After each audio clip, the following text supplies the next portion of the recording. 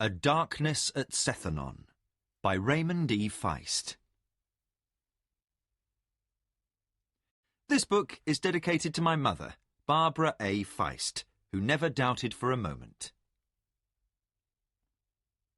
Acknowledgements. As this book marks the end of the Riftwar Saga, the three-book cycle begun with Magician and continued through Silverthorn, I feel it necessary to again offer heartfelt thanks to those people who, in one way or another, contributed to whatever quality and success my books have achieved. The original architects of Midkemia, April and Stephen Abrams, Steve Barrett, Anita and John Everson, Dave Guinasso, Conan Lamotte, Tim Lascelles, Ethan Munson, Bob Potter, Rich Sparl, Alan Springer, Laurie and Jeff Velton. Those many others who joined us on Fridays over the years, adding their own touches to the marvellous thing which is the world of Midkemia.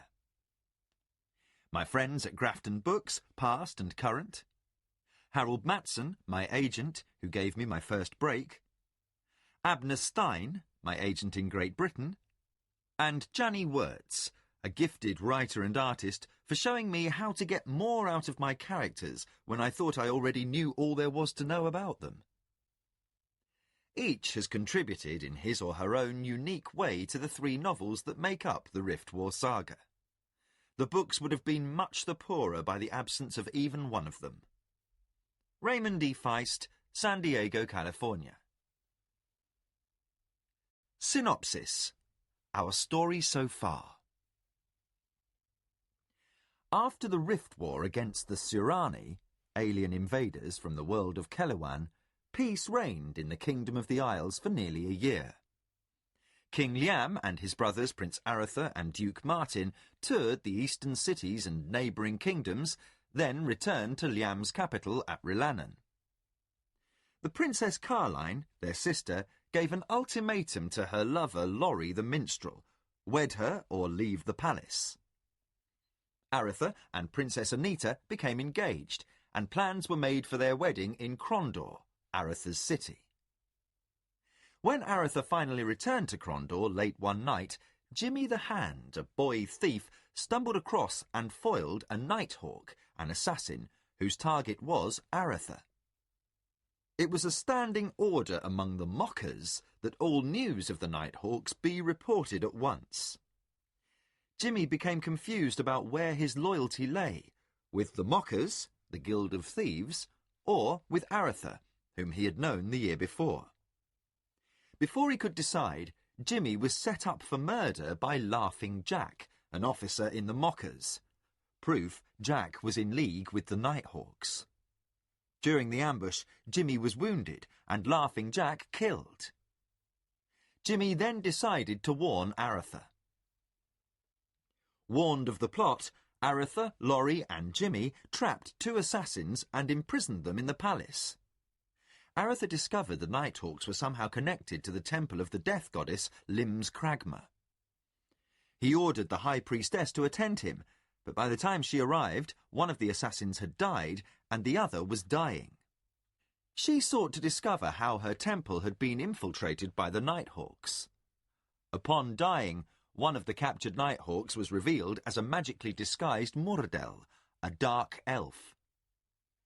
The now-dead creature rose up, called upon his master, Mermandamus, and attacked the High Priestess and Arthur. Only the magic intervention of Arthur's advisor, Father Nathan, balked the otherwise unkillable creature. When the High Priestess and Father Nathan recovered from their ordeal, they warned Arthur that dark and alien powers sought his death.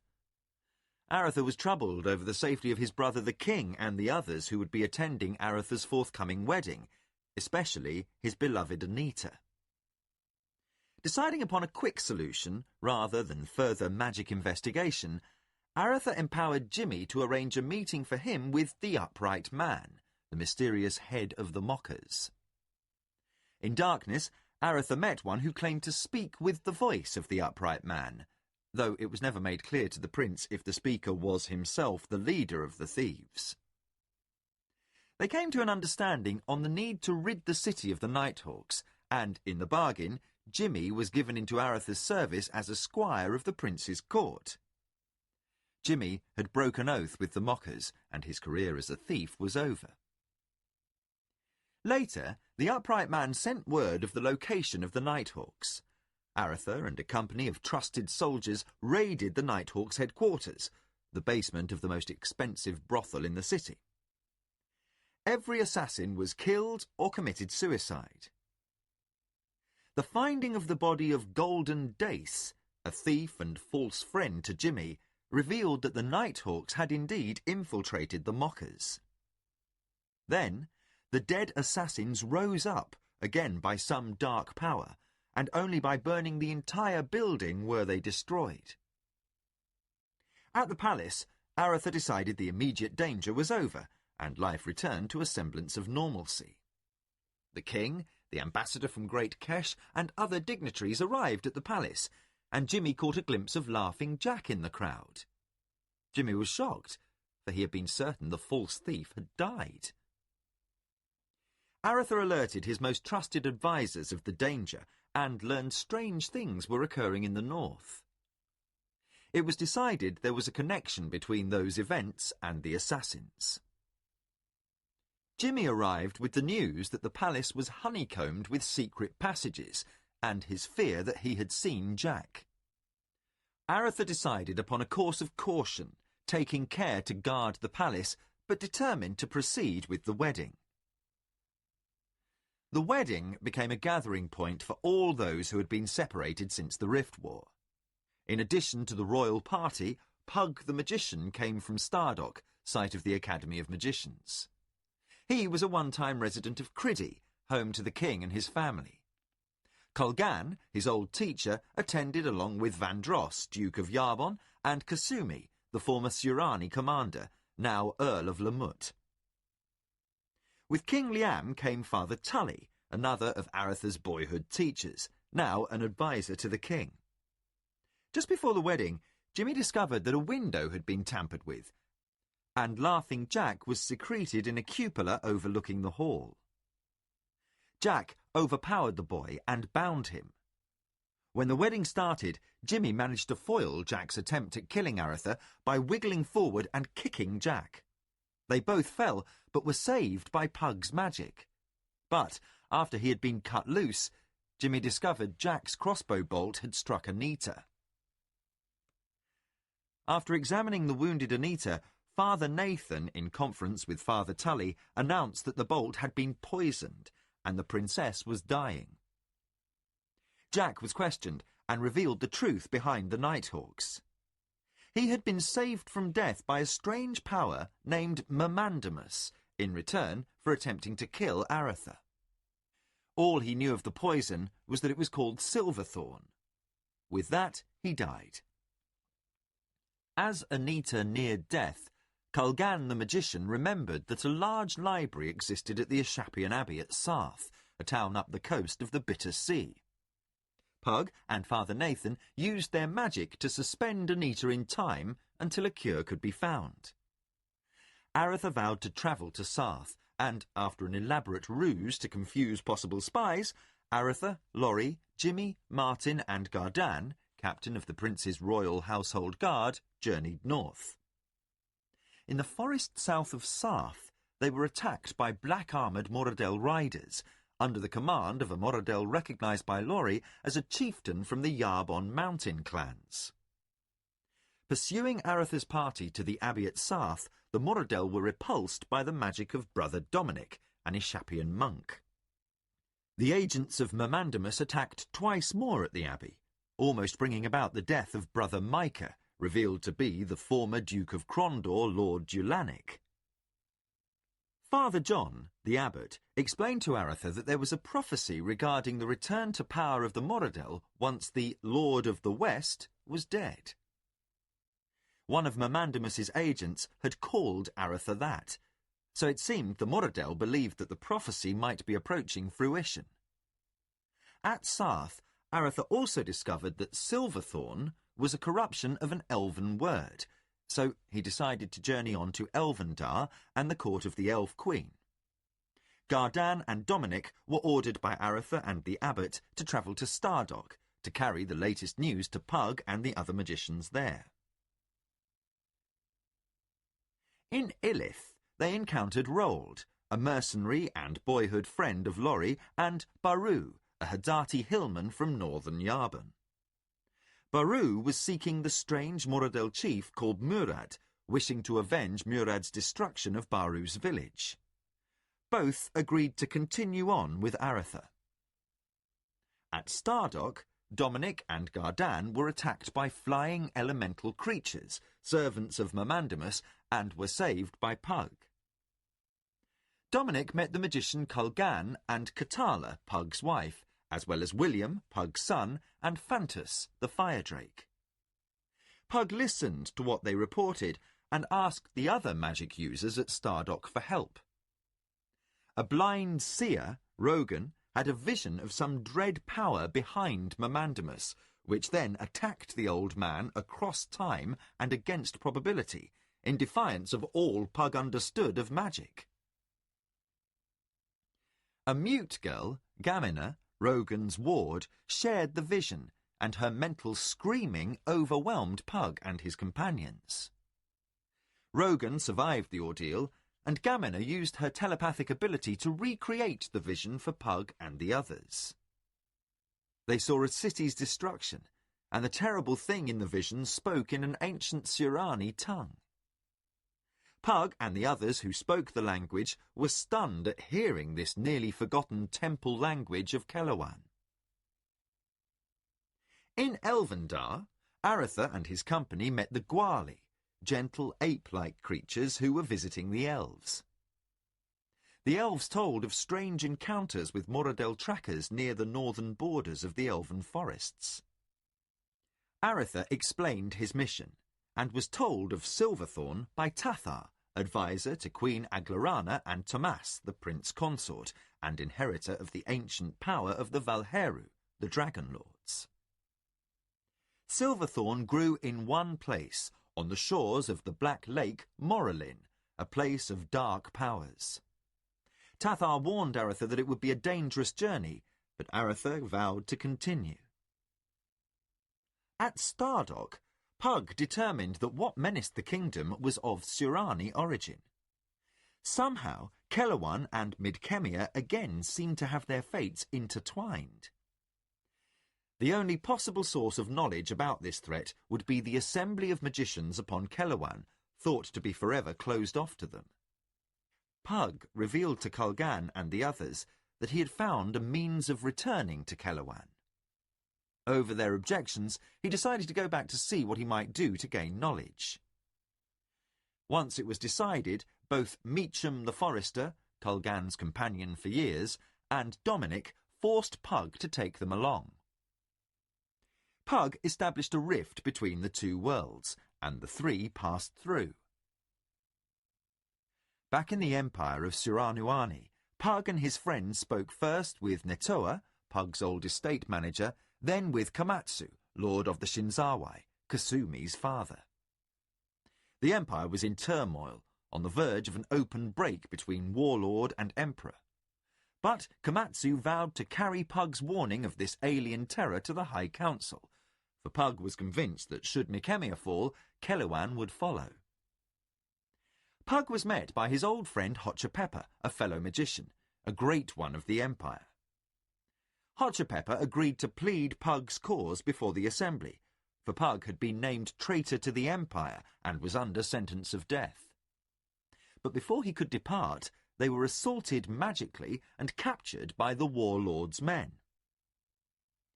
Aretha and his party reached the Black Lake Moralin, avoiding a number of Moradel patrols and sentries. Galain, the elf, was sent by Tomas to carry news of another possible entrance to Moralin. He told Aretha he would accompany them to the edge of the Tracks of the Hopeless, the canyon surrounding the plateau where Moralin lay. Aretha and his company made their way to the Black Lake and discovered a strange black building, which they took to be a Valheru edifice. The search for Silverthorn was fruitless, and Aretha and the others spent the night in a cave below the surface of the plateau, where they decided they must enter the building.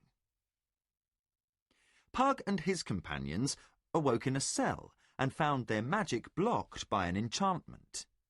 Pug was questioned by the warlord and his two magician aides, the brothers Agoran and Elgahar, about his purpose in returning to the Empire.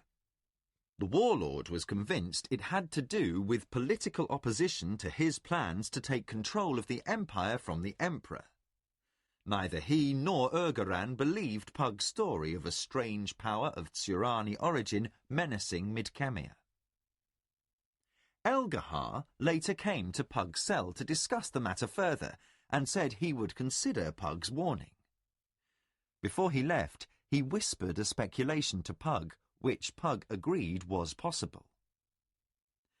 Hotchapepper asked Pug what that speculation was, but Pug refused to discuss it. Later, Pug, Meacham and Dominic were put to torture. After Dominic entered a trance to block the pain and Meacham was rendered senseless, Pug was tortured. The pain and his resistance to the magic blocking his own caused Pug to succeed in using magic of the lesser path, something thought impossible heretofore.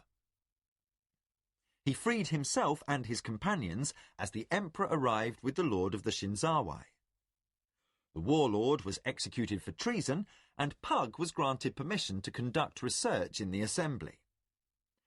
Elgahar was instrumental in freeing Pug, and, when asked why, revealed the speculation he shared with Pug. Both believed the enemy, the ancient terror that drove the nations to Kelewan at the time of the Chaos Wars, had returned. At the assembly, Pug discovered a reference to strange beings living in the polar ice, the Watchers. He parted company with his friends and left to seek the Watchers, while Hotchapepper, Elgahar, Dominic and Meacham returned to Midkemia and the Academy.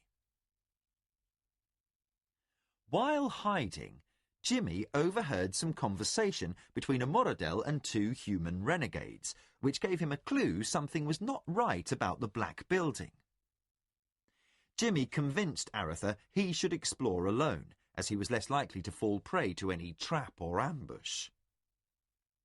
Jimmy entered the strange Black Building and discovered what looked to be Silverthorn, but too many things about the place rang false. Jimmy returned to the cave with news that the building was one giant trap. Further exploration revealed the cave to be part of a large underground Velheru abode, nearly unrecognisable after ages of erosion. Jimmy then determined that Silverthorn must be underwater, as the elves had stated it grew close to the edge of the water and the rainfall that year had been heavy. That night they found the plant and began their flight. Jimmy was injured and the party slowed. They eluded the Moradel sentries, but were forced to kill one, alerting Murad, who led the force set to capture Aretha. Near the edge of the elven forests, the exhausted party was forced to halt. Galain ran ahead, seeking his kinsman Carlin and the other elven warriors. The first band of Moradel overtook Aretha and was beaten back, but then Murad arrived with his larger force, including Black Slayers. Baru challenged Murad to single combat, and the strange honour code of the Moradel forced him to accept. Baru killed Murad, cutting his heart out to end the risk of his returning from the dead. Baru was cut down by a Moradel before he could return to his companions, and the battle was rejoined. As the prince's party was nearly overwhelmed, the elves arrived and drove off the Moradel. Baru was found to be barely alive, and the elves carried the prince and his party to the safety of Elvendar. The dead Black Slayers returned to life and pursued the elves to the edge of Elvendar, where Tomas arrived with the Spellweavers and destroyed the Black Slayers. At a celebration that night, Aretha learned that Baru would live after a long convalescence. Aretha and Martin considered the end of their quest, both knowing the battle was only a part of a larger conflict, whose final outcome had not been decided. Pug reached the northern edges of the Empire and, leaving his Sorcery guards, set off across the Thun-held tundra. The strange centaur-like creatures who called themselves the Lasura sent an old warrior to converse with Pug. The creature revealed the existence of dwellers in the ice and ran off declaring Pug mad. Pug at last reached the glacier, where he was met by a cowled being. The watcher who greeted Pug took him down below the ice cap to where a fabulous magic forest existed. It was called Elvardane and was twin to Elvendar. Pug discovered the watchers to be elves, the long-vanished Eldar, or Elder Elves. Pug was to stay with them a year and learn arts beyond those he already had at his command. Aretha reached Krondor safely with the cure for Anita. She was revived and plans were made to finish the wedding. Carline insisted Laurie and she also get married at once, and, for the time being, the palace at Krondor was the scene of joy and happiness. Peace returned to the Kingdom of the Isles for almost a year. Book 4. Macross Redux. Lo, Death has reared himself a throne in a strange city. Poe, The City in the Sea, Stanza 1. Prologue. Dark Wind. The wind came from nowhere, ringing into existence with the reverberation of a hammer striking doom. It carried the heat of a forge that fashioned hot war and searing death. It came into being in the heart of a lost land, emerging from some strange place between that which is and that which seeks to be. It blew from the south, when snakes walked upright and spoke ancient words. Angry, it stank of ancient evil, echoing with long-forgotten prophecies. In a frenzy, the wind spun, swirling out of the void, as if seeking a course. Then it seemed to pause. Then it blew northward.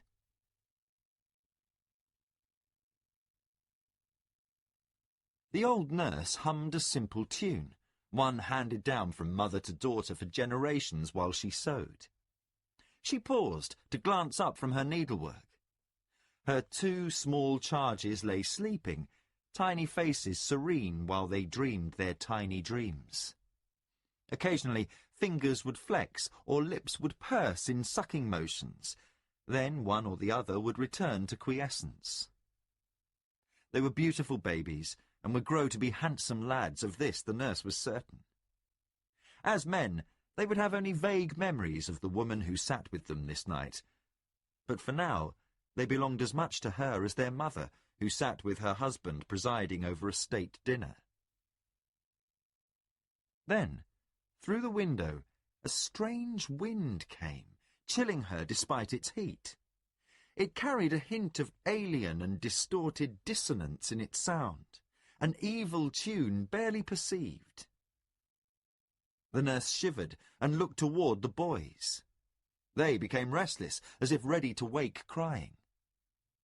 The nurse hurried to the window and closed the shutters, blocking out the strange and disquieting night air. For a moment, it seemed all time held its breath. Then, as if with a slight sigh, the breeze died away, and the night was calm again. The nurse tightened her shawl about her shoulders, and the baby stirred fitfully for another moment, before lapsing into a deep and quiet sleep. In another room nearby, a young man worked over a list, struggling to put aside personal likes and dislikes as he decided who was to serve at a minor function the next day. It was a task he hated, but he did it well. Then, the wind made the window curtains blow inward. Without thinking, the youngster was half out of his chair in a crouch, a dirk seeming to fly from his boot top to his hand, as a street-born sense of wariness signalled danger. Poised to fight, he stood with heart pounding for a long moment, as certain of a death struggle as he had ever been in his conflict-torn life. Seeing no one there, the young man slowly relaxed. The moment was lost. He shook his head in perplexity. An odd disquiet settled in the pit of his stomach as he slowly crossed to the window. For long, slowly passing minutes, he gazed towards the north, into the night, where he knew the great mountains lay, and beyond, where an enemy of dark aspect waited. The young man's eyes narrowed as he stared into the gloom, as if seeking to catch a glimpse of some danger lurking out there. Then, as the last of the rage and fear fled, he returned to his task. But throughout the balance of the night, he occasionally turned to look out the window. Out in the city, a group of revellers made their way through the streets, seeking another inn and more merry companions. The wind blew past them, and they halted a moment, exchanging glances. One, a seasoned mercenary, began to walk again, then halted, considering something. With a sudden loss of interest in celebration, he bade his companions good night and returned to the palace, where he had guested for almost a year. The wind blew out to sea, where a ship raced toward its home port after a long patrol. The captain, a tall old man with a scarred face and a white eye, paused as he was touched by the freshening wind. He was about to call for the sheets to be shortened when a strange chill passed through him. He looked over to his first mate, a pock-faced man who had been at his side for years. They exchanged glances. Then the wind passed. The captain paused, gave the order to send men aloft, and, after another silent moment, shouted for extra lanterns to be lit against the suddenly oppressive gloom. Farther to the north, the wind blew through the streets of a city, creating angry little dust swirls that danced a mad caper across the cobbles, skittering along like demented jesters. Within this city, men from another world lived beside men born there. In the soldiers' commons of the garrison, a man from that other world wrestled one raised within a mile of where the match was taking place, with heavy wagering among those who watched. Each man had taken one fall, and the third would decide the winner. The wind suddenly struck, and the two opponents paused, looking about. Dust stung eyes, and several seasoned veterans suppressed shudders. Without words, the two opponents quit the match, and those who had placed wagers picked up their bets without protest. Silently, those in the commons returned to their quarters, the festive mood of the contest having fled before the bitter wind. The wind swept northward, until it struck a forest where little ape-like beings, gentle and shy, huddled in the branches, seeking a warmth that only close physical contact can provide. Below, on the floor of the forest, a man sat in meditative pose. His legs were crossed, and he rested the backs of his wrists upon his knees, thumb and forefingers forming circles that represent the wheel of life, to which all creatures are bound. His eyes snapped open at the first caress of the darkling wind, and he regarded the being who sat facing him. An old elf, showing but the faint signs of age native to his race, contemplated the human for a moment, seeing the unspoken question. He nodded his head slightly. The human picked up the two weapons that lay at his side. The long sword and half-sword he placed in his belt sash, and with only a gesture of farewell, he was off, moving through the trees of the forest as he began his journey to the sea. There, he would seek out another man, one who was also counted friend to the elves, and prepare for the final confrontation that would soon begin. As the warrior made his way toward the ocean, The leaves rustled in the branches over his head. In another forest, leaves also trembled, in sympathy with those troubled by the passing dark wind. Across an enormous gulf of stars, around a greenish-yellow sun, spun a hot planet. Upon that world, below the cap of ice at the North Pole, lay a forest twin to that left behind by the travelling warrior. Deep within that second forest sat a circle of beings steeped in timeless lore. They wove magic. A soft, warm glow of light formed a sphere about them, as each sat upon the bare earth, richly coloured robes unblemished by stain of soil. All eyes were closed, but each saw what he or she needed to see. One, ancient beyond the memory of the others, sat above the circle, suspended in the air by the strength of the spell they all wove together. His white hair hung below his shoulders, held back by a simple wire of copper set with a single jade stone upon his forehead. His palms were held up and forward, and his eyes were fixed upon another, a black-robed human who floated opposite him. That other rode the currents of arcane energy, forming a matrix about him, sending his consciousness along those lines, mastering this alien magic. The black-robed one sat in mirror pose, his hands held palm out, but his eyes were closed as he learned. He mentally caressed the fabric of this ancient elven sorcery, and felt the intertwined energies of every living thing in this forest, taken and lightly turned, never forced, toward the needs of the community. Thus the spell-weavers used their powers, gently but persistently, spinning the fibre of these ever-present natural energies into a thread of magic that could be used. He touched the magic with his mind, and he knew. He knew his powers were growing beyond human understanding, becoming godlike in comparison to what he had once thought were the limits of his talents. He had mastered much in the passing year, yet he knew there was much more to learn. Still, with his tutoring, he now had the means to find other sources of knowledge. The secrets known to few but the greatest masters, to pass between worlds by strength of will, to move through time, and even to cheat death, he now understood were possible.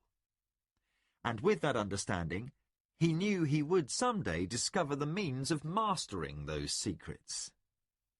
If he was granted enough time, and time was at a premium. The leaves of the trees echoed the rustle of the distant dark wind. The man in black set dark eyes upon the ancient being floating before him, as both withdrew their minds from the matrix. Speaking by strength of mind, the man in black said, "So soon, Akela." The other smiled, and pale blue eyes shone forth with a light of their own, a light which, when first seen, had startled the man in black. Now he knew that light came from a deep power beyond any he had known in any mortal save one. But this was a different power. Not the astonishing might of that other, but the soothing, healing power of life, love, and serenity. This being was truly one with all around him. To gaze into the glowing eyes was to be made whole, and his smile was a comfort to see. But the thoughts that crossed the distance between the two as they gently floated earthward were troubled. "It has been a year. It would have served us all had we more time. But time passes as it will, and it may be that you are ready." Then, with a texture of thought the black-robed man had come to understand was humour, he added aloud, "But, ready or unready, it is time."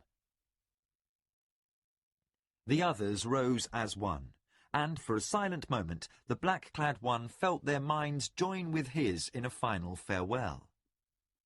They were sending him back to where a struggle was underway, a struggle in which he was to play a vital part. but they were sending him with much more than he had possessed when he had come to them. He felt the last contact and said, "Thank you. I will return to where I can travel quickly home." Without further words, he closed his eyes and vanished.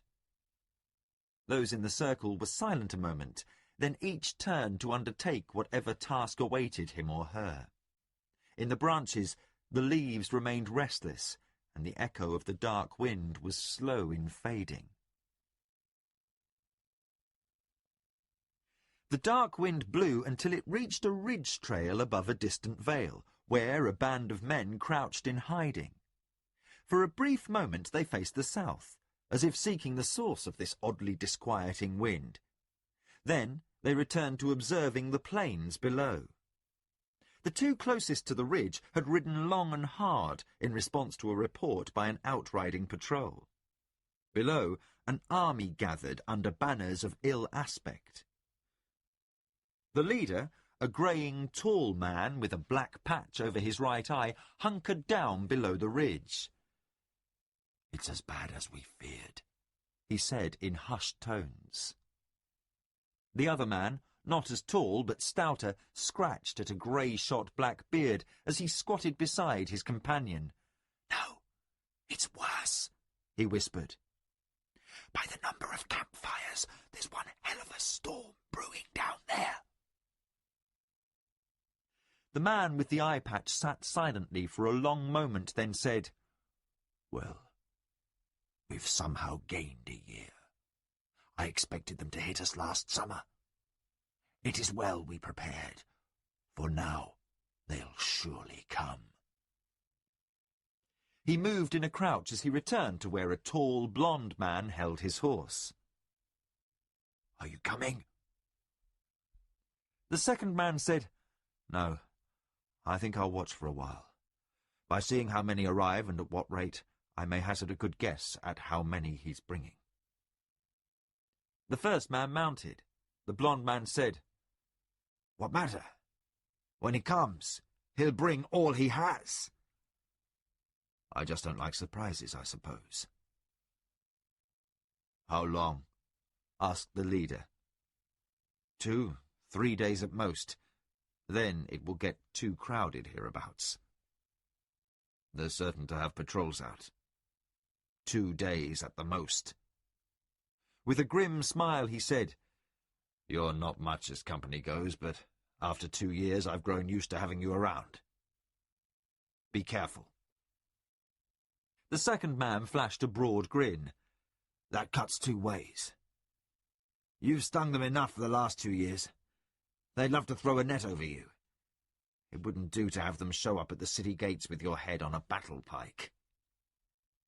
The blond man said, "That will not happen." His open smile was in contrast to his tone, one of determination the other two knew well. "Well, just see it doesn't.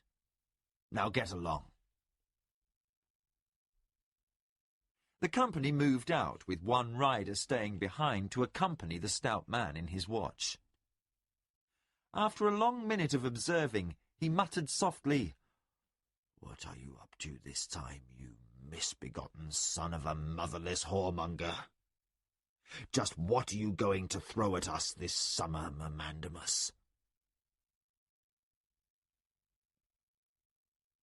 Chapter 1. Festival. Jimmy raced down the hall.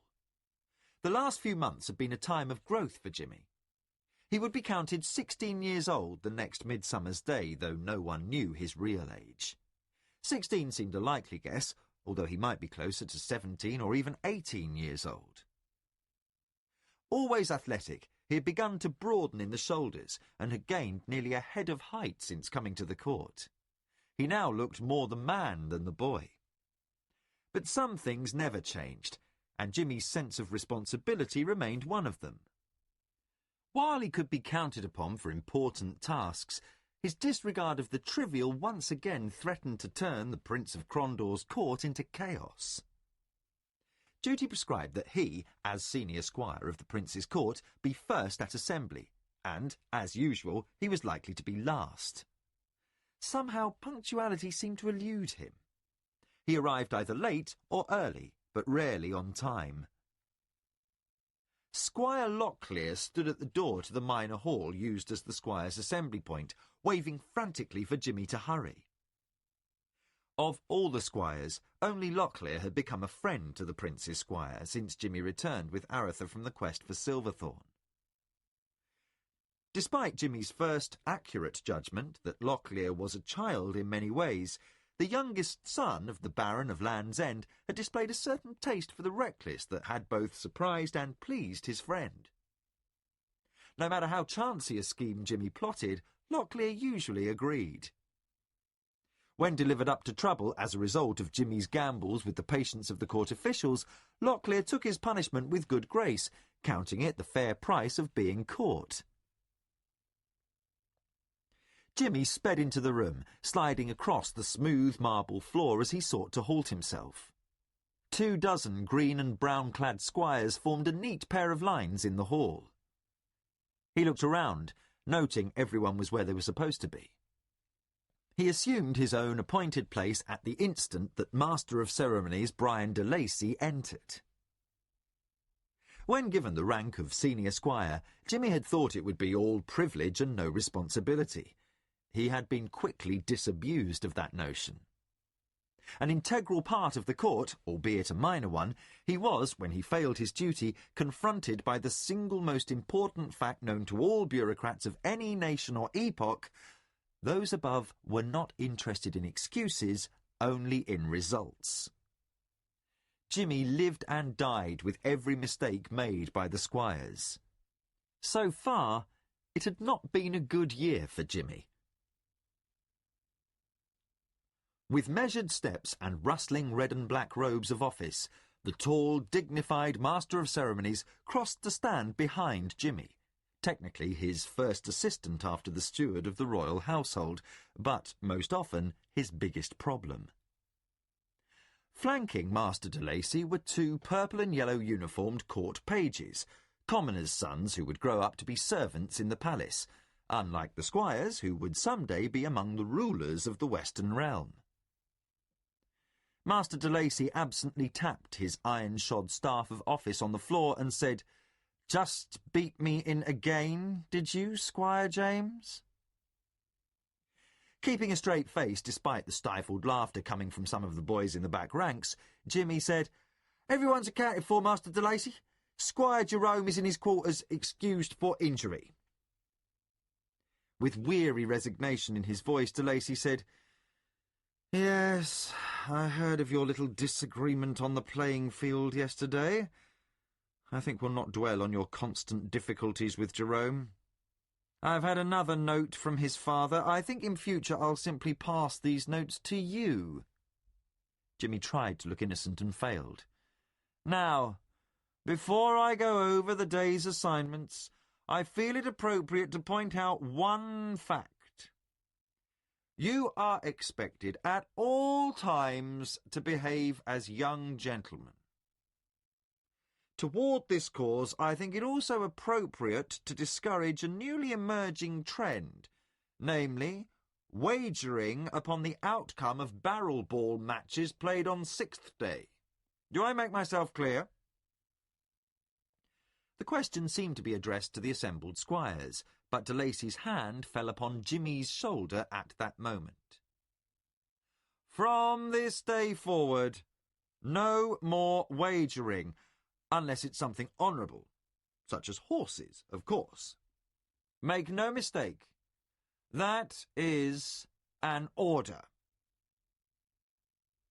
All the squires muttered acknowledgment. Jimmy nodded solemnly, secretly relieved he had already placed the bet on that afternoon's match. So much interest among the staff and minor nobility had arisen over this game that Jimmy had been frantically trying to discover a way he could charge admission. There might be a high price to pay should Master de Lacy discover Jimmy had already bet on the match, but Jimmy felt honour had been satisfied. De Lacy had said nothing about existing wagers. Master de Lacy quickly went over the schedule prepared the night before by Jimmy. Whatever complaint the Master of Ceremonies might have with his senior squire, he had none with the boy's work. Whatever task Jimmy undertook, he did well. Getting him to undertake the task was usually the problem.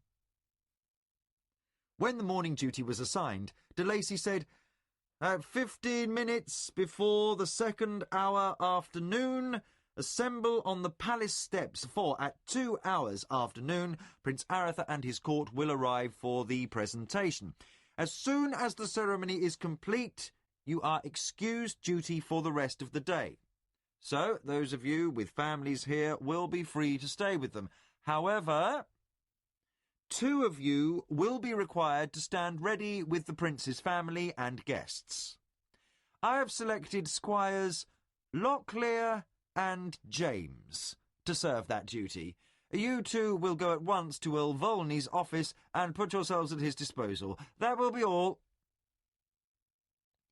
Jimmy stood frozen in chagrined silence for a long moment while De Lacy left and the company of squires broke up.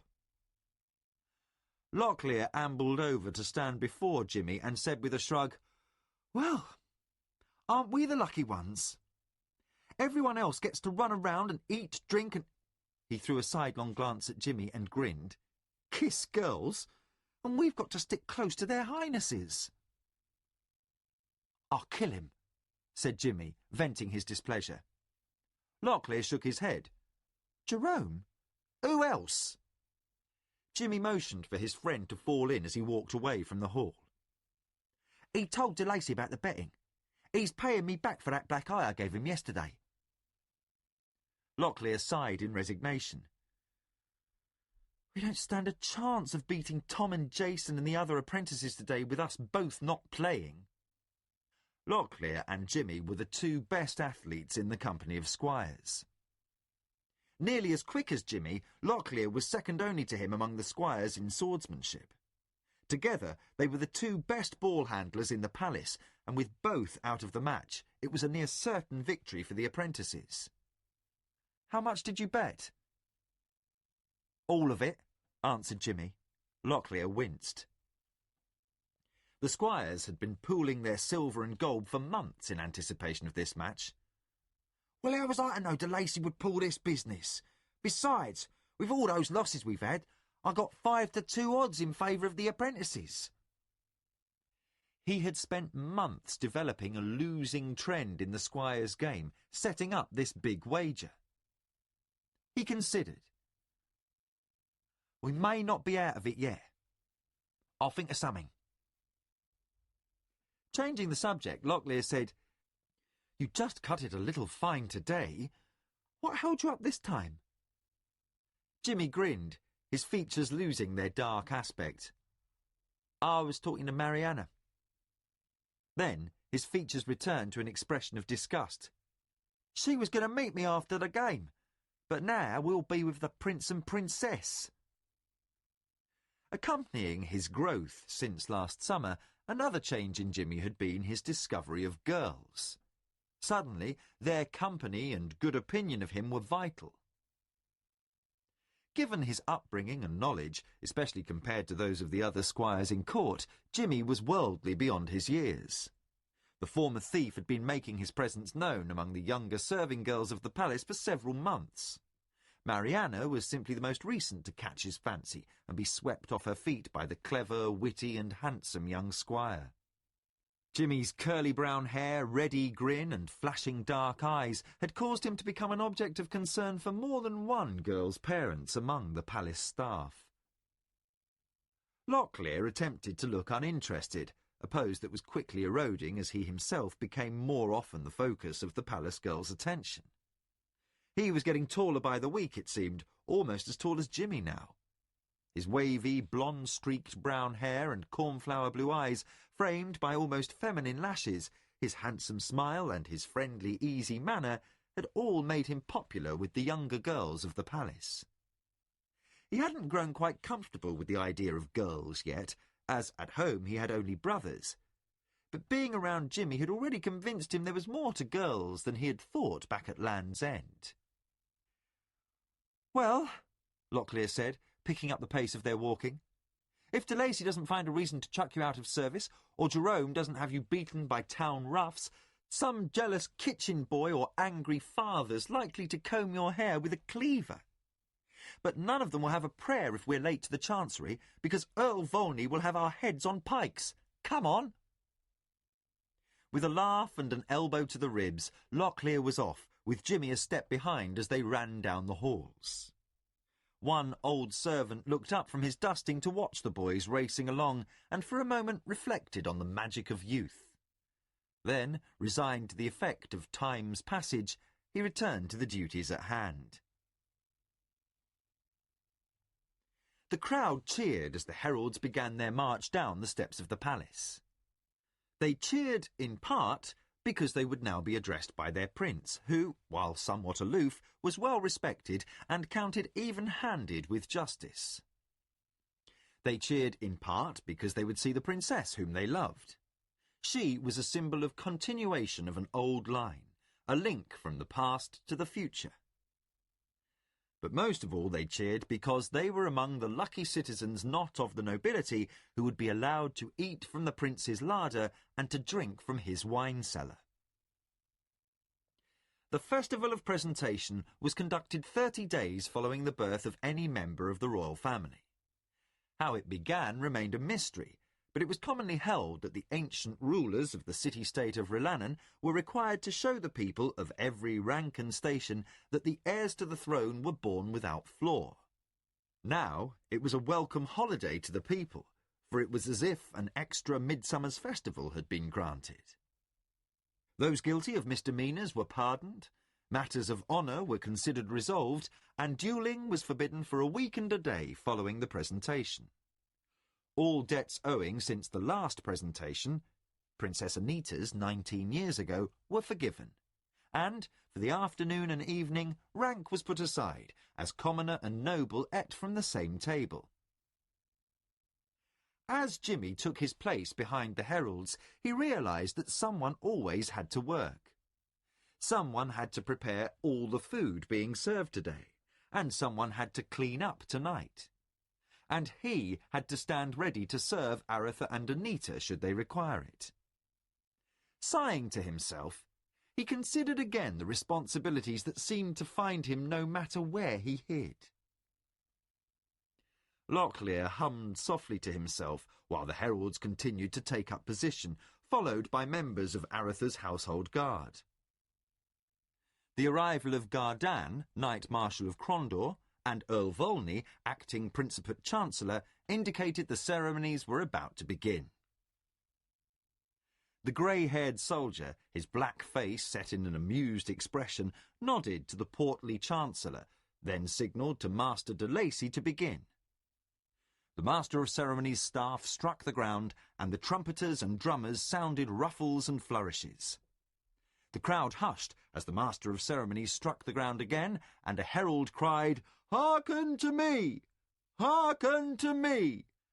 His Highness Aretha Condoyne, Prince of Crondor, Lord of the Western Realm, heir to the throne of Rilannon." The crowd cheered, though it was more for form than out of any genuine enthusiasm. Aretha was the sort of man who inspired deep respect and admiration, not affection, in the populace. A tall, rangy, dark-haired man entered, dressed in muted brown clothing of fine weave, his shoulders covered with the red mantle of his office. He paused, his brown eyes narrow, while the herald announced the princess. When the slender, red-headed princess of Crondor joined her husband, the merry glint in her green eyes caused him to smile, and the crowd began to cheer in earnest.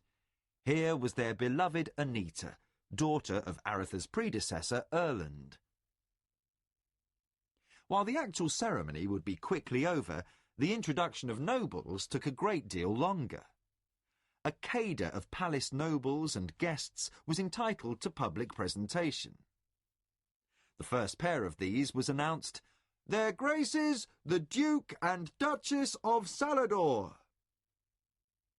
A handsome blonde man offered his arm to a dark-haired woman. Laurie, former minstrel and traveller, now Duke of Salador and husband to Princess Carline, escorted his beautiful wife to her brother's side. They had arrived in Crondor a week before to see their nephews and would stay another week. On and on droned the herald as other members of the nobility were introduced and, finally, visiting dignitaries, including the Keshian ambassador. Lord Hazara Khan entered with only 4 bodyguards, foregoing the usual Keshian pomp. The ambassador was dressed in the style of the desert men of the Jalpur. Cloth head cover that left only the eyes exposed, long robe of indigo over white tunic and trousers tucked into calf-high black boots. The bodyguards were garbed from head to toe in black. Then de Lacy stepped forward and called, "Let the populace approach!" Several hundred men and women of varying rank, from the poorest beggar to the richest commoner, gathered below the steps of the palace. Aretha spoke the ritual words of the presentation. "Today is the 310th day of the 2nd year of the reign of our Lord King Liam I. Today we present our sons." De Lacy struck his staff upon the ground, and the herald cried out, "Their Royal Highnesses, the Princes Boric and Erland!"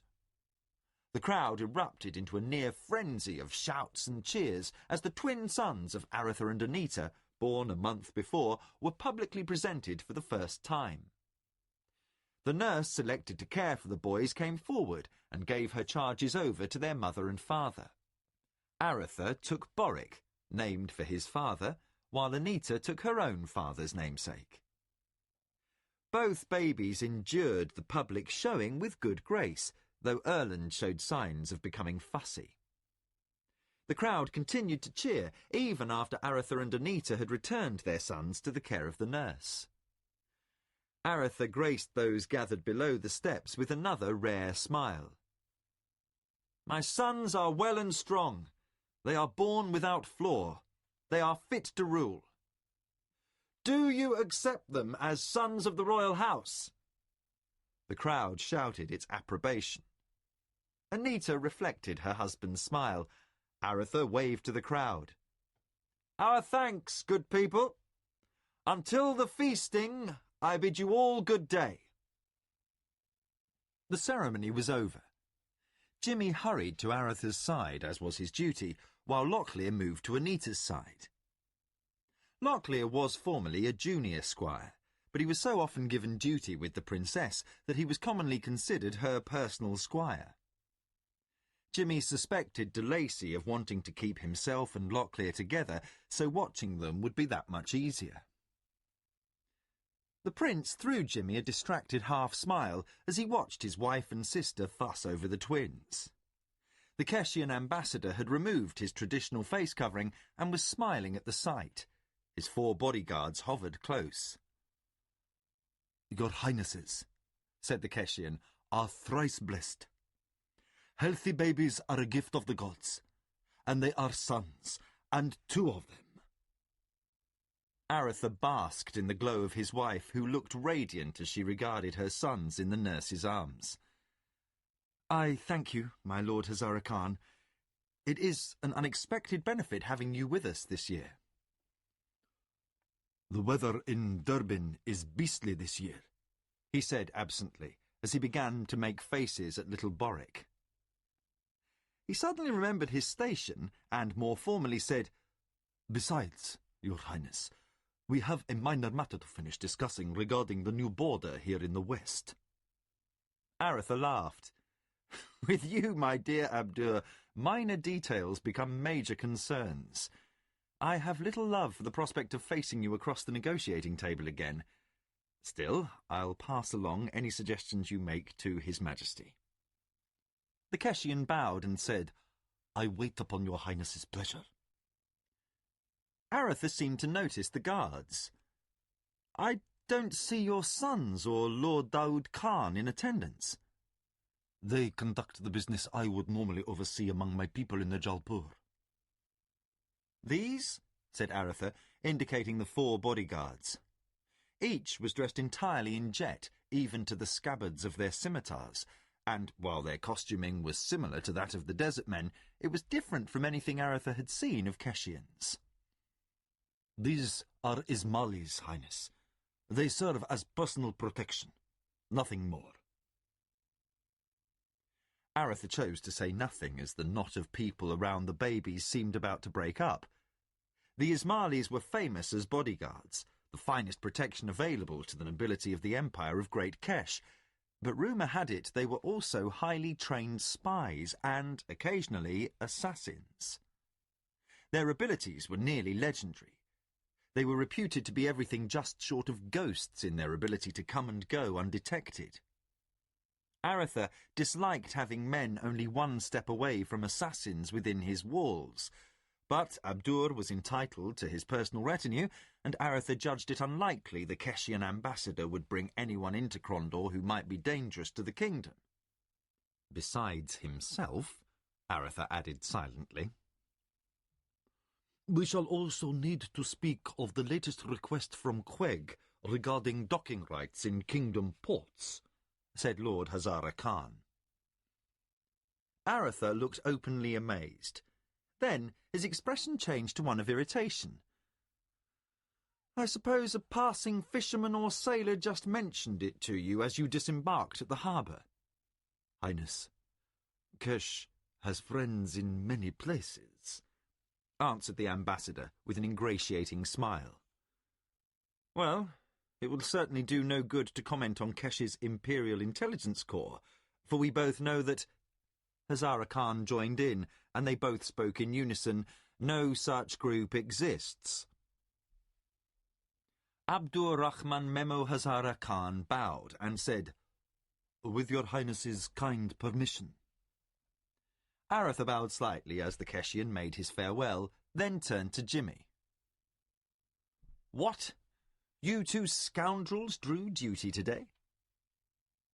Jimmy shrugged, indicating it wasn't his idea. Aretha noticed his wife instructing the nurse to return the twins to their nursery. "Well, you must have done something to warrant de Lacy's displeasure. Still, we can't have you missing all the fun.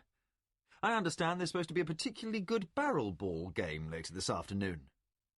Jimmy feigned surprise, while Locklear's face lit up. "I think so," said Jimmy noncommittally. Motioning the boys to follow as the prince's party began to head inside, Aretha said, "Well then, we'll have to drop in and see how it goes, won't we?" Jimmy winked at Locklear. Then Aretha said, "Besides, if you boys lose that bet, your skins won't be worth a tanner's trouble by the time the other squires get through with you."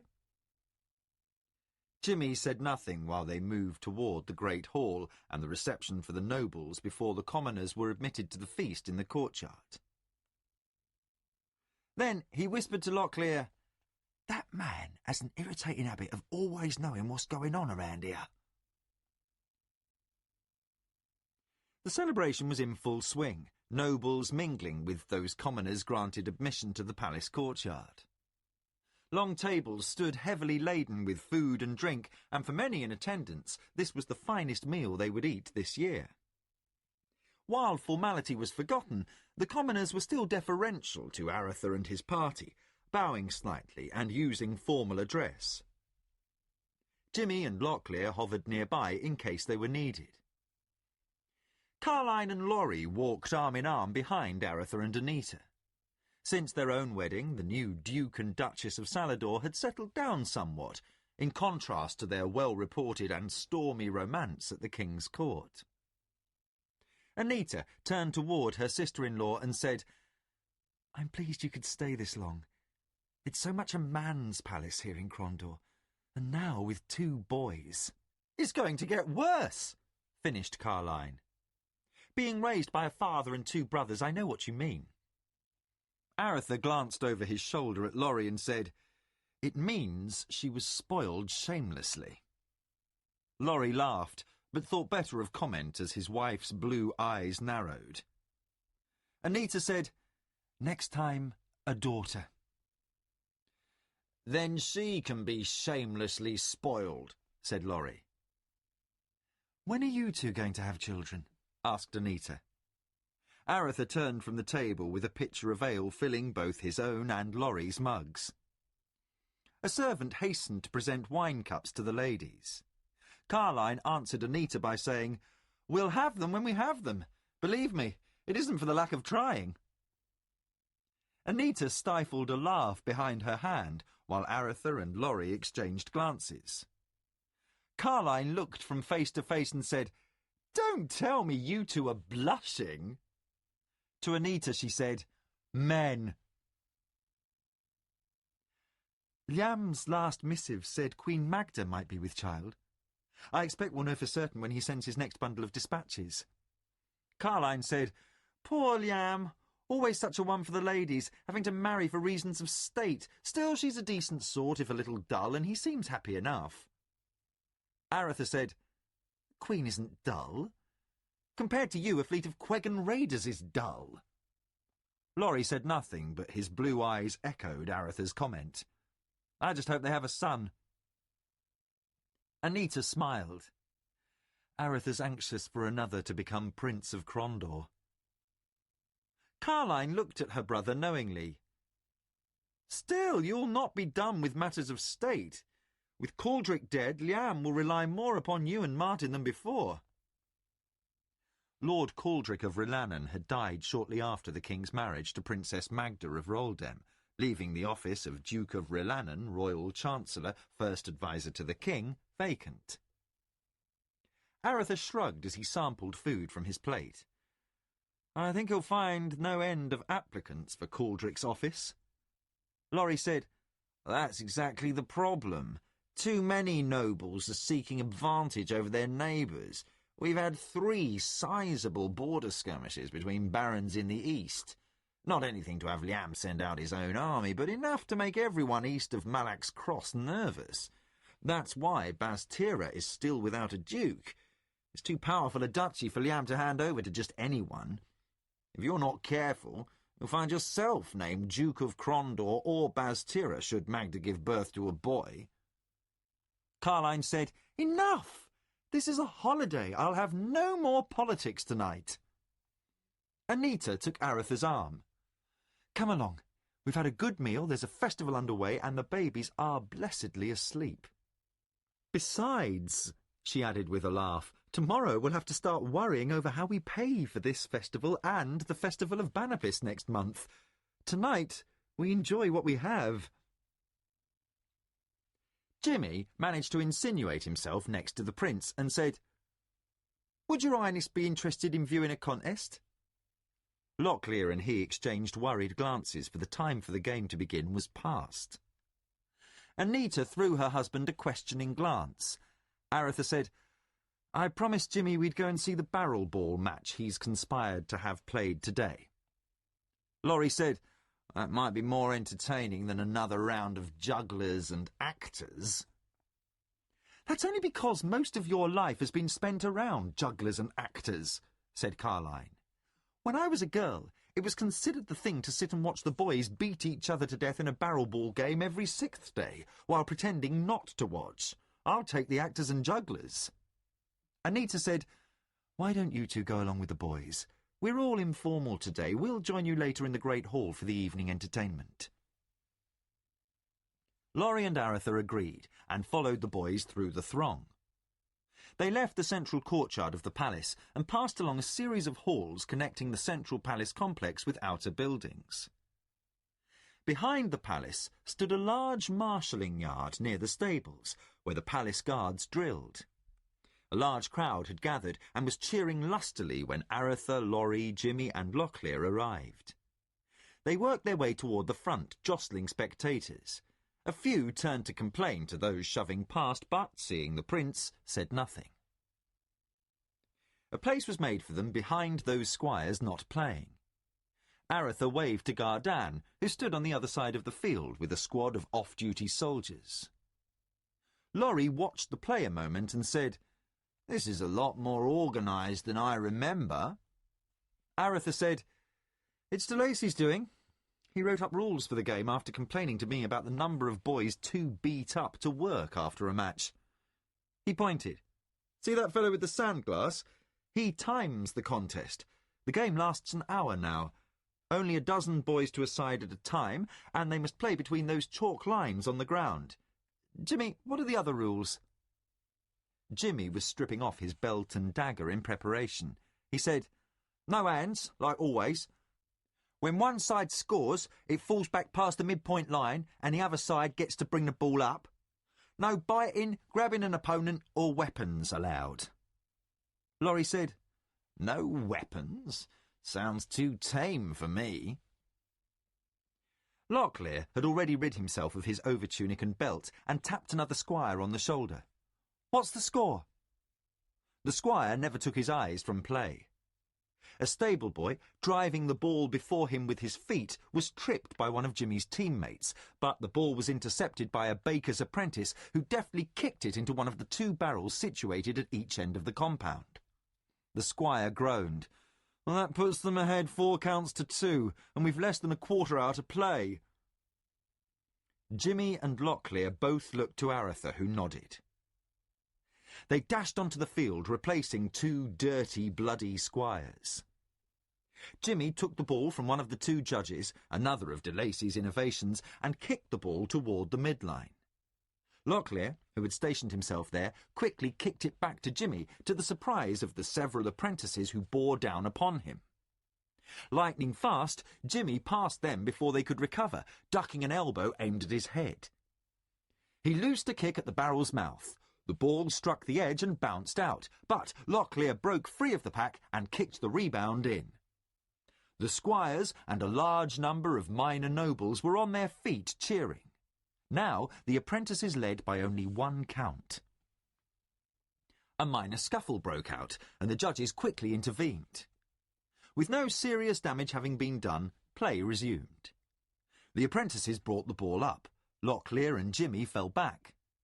One of the larger squires threw a vicious block, knocking a kitchen boy into the one with the ball. Jimmy pounced like a cat, kicking the ball toward Locklear. The smaller squire deftly moved it upfield, passing it on to another squire, who immediately kicked it back as several apprentices swarmed over him. A large stable boy rushed Locklear. He simply lowered his head and took Locklear himself and the ball across the field boundary rather than trying to tackle the ball. At once a fight broke out, and, after the judges had separated the combatants, they helped Locklear to his feet. The boy was too shaken to continue, so another squire took his place. As both players had been beyond bounds, the judge ruled the ball free and tossed it into the centre of the field. Both sides attempted to recover the ball as elbows, knees and fists flew. Now this is how barrel ball should be played, commented Laurie. Suddenly, a stable boy broke free, no one between himself and the squire's barrel. Jimmy took off after him and, seeing no hope of intercepting the ball, launched himself at the boy, repeating the technique used against Locklear. Again, the judge ruled the ball free, and another riot ensued at midfield. Then, a squire named Paul had the ball and began to move it toward the apprentice's goal with unexpected skill. 2 large baker's apprentices intercepted him, but he managed to pass the ball seconds before being levelled. The ball bounced to Squire Friedrich, who passed it to Jimmy. Jimmy expected another rush from the apprentices, but was surprised as they fell back. This was a new tactic employed against the lightning passing Jimmy and Locklear had brought to the game. The squires on the sidelines shouted encouragement. One yelled, "There's only a few minutes left!" Jimmy motioned Squire Friedrich to his side, shouted quick instructions, and then was off. Jimmy swept to the left and then dropped the ball back to Friedrich, who moved back toward midfield. Jimmy cut to his right, then took a well-aimed pass from Friedrich toward the barrel. He dodged a sliding tackle and kicked the ball into the barrel. The crowd shouted in appreciation, for this match was bringing something new to barrel ball, tactics and skill. In what was always a rough game, an element of precision was being introduced. Then another fight broke out. The judges rushed to break it up, but the apprentices were unbending in their reluctance to end the scuffle. Locklear, whose head had stopped ringing, said to Laurie and Aretha, "They're trying to hold up the game until time runs out. They know we'll win if we get another crack at the ball." Finally, order was restored. Locklear judged himself fit enough to return and replaced a boy injured in the scuffle. Jimmy waved his squires back, quickly whispering instructions to Locklear as the apprentices slowly brought the ball up. They attempted the passing demonstrated by Jimmy, Friedrich and Locklear, but with little skill. They nearly kicked the ball out of bounds twice before regaining control of errant passes. Then Jimmy and Locklear struck. Locklear feigned a tackle toward the ball handler, forcing him to pass, then darted toward the barrel.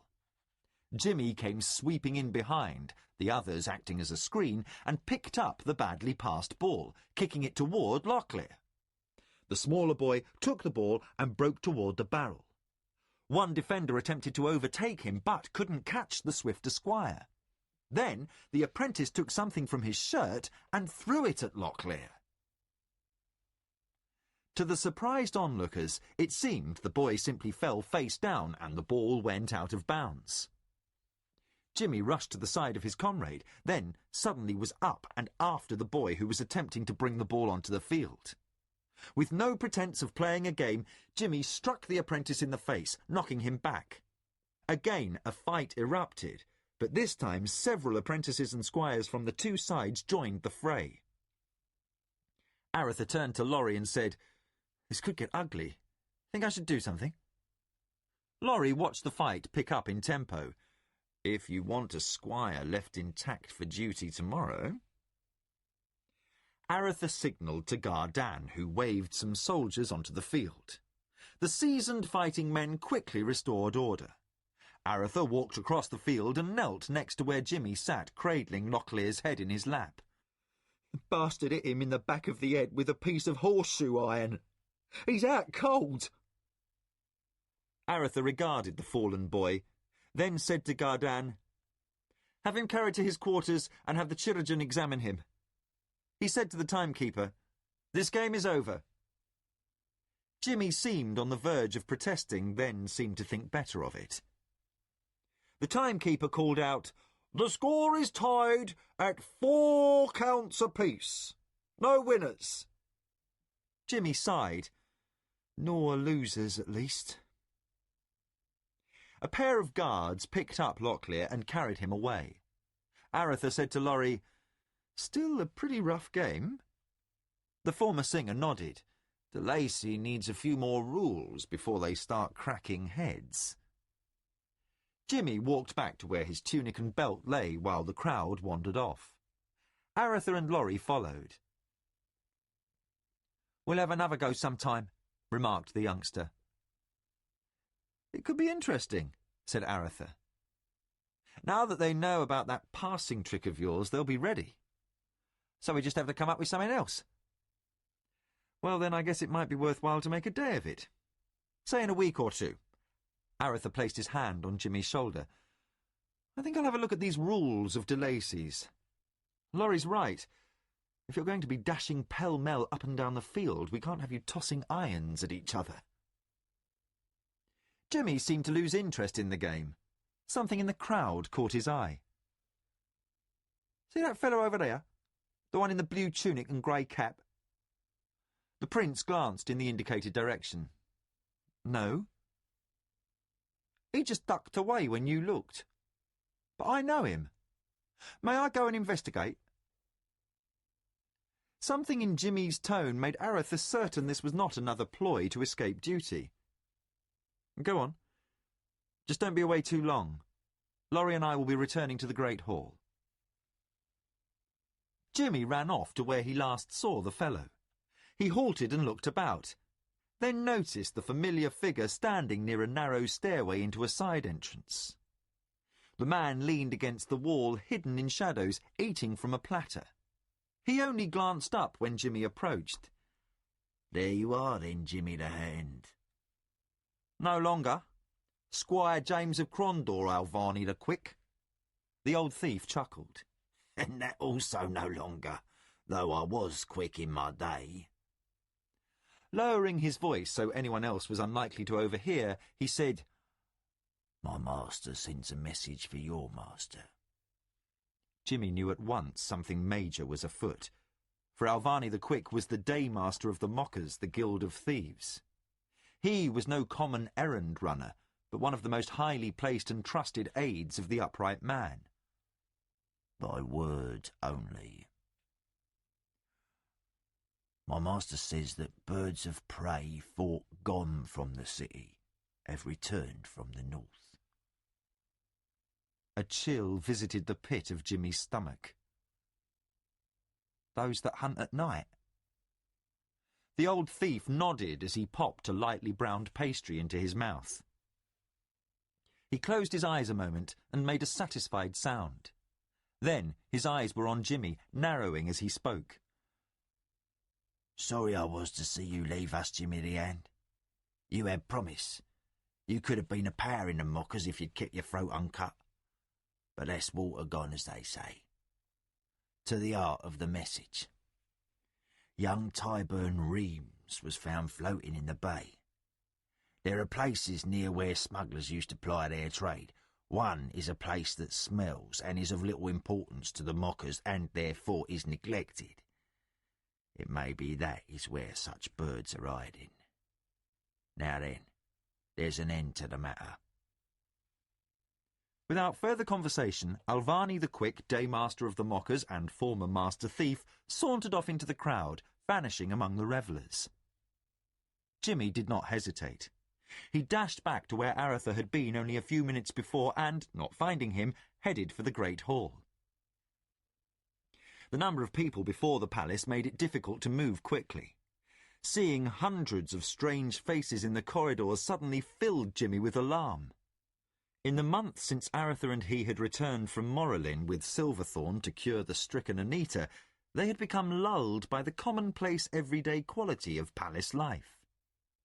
Suddenly, the boy saw an assassin's dagger in every hand, poison in every wine cup, and a bowman in every shadow.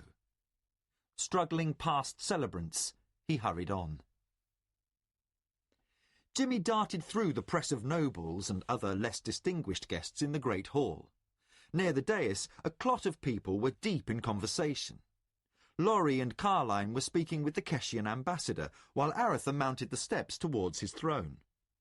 A band of acrobats was hard at work in the centre of the hall, forcing Jimmy to skirt the clearing made for them, while dozens of citizens looked on in appreciation.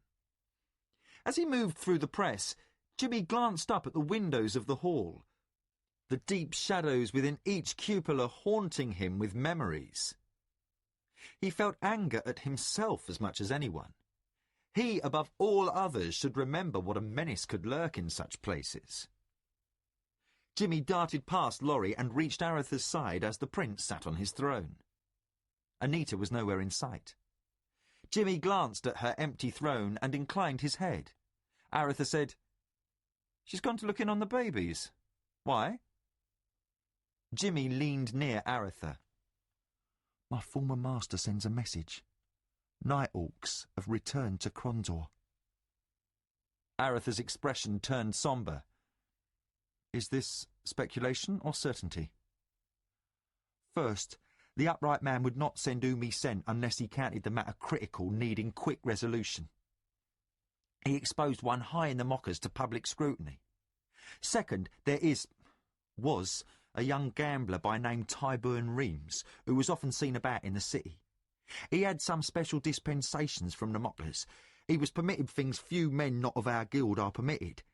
Now I know why. He was a personal agent of my former master.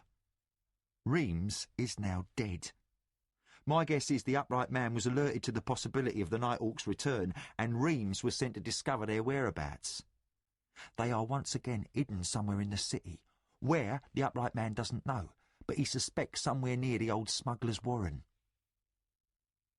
Jimmy had been speaking to the prince while glancing about the hall. Now he turned to look at Aretha, and words failed him. Aretha's face was a hard mask of controlled anger, almost to the point of a grimace. Several nearby had turned to stare at him. In a harsh whisper, he said to Jimmy, "So, it's to begin again." Jimmy said, "So it would seem." Aretha stood. "I will not become a prisoner in my own palace with guards at every window." Jimmy's eyes roamed the hall, past where the Duchess Carline stood charming the Keshian ambassador. "Well and good, but this one day your house is overrun with strangers. Common sense dictates you retire to your suite early, for if ever there was a golden chance to get close to you, it's now." His eyes kept passing from face to face, seeking some sign that something was amiss. "If the Nighthawks are again in Crondor, then they are in this hall, or en route as night approaches. You may find them waiting between here and your own quarters." Suddenly, Aretha's eyes widened. "My quarters? Anita and the babies?" The prince was off, ignoring the startled faces about him, Jimmy at his heels. Carline and Laurie saw something was wrong and followed. Within moments, a dozen people trailed behind the prince as he hurried down the corridor. Gardan had seen the hasty exit and had fallen in beside Jimmy. "What is it?" Jimmy said, "Nighthawks." The Knight Marshal of Crondor needed no further warning. He grabbed at the sleeve of the first guard he met in the hall, motioning for another to follow. To the first he said, "Send for Captain Valdis and have him join me." The soldier said, "Where will you be, sir?" Gardan sent the man off with a shove.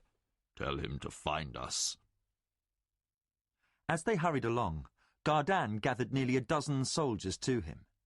When Aretha reached the door to his quarters, he hesitated a moment, as if fearful to open the door. Pushing open the door, he discovered Anita sitting next to the cribs wherein their son slept. She looked up, and at once an expression of alarm crossed her features. Coming to her husband, she said, "What is it?" Aretha closed the door behind him, motioning for Carline and the others to wait without. "Nothing yet." He paused a moment. "I want you to take the babies and visit your mother." Anita said, "She would welcome that." But her tone left no doubt she understood there was more here than she was being told. "Her illness is past, though she still doesn't feel up to travel. It will be a treat for her." Then she fixed Aretha with a questioning look. "And we shall be more easily protected in her small estate than here." Aretha knew better than to attempt to hide anything from Anita. "Yes. We again have Nighthawks to worry about." Anita came to her husband and rested her head against his chest. The last assassination attempt had nearly cost her life. "I have no fear for myself. But the babies—" "You leave tomorrow." "I'll make ready." Aretha kissed her and moved toward the door. "I'll return shortly. Jimmy advises I keep in quarters until the palace is free of strangers. Good advice, but I must remain on public view a while longer. The Nighthawks think us ignorant of their return. We cannot let them think otherwise yet." Finding humour amid the terror, Anita said, "Jimmy still seeks to be first adviser to the prince." Aretha smiled at that. "He's not spoken of being named Duke of Crondor for nearly a year. Sometimes I think he'd be better suited than many others likely to come to that office." Aretha opened the door and found Gardan, Jimmy, Laurie and Carline waiting. Others had been moved away by a company of the Royal Household Guard.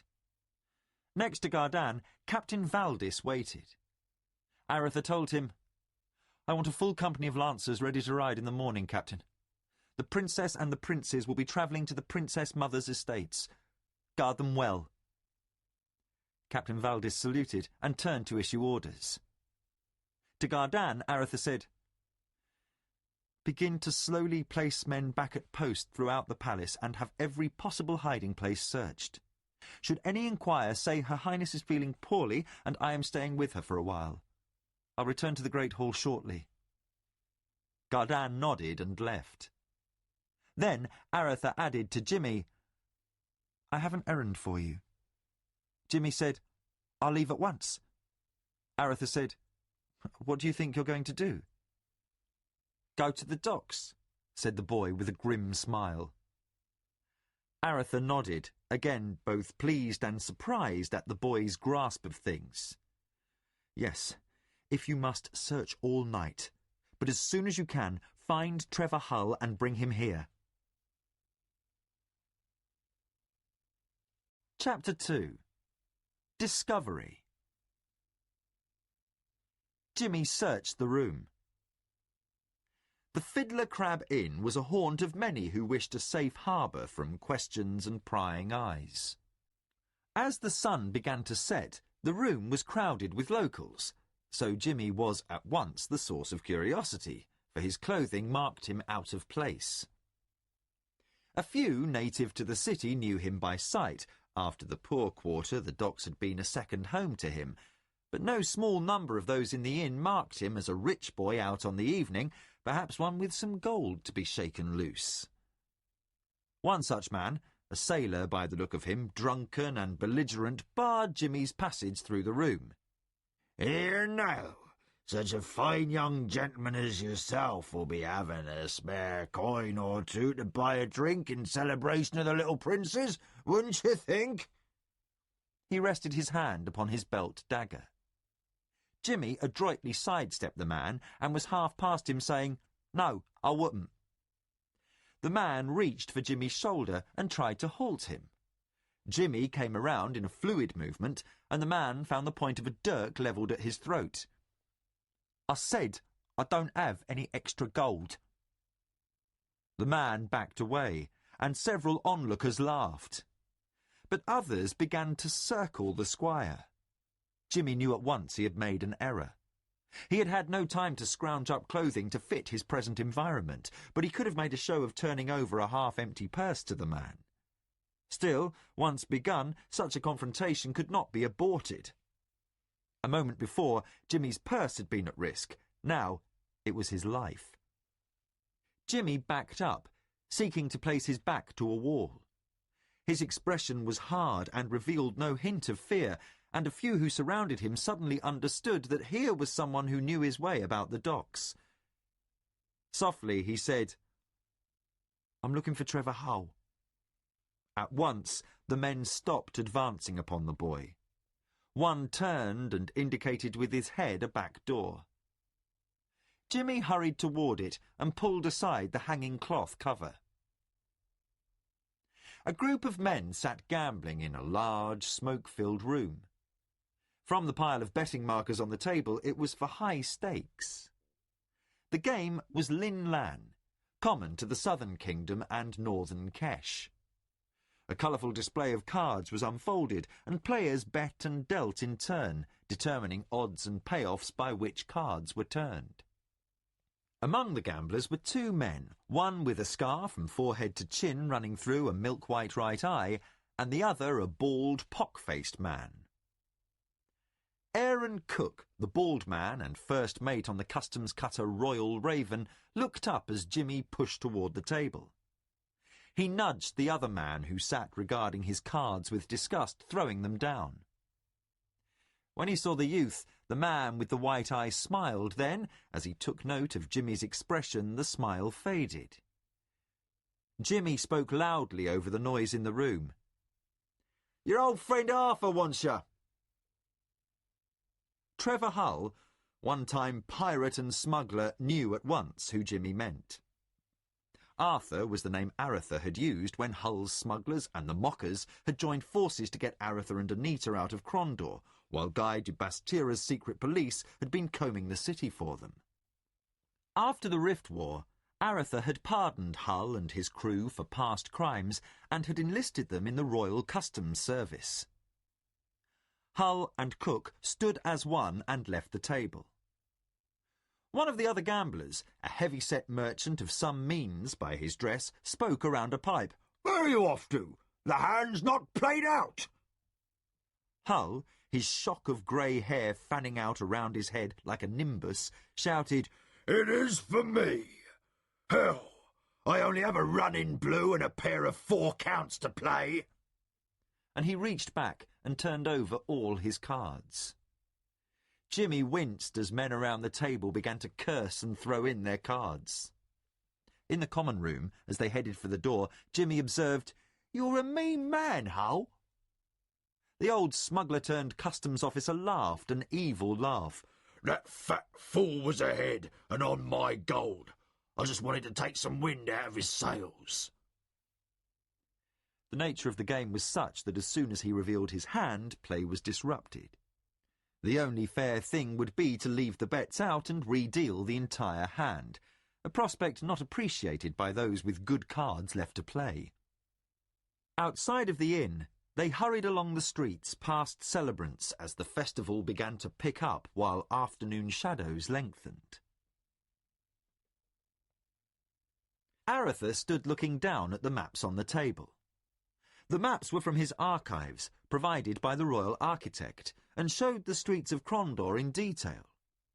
Another, showing the sewers, had been used before in the last raid against the Nighthawks. For the past 10 minutes, Trevor Hull had been carefully studying them all.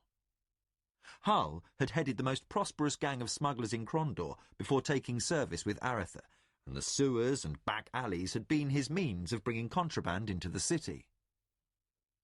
Hull conferred with Cook. Then the older man rubbed his chin. His finger pointed at a spot on the map where a dozen tunnels came together in a near maze. "If the Nighthawks were living down in the sewers, the upright man would have spotted them before they could have dug in. But it may be they're using the tunnels as a way in and out." His finger moved to another spot on the map. "Here." His finger lingered over a portion of the docks resembling a crescent along the bay. Halfway along the curve, the docks ended and the warehouse district began. But also, nestled against the water was a small section of the Porkwater, like a pie-shaped wedge driven between the more prosperous trading areas. "Fishtown," said Jimmy. "Fishtown?" echoed Aretha. "It's the poorest section of the Porkwater," said Cook. Hull nodded. "It's called Fishtown, Diverstown, Dockside, and other things as well. Used to be a fishing village a long time ago. As the city grew northward along the bay, it was surrounded by businesses, but there are still some fisher families living there. Mostly lobstermen and mussel rakers who work the bay, or clam diggers who work the beaches north of the city. But it's also located near the tanners, dyers, and other foul-smelling sections of Crondor, so no one who can afford better lives there." Jimmy said, "Alvani said the upright man thought they were hiding in a place that smells, so he thinks of Fishtown as well." Jimmy shook his head as he considered the map. "If the Nighthawks are hiding in Fishtown, finding them will be difficult. Even the Mockers don't control Fishtown as firmly as they do the rest of the Porkwater and the docks. There's a lot of places to get lost in there." Hull agreed. "We used to run in and out of there through a tunnel to a landing once used to carry cargo into the harbour from some merchant's basement." Aretha studied the map and nodded. He knew where that landing lay. "We used a number of different locations moving things in and out, varying where we kept them from time to time." He looked up at the prince. "Your first problem is the sewers. There are maybe a dozen conduits leading up from the docks to Fishtown. You'll have to block each one. One of them is so big you'll need to block it with a crew in a boat." Aaron Cook said, "The trouble is we don't know where in Fishtown they're hiding." "If that's where they are," said Aretha. Cook said, "I doubt if the upright man would even mention it had he not a good notion that they're down there somewhere." Hull nodded agreement. "That's a fact. I can't think of any place else in the city they could be hiding. The upright man would have pinned down the location as soon as a mocker caught a glimpse of the first Nighthawk. Even though the thieves use a lot of the sewers to skulk about in, there are parts they don't pass through much, and Fishtown is worse. The older fisher families are independent and tough, almost clannish. If someone took up residence in one of the old shacks near the docks, kept to himself, even the mockers only get silence from the Fishtown folk when they ask questions. Should the Night Hawks have infiltrated slowly, no one but the locals might have a hint. It's a regular warren there, little streets all twisted about. He shook his head. This part of the map's useless. Half the buildings shown here are burned down. Shacks and hovels built anywhere there's room. It's a mess in there. He looked at the prince. Another name for Fishtown is the Maze. Jimmy said, Trevor's right. I've been in Fishtown as much as anyone in the Mockers, and that's not much. There's nothing worth stealing in there. But he's wrong about one thing. The biggest problem isn't blocking escape routes. It's locating the Nighthawks. There are a lot of honest folk living in that part of town, and you just can't ride in and kill everyone. We've got to find their hideout. He considered. From what I know of the Nighthawks, they'll want some place that's first of all defensible, then easy to flee. They'll probably be here. His finger pointed to a spot on the map. Trevor Hull said, It's a possibility. That building is nestled against those two walls, so they've only two fronts to cover. And there's a network of tunnels below the streets there, and those tunnels are all small and difficult to navigate unless you've been there before. Yes, it's a likely place. Jimmy looked at Aretha. I'd better go change. Aretha said, I don't like the need, but you're the best equipped to scout. Cook looked to Hull, who nodded slightly. I could come along. Jimmy shook his head. You know parts of the sewers better than I, Aaron, but I can slip in and out without making the water ripple. You haven't the knack, and there's no possible way you can get into Fishtown unnoticed, even on a noisy night like this. I'll be safer if I go alone. Aretha said, Shouldn't you wait? Jimmy shook his head. If I can locate their warren before they know they've been discovered, we may be able to clean them out before they know what hit them. People do funny things sometimes, even assassins. It being a festival day, their sentries will probably not expect someone nosing around. And, with the city in celebration, there will be lots of noises filtering down from the streets. Odd and out-of-place sounds will be less likely to alert anyone below the buildings. And if I have to poke around above ground, a strange poor boy in Fishtown isn't as likely to be noticed this night as much as other nights. But I need to go at once. You know best, said Aretha. But they'll react should they discover someone seeking them out. One glimpse of you and they'll come straight after me. Jimmy noticed Aretha didn't seem troubled by that fact alone. It seemed to Jimmy the prince wouldn't mind an open confrontation. No, Jimmy knew what bothered him was his concern for the safety of others. That goes without saying. But chances are excellent they're coming after you tonight anyway. The palace is crawling with strangers. Jimmy looked out the window at the late afternoon sunset. It's almost 7 hours after noon. If I were planning an attack on you, I'd wait about another 2 or 3 hours just when the celebration is at its height. Performers and guests will be going in and out of the gates. Everyone will be half drunk, tired from a day-long celebration and feeling very relaxed. But I wouldn't wait much after that, or your guards might notice a late-arriving guest entering the grounds. If you stay alert, you should be safe enough while I snoop around. I'll report back as soon as I have a hint. Aretha indicated permission for Jimmy to withdraw. Quickly, Trevor Hull and his first mate followed, leaving a troubled, seething prince alone with his thoughts. Aretha sat back, balled fist held before his mouth as his eyes stared off into nothing. He had faced the minions of Mamandamus near the Black Lake, Morolin, but the final contest was yet to come. Aretha cursed himself for being complacent over the last year. When he had first returned with Silverthorn, the key to saving Anita from the effects of the Nighthawk's poison, he had been nearly ready to return at once to the north. But the affairs of court, his own marriage, the trip to Rhiannon to attend his brother's wedding to Queen Magda, then Lord Caldric's funeral, the birth of his sons, all these had come and gone without his attending to the business north of the kingdom. Beyond the great ranges lay the Northlands. There lay the seat of his enemy's power. There Mamandamus marshalled his forces, and from that seat far to the north he was reaching down again to touch the life of the Prince of Crondor, the Lord of the West, the man fated by prophecy to be his undoing, the bane of darkness. Should he live? And again Aretha found himself struggling within the confines of his own domain, the battle carried to his own door. Striking his palm with his fist, Aretha voiced a low, harsh curse. To himself and whatever gods listened, he vowed that when the business in Crondor was finished, he, Aretha Condoin, would carry the struggle northward to Mamandamus. The darkness hid 1,000 treasures amid 1,000,000 pieces of worthless garbage. The waters in the sewers flowed slowly, and often large clumps of debris would gather in a jam called a toff.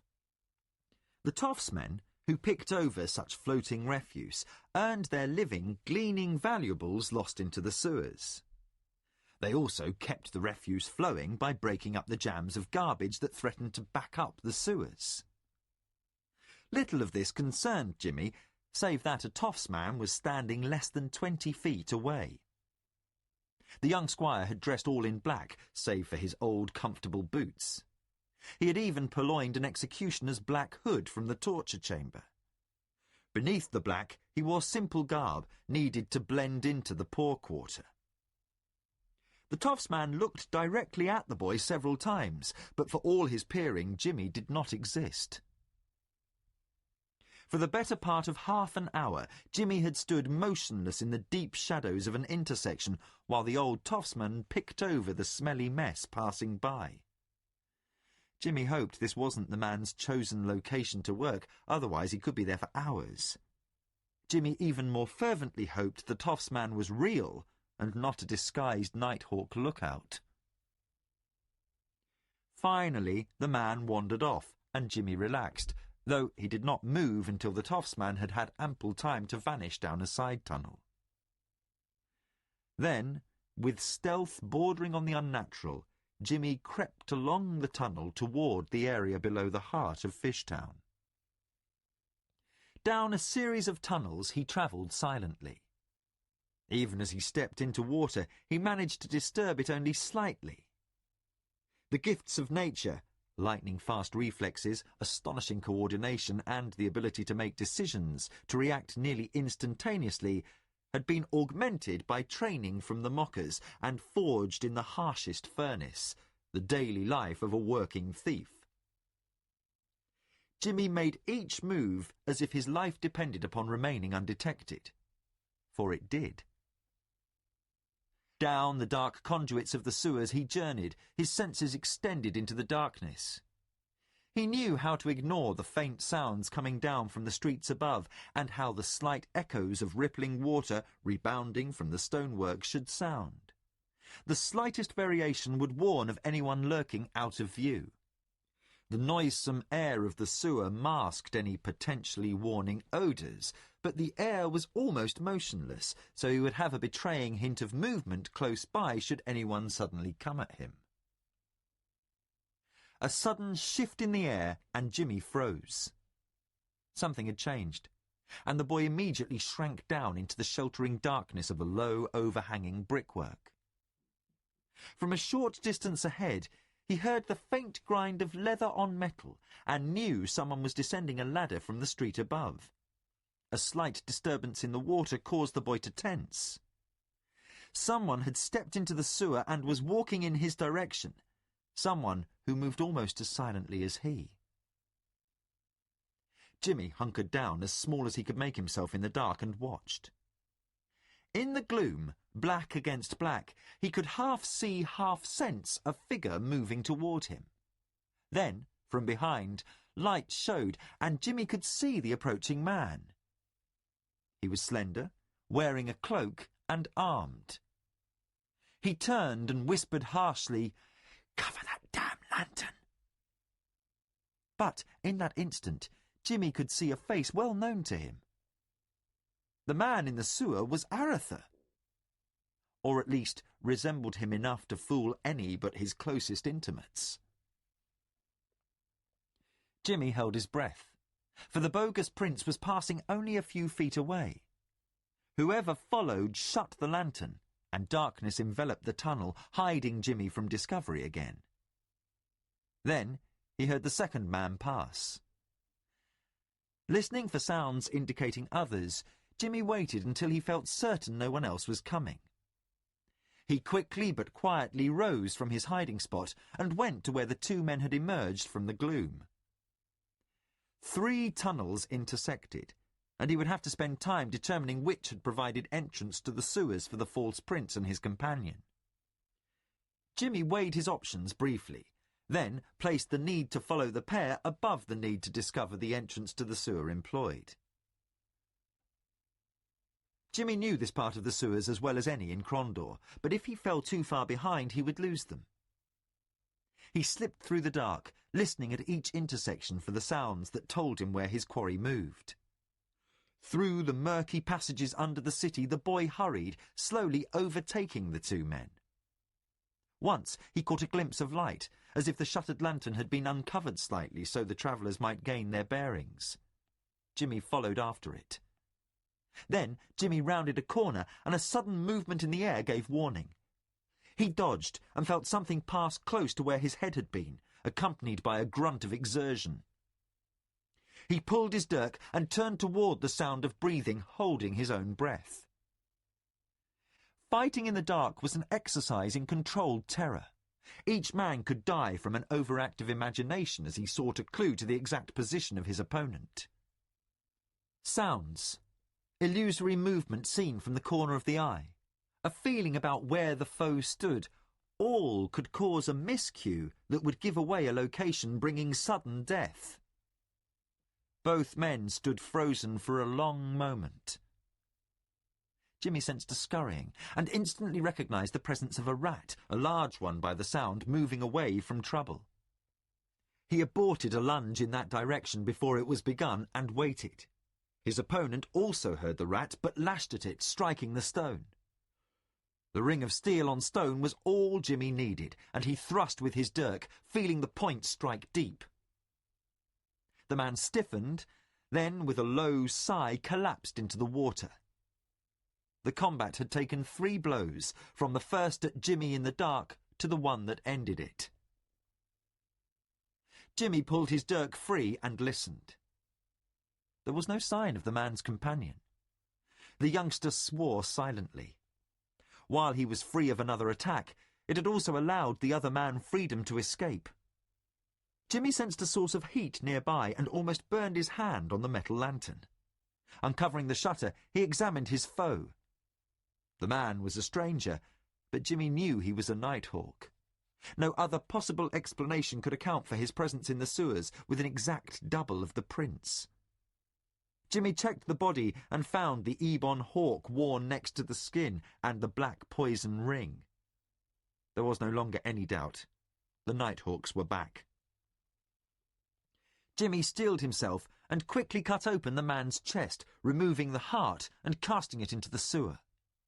With the Nighthawks, one never knew which were likely to rise again and serve their master, so it was best to take no chances. Jimmy abandoned the lantern, left the body to float toward the sea with the other garbage, and began his return to the palace. He hurried, regretting the time lost in dealing with the corpse. Splashing noisily toward the nearest exit back to the surface, Jimmy was confident the false prince was long gone. As he rounded a corner, a sudden alarm sounded in his head, for an echo had rung false. Dodging, he was a moment late. He avoided a sword blade slash but took a blow to the head from the hilt. He was knocked hard against the wall, his head striking brick. Pitching forward, he landed in the centre of the sewer channel, going under muck-covered water. Half dazed, he managed to roll over, getting his face above the scum. Through a grey haze, he could hear someone splashing in the water a short distance away. In a strange, detached way, he knew someone was looking for him. But the lantern lay back where the first man had fallen, and in the dark, the boy drifted away from the man who vainly sought to find him and end his life. Hans shook at the boy, dragging him from an odd half-dream. He had thought it strange he should be floating in the darkness, for he had to meet with the Prince of Krondor. But he couldn't find his good boots, and Master of Ceremonies de Lacy would never allow him into the great hall in his old ones. Opening his eyes, Jimmy discovered a leathery face hovering over his own. A toothless smile greeted his return to full consciousness. "Well, well," said the old man with a chuckle. "You're back with us again, you are. I've seen all manner of things floating in the sewers over the years. Never thought I'd see the royal hangman tossed into the scumways, though." He continued to chuckle, his face a grotesque dancing mask in the guttering candlelight. Jimmy couldn't make sense of the old man's words until he remembered the hood he had worn. The old man must have removed it. "Oh, Tolly, I'm called, young Jimmy the Ant." He chuckled. "Must have come to some difficulty to find yourself in such a fix." "How long?" 10, 15 minutes. I heard the splashing about and went to see what's to do. Found you floating. Thought you dead. So I pulled you away to see if you carried gold. That other one was fit to bust, he couldn't find you." Again the chuckle. "He'd have found you certain if you'd been left afloat, but I hauls you to this little tunnel I uses for a hidey, and I'd lit no light till he was on his way. Found this," he said, returning Jimmy's pouch. "Keep it. You've saved my life and more. Where's the nearest way to the street?" The man helped Jimmy to his feet. "You will find stairs to the basement of Teach's Tannery. It's abandoned. It's on the Avenue of Smells." Jimmy nodded. The street was Collington's Road, but all in the poor quarter called it the Avenue of Smells because of the tanneries, slaughterhouses and dyers located there. Tolly said, "You're come from the guild, Jimmy. But word's come down you might be poking around here and there, so I'll tell you the password tonight is Finch. I don't know who those blokes fighting you were, but I've seen an odd crew down here the last 3 days. I guess things move apace." Jimmy realised this simple toffsman was trusting to the higher-ups in the mockers to deal with the intruders in his domain. "Yes, they will be dealt with in a matter of days." Jimmy considered. "Look, there's more than 30 gold in that pouch. Take word to Alvarni the Quick. Tell him matters are as suspected and my new master will act at once, I'm certain. Then take the gold and have some fun for a few days." The man fixed Jimmy with a squint, grinning his toothless grin. "Stay clear is what you're saying. Well then, I might spend a day or two drinking up your gold. That enough?" Jimmy said, "Yes. 2 days will see this business over." As he moved toward the tunnel that would lead to his exit to the streets, he added, "One way or the other." He looked about in the gloom and discovered he had been pulled back toward the place where he had first encountered the 2 Nighthawks. Pointing toward the intersection, he asked, "Is there a metal ladder nearby?" 3 that can be used." He indicated their locations. "Thanks again, Tolly. Now, quickly, carry my message to Alvarni." The old toffsman waded away into a large tunnel, and Jimmy began his inspection of the nearest ladder. It was rusty and dangerous, as was the second, but the third was newly repaired and firmly anchored in the stones. Jimmy quickly climbed to the top and examined the trapdoor above. It was wood, and therefore part of a building floor. Jimmy considered his position relative to Teach's Tannery. If his sense of direction wasn't off, he was under the building he had thought likely to be the Nighthawk's hideout. He listened at the trap for a long minute, hearing nothing. Gently, he pushed upward, peeking through the tiny crack made by the rising door. Directly before his nose was a pair of boots crossed at the ankles. Jimmy froze. When the feet didn't move, he pushed the trap an inch higher. The feet in the boots belonged to a nasty-looking customer who was sound asleep, a half-empty bottle clutched tightly to his chest. From the cloying odour in the room, Jimmy knew the man had been drinking Paga, a potent brew, heavily spiced and laced with a perfume-sweet mild narcotic, imported from Kesh. Jimmy chanced a quick glance about. Aside from the sleeping sentry, the room was empty, but faintly heard voices came from the single door in the nearby wall. Jimmy drew a silent breath and noiselessly emerged from the trap, avoiding touching the sleeping guard. He moved with a single step to the door and listened. The voices were faint. A tiny crack in the wooden door allowed Jimmy to peek through. He could see only the back of one man and the face of another. From the manner in which they were speaking, it was clear there were others in the room as well, and, from the sound of movement, some number of them, perhaps a dozen. Jimmy glanced about and nodded to himself. This was the headquarters of the Nighthawks, and these men were Nighthawks beyond doubt. Even if he hadn't seen the Ebon hawk on the man he had killed, those in the next room were nothing like the common folk of Fishtown. Jimmy wished he could better scout the building, for there were at least a half-dozen other rooms, but the restless sounds of the sleeping man alerted the former thief that time was quickly running out. The false prince would be inside the palace soon, and while Jimmy could run down the streets, whereas the false Aretha had to slog through the sewers, it would be a close thing who would be at the palace first. Jimmy quietly left the door and moved back to the trap. He gently lowered it overhead. As he reached a halfway point between the trap and the sewer, he heard voices from directly overhead. "Matthew!" Jimmy's heart leaped as the other voice said, "What? If you've drunk yourself asleep, I'll have your eyes for dinner." The other voice answered irritably, "I only closed my eyes for a minute, just as you walked in, and don't threaten me, or the crows will have your liver."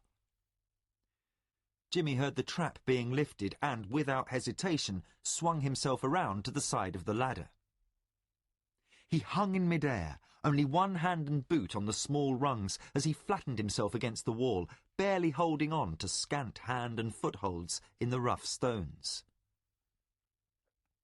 He trusted his black clothing in the gloom, and the fact the eyes of those above would take time to adjust to the darkness of the sewer to hide him. A light was shone from above, and Jimmy averted his face, the only part of him not black, and held his breath. For a long, terror-filled moment, he hung in space, arm and leg burning with fatigue, with the strain of holding himself motionless. Not daring to look upward, he could only imagine what the two Nighthawks above might be doing. Even at this moment, they could be drawing weapons. A crossbow could be aiming at his skull, and, in an instant, he could be dead, his life blotted out without warning. He heard feet scuffling about and laboured breathing above where he hung, and then a voice said, "See? Nothing.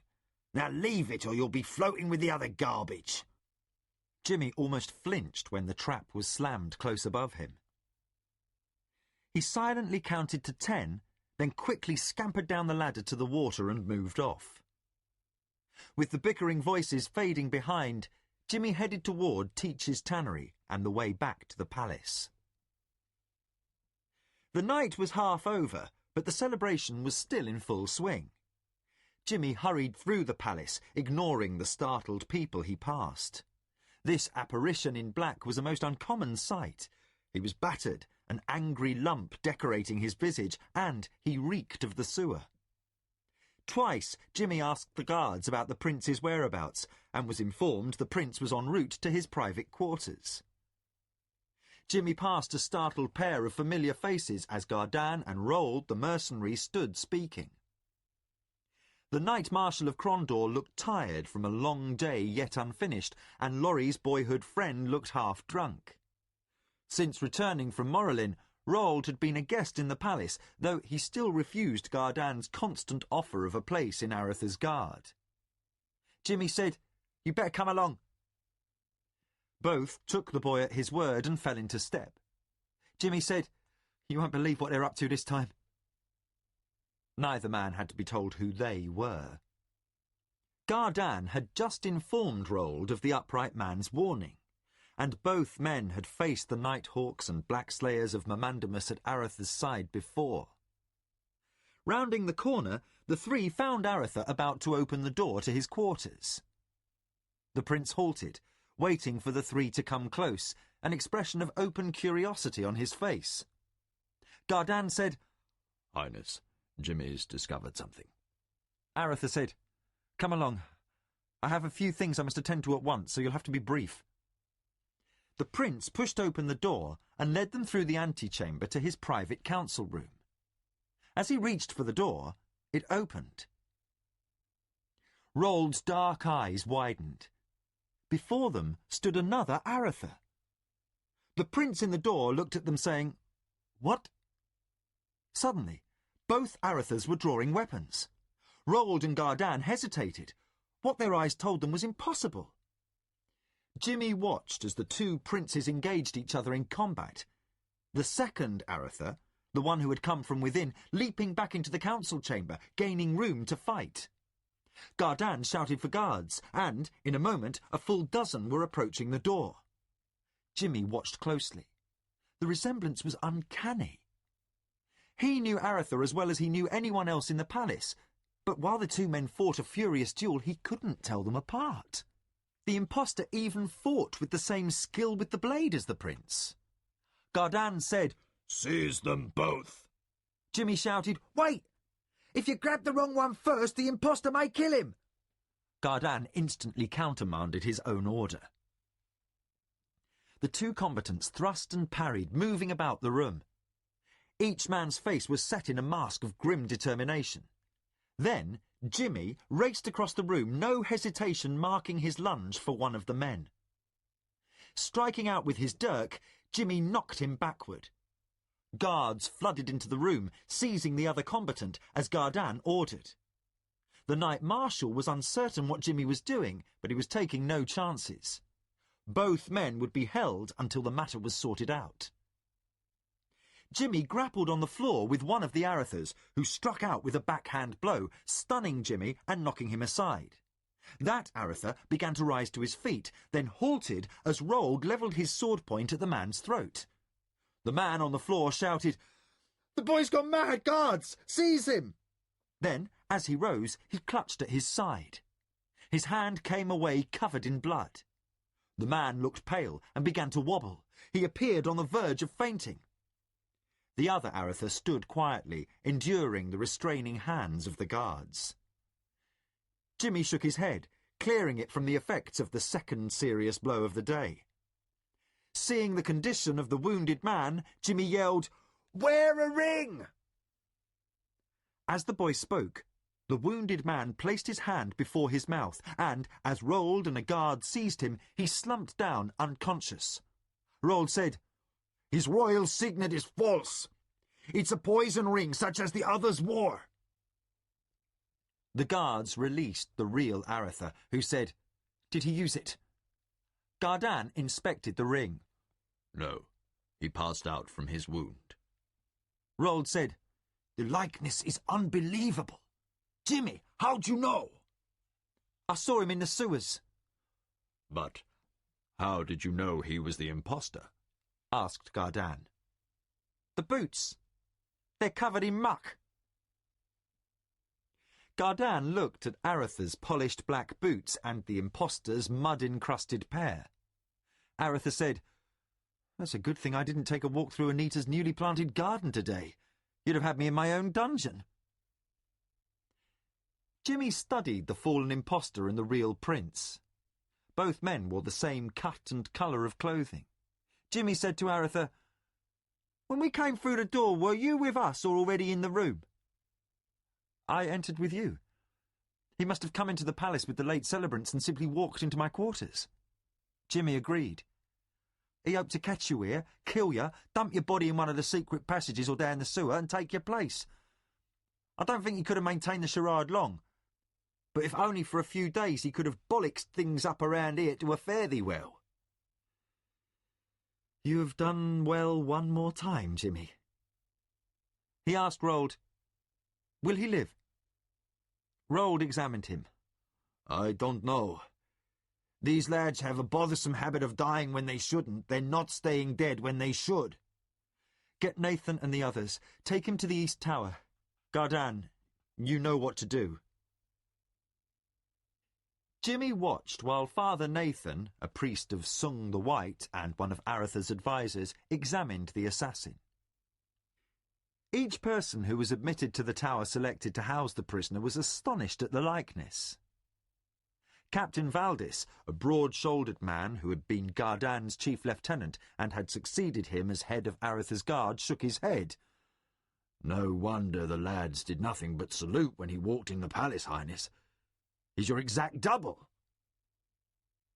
The wounded man lay tied to the bedposts. As before, when a Nighthawk had been captured, he had been stripped of his poison ring and any other possible means of committing suicide. Nathan stood away from the prisoner's side. The stocky priest said, He's lost blood and his breathing's shallow. It would be touch and go under normal circumstances. The Royal Chirurgeon nodded agreement. I'd say he'd make it, Highness, if I hadn't seen their willingness to die before. He looked out the window of the room as the morning light began to pour through. They had worked for hours repairing the damage done by Jimmy's dirk. Aretha considered. The last attempt at interrogating a Nighthawk had produced only an animated corpse who had killed several guards and had almost murdered the High Priestess of Limbs Cragma and the Prince himself. He said to Nathan, If he regains consciousness, use what arts you can to discover what he knows. If he dies, burn the body at once. To Gardan, Jimmy and Rold, he said, Come with me. And to Valdis, Captain, double the guards at once, quietly. Leaving the heavily guarded room, he led his companions toward his own quarters. With Anita and the baby safely on their way to her mother's, I need only worry about rooting out these assassins before they find another way to reach me. Gardan said, But Her Highness hasn't left yet. Aretha spun. What? She bade me goodbye at first light an hour ago. Perhaps, sire, but it seems 1,000 details are still left. Her baggage was only loaded a little while ago. The guards have been ready for 2 hours, but I don't think the carriages have left yet. Then hurry and make sure they are safe until they're gone. Gardan ran off, and Aretha, Jimmy and Rold continued on their way. Aretha said, You know what we face. Of all here, only those of us who were at Morrelin truly know what sort of enemy stands behind this. You also know it is a war without quarter, until one side or the other ends in utter defeat. Jimmy nodded, a little surprised at Aretha's tone. Something in this latest attack had touched a nerve. Since Jimmy had known the prince, Aretha had always been a cautious man, careful to consider all the information at his disposal in making the best judgments he was able. The only exception Jimmy had witnessed had been when Anita lay injured by Laughing Jack's errant crossbow bolt. Then Aretha had changed.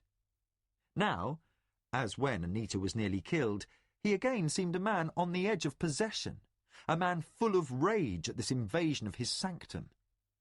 The well-being of his person and his family was in jeopardy, and he showed a barely controlled killing rage toward those responsible. "Find Trevor Hull again," he told Jimmy. "I want his best men ready to move after sundown tonight. Have him come with Cook as soon as possible. I want plans made with Gardan and Valdis. Rold, your task is to keep Laurie busy today. He's sure to tumble something's amiss when I don't hold court this afternoon. Keep him preoccupied with something, perhaps with a visit to old haunts in the city, and keep him away from the East Tower." Jimmy looked surprised. "Now that he and Carline are married, I'll risk only one member of her family. He's just foolish enough to want to come along." Rold and Jimmy exchanged glances. Both anticipated what the prince planned for tonight. Aretha's expression became thoughtful. "Go on. I've just remembered something I need to discuss with Nathan. Send word when Hull's returned." Without further discussion, they headed off to their appointed tasks, while Aretha returned to the room to speak with the priest of Sung. Chapter 3. Murder. Armed men stood ready. Crondor was still celebrating, for Aretha had proclaimed a second day of festival, with the weak explanation that as there were 2 sons, there should be 2 days of presentation.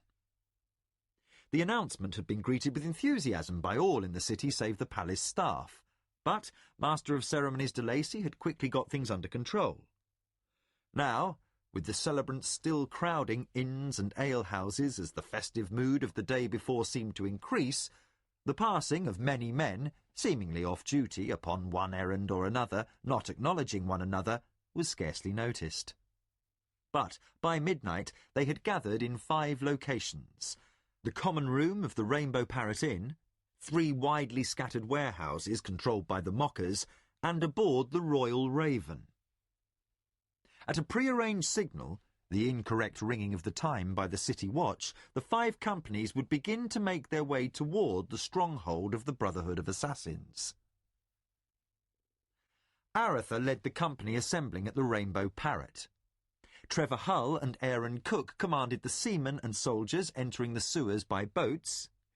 Jimmy, Gardan and Captain Valdis would lead the companies hiding in the old warehouses through the streets of the poor quarter.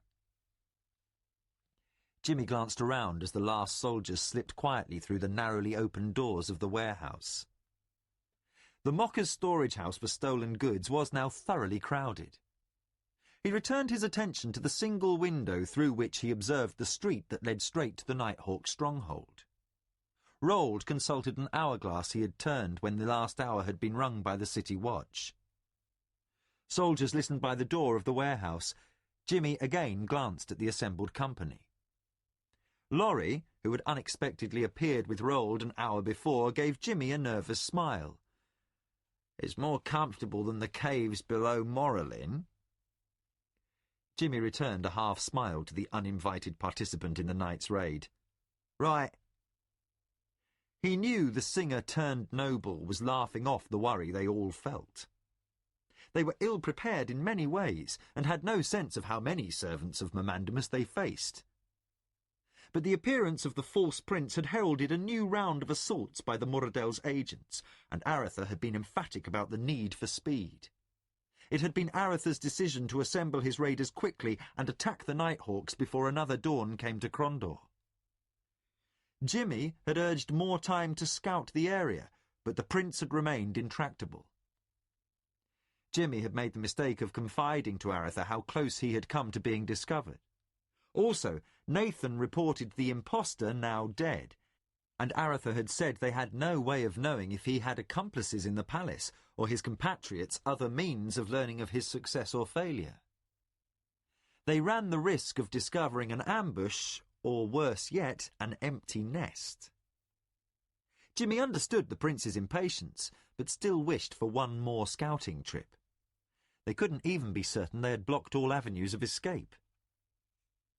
They'd sought to increase their chances of success by sending large amounts of ale and wine into the city, gifts from the prince to the citizens. They were aided by the Mockers, who diverted a disproportionate number of barrels and casks into the poor quarter, especially Fishtown. The honest population of Fishtown, however small a number that might be, thought Jimmy ruefully, would be happily in its collective cups by now. Then someone said, "Watch bell's ringing." Rold glanced at the glass. There was still a quarter-hour's sand in it. "That's the signal." Jimmy was first through the door, leading the way. His company of seasoned soldiers would reach the Nighthawk's lair first. Jimmy was the only one who had had even a glimpse of the interior of the building, so he volunteered to flush them out. Gardan and Valdis's companies would be in close support, flooding the streets, surrounding the target building with soldiers in the prince's tabards as Jimmy's men assaulted the stronghold. The companies under Aratha and Trevor Hull had already entered the sewers through the basement trapdoor in the Rainbow Parrot and the smugglers' tunnel at the dock. They were already closing in below the Nighthawks and would be responsible for blocking any escape routes in the sewers the assassins would likely take. Soldiers fanned out to either side, hugging the shadows as they moved quickly down the narrow street. The orders had called for stealth if possible, but with this many armed men moving at once, speed was more important. And the orders had been to attack at once should they be spotted. Jimmy scouted about after reaching the intersection closest to the Nighthawks building and discovered no guards in sight. He waved toward two narrow side streets, indicating the need to block them, and soldiers hurried to comply. When they were in position, Jimmy moved toward the entrance of the building. The last 20 yards to the door were the trickiest, for there was little cover in sight. Jimmy knew the Nighthawks probably kept the area before the door free of concealing debris against the possibility of a night such as this.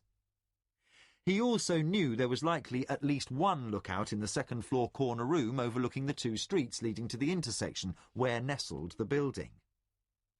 A distant sound of metal on stone echoed from the other approach to the building, and Jimmy knew Gardan's men were also approaching, just as Valdis's company would be coming up behind Jimmy's. He saw movement in the second-story window and froze a moment. He had no idea if he had been spotted, but knew if he had, someone would be out quickly to investigate unless he could allay suspicions. He staggered away from the wall a moment, then fell forward, arms outstretched to support himself, another drunk vomiting excess wine from a tormented stomach. Turning his head, he knew Rolb was only a short distance behind in the gloom. Between loud, retching noises, he softly said, "Get ready." After a moment, he resumed a staggering walk toward the corner building. He paused once more, then continued on. The entire way he sang a simple ditty as if to himself, hoping he passed for a late celebrant on his way home. Nearing the entrance of the building, he staggered away, as if to turn the corner to the next street, then jumped to the wall next to the door. Jimmy held his breath and listened. A muffled sound, as if someone spoke, could be discerned. There seemed no tone of alarm. Jimmy nodded, then staggered out a short way down the connecting street to where Gardan's company waited. He leaned against the wall and feigned being sick again, then yelled something mindless and happy. He hoped that yell would momentarily distract the lookout. A dozen men quickly came up the street carrying a light ram and positioned themselves, while 4 bowmen knocked arrows behind them. They had a direct line of fire into the windows on the second floor, as well as the entrance to the building. Jimmy staggered back toward the building. Then, when he reached a point below the window, he could see an inquisitive head stick out to follow his progress. The sentry had watched his performance and had not noticed the approaching raiders. Jimmy hoped Rold knew what to do. An arrow sped through the night, showing the mercenary had seized the moment. If there was a second lookout above, they lost nothing by killing the first, but if not, they gained additional moments of surprise. The lookout seemed to lean further out, as if attempting to follow Jimmy's movement along the wall. He kept coming out the window until he fell into the street a few feet behind the youngster. Jimmy ignored the body. One of Gardan's men would be cutting the man's heart out soon enough. Jimmy reached the door, pulled his rapier and signalled. The 6 men with the ram, a beam with a fire-hardened end, stepped forward. They quietly rested the end against the door, pulled back, took 3 swings, then, on the 4th, crashed the ram against the door. The door had been bolted, not barred, and exploded inward, sending splinters flying from around the lockplate and men scrambling for weapons. Before the men who held the ram could let it fall and draw weapons, a flight of arrows sped past them. Rold and his men were through the door as the ram struck the stones and bounced. The sounds of fighting, screams and oaths filled the room as other voices shouted questions from other parts of the building. Jimmy took in the layout of the room with a single glance and swore in frustration. He spun to confront the sergeant leading the second company. "They've opened doors to buildings on the other side of the walls behind this one. There are more rooms there." He pointed to 2 doors through which questioning shouts had issued. The sergeant led his detachment off at once, splitting his squad and sending men through both doors. Another sergeant led his group up the stairs, while Roald and Laurie's men overwhelmed the few assassins in the first room and began searching for trap doors in the floor. Jimmy ran to the door that he was certain led to the room above the sewer. He kicked open the door and found a dead Nighthawk and Aretha's men coming up through the trap. There was a second door out of the room, and Jimmy thought he saw someone duck around a corner. Jimmy followed after, shouting for someone to follow him and turn the corner. He dodged to one side, but no expected ambush remained. The last time they had fought the Nighthawks, Aretha's raiders had found the assassins determined to die rather than be captured. This time, they seemed more determined to flee. Jimmy ran down the corridor, a half-dozen soldiers at his heels. He pushed open a side door and found 3 dead Nighthawks on the floor of a room behind the first they had entered. Already, soldiers prepared torches. Aretha's orders had been specific. All the dead were to have their hearts cut out from their bodies and burned. No black slayers would rise from the grave this night to kill for Mamandamus. Jimmy shouted, "Did anyone run by here?" One soldier looked up. "Didn't see anyone, Squire, but we were busy up to a moment ago." Jimmy nodded once and ran down the hall. Rounding a corner, he discovered a hand-to-hand struggle underway in a connecting corridor. He dodged between guardsmen who were quickly overwhelming the assassins and ran toward another door. It was not entirely closed, as if someone had slammed it behind him but not stopped to see if it was shut. Jimmy shoved it wide and stepped into a broad alley. And across from him were 3 open and unguarded doors. Jimmy felt his heart sink. He turned to discover Aretha and Gardan behind him. Aretha cursed in frustration. What had once been a large, burnt-out building had been replaced by several smaller ones, and, where a solid wall had been, now doors invited passage. And not one of Aretha's soldiers had arrived in time to prevent anyone from fleeing by this route. "Did anyone escape this way?" asked the prince. "I don't know," answered Jimmy. "One, I think, through one of these doors." A guard turned to Gardan and asked, "Shall we pursue, Marshal?" Aretha turned back into the house as shouts of inquiry came from nearby buildings, from citizens of Fish Town awakened by the fighting. "Don't bother," said the prince flatly. "As certain as the sunrise, there are doors to other streets in those homes. We have failed this night." Gardan shook his head. "If anyone was already here, they might have bolted as soon as they heard us attack." Other guards came up the narrow alley, many with bloodied clothing. One ran to the prince. "We think 2 escaped down a side street, Highness." Aretha pushed past the man and re-entered the building. Reaching the main room, he found Valdis overseeing the guards as they conducted the grisly work of ensuring no undead assassins rose again.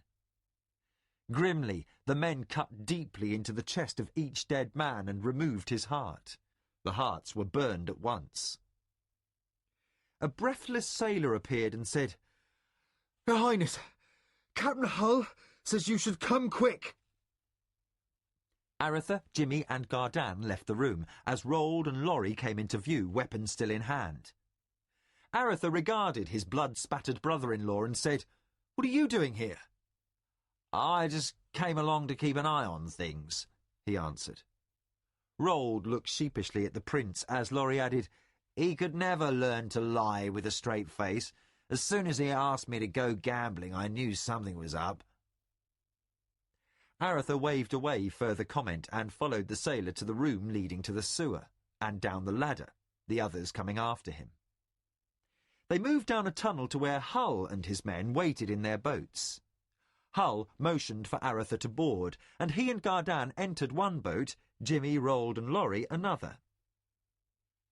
They were rowed to a large convergence of 6 channels.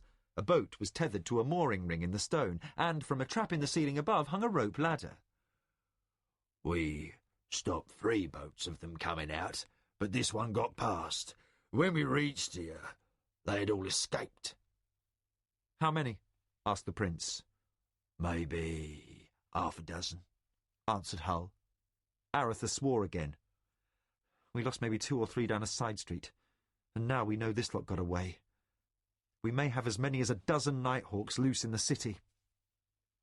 He paused a moment, then looked at Gardan, his eyes narrowing in controlled anger as he said, Crondor is now under martial law. Seal the city. For the second time in 4 years, Crondor endured martial law. When Anita had escaped from her captivity in her father's palace, and Jocko Radburn, Guy de Bastira's captain of secret police, had sought her out, the city had been sealed. Now, the princess's husband searched out the city for possible assassins. The reasons might be different, but the effects on the populace were the same. And coming on the heels of celebration, martial law was a doubly bitter draught for the people to swallow. Within hours of the order for martial law being given, the merchants began to troop to the palace to lodge their complaints. First came the shipbrokers, whose commerce was the first disrupted as their vessels were held in port or denied entrance to the harbour. Trevor Hull led the squadron assigned to blockade duty, since the former smuggler knew every trick used to run a blockade. Twice ships attempted to leave, and both times they were intercepted and boarded. Their captains were arrested and their crews confined to ship. In both cases it was quickly determined that the motive had been profit and not escape from Aretha's retribution. Still, since it was not known who they were searching for, any man arrested was kept in the city jail, the palace dungeon or the prison barracks. Soon the shipbrokers were followed by the freight haulers. Then the millers, when farmers were kept out of the city. Then others, each with a reasonable request to have the quarantine of the city lifted for just his special case. All were denied.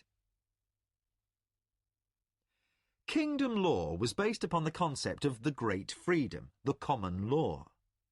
Each man freely accepted service to his master, except the occasional criminal condemned to slavery or bondsman serving his indenture.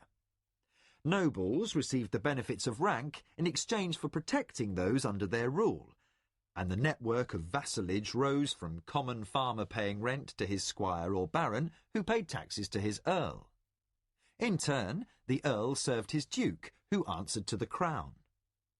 But when the rights of free men were abused, those free men were quick to voice their displeasure. There were too many enemies within and without the boundaries of the kingdom for an abusive noble to keep his position overly long.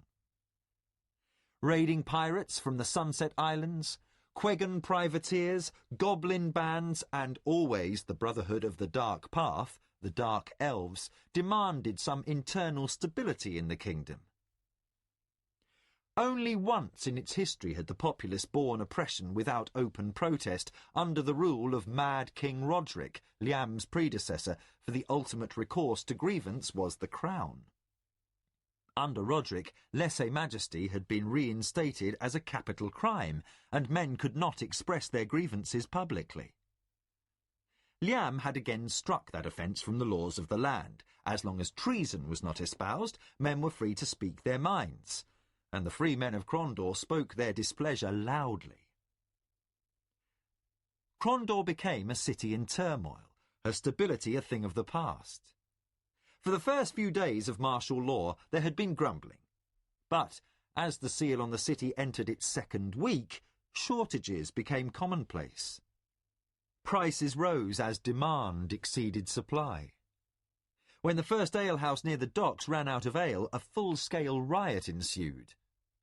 Aretha ordered curfew. Armed squads of the Royal Household Guard patrolled the streets alongside the normal city watch.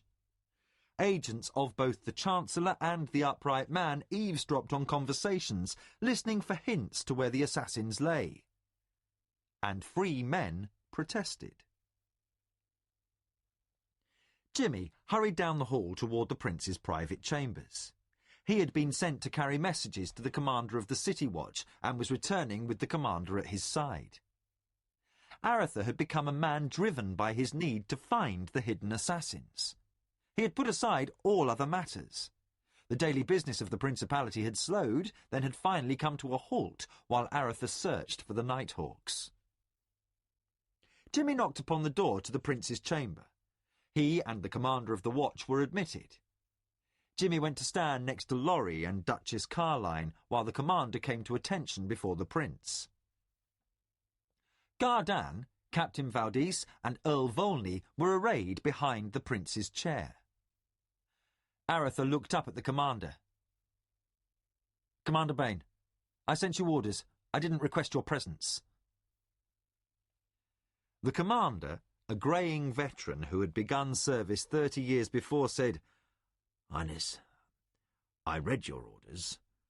I came back with the squire to confirm them."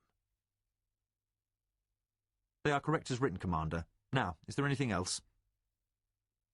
Commander Bain flushed, his anger apparent as he bit off each word. "Yes, Highness. Have you lost your bloody mind?" Everyone in the room was stunned by the outburst. Before Gardan or Volney could censure the commander's remarks, he continued, "The order as written means I'll be putting over 1,000 more men in the lockup. In the first place—" "Commander!" snapped Volney, recovering from his surprise. Ignoring the stout Earl, the commander plunged forward with his complaint. "In the first place, this business of arresting anyone not commonly or well known to at least 3 citizens of good standing means every sailor in Crondor for the first time. Traveller, vagabond, minstrel, drunk, beggar, whore, gambler, and just plain stranger are to be whisked away without hearing before a magistrate, in violation of the common law. Second, I don't have the men to do the job properly. Third, I don't have enough cells for those who are to be picked up and questioned. Not even enough for those who will stay on due to unsatisfactory answers. Hell, I can barely find room for the ones who are already behind bars. And last, the whole thing stinks to high heaven. Man, are you daft? You'll have open rebellion in the city within 2 weeks. Even that bastard Radburn never tried anything like this. Commander, that will be enough," roared Gardan. "You forget yourself," said Volney. "It's His Highness who forgets himself, my lords. And unless lese-majesty's been returned to the list of felonies of the kingdom, I'll speak my mind." Aretha fixed the commander with a steady gaze. "Is that all?" "Not by half," snapped the commander. "Will you rescind this order?" Showing no emotion, Aretha said no. The commander reached for his badge of rank and pulled it from his tunic. "Then find another to punish the city, Aretha Condoyne. I'll not do it." "Fine." Aretha took the badge, he handed it to Captain Valdis and said, "Locate the senior watchman and promote him." The now former commander said, "He'll not do it, Highness. The watch is with me to a man." He leaned forward, knuckles on Aretha's conference table until his eyes were level with the prince's. "You'd better send in your army. My lads will have none of it. When this is over, it'll be them who'll be in the streets after dark in 2s and 3s, trying to bring sanity back to a city gone mad and hateful. You brought this on. You deal with it." Aretha spoke evenly. "That will be all. You are dismissed." He said to Valdis, "Send detachments from the garrison and take command of the watchposts. Any watchman who wishes to stay employed is welcomed. Any who refuses this order is to be stripped of his tabard." Biting back hot words, the commander stiffly turned and left the room. Jimmy shook his head and shot a worried glance at Laurie. The former minstrel would understand as well as the former thief what sort of trouble was brewing in the streets. For another week, Crondor stagnated under martial law. Aretha turned a deaf ear to all requests to end the quarantine. By the end of the third week, every man or woman who could not be properly identified was under arrest. Jimmy had communicated with agents of the Upright Man who assured Jimmy that the mockers were conducting their own house cleaning. 6 bodies had been found floating in the bay so far.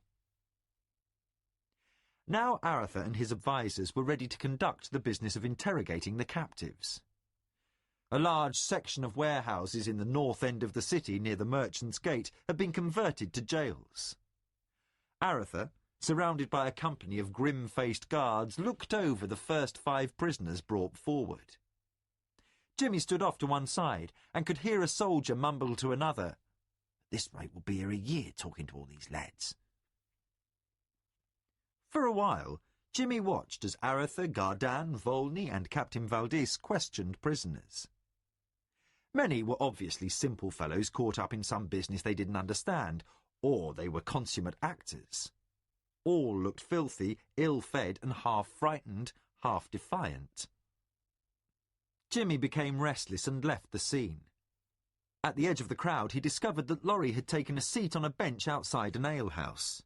Jimmy joined the Duke of Salador, who said, "They've only some homemade left, and it's not cheap, but it's cool." He looked on while Aretha continued the interrogations under the summer sun.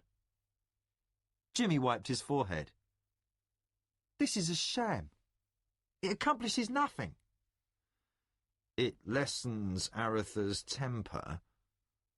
"I've never seen him like this. Not even when we were racing to Morrill. He's angry, frightened, and feeling helpless." Laurie shook his head. "I've learned a lot from Carline about my brothers-in-law. One thing about Aretha, if you don't already know, being helpless is something he can't abide. He's walked into a blind alley and his temper won't allow him to admit he's facing a stone wall. Besides, if he lifts the seal on the city, the Nighthawks are free to come and go at will." "So what? They're in the city in any event, and no matter what Aretha thinks, there's no guarantee they're locked up. Maybe they've infiltrated the court staff the way they did the mockers last year. Who knows?" Jimmy sighed. "If Martin was here, or maybe the king, we might have this business at an end." Laurie drank and grimaced at the bitter taste. "Maybe. You've named the only 2 men in the world he's likely to listen to. Carline and I have tried to talk to him, but he just listens patiently, then says no. Even Gardan and Volney can't budge him." Jimmy watched the prince's interrogation for a little longer, while 3 more groups of prisoners were brought out. "Well, some good's come of this. 4 men have been turned loose. And if they're picked up by another patrol, they'll be tossed into another lock-up, and it might be days before anyone gets around to checking out their claims to having been turned loose by the prince. And the other 16 have been returned to the lock-up. All we can hope is Aretha's realising soon that this will gain him nothing. The Festival of Banapis is less than 2 weeks off, and if the seal isn't lifted by then, there'll be a citywide riot." Laurie's lips tightened in frustration. "Maybe if there was some magic way to tell who is a Nighthawk or not." Jimmy sat up. "What?" "What? What you just said. Why not?" Laurie turned slowly to face the squire. "What are you thinking?" "I'm thinking it's time to have a chat with Father Nathan. You coming?" Laurie put aside his mug of bitter beer and rose. "I've a horse tied up over there." "We've ridden double before. Come along, your grace." For the first time in days, Laurie chuckled.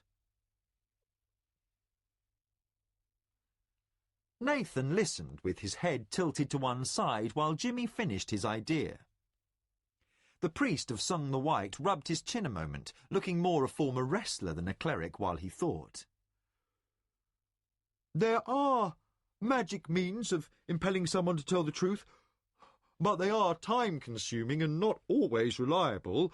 I doubt we find such means any more useful than those presently being employed." His tone revealed he didn't think much of the means presently being employed. "What of the other temples?" inquired Laurie. "They have means differing little from our own, small things in the way spells are constructed. The difficulties do not lessen." Jimmy looked defeated. "I had hoped for some way to pluck the assassins from the mass wholesale.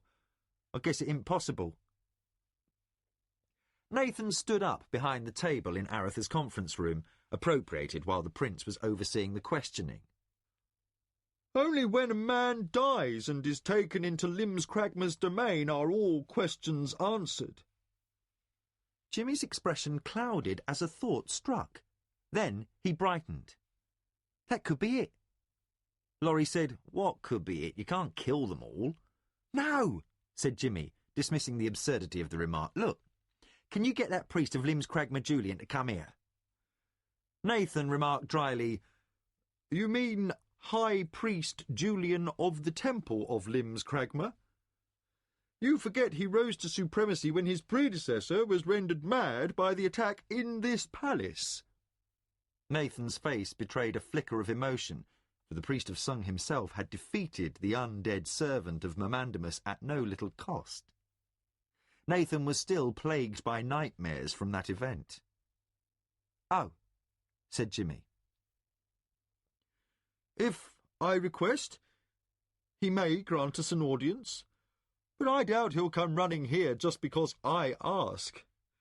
I may be the prince's spiritual adviser, but in temple rank I am simply a priest of modest achievements." "Well, then see if he will see us. I think if he'll cooperate, we might find an end to all this madness in Crondor. But I want to have the Temple of Limscragma's cooperation before I blab the idea to the prince. He might not listen otherwise." "I'll send a message. It would be unusual for the temples to become involved in city business, but we've had closer relationships with each other and the officers of the principality since the appearance of Mamandamus. Perhaps Julian will be kindly disposed to cooperate. I assume there's a plan in this?" "Yes," said Laurie. "Just what have you got up that voluminous sleeve of yours?"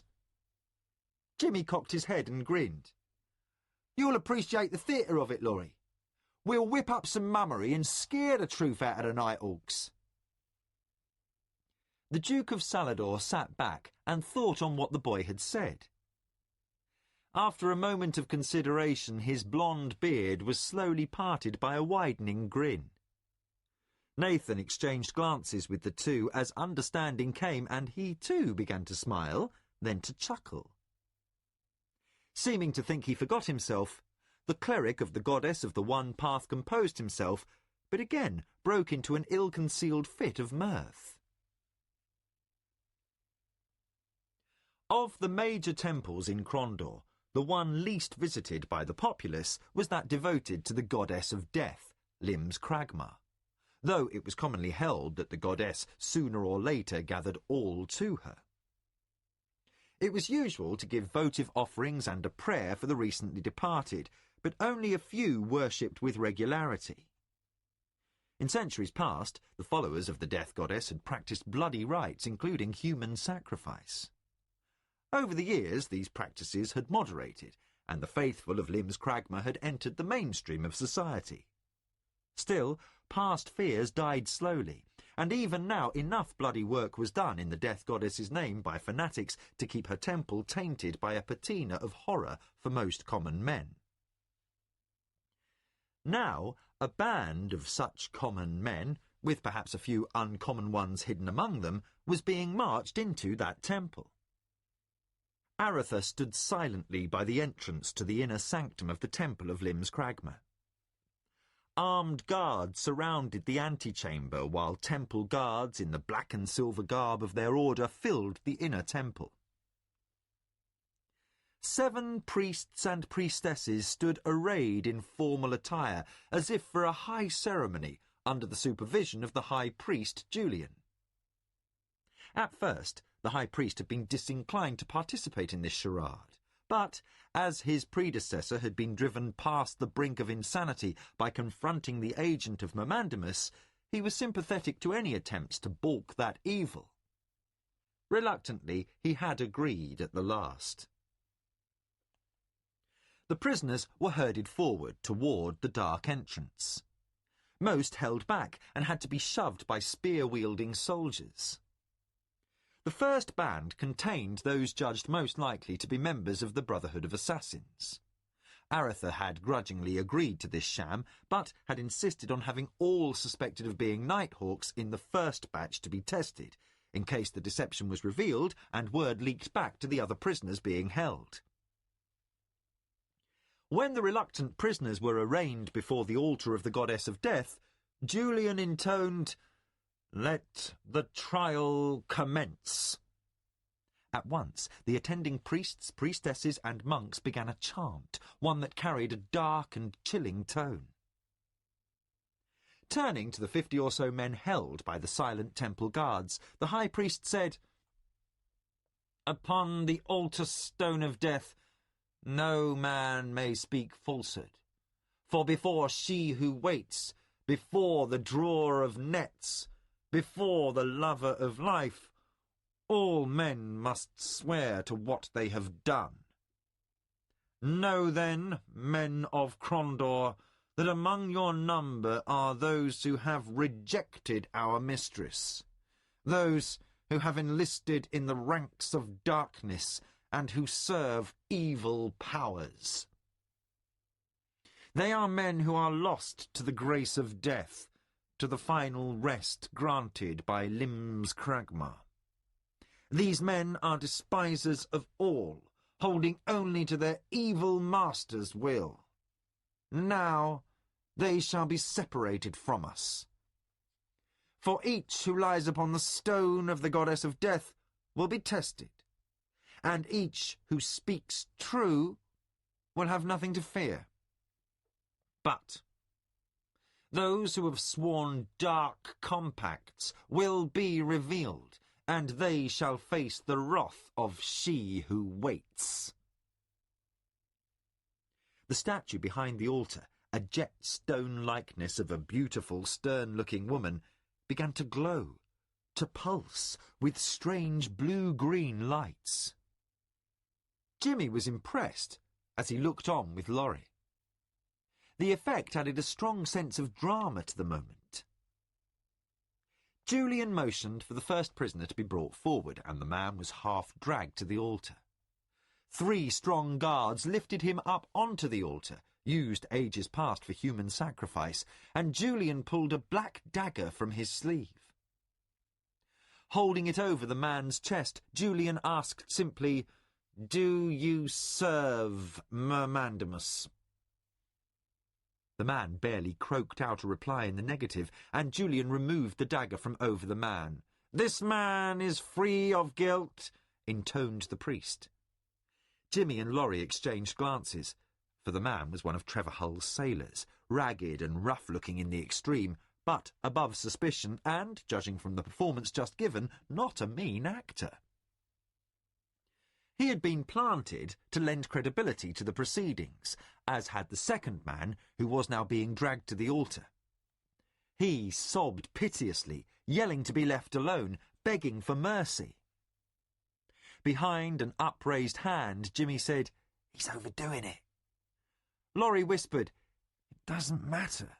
The room stinks with fear." Jimmy regarded the assembled prisoners, who stared with fascination at the proceedings, while the second man was judged innocent of being an assassin. Now the guards grabbed the first man to be truly tested. He had the half-captivated look of a bird confronting a snake, and was led quickly to the altar. When 4 other men were led without protest, Aretha crossed to stand next to Laurie and Jimmy. Shielding them from the gaze of the prisoners by turning his back on the proceedings, he whispered, "This isn't going to work."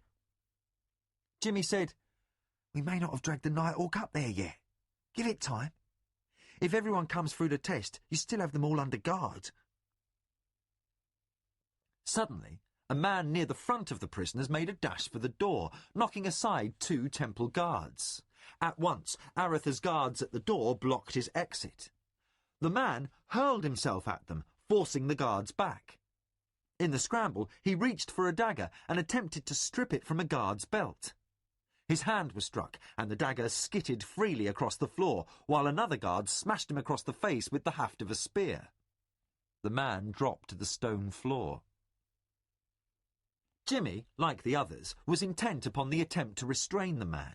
Then, as if time slowed, he saw another prisoner calmly bend over and pick up the dagger. With cool purpose, the man stood, turned, reversed the dagger, and held the blade between thumb and forefinger. He pulled back his arm and, as Jimmy's mouth opened to shout a warning, he threw the dagger. Jimmy sprang forward to knock Aretha aside, but he was a moment too late. The dagger struck. A priest cried blasphemy at the attack. Then all looked toward the prince. Aretha staggered, his eyes widening with astonishment as he stared down at the blade protruding from his chest. Laurie and Jimmy both caught his arms, holding him up. Aretha looked at Jimmy, his mouth moving silently, as if trying to speak with the most difficult task imaginable. Then his eyes rolled up into his head, and he slumped forward, still held up by Laurie and Jimmy. Jimmy sat quietly while Roald paced the room. Carline sat opposite the boy, lost in her own thoughts. They waited outside Aretha's bedchamber, while Father Nathan and the royal chirurgeon worked feverishly to save Aretha's life. Nathan had showed no regard for rank as he had ordered everyone out of Aretha's room, refusing even to let Carline glimpse her brother. At first, Jimmy had judged the wound serious but not fatal. He had seen men survive worse. But now the time was dragging on, and the young man began to fret. By now, Aretha should have been resting quietly, but there had been no word from within his chambers. Jimmy feared this meant complications. He closed his eyes and rubbed at them a moment, sighing aloud. Again he had acted, but too late to stave off disaster. Fighting back his own feelings of guilt, he was startled when a voice next to him said, "Don't blame yourself." He looked to find Carline had moved to sit beside him. With a faint smile he said, "Reading minds, Duchess." She shook her head, fighting back tears. "No, I just remembered how hard you took it when Anita was injured." Jimmy could only nod. Laurie came in and crossed to the door of the bedchamber to speak quietly to the guard. The guard quickly entered and returned a moment later, whispering an answer. Laurie went over to his wife, kissed her lightly on the cheek and said, "I've dispatched riders to fetch Anita back and lifted the quarantine." As senior noble in the city, Laurie had assumed a position of authority, working with Volney and Gardan to restore order to a city in turmoil. While the crisis was likely over, certain restraints were kept enforced to prevent any backlash from angry citizens. Curfew would stay in effect for a few more days, and large gatherings would be dispersed. Laurie spoke softly. "I've more duties to discharge. I'll be back shortly." He rose and left the antechamber. Time dragged on. Jimmy remained lost in thought. In the short time he had been with the prince, his world had changed radically. From street boy and thief to squire had entailed a complete shift in attitudes towards others, though some vestige of his former wariness had stood him in good stead when dealing with court intrigue. Still, the prince and his family and friends had become the only people in Jimmy's life who meant something to the boy, and he feared for them. His disquiet had grown in proportion to the passing hours, and now bordered on alarm. The ministrations of the chirurgeon and the priest were taking far too long. Jimmy knew something was very wrong. Then the door opened and a guard was motioned inside. He appeared a moment later, hurrying down the hall. In short order, Laurie, Gardan, Valdis and Volney were back before the door. Without taking her eyes from the closed portal, Carline reached out and clutched at Jimmy's hand. Jimmy glanced over and was startled to see her eyes brimming with tears. With dread certainty, the young man knew what was happening. The door opened, and a white-faced Nathan appeared. He looked around the room and began to speak, but halted, as if the words were too difficult to utter. At last, he simply said, "He's dead." Jimmy couldn't contain himself. He sprang from the bench and pushed past those before the door, not recognizing his own voice, crying, "No!"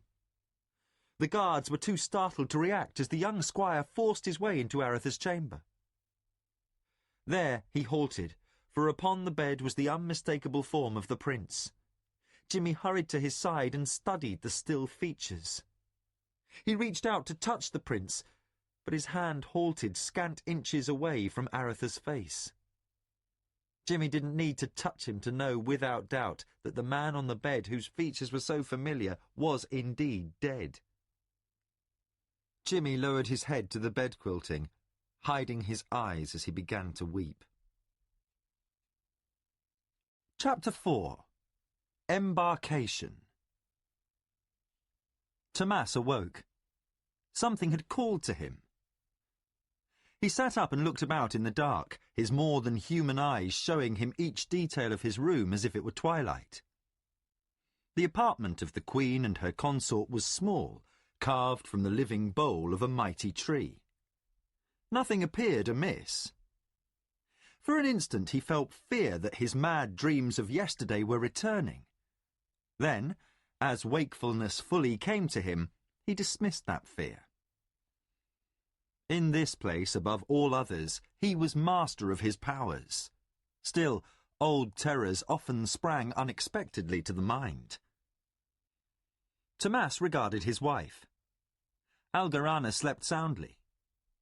Then he was on his feet, moving to where Carlis lay. Almost 2 years old now, the boy slept in an alcove adjoining his parents' quarters. The little prince of Elvendar slept soundly, his face a mask of repose. Then the call came again, and Tomas knew who called him.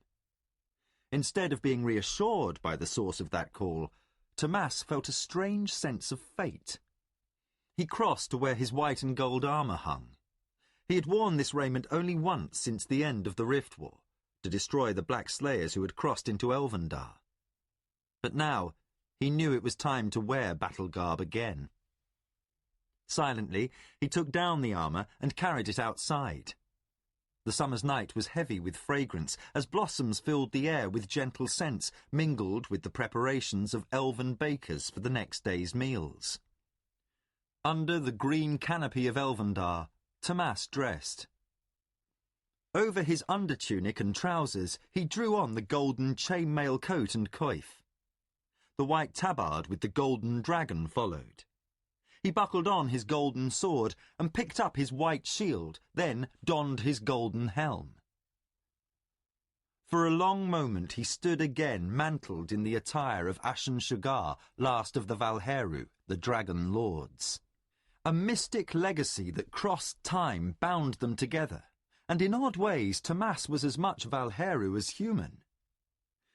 His basic nature was that of a man, raised by his father and mother in the kitchen of Castle Criddy, but his powers were clearly more than human. The armour no longer held that power. It had been but a conduit fashioned by the sorcerer Macross the Black, who had conspired to have Tomas inherit the ancient powers of the Valheru. Now they resided in Tomas, but he still felt somehow lessened when he forwent the gold and white armour. He closed his eyes and, with arts long unused, willed himself to travel where his caller awaited. Golden light enveloped Tomas, and suddenly Faster than the eye could apprehend, he flew through the trees of the elven forest. Past unsuspecting elven sentries he sped until he reached a large clearing far to the northwest of the Queen's court. Then he again stood in corporeal form, seeking the author of the call to him. From out of the trees, a black-robed man approached, one whose face was familiar to Tomas. When the short figure had reached him, the two embraced, for they had been foster brothers as children. Tomas said, "This is a strange reunion, Pug.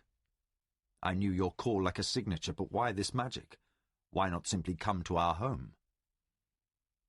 "We need to speak in private. I have been away." "So Aretha reported last summer. He said you stayed upon the Surani world to discover some cause behind these dark attacks by Mamandamus." "I have learned things over the last year, Tomas." He led Tomas to a fallen tree, and they sat upon the trunk. "I'm certain now, beyond doubt, that what stands behind Mamandamus is what the Surani know as the enemy, an ancient thing of awesome abilities. That terrible entity seeks entrance to our world and manipulates the Moradel and their allies toward what particular ends I do not know. How a Moradel army gathering or assassins killing Aretha can aid the enemy's entrance into our space-time is beyond my understanding." For a moment, he fell into a reflective mood.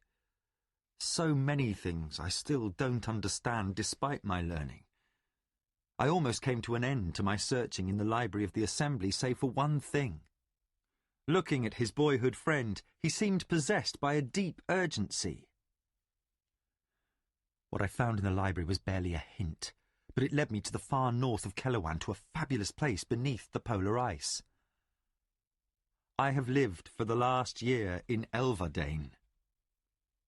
Tomas blinked in confusion. "Elverdane? That means elven refuge, as Elvendar means elven home. Who?" "I have been studying with the Eldar." "The Eldar?" Tomas appeared even more confused. Memories of his life as Ashen Shugar came pouring back. The Eldar were those elves most trusted by their Dragon Lord masters, those who had access to many tomes of power pillaged from the worlds the Dragon Lords raided. Compared to their masters, they were weak.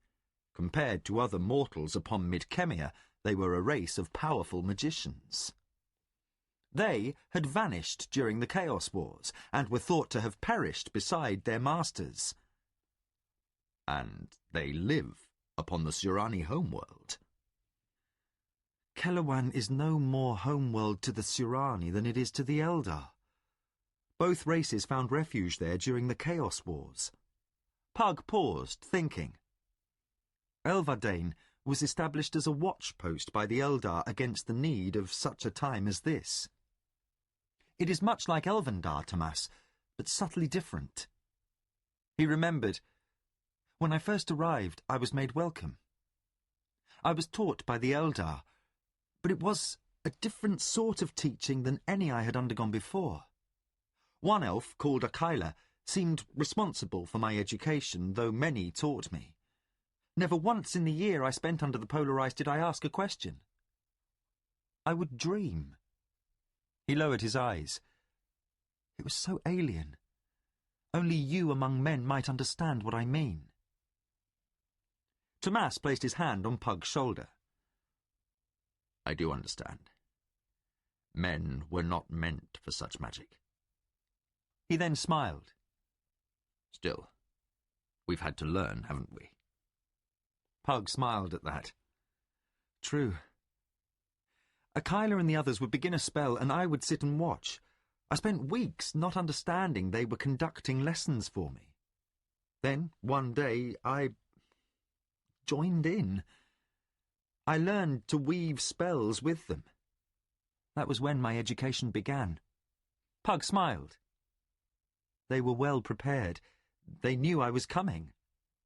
Tomas's eyes widened. "How?" "Macross. It appears he told them a likely student might be coming their way. That indicates some connection between the war and these odd occurrences of the last year. Yes. Pug fell silent. I've learned 3 things. The first is that there is no truth to our concept of there being many paths of magic. All is magic. Only the limits of the practitioner dictate what path is followed. Second, despite my learning, I am but just beginning to understand all that was taught to me. For while I never asked a question, the Eldar also never gave an answer. He shivered. They are so different from anything else. I don't know if it's the isolation, the lack of normal congress with others of their kind, or what, but Elverdane is so alien it makes Elvendar feel as familiar as the woods outside Criddy. Pug sighed. It was so frustrating at times. Each day I would arise and wander the woods, waiting until an opportunity to learn presented itself. I now know more of magic than any on this world, now that Macross is gone. But I know nothing more about what we face. Somehow, I was forged as a tool, without fully understanding my purpose. But you have suspicions. Yes, though I will not share them, not even with you, until I am sure. Pug stood. I have learned much, but I need to learn more. This is certain. It is the 3rd thing I told you I had learned. Both worlds face the gravest threat since the Chaos Wars. Pug rose, looking Tomas in the eyes. We must be going. Going? Where? All of that will become apparent. We are poorly equipped to enter the struggle. We are ill-informed, and knowledge is slow in coming. So we must go seek knowledge. You must come with me, now. Where? To where we may learn that which may gain us advantage, to the Oracle of Arl. Tomas studied Pug's face. In all the years they had known each other, Tomas had never seen the young magician so intense. Quietly, Tomas said, To other worlds. That is why I need you. Your arts are alien to mine. A rift to Kellowan I can manage, but to travel to worlds I know only through millennia-old tomes. Between the 2 of us, we have a chance. Will you aid me? Of course. I must speak to Aglarana. No. Pug's tone was firm. There are reasons. Mostly, I suspect something even more dread than what I know. If what I suspect is true, then no one beyond the 2 of us may know what we undertake. To share the knowledge of this quest with another is to risk the ruination of everything. Those you seek to comfort will be destroyed. Better to let them doubt a while. Tomas weighed Pug's words. One thing was certain to the boy from Criddy turned Valheru. One of the few beings in the universe worthy of complete, utter trust now spoke to him. I dislike this, but I will accept your caution. How shall we proceed? To traverse the cosmos, perhaps even to swim the time stream, we need a steed only you may command. Tomas looked away, peering into the darkness. It has been ages. Like all the former servants of the Valheru, those you speak of have become stronger-willed over the centuries and are unlikely to serve willingly. He thought, remembering images of long ago. Still, I will try. Moving to the centre of the clearing, Tomas closed his eyes and raised his arms high above his head. Pug watched silently. For long moments there was no movement by either man. Then the young man in white and gold turned to face Pug. One answers from a great distance, but she comes with great speed. Soon. Time passed, and the stars overhead moved in their course. Then, In the distance, the sound of mighty wings beating upon the night air could be heard. Soon the sound was a loud rush of wind, and a titanic shape blotted out the stars. Landing in the clearing was a gigantic figure, its descent swift and light despite its size. Wings, spanning over 100 feet on each side, gently landed a body bulking larger than any other creature on Midkemia. Silver sparkles of moonlight danced over golden scales as a greater dragon settled to the earth. A head the size of a heavy wagon lowered until it hung just above and before the two men. Giant eyes of ruby colour regarded them. Then the creature spoke. "Who dares summon me?" Tomas answered, "I, who was once Ashen Sugar." The creature's mood was apparent. Irritation mixed with curiosity. "Thinkest thou to command me as my forebears were commanded by thine? Then know, we of dragon kind have grown in power and cunning. Never willingly shall we serve again. Standest thou ready to dispute this?" Tomas raised hands in a sign of supplication. "We seek allies, not servants. I am Tomas, who, with Dolgan the dwarf, sat the death watch with Ruach at the last. He counted me as a friend, and his gift was that which has made me again Valheru." The dragon considered this. Then she answered, "That song was well sung and loudly, Tomas, friend of Ruach. In our lore, no more marvellous thing has occurred, for when Ruach passed, he coursed the skies one last time, as if his youth had been restored, and he sang his death song with vigour. In it, he spoke of thee and the dwarf Dolgan. All of the greater dragons listened to his song and gave thanks. For that kindness, I will listen to thy need." We seek places barred from us by space and time. Upon your back I may breach such barriers. The dragon seemed leery of the notion of one of her kind again carrying a Valheru, despite Tomas's reassurance. "For what cause dost thou seek?"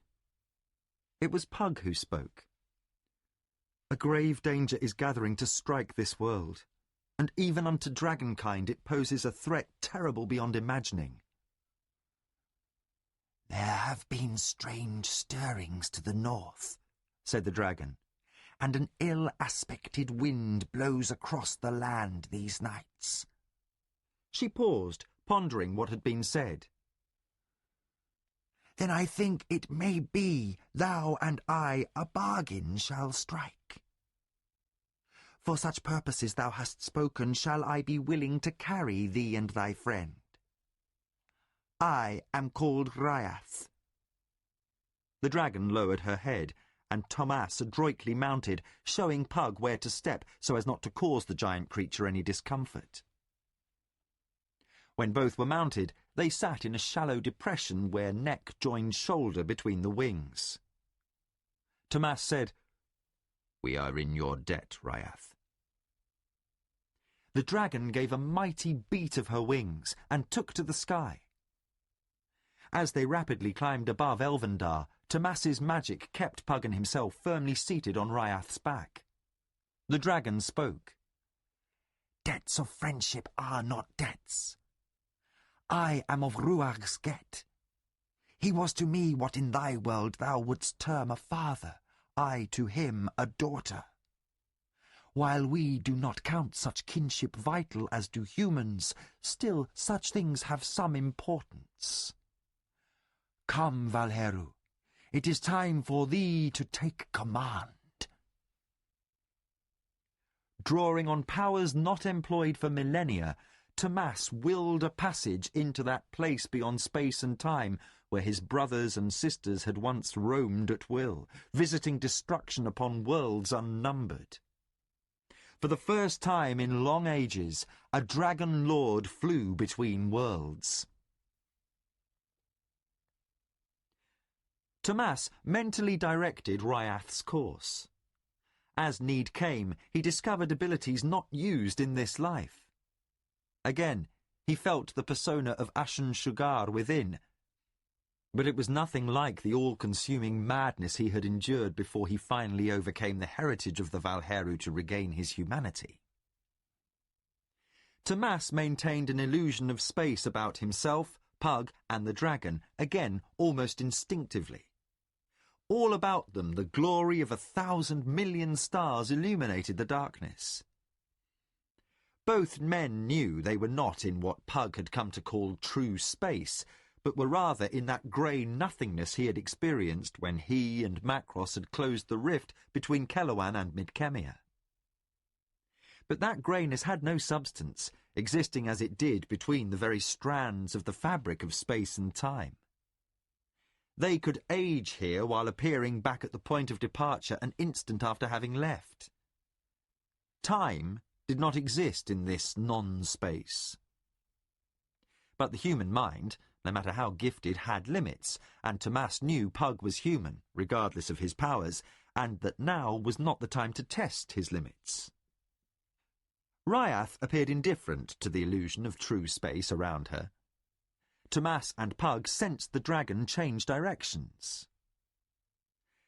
The dragon's ability to navigate in this nothingness was a source of interest to Pug.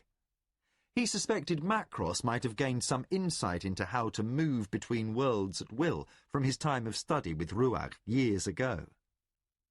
Pug made a mental note to search through Macross's works back at Stardock for that information. They emerged in normal space, thundering into existence with a loud report.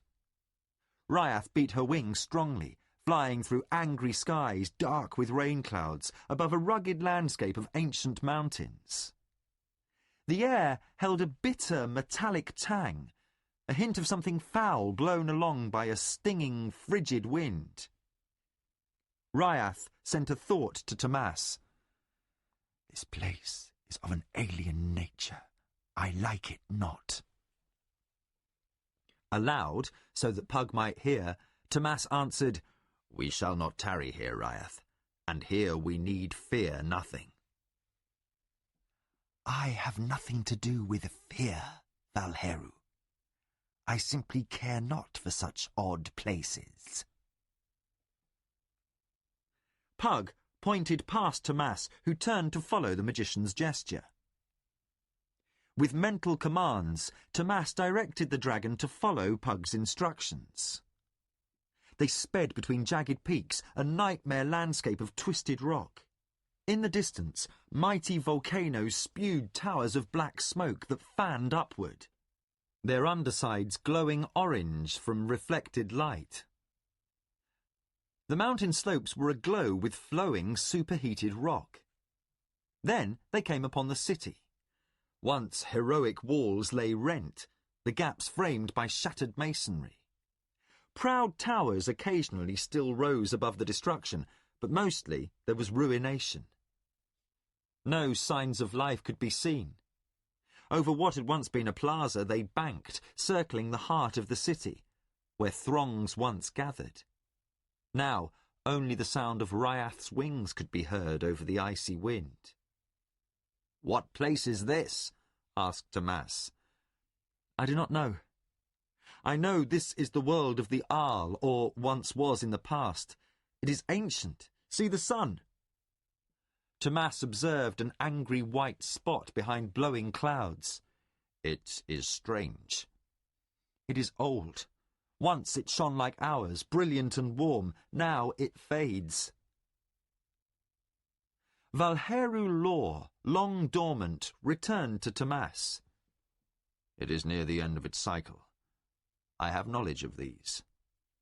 Sometimes they simply dwindle to nothing. Other times they explode in titanic fury. I wonder which this will be." I don't know. Perhaps the oracle knows. Pug directed Tomas toward a distant range of mountains. Toward the mountains they sped, Ryath's powerful wings carrying them swiftly. The city had stood on the edge of tableland, once cultivated, they suspected. But nothing hinting of farms remained, save a single stretch of what seemed an aqueduct, standing isolated in the centre of the broad plain, a silent monument to a long-dead people. Then Ryath began to climb as they approached the mountains. Once again they flew between mountain peaks, these old and worn by wind and rain. "There," said Pug. "We have arrived." Following Tomas's mental instructions, Ryath circled above a peak. Upon the south-facing rocks, a clear flat place was revealed before a large cave. There was no room for the giant dragon to land, so Tomas used his powers to levitate himself and Pug from her back. Ryath sent a message that she would fly to hunt, returning at Tomas's call. Tomas wished her success, but expected the dragon to return hungry. They floated through a damp, wind-blown sky, so darkened by the storm there was little difference between day and night. They alighted upon the ledge before the cave. They watched Ryath speed away. Pug said, "There is no danger here, but we may yet travel to places of great peril. Do you think Ryath truly without fear?" Tomas turned to Pug with a smile. "I think her so. In my dreams of ancient days I touched the minds of her ancestors, and this dragon is to them as they were to your Phantus." "Then it is good she joins us willingly. It would have been difficult to persuade her otherwise." Tomas agreed. "I could have destroyed her without a doubt, but bend her to my will? I think not. The days of the Valheru ruling without question are long since vanished." Pug studied the alien landscape below the ledge. "This is a sad and hollow place. In the tomes harboured in Elverdane, this world is described. It was once adorned with vast cities, homes to nations. Now nothing is left." Tomas asked quietly, "What became of those people?" "The sun waned, weather changed. Earthquakes, famine, war. Whatever it was, it brought utter destruction."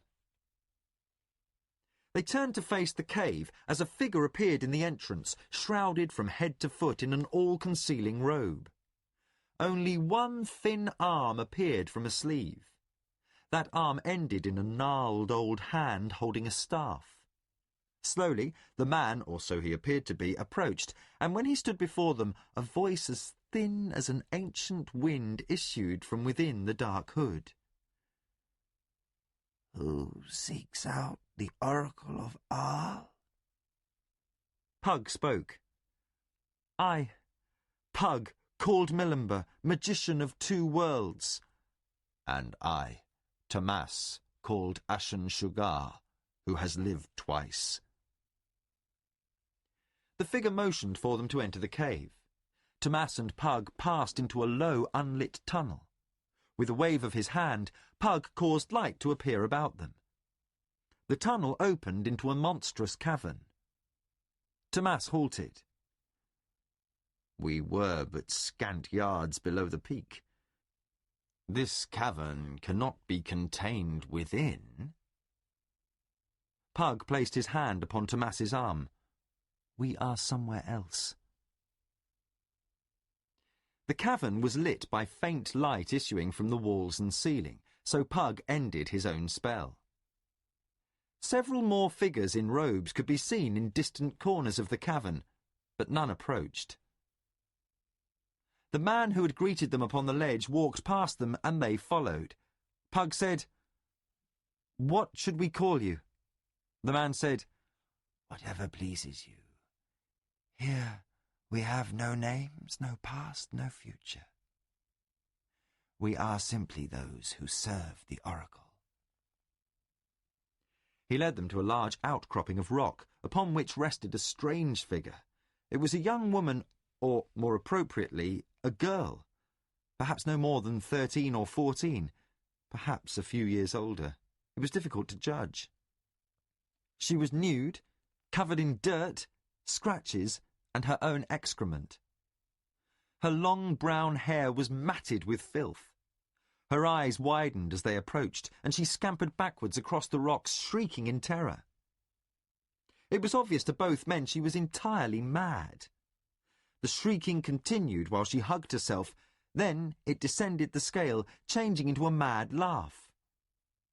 Suddenly, the girl gave the men an appraising look and began to pull at her hair in a pitiful imitation of combing, as if she was suddenly concerned about her appearance. Without words, the man with the staff indicated the girl. Tomas said, "This, then, is the oracle?" The hooded figure nodded. "This is the present oracle. She will serve until her death. Then another will come, as she came when she who was oracle before died. So it has always been, and so will it always be." "How do you survive on this dead world?" "We trade. Our race has perished, but others, such as yourselves, seek us out. We abide." He pointed to the cowering girl. "She is our wealth. Ask what you will." "And the price?" inquired Pug. The hooded man repeated himself. "Ask what you will. The oracle answers as she chooses. When she chooses, she will name a price. She may ask for a sweet, a fruit, or your still beating heart to eat. She may ask for a bauble with which to play." He indicated a pile of odd devices cast off in the corner. "She may ask for 100 sheep, or 100 weight of grain or gold. You must decide if the knowledge you seek is worth the price asked. She sometimes answers without a price, and ofttimes she will not answer, no matter what is offered. Her nature is capricious." Pug stepped up to the cowering girl. She stared at him a long moment, then smiled absently, playing with her stringy hair. Pug said, "We seek to learn the future." The girl's eyes narrowed, and suddenly there was no hint of madness within. It was as if another person instantly inhabited her. In a calm voice she answered, "To learn this, then, will you give me my price?" "Name your price." "Save me." Tomas looked at the guide.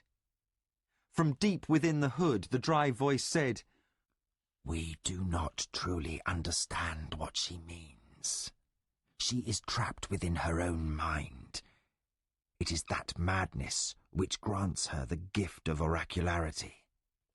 Free her of that madness, and she no longer will be the oracle. So she must have another meaning." Pug said, "Save you from what?" The girl laughed. Then the calm voice returned. "If you do not understand, you cannot save me." The figure in robes seemed to shrug. Pug considered, then said, "I think I do understand." He reached out, seizing the girl's hand between his hands.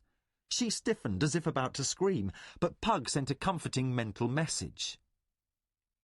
What he was about to attempt was something formerly thought to be solely the province of clerics, but his time with the Eldar at Elverdane had taught him that the only real limits to magic were those of the practitioner. Pug closed his eyes and entered madness. Pug stood in a landscape of shifting walls, a maze of maddening colours and shapes. The horizon changed with each step, and perspective was non-existent. He looked down at his hands and watched them suddenly grow larger until they were the size of melons, then just as rapidly shrink until they were smaller than a child's. He looked up and could see the walls of the maze receding and approaching seemingly at random, while their colour and pattern flashed through a dozen changes. Even the ground beneath his feet was a red and white chessboard one moment, a pattern of black and grey lines the next, then large blue and green spots on red. Angry, flashing lights sought to blind him. Pug took hold of his own perceptions. He knew he was still within the cavern, and this illusion was an extension of his own need for a physical analogue in dealing with the girl's madness. First, he stabilised himself so the strange shifting of limbs halted. To act rashly at any point could destroy the girl's brittle mind, and he had no way to judge what that would do to him, given his present contact with that mind. He might, somehow, be trapped in her madness. An unpleasant prospect. Over the last year, Pug had learned a great deal about controlling his arts, but he had also learned their limits, and he knew what he did carried some risk.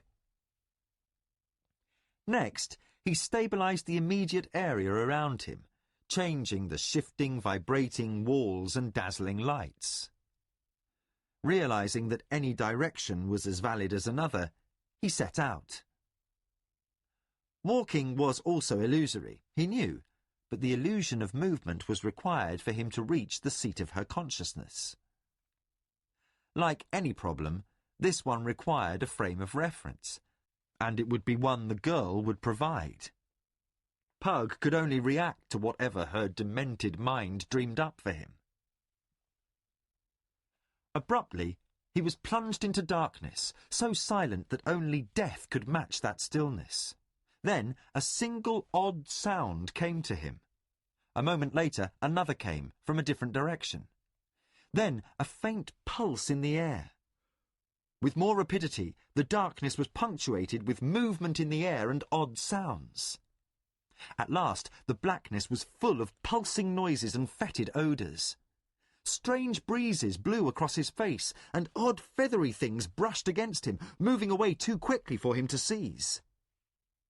He created light, and discovered himself in a large cavern much like the real one in which he and Tomas now stood. Nothing else stirred. Within the illusion he called out. No answer. The landscape shuddered and shifted, and he stood upon a beautiful greensward lined by graceful trees too perfect to exist in reality. They formed boundaries that pointed toward an impossibly lovely palace of white marble, adorned with gold and turquoise, amber and jade, opal and chalcedony. A place so startlingly wonderful that Pug could only stand in mute appreciation. The image was emotionally laden with the feeling that this was the most perfect place in the universe, a sanctuary where no trouble intruded, where one could wait out eternity in absolute contentment. Again, the landscape shifted, and he stood within the halls of a palace. From the white marble floors flecked with gold to pillars of ebony, it was the most lavish image of wealth he had ever perceived, surpassing even the palace of the warlord in Kentasani. The ceiling was carved quartz, admitting sunlight with a rosy glow, and the walls were bedecked with rich tapestries woven with gold and silver threads. Ebony doors with ivory trim and studdings of precious stones were common to every portal, and wherever Pug looked, he saw gold.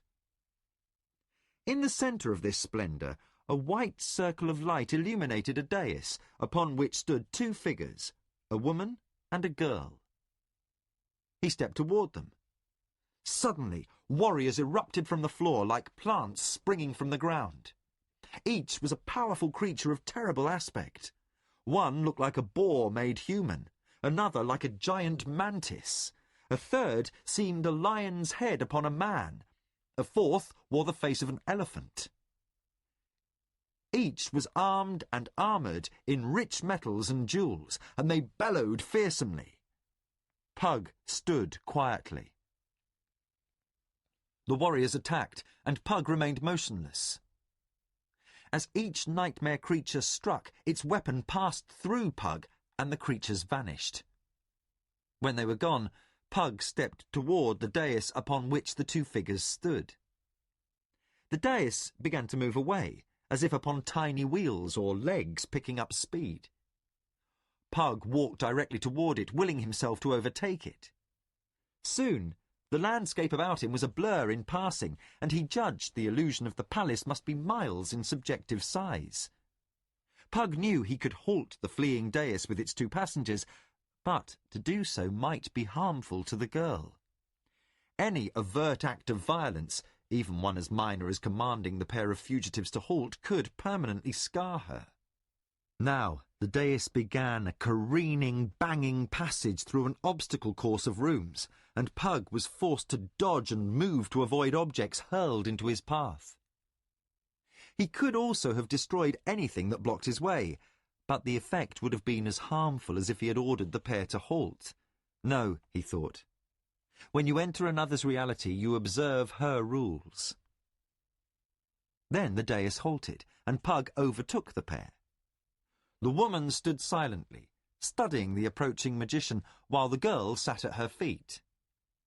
Unlike her real appearance, here the girl was beautifully clothed in a gown of soft, translucent silk. Her hair was gathered atop her head in a magnificent fashion, held by pins of silver and gold, each bearing a jewel. While it was impossible to judge how the girl looked in truth beneath the dirt, here she was a young woman of astonishing beauty. Then the beautiful girl stood and grew, changing before his eyes to a horror of gigantic proportions. Large, hairy arms sprouted from soft shoulders, while her head became that of an enraged eagle. Lightning cascaded from her ruby eyes as claws came crashing down upon Pug. He stood motionless. The claws passed harmlessly through him, for he refused to take part in this reality. Suddenly, the monster vanished, and the girl was as he had seen her in the cave, nude, filthy, and mad. Looking at the woman, Pug said, "You are the oracle." "I am." She was regal, proud, and alien. While she looked entirely human, Pug guessed that was part of the illusion. She would be something else in truth, or had been when she was alive. Pug now understood. "If I free her, what of you?" "I must find another, and soon, or I will cease my existence. That is as it has always been, and how it must be." "So another must succumb to this?" "That is as it has always been." "If I free her, what of her?" "She will be as she was when brought here. She is young and will regain her sanity."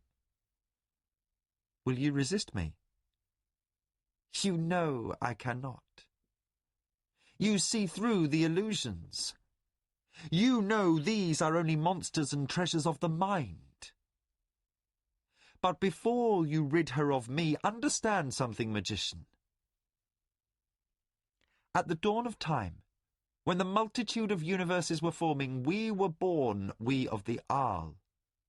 When your Valheru companion and his kin raged across the heavens, we were old and wise beyond their understanding.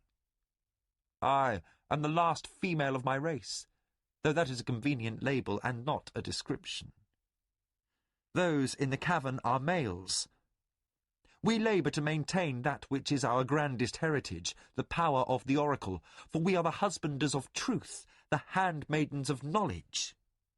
It was found in ages past that I could continue to exist within the minds of others, but at the price of their own sanity. It was considered a necessary evil to corrupt a few members of lesser races in exchange for maintaining the power of the Aal. We would that it were otherwise, but it is not. For I need living minds in which to exist. Take the girl. She is nothing, a simple child of unknown parentage. On her homeworld, she would have become at best the drudge of some peasant, at worst a whore for men's amusement. Within her mind, I've given her riches beyond the dreams of the most powerful kings. What will you give her in its place? Her own fate? But I think another sort of salvation was spoken of, one for you both. You are perceptive, magician. The star around which this world moves is close to dying. Its erratic cycle is the cause of this planet's ruination. Already we endure an age of volcanism not seen for aeons. Within a handspan of years, this world will end in fiery death. We stand upon the third world to be called home by the Aal, but now our race has vanished into time, and we lack the means of finding a fourth world. To answer your needs, you must be willing to answer ours. Relocating you to another world is no difficulty. There are less than a dozen of you. It is agreed. Perhaps we may even find a way to prevent another's mind being sacrificed. He inclined his head toward the figure of the cowering girl. That would be preferable, but we have not as yet discovered means. Still, if you will find us a haven, I will answer your queries. A bargain has been set. This, then, I propose. Upon my world, I have means to ensure a place of safekeeping for you and yours. I am counted kin to our king by adoption, and he will be favourably disposed to my request. But know that my world stands in peril, and you will share that risk. That is unacceptable. Then we shall have no bargain, and all will perish. For I will fail in my undertaking, and this world will vanish in a cloud of flaming gases. The woman remained grave in appearance. After a long silence, she said, I shall amend our bargain. I will provide you with the power of the oracle in exchange for this safe haven when you have completed your quest. Quest? I read the future. And as we near agreement, the lines of probability resolve themselves, and the most likely future is revealed to my sight. Even as we speak, I see what you will undertake, and it is a way fraught with perils. She stood silently for a moment, then softly said, Now I understand what you face. I agree to these terms, as you must. Pug shrugged. Agreed. When all has been favourably resolved, we shall carry you to a place of safety. Return to the cavern. Pug opened his eyes. Tomas and the servants of the oracle stood as they had done when he had begun the mind contact. He asked Tomas, How long have I been standing here? A few moments, no longer. Pug stepped away from the girl. She opened her eyes, and her voice was strong, untainted by madness, but carrying a hint of the alien woman's speech. Know that darkness unfolds and gathers, coming from where it has been confined, seeking to regain that which was lost, to the utter ruination of all you love, to the redemption of all you hold in terror. Go and find the one who knows all, who has from the first understood the truth. Only he can guide you to the final confrontation. Only he. Tomas and Pug exchanged glances, and even as Pug spoke, he knew the answer to his question. Whom must I seek? The girl's eyes seemed to pierce his soul. Calmly she said, You must find Macross the Black. Chapter 5. Criddy. Martin crouched. He motioned for those behind to remain quiet as he listened for movement in the deep thicket. Sundown was approaching, and animals should have been appearing at the edge of the pond, but something had driven away most of the game. Martin hunted the source of that disruption.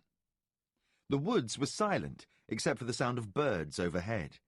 Then, something rustled in the bush. A stag leaped forward, bounding over the edge of the clearing. Martin dodged to his right, avoiding the stag's antlers and flying hooves as the frightened animal sprang past. He could hear the scurrying of his companions as they avoided being trampled by the fleeing animal. Then Martin heard a deep grumbling sound issuing from where the stag had fled. Whatever had spurred the animal into flight was approaching through the undergrowth. Martin waited, his bow ready. He watched as the bear limped into view. At a time it should be getting fat and glossy, this animal was weak and scrawny, as thin as if it had just emerged from a long winter's sleep. Martin studied it as it lowered its head to drink from the pool. Some injury had lamed the animal, sickening it and preventing it from getting the food it needed. 2 nights before, the bear had mauled a farmer who had attempted to defend his milk cow. The man had died, and Martin had been tracking the bear since. It was a rogue and had to be killed. The sound of horses carried through the woods, and the bear's muzzle came up as it sniffed the air. A questioning growl escaped its throat as it rose on hind legs, followed by an angry roar as it smelt horses and men. "Damn," said Martin as he stood, drawing his bow. He had hoped to get a cleaner shot, but the animal would turn and flee in a moment. The arrow sped across the clearing, taking the bear below the neck in the shoulder. It was not a quick killing shot. The animal pawed at the shaft, its growls a bubbling liquid sound. Martin came around the pond, his hunting knife out, his 3 companions behind. Garrett, now huntmaster of Criddy, let fly his own arrow as Martin raced toward the bear. The second shaft took the beast in the chest, another serious but not yet fatal wound. Martin sprang at the bear while it pawed at the arrows embedded in its thick fur. The Duke of Criddy's large hunter's knife struck deep and true, taking the weak and confused animal in the throat. The bear died as it hit the ground. Baru and Charles followed, their bows at the ready. Charles, short and bandy-legged, wore the same green leather clothing as Garrett's, the uniform of a forester in Martin's service. Baru, tall and muscular, wore a plaid of green and black tartan, signifying the Iron Hills clan of the Herdati, slung over one shoulder, leather trousers, and buckskin boots. Martin knelt over the animal. He worked at the bear's shoulder with his knife, turning his head slightly at the sweetish rotting stench that came up from the gangrenous wound. Then he sat back, showing a bloody, pus-covered arrowhead. He said to Garrett in disgust, "When I was huntmaster for my father, I often ignored a little poaching here and there during a lean year. But if you find the man who shot this bear, I want him hung. And if he has anything of value, give it to the farmer's widow. He murdered that farmer as much as if he had shot him instead of the bear." Garrett took the arrowhead and examined it. "This arrowhead is home cast, your grace. Look at this odd line running down the side of the head. The man who cast these doesn't file the heads. He's as sloppy in his fletchery as his hunting. If we find a quiver of arrowheads with the same floor, we have our man. I'll pass word to the trackers." Then the long-faced huntmaster said, "If your grace had reached that bear before I'd hit it, we might have had 2 murders to charge the poacher with." His tone was disapproving. Martin smiled. "I had no doubt of your aim, Garrett. You're the only man I know who's a better shot than I. It's one of the reasons you're huntmaster." Charles said, "And because he's the only one of your trackers who can keep up with you when you decide to hunt." "You do set a fast pace, Lord Martin," agreed Baru. Well, said Garrett, not entirely appeased by Martin's answer. we might have had one more good shot before the bear ran. Might not. I'd rather jump it here in the clearing with you three coming than try to follow it into the brush, even with 3 arrows in it. He motioned toward the thicket a few yards away. It could get a little tight in there. Garrett looked at Charles and Baru. No argument as to that, Your Grace, he added, though it got a mite close out here. A calling voice sounded a short way off. Martin stood. Find out who's making all that noise. It almost cost us this kill.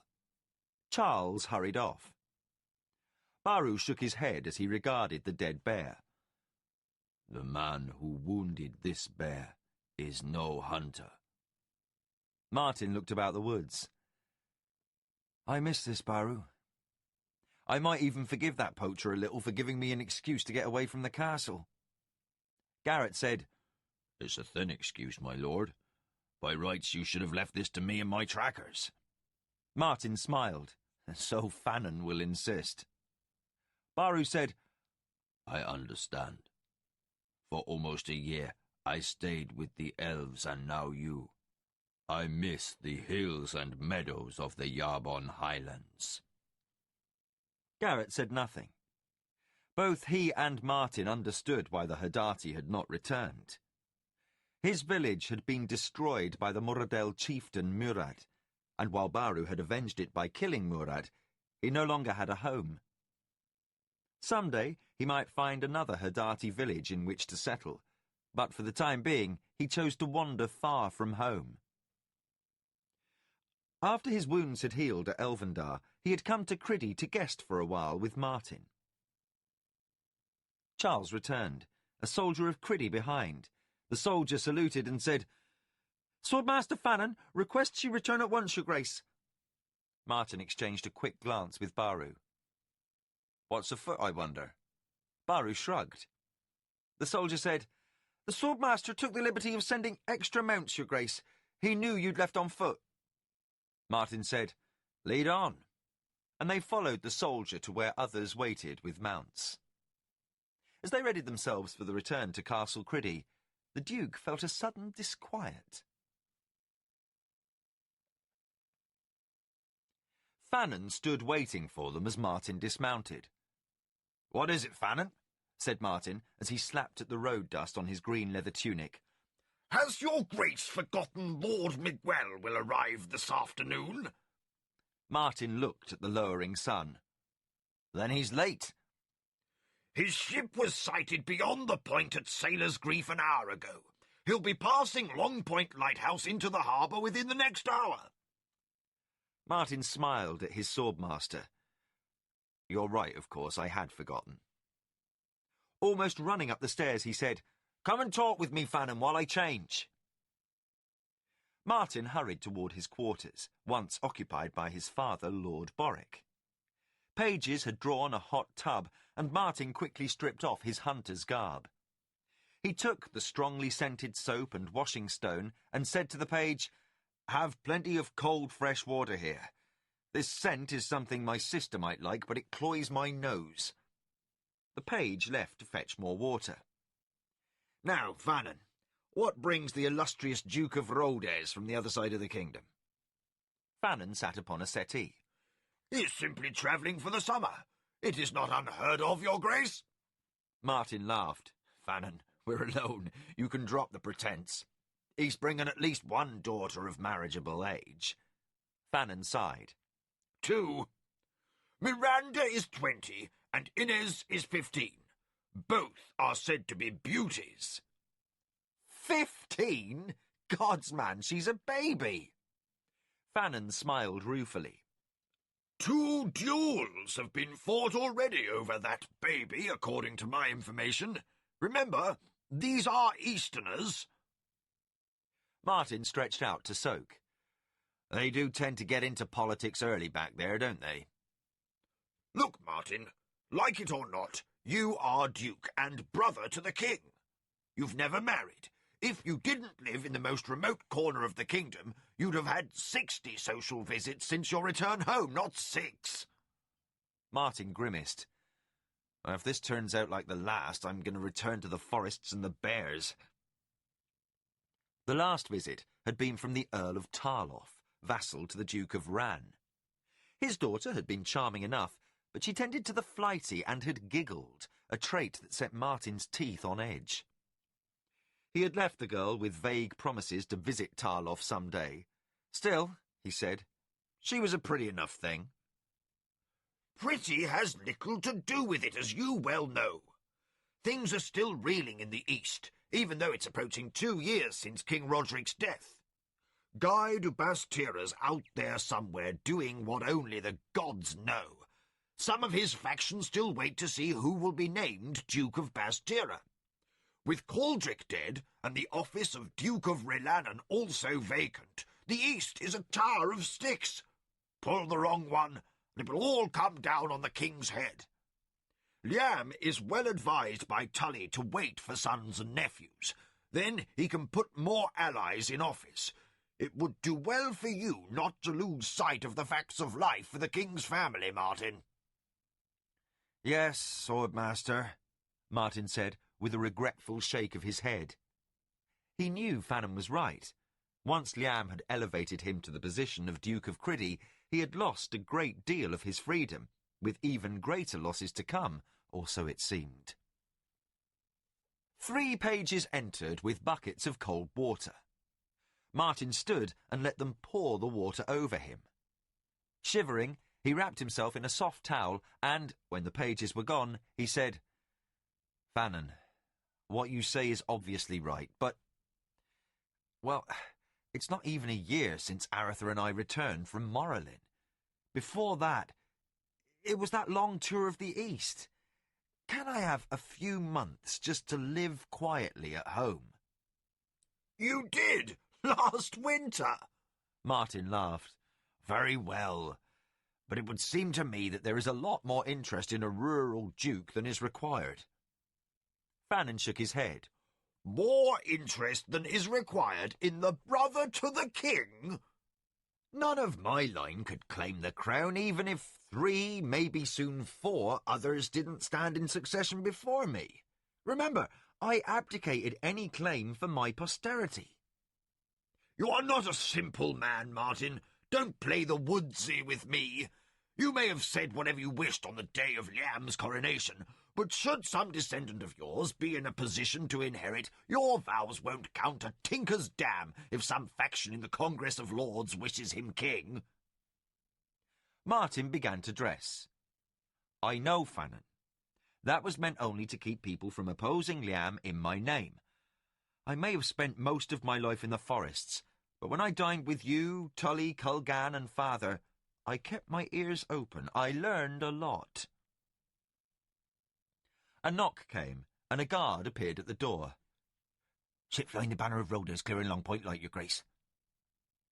Martin waved the guard out. He said to Fanon, I guess we better hurry to meet the Duke and his lovely daughters. Finishing his dressing, he said, I will be inspected and courted by the Duke's daughters, Fanon, but for the gods' love and patience, I hope neither of them giggles. Fanon nodded in sympathy as he followed Martin from the room. Martin smiled at Duke Miguel's jest. It concerned an Eastern lord Martin had met only once. The man's foibles might have been a source of humour to the Eastern lords, but the joke was lost on Martin. Martin cast a glance at the Duke's daughters. Both girls were lovely. Delicate features, pale complexions, framed by nearly black hair, and both had large, dark eyes. Miranda sat engaged in conversation with young Squire Wilfrid, third son of the Baron of Cars, and newly come to the court. Inez sat regarding Martin with frank appraisal. Martin felt his neck begin to colour and turned his attention back to her father. He could see why she had been the excuse for a duel between hot-headed youths. Martin didn't know a great deal about women, but he was an expert hunter, and he knew a predator when he saw one.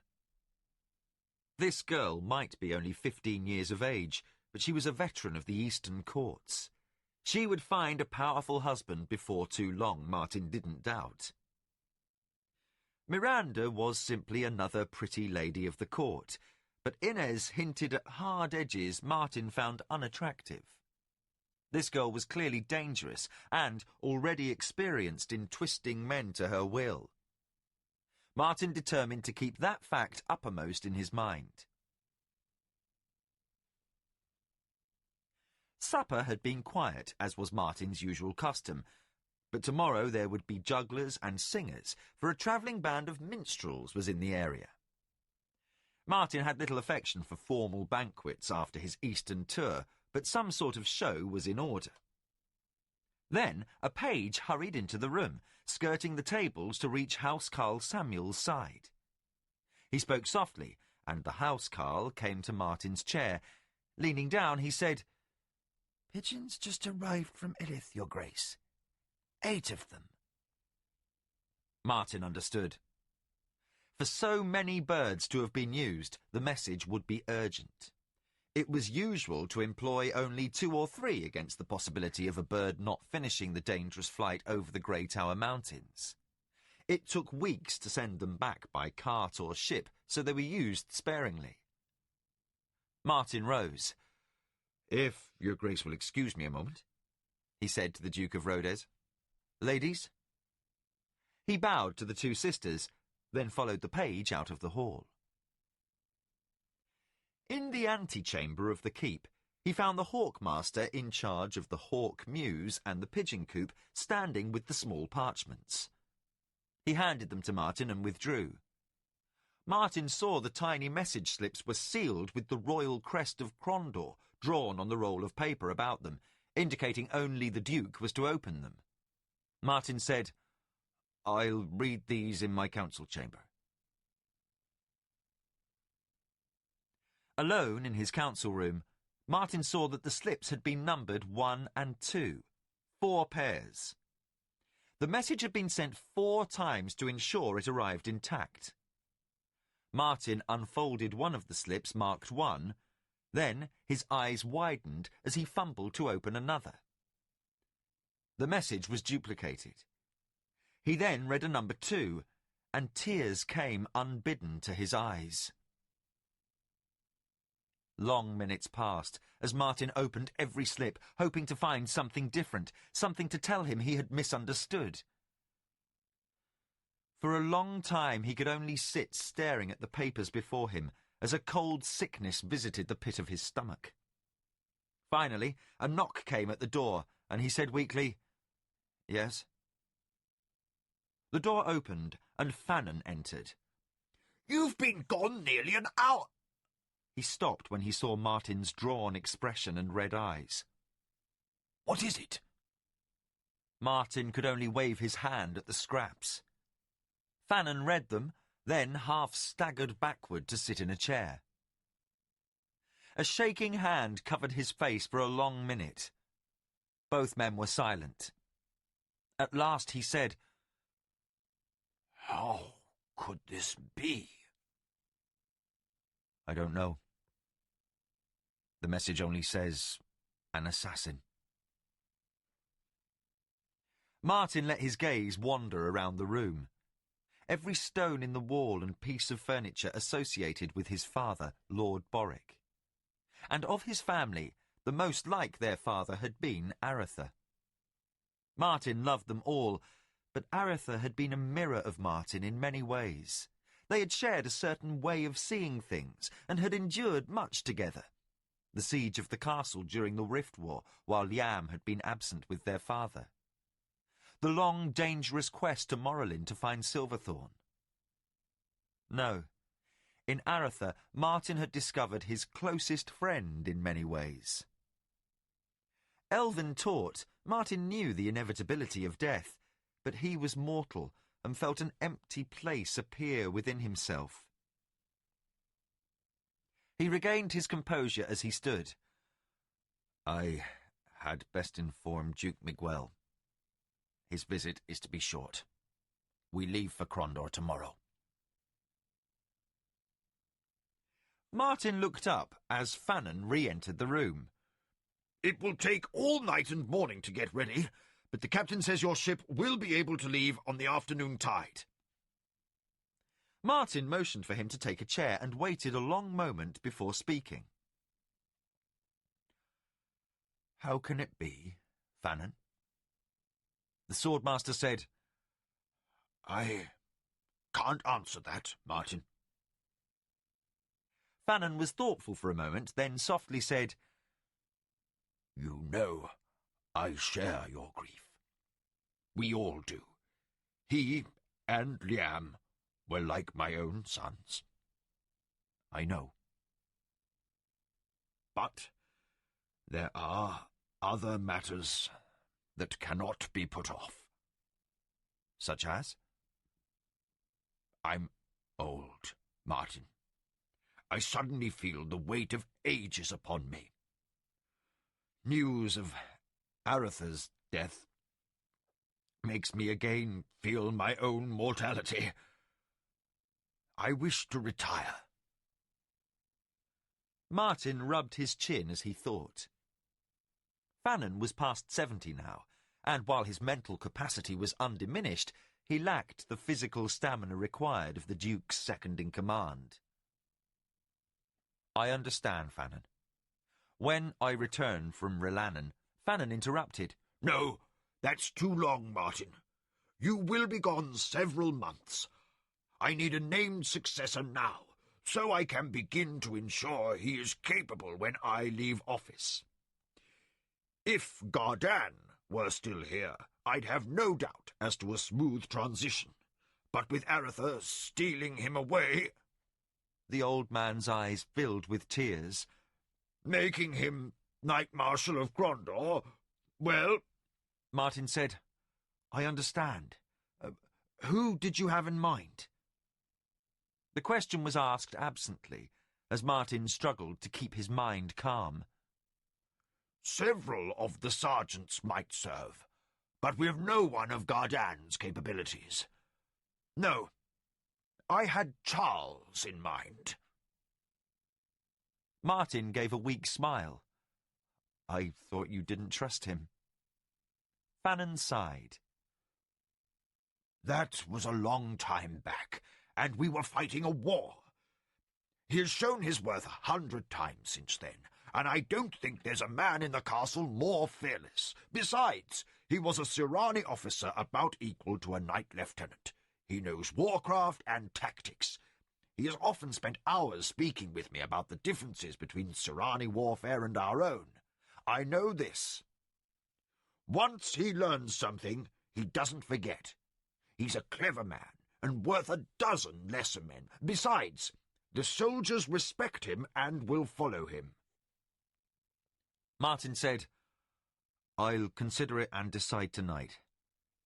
What else?" Fannon was silent for a time, as if speaking came with difficulty. "Martin, you and I have never been close. When your father called you to serve, I felt, as did others, that there was something strange about you. You were always aloof, and you had those odd, elvish ways.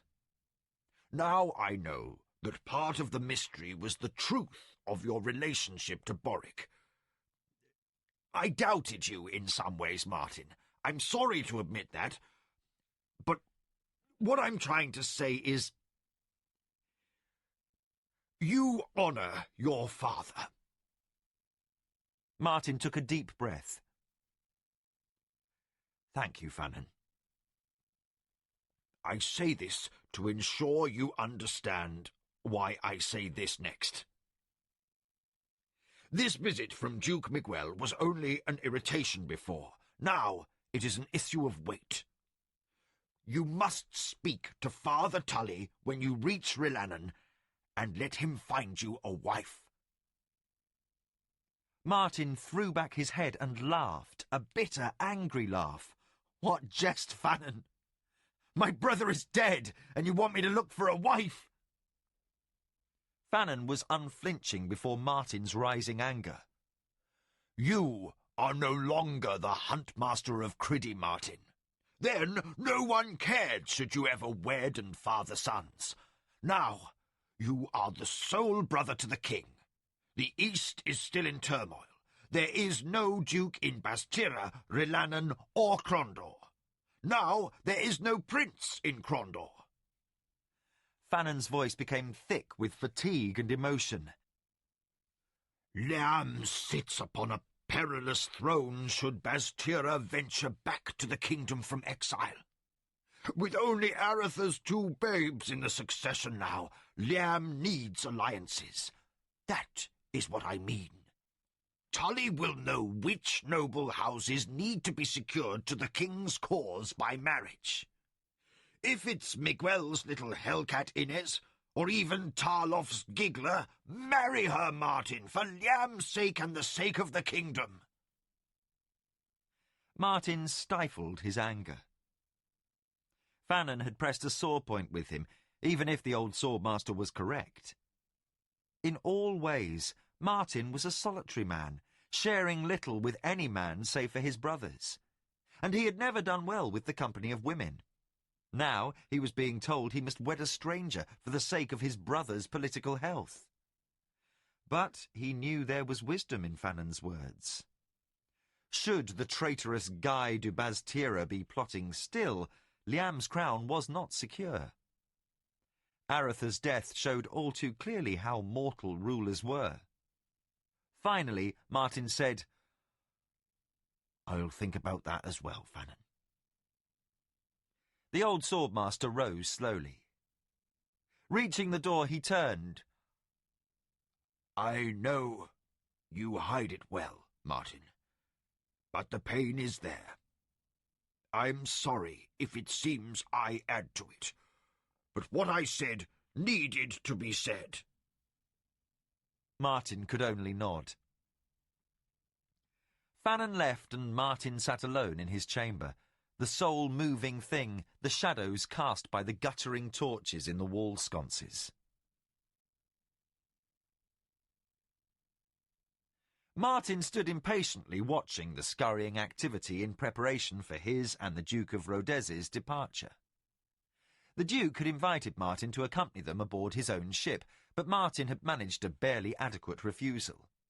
Only the obvious stress of dealing with Aretha's death had allowed him to rebuff the Duke without serious insult.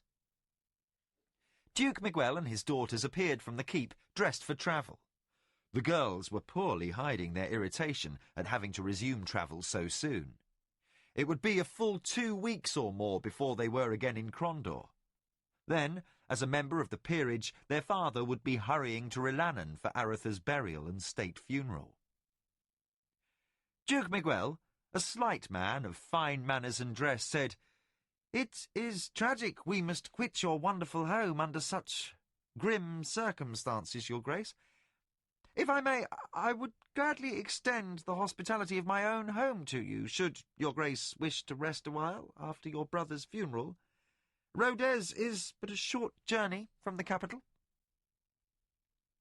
Martin's first impulse was to beg off, but, keeping Fannon's words of the night before in mind, he said, "Should time and circumstances permit, Your Grace, I'll be most happy to visit you. Thank you." He cast a glance at the 2 daughters, and determined then and there that, should Tully advise an alliance between Criddy and Rodez, it would be the quiet Miranda he would court. Inez was simply too much trouble gathered together in one place. The Duke and his daughters rode out in a carriage toward the harbour. Martin thought back to when his father had been Duke. No one in Criddy had need of a carriage, which served poorly on the dirt roads of the duchy, often turned to thick mud by the coastal rains. But, with the increasing number of visitors to the west, Martin had ordered one built. It seemed the Eastern ladies fared poorly on horseback while in court costume. He thought of Carline's riding like a man during the Riftwar in tight-fitting trousers and tunic, racing with Squire Rowland to the utter horror of her governess. Martin sighed. Neither of Miguel's girls would ever ride like that. Martin wondered if there was a woman anywhere who shared his need for rough living. Perhaps the best he could hope for would be a woman who would accept that need in him and not complain over his long absences while he hunted or visited his friends in Elvendar. Martin's musing was interrupted by a soldier accompanying the Hawkmaster, who held out another small parchment. "This just arrived, Your Grace." Martin took the parchment. Upon it was the crest of Salador. Martin waited until the Master Hawker had left to open it. Most likely it was a personal message from Carline. He opened it and read. He read again, then thoughtfully put the parchment in his belt pouch. After a long moment of reflection, he spoke to a soldier at post before the keep. "Fetch Swordmaster Fannon."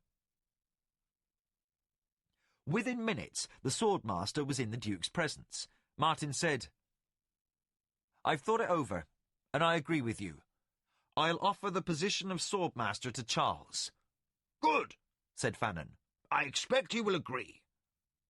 "Then, after I'm gone, Fannon, begin at once to instruct Charles in his office." Fannon said, "Yes, Your Grace." He started to turn away, but turned back toward Martin. "Your Grace?" Martin halted as he had just begun to walk back to the keep. "Yes?" "Are you all right?" Martin said, "Fine, Fannon. I've just received a note from Laurie informing me that Carline and Anita are well. Continue as you were."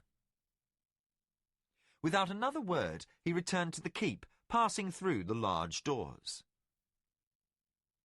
Fannon hesitated before leaving. He was surprised at Martin's tone and manner. There was something odd in the way he looked as he left. Baru quietly faced Charles. Both men sat upon the floor, their legs crossed. A small gong rested to the left of Charles, and a censer burned between them, filling the air with sweet pungency. 4 candles illuminated the room. The only furnishings were a mat upon the floor, which Charles preferred to a bed, a small wooden chest, and a pile of cushions. Both men wore simple robes. Each had a sword across his knees. Baru waited while Charles kept his eyes focused upon some unseen point between them. Then the Tsurani said, "What is the way?" Baru answered, "The way consists of discharging loyal service to one's master, and of deep fidelity in associations with comrades. The way, with consideration for one's place upon the wheel, consists of placing duty above all." Charles gave a single curt nod. "In the matter of duty, the code of the warrior is absolute. Duty above all unto death." This is understood. "What, then, is the nature of duty?" Baru spoke softly. There is duty to one's lord. There is duty to one's clan and family. There is duty to one's work, which provides an understanding of duty to one's self. In sum, they become the duty that is never satisfactorily discharged, even though the toil of a lifetime, the duty to attempt a perfect existence, to attain a higher place on the wheel. Charles nodded once. "This is so." He picked up a small felt hammer and rang a tiny gong. "Listen." Baru closed his eyes in meditation, listening to the sound as it faded, diminishing, becoming fainter. When the sound was fully gone, Charles said, "Find where the sound ends and silence begins. Then exist in that moment. For there will you find your secret center of being, the perfect place of peace within yourself. And recall the most ancient lesson of the Tsurani. Duty is the weight of all things, as heavy as a burden can become, while death is nothing, lighter than air. The door opened, and Martin slipped in. Both Baru and Charles began to rise, but Martin waved them back. He knelt between them, his eyes fixed on the censer upon the floor. "Pardon the interruption." "No interruption, Your Grace," answered Charles. Baru said, "For years I fought the Tsurani, and found them honorable foemen. Now I learn more of them. Charles has allowed me to take instruction in the code of the warrior, in the fashion of his people." Martin did not appear surprised. "Have you learned much?" "That they are like us," said Baru with a faint smile. "I know little of such things, but I suspect we are as two saplings from the same root. They follow the way and understand the wheel, as do the Hadati. They understand honor and duty, as do the Hadati. We who live in Yarbon had taken much from the kingdom, the names of our gods and most of our language, but there is much of the old ways we Hadati kept. The Tsurani belief in the way is much like our own. This is strange, for until the coming of the Tsurani, no others we met shared our beliefs." Martin looked at Charles. The Tsurani shrugged slightly. "Perhaps we only find the same truth on both worlds. Who can say?" Martin said, "That sounds the sort of thing to take up with Tully and Kulgan." He was quiet a moment, then said, "Charles, will you accept the position of Swordmaster?" The Tsurani blinked, the only sign of surprise. "You honor me, Your Grace." "Yes." "Good. I am pleased. Fannon will begin your instruction after I'm gone." Martin looked up at the door, then lowered his voice. "I want you both to do me a service."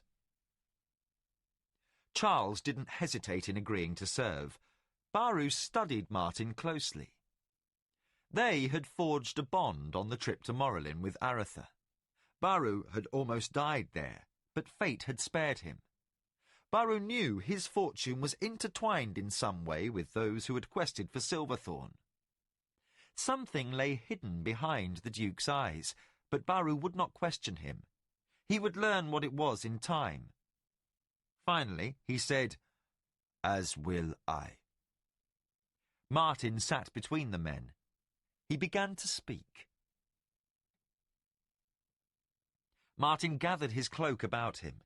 The afternoon breeze was chilly, blowing down from the north. He looked sternward as Criddy disappeared behind the headlands of Sailor's Grief. With a nod to the ship's captain, he descended the companionway from the quarterdeck. Entering the captain's cabin, he locked the door behind. The man who waited there was one of Fannon's soldiers, named Stefan, equal in height and general build to the Duke, and wearing a tunic and trousers of the same colour as Martin's. He had been sneaked aboard in the early hours before dawn, dressed as a common sailor. Martin took off his cloak and handed it to the man. "Don't come up on deck except after night until you're well past Queg. Should anything force the ship ashore at Karst, Tulan, or the Free Cities, I don't want sailors speaking of my disappearance." "Yes, Your Grace." "When you get to Crondor, there'll be a carriage waiting for you, I expect. I don't know how long you can continue the masquerade. Most of the nobles who've met me will already be en route to Rilannon, and we're enough alike to casual observation that most of the servants won't know you." Martin studied his bogus counterpart. "If you keep your mouth closed, you might pass as me all the way to Rilannon." Stefan looked disquieted by the prospect of a long siege of playing nobility, but said only, I will try, your grace. The ship rocked as the captain ordered a change of course. Martin said, That's the first warning. Quickly, he stripped off his boots, tunic and trousers, until all he wore was his underbreeches. The captain's cabin had a single hinged window, which opened with a protest. Martin hung his legs over the edge. From above, he heard the captain's angry voice. You're coming too close to the shore! Hard a starboard! A confused-sounding helmsman answered, Aye, Captain, hard a starboard. Martin said, Good fortune be with you, Stefan. I am with you, your grace.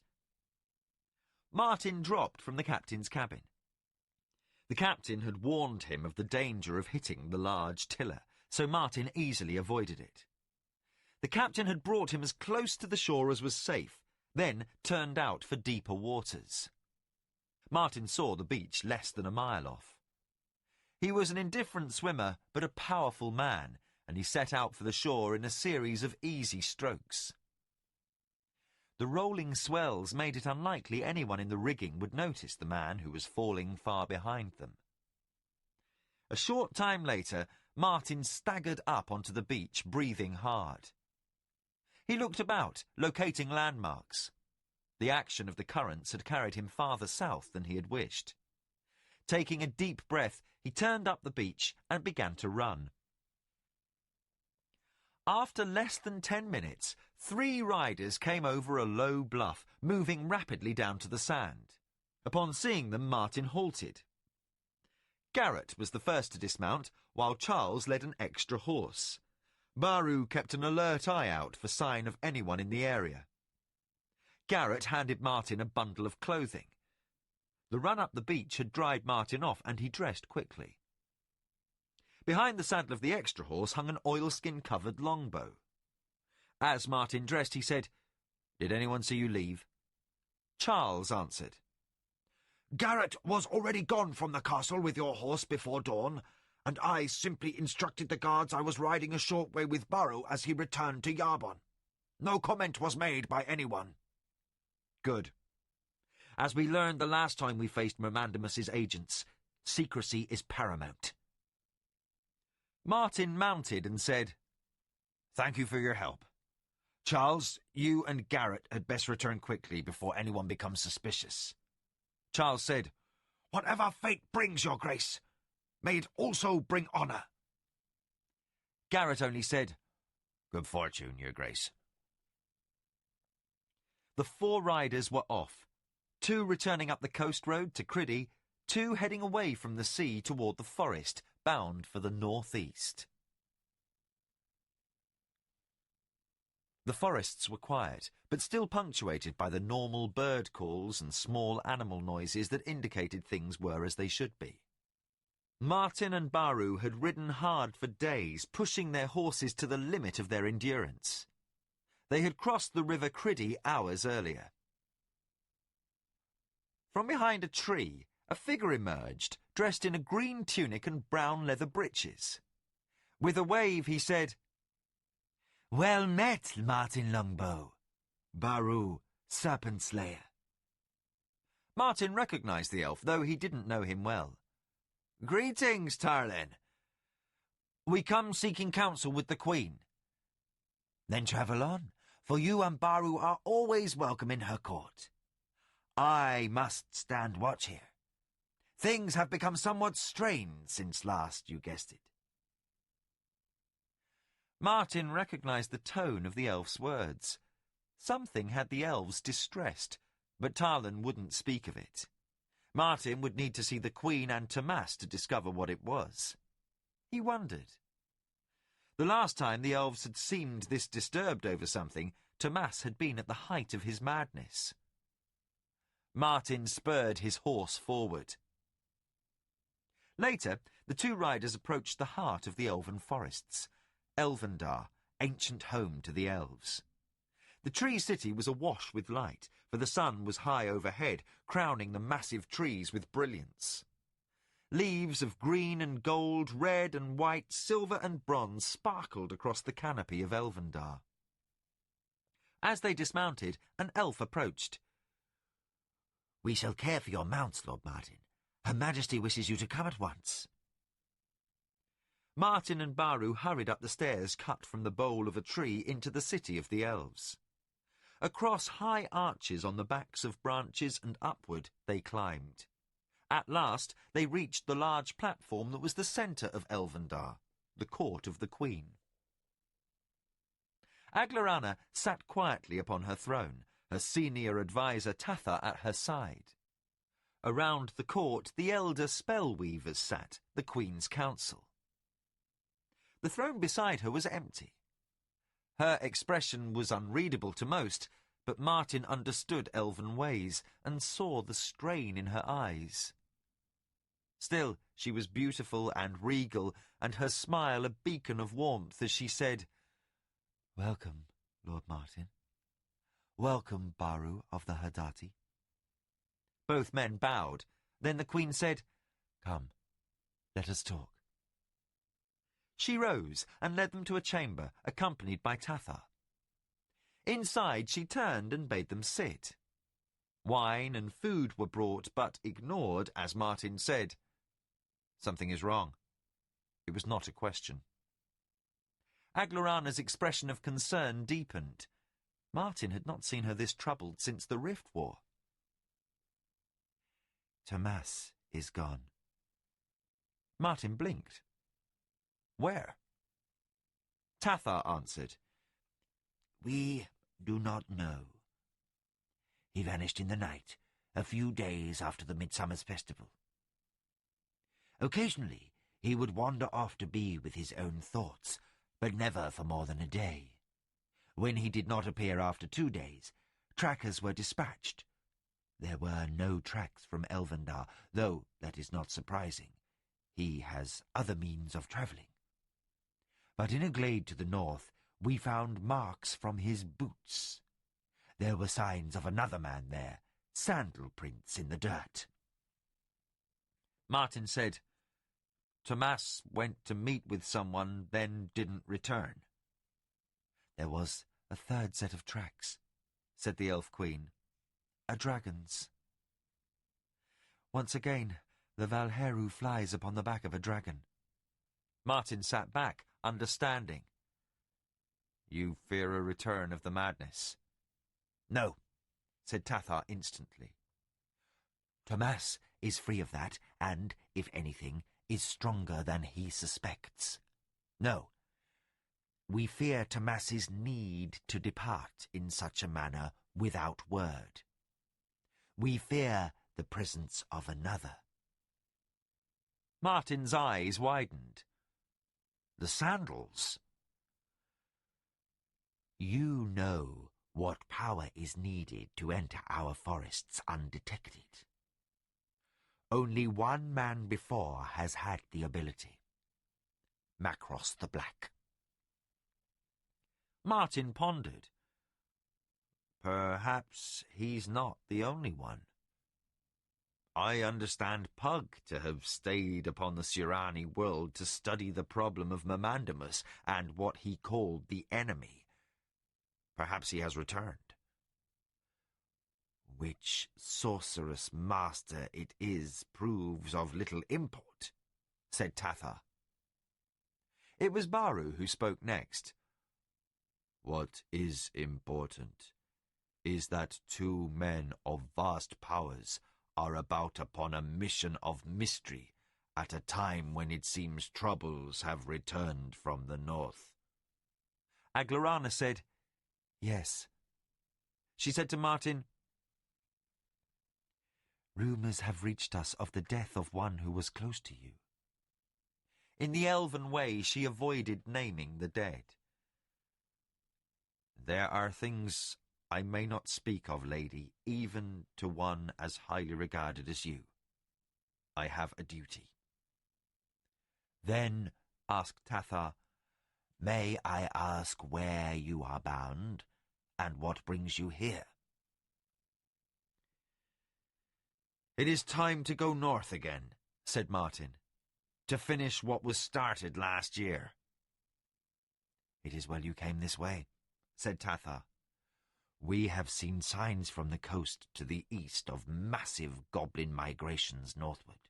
Also, the Moradel are bold with their scouting along the edge of our forests.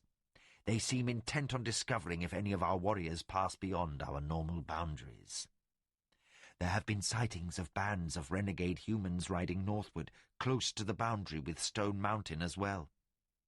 The Gwali have fled south into the Green Heart, as if fearing something approaching.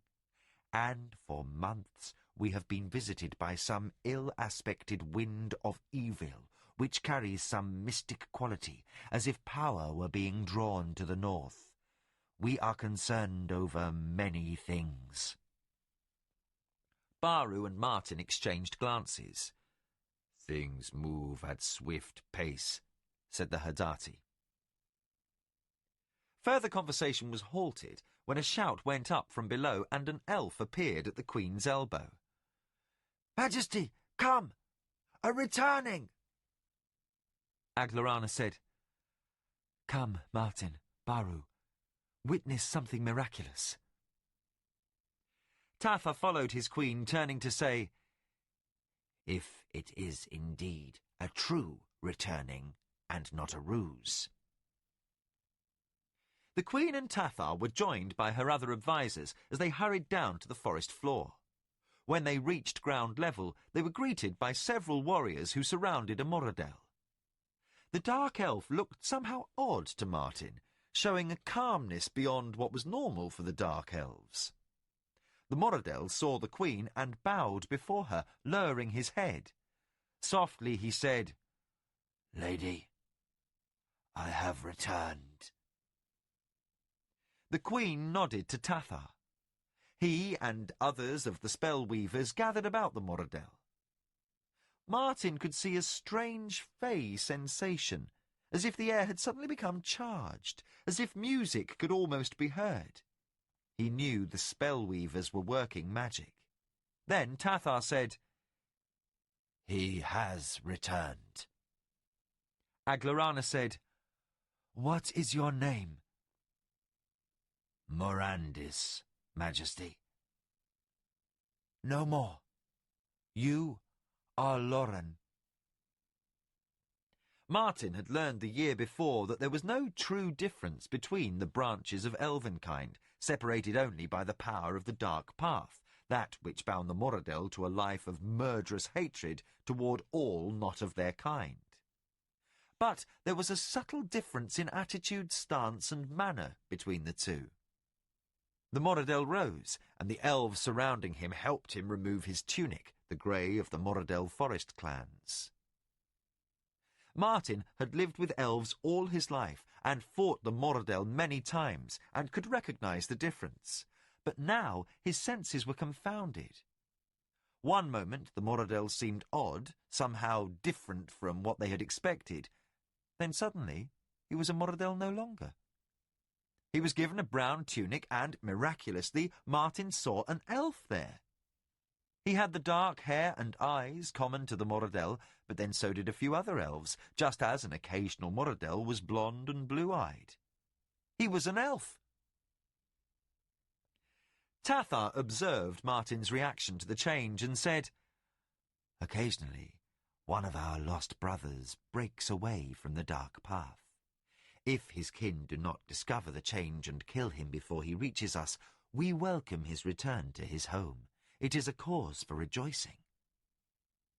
Martin and Baru watched as every elf in the area came to embrace Lauren in turn, welcoming him home. "In the past, the Moradel have attempted to send spies, but we can always tell the true from the false. This one has truly returned to his people." Baru said, "Does it happen often?" "Of all who abide in Elvendar, I am eldest," said Tathar. "I have seen only 7 such returnings before this one." He was silent for a time. "Someday, we hope we shall redeem all our brothers in this fashion. when the power of the dark path is at last broken. Aglarana turned to Martin. "Come, we shall be celebrating." "We may not, Majesty," answered Martin. "We must be away to meet with others." "May we know your plans?" "It is simple," answered the Duke of Criddy. "We shall find Mermandamus, and," added Baru without expression, "we shall kill him." Chapter 6. Leave-taking. Jimmy sat quietly. He absently studied the list in his hand, attempting to keep his mind on the matter before him. But he was unable to concentrate on the task. The duty roster of squires for that afternoon's cortege was done, or as done as it was likely to be.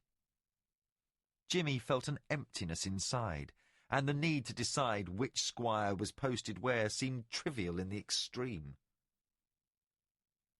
For 2 weeks, Jimmy had been fighting the feeling that he was caught up in some horrible dream, one from which he could not shake himself.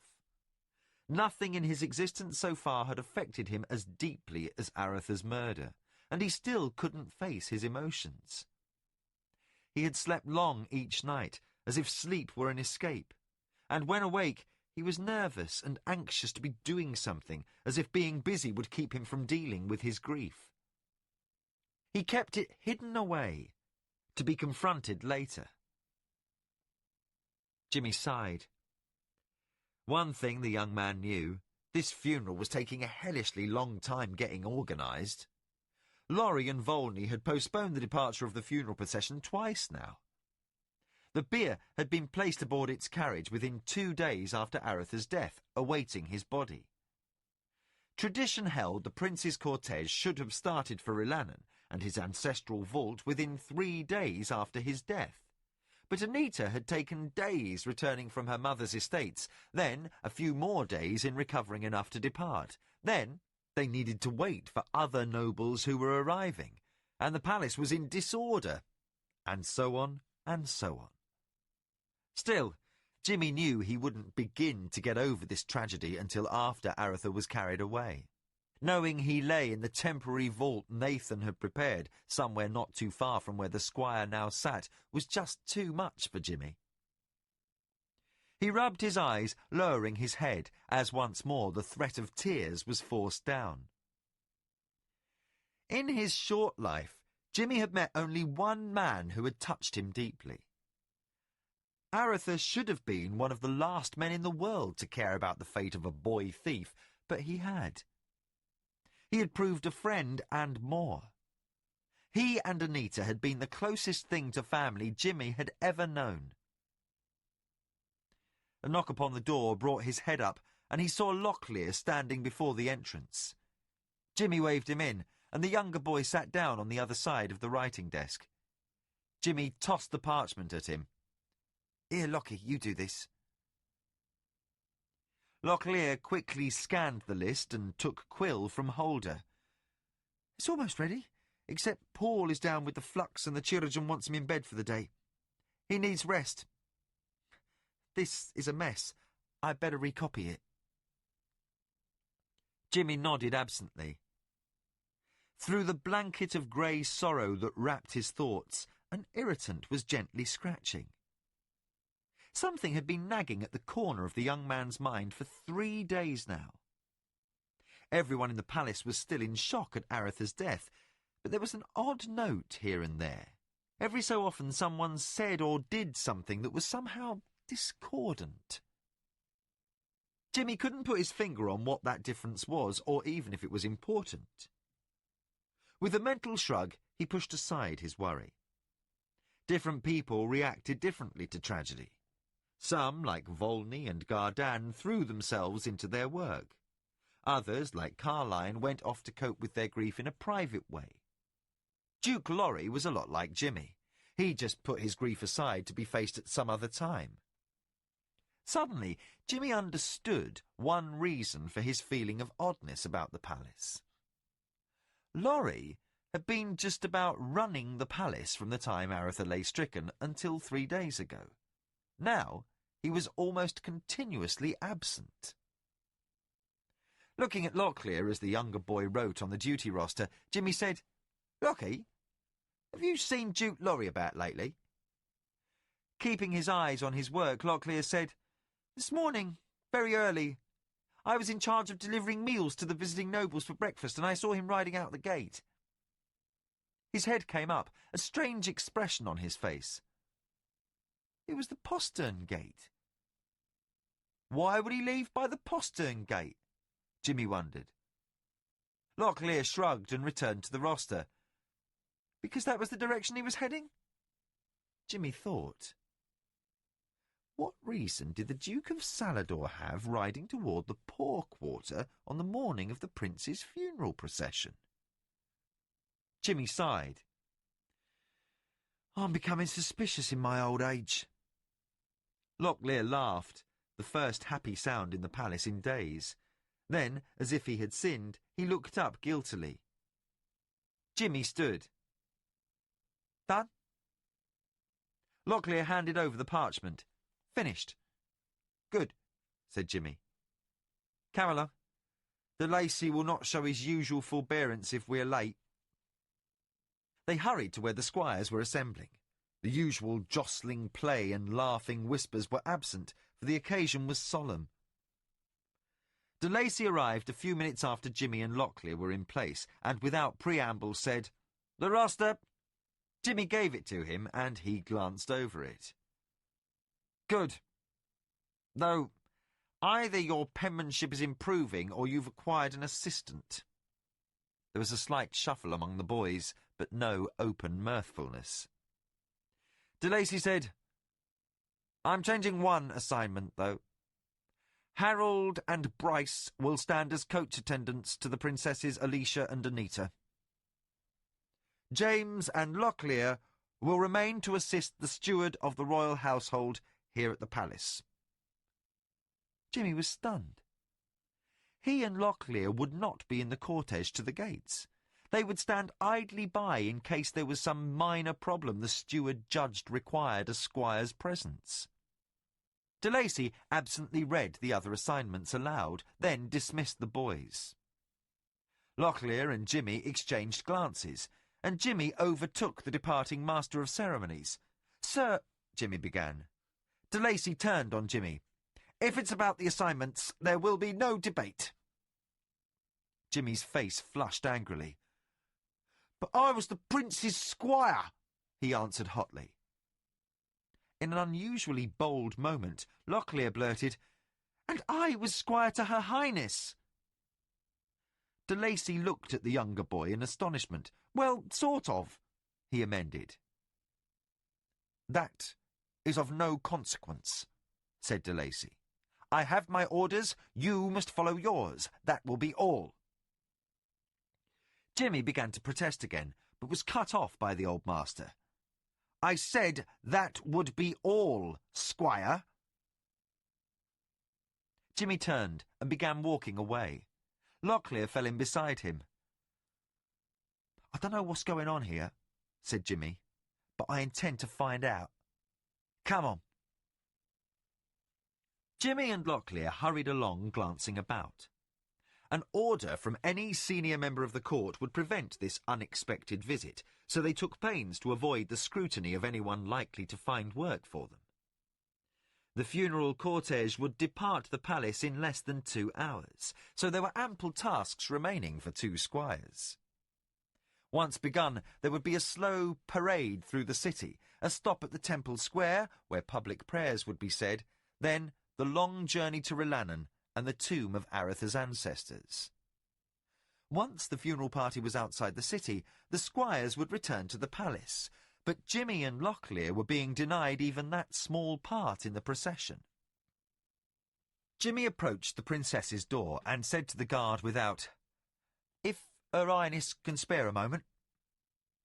The guard's eyebrows rose, but he was not in a position to question even as minor member of the court as a squire, so he would simply pass the message inside. As the guard pushed open the door, Jimmy thought he heard something out of place, a sound that ended before he could apprehend its nature. Jimmy tried to puzzle out what he had just heard, but the guard's return diverted his attention. A moment later, he and Locklear were admitted. Carline sat with Anita near a window, awaiting the summons to attend the funeral. Their heads were close together, and they were speaking softly. Princess Mother Alicia hovered at her daughter's shoulder. All three were dressed in black.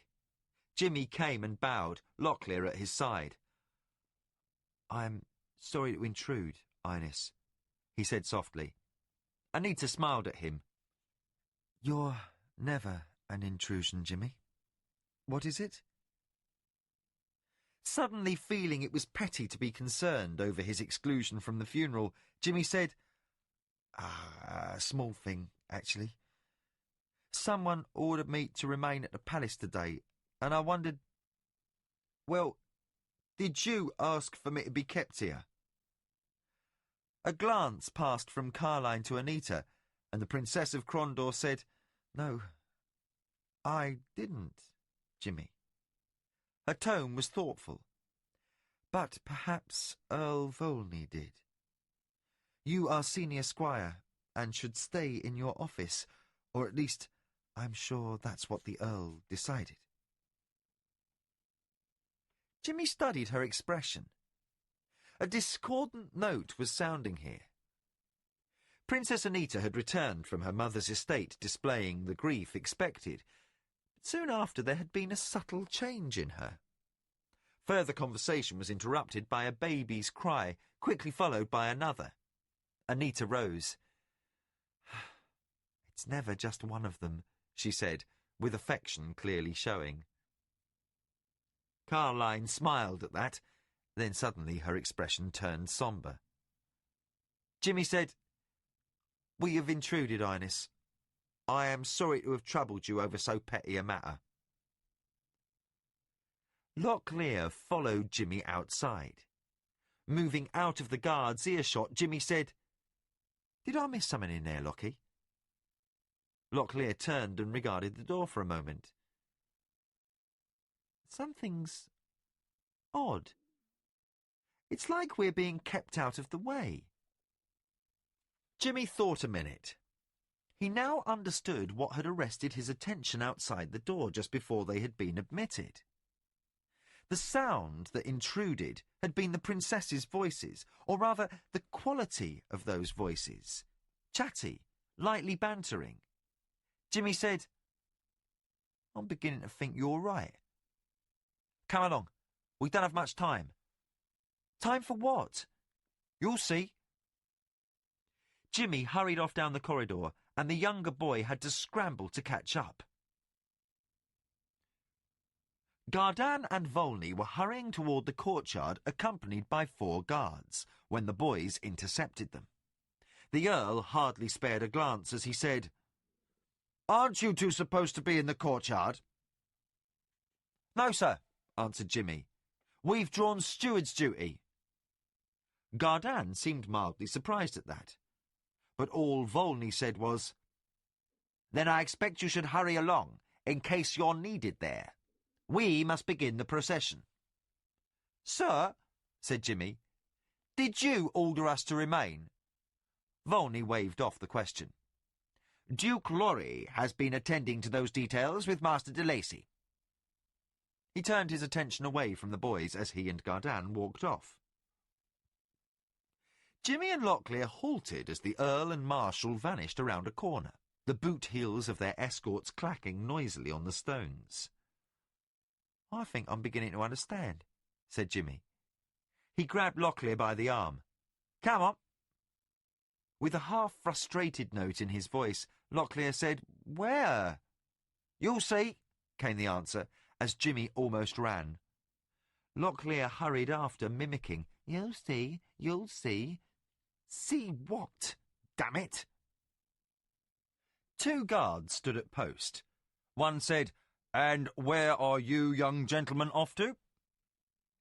"Port Authority," said Jimmy testily, handing over a quickly penned order. "The steward can't find some ship manifest and he's in a fury to get a copy." Jimmy had been about to investigate something and was rankled by the need to run this errand. It also seemed an odd time for the steward to become obsessed with the need for a manifest. The guard who had examined the paper said, "Just a minute." He signalled to another soldier near the guard officer's room by the main entrance to the palace. The guard hurried over, and the first sentry said, "Can you spare a bit of time to run these lads down to the port office and back? They need to fetch something for the steward." The guard looked indifferent. There and back would take less than an hour. He nodded, and the three were off. 20 minutes later, Jimmy stood in the Port Authority office dealing with a minor functionary, as everyone else was off to watch the cortege leave the city. The man grumbled as he thumbed through a stack of paperwork, looking for a copy of the last manifest of goods delivered to the royal docks. While he fumbled, Jimmy cast a glance at another paper hanging on the wall of the office for all to look at. It was this week's schedules of departures. Something caught his eye, and he crossed over to look, Locklear following him. "What?" Jimmy pointed. "Interesting." Locklear looked at the notation and said, "Why?" "I'm not sure," answered Jimmy, pitching his voice lower. "But think a minute about some of the things going on at the palace. We get held back from the procession, then we ask the princess about it. We're out of her quarters less than 10 minutes when we're sent on this useless errand. You tell me, doesn't it seem like we're being kept out of the way? Something's odd." "That's what I said earlier," said Locklear impatiently. The clerk found and handed over the requested paper, and the guard escorted the boys back to the palace. Running past the gate guards, Jimmy and Locklear waved absently, then headed toward the steward's office. Once inside the palace, they appeared at the office as the steward, Baron Giles, was leaving. "There you are," he said in an accusatory tone. "I thought I was going to have to send guards to ferret you out of wherever you were lazing away the day." Jimmy and Locklear exchanged glances. The steward seemed to have forgotten about the manifest entirely. Jimmy handed it to him. "What's this?" He examined the paper. "Oh, yes," he remarked, tossing the paper upon his desk. "I'll deal with that later. I must be off to see the procession depart the palace. You will stay here. Should any emergency arise, one of you will remain in this office, while the other will come and find me. Once the beer has left the gate, I will return." "Do you anticipate any problems, sir?" asked Jimmy. Walking past the boys, the steward said, "Of course not, but it always pays to be prepared. I shall return in a short time."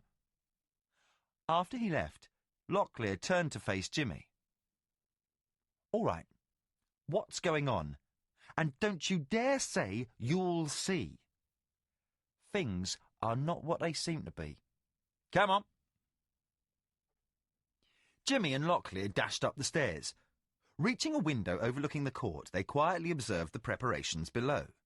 The funeral procession was assembling, the rolling bier moving into place, escorted by a hand-picked company of Aretha's household guard. It was pulled by a matched set of 6 black horses, each bedecked with black plumes and hand-led by a groom dressed in black. The soldiers fell in on each side of the bier. A group of 8 men-at-arms came from within the palace, bearing the casket containing Aretha. They moved to a rolling scaffolding that allowed them to raise the casket high atop the bier. Slowly, almost reverently, they hoisted the Prince of Krondor up onto the black-shrouded structure. Jimmy and Locklear looked down into the casket and, for the first time, could clearly see the prince. Tradition held the procession should move out with the casket open so the populace could behold their ruler a last time. It would be closed outside the city gates, never to be opened again, save once more in the privacy of the family vault below the king's palace in Rilannon, where Aretha's family would bid him a final farewell. Jimmy felt his throat tightening. He swallowed hard, moving the stubborn lump. He saw Aretha had been laid out in his favourite garb, his brown velvet tunic, his russet leggings. A green jerkin had been added, though he had rarely worn such. His favourite rapier was clasped between his hands, and his head remained uncovered. He seemed asleep. As he was moved out of view, Jimmy noticed the fine satin lounging slippers on the prince's feet. Then a groom came forward, leading Aretha's horse, which would follow behind the bier riderless. It was a magnificent grey stallion, which tossed its head high and struggled against the groom. Another ran out, and between the two of them they managed to quiet the fractious mount. Jimmy's eyes narrowed. Locklear turned in time to notice the odd expression. "What?" Damn me, but something's odd. "Come on, I want to see a thing or two." Where? But Jimmy was off, saying merely, Hurry! We only have a few minutes! As he ran down the stairs. Locklear chased after, groaning silently. Jimmy hid in the shadow near the stable. "Look," he said, as he pushed Locklear forward. Locklear made a show of strolling past the stable entrance as the last of the honour guard's mounts were being led out. Nearly the entire garrison would be walking behind the prince's bier, but once outside the city, a full company of royal lancers would act as escort all the way to Salador. "Hey, you, boy! Watch what you're about!" Locklear had to jump aside as a groom ran from the stable between two horses holding their bridles. He had almost run Locklear down. Locklear ambled back and ducked around the corner beside Jimmy. "I don't know what you expected to find, but no, it's not there." "That's what I expected to find. Come on," ordered Jimmy as he dashed back toward the central palace. "Where? You'll see." Locklear stared daggers into Jimmy's back as they ran across the marshalling yard. Jimmy and Locklear dashed up the stairs, taking the steps two at a time. Reaching the window overlooking the courtyard, they gasped for breath. The run to and from the stable had taken 10 minutes, and the cortege was about to leave the palace. Jimmy watched closely. Carriages rolled up to the steps of the palace, and pages ran forward to hold open the doors. By tradition, only the royal family, by blood and marriage, would ride. All others would walk behind Aretha's bier as a sign of respect. Princess Anita and Alicia walked down and entered the first carriage, while Carline and Laurie hurried to the second, the Duke nearly skipping, he was walking so fast. He also leapt into the carriage after Carline, rapidly pulling the curtains over the windows on his side. Jimmy regarded Locklear, who stood with an open expression of curiosity on his face over Laurie's behaviour. Seeing no need to comment to the other youngster, Jimmy remained silent. Gardan took his place before the procession, his shoulders hung with a heavy black mantle. He signalled, and a single drummer began a slow tattoo upon a muffled drum. Without spoken order, the procession set out on the fourth beat of the drum. The soldiers moved in silent lockstep, while the carriages rolled forward. Suddenly, the grey stallion bucked, and an extra groom again had to hold the animal in place. Jimmy shook his head. He had an old, familiar feeling. All the pieces of some odd puzzle were about to fall into place. Then, slowly, a smile of understanding spread across his face. Locklear observed his friend's change of expression. "What?" "Now I know what Laurie's been up to. I know what's going on." With a friendly slap to Locklear's shoulder, he said, "Come on, we've got a lot to do and little time to do it." Jimmy led Locklear through the secret tunnel, the guttering torch sending flickering shadows dancing in every direction. Both squires were dressed for travel and carried weapons, packs and bedrolls. "You sure they'll not have someone at the exit?" asked Locklear for the 5th time. Impatiently, Jimmy said, "I told you, this is the one exit I never showed anyone, not even the prince or Laurie." As if trying to explain away this transgression of a mission, he added, "Some old habits are harder to break than others." They had gone about their duties all afternoon. After the squires had all retired, they had stolen away to where they had hastily stashed their travel packs. Now it was close to midnight. Reaching a stone door, Jimmy pulled a lever and they both heard a click. Jimmy put out the torch and put his shoulder to the door. After several hard shoves, the protesting door moved, age having made it reluctant. They crawled through a small door, disguised as stonework, in the base of the wall beyond the prince's marshalling yard on the street closest to the palace. Less than half a block up the road stood the postern gate with its attendant sentries. Jimmy tried to push the door shut, but it refused to budge. He signalled to Locklear, and the younger boy shoved in concert. It held, then, with a sudden release, slammed shut with an audible crash. From up by the gate came an inquiring voice. "And now, who's out there? Stand and be identified." Without hesitation, Jimmy was off, Locklear half a step behind. Neither boy looked back to see if chase was being offered, but kept their heads down as they dashed along the cobblestones. Soon they were lost in the warren of streets between the Poor Quarter and the docks. Jimmy halted to gain his bearings, then pointed. "That way. We've got to hurry. The Raven leaves on the midnight tide." Both boys hurried through the night. Soon they were passing shuttered buildings near the waterfront. From the docks came the sound of men shouting orders as a ship made ready to depart. "It's pulling out!" yelled Locklear. Jimmy didn't answer, only picking up his pace. Both squires reached the end of the dock as the last line was cast off, and, with desperate leaps, they reached the side of the ship as it moved away from the quay. Rough hands pulled them over, and, in a moment, they stood upon the deck. "Here now, what is this?" came an inquiring voice. And a moment later, Aaron Cook stood before them. "Well then, Jimmy the Hand, are you so anxious for a sea voyage you'd break your neck to come aboard?" Jimmy grinned. "Hello, Aaron. I need to speak to Hull." The pock-faced man scowled at the squires. "That's Captain Hull, to any aboard the Royal Raven, Prince's squire or not." "I'll see if the captain has a moment." Shortly, the squires stood before the captain, who fixed them with a baleful expression as he studied them with his one good eye. "Deserting your post, eh?" "Trevor," Jimmy began, but as Cook scowled, he amended, "Captain, we need to travel to south, and we saw from the ship's list in the Port Authority you're beginning your northward patrol tonight."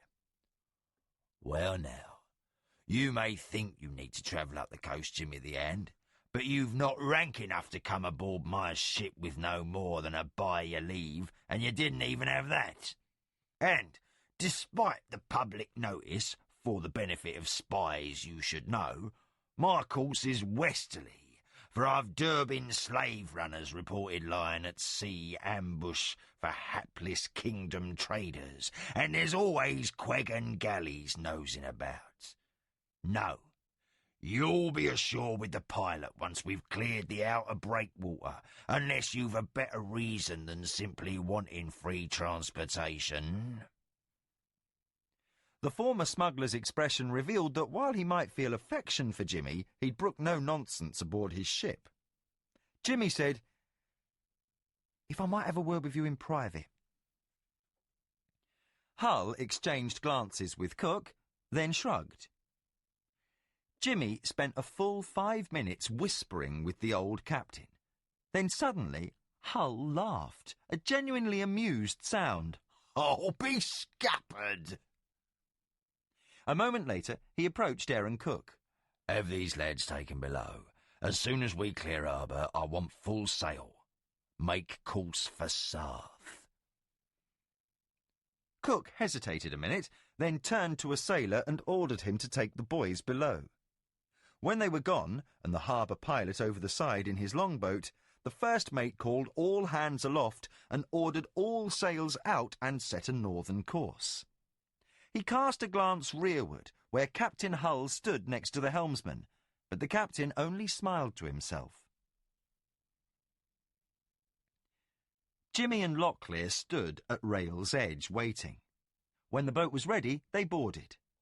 Trevor Hull came to stand beside them. "Sure you don't want to put back to South?" Jimmy shook his head. "I'd rather not be seen arriving aboard a Royal Customs ship. Attracts too much notice. Besides, there's a village near here where we can buy horses. There's a good place not a day's ride beyond there where we all camped last time. We can watch any who pass. It'll be easier to spot 'em now." As long as they haven't passed already. They only left the day before we did, and we sailed every night while they had to sleep. We're in front of 'em. Well then, young lads, I'll wish you the protection of Killian, who, in her kinder moments, watches over sailors and other reckless sorts, and of Banath, who does the same for thieves, gamblers and fools. In more serious tones he said, "Take care, boys." Then he signalled the boat lowered. It was still gloomy as the coast fog had not been pierced yet by the sun. The longboat was turned toward the beach and the rowers pulled hard. Swiftly they headed in until the bow of the longboat scraped sand and Jimmy and Locklear were ashore. The innkeeper hadn't wished to sell his horses at first, but Jimmy's serious attitude, his posture of authority and the way he wore his sword, coupled with ample gold, changed his mind. By the time the sun had cleared the forest to the east of the village of Longroad, the two young men were mounted, well provisioned, and on their way up the road between Sarth and Quester's View. By midday they were in place at a narrow point in the road. To the east, an upthrust of land covered with heavy foliage prevented anyone from passing, while to the west the land dropped away quickly to the beach. From their vantage point, Jimmy and Locklear could see any travellers coming up the road or the beach. They built a small fire against the damp and settled in to wait. Twice in the 3 days that followed, they had been menaced. The first time had been by a band of unemployed bravos, mercenary guards on their way south from Quester's View.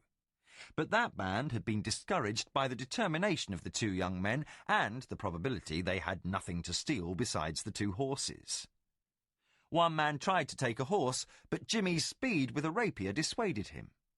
They left rather than spill blood over such trivial booty. The second encounter had been considerably riskier, as both youngsters had stood side by side with weapons drawn, protecting their horses from 3 disreputable-looking bandits. Had the road agents had more numbers, Jimmy was certain the youths would have been killed. But the men had fled at the sound of approaching riders, which turned into a small patrol from the garrison at Quester's View. The soldiers had questioned Jimmy and Locklear and had accepted their tale. They were travelling as sons of a minor squire who was due to meet with them soon at this location. The boys and their father would then continue on south to Crondor to follow after the prince's funeral procession. The sergeant in charge of the patrol had wished them safe passage. Late in the afternoon, the 4th day after arriving, Jimmy spotted 3 riders coming down the beach. He watched for a long moment, then said, "There they are!"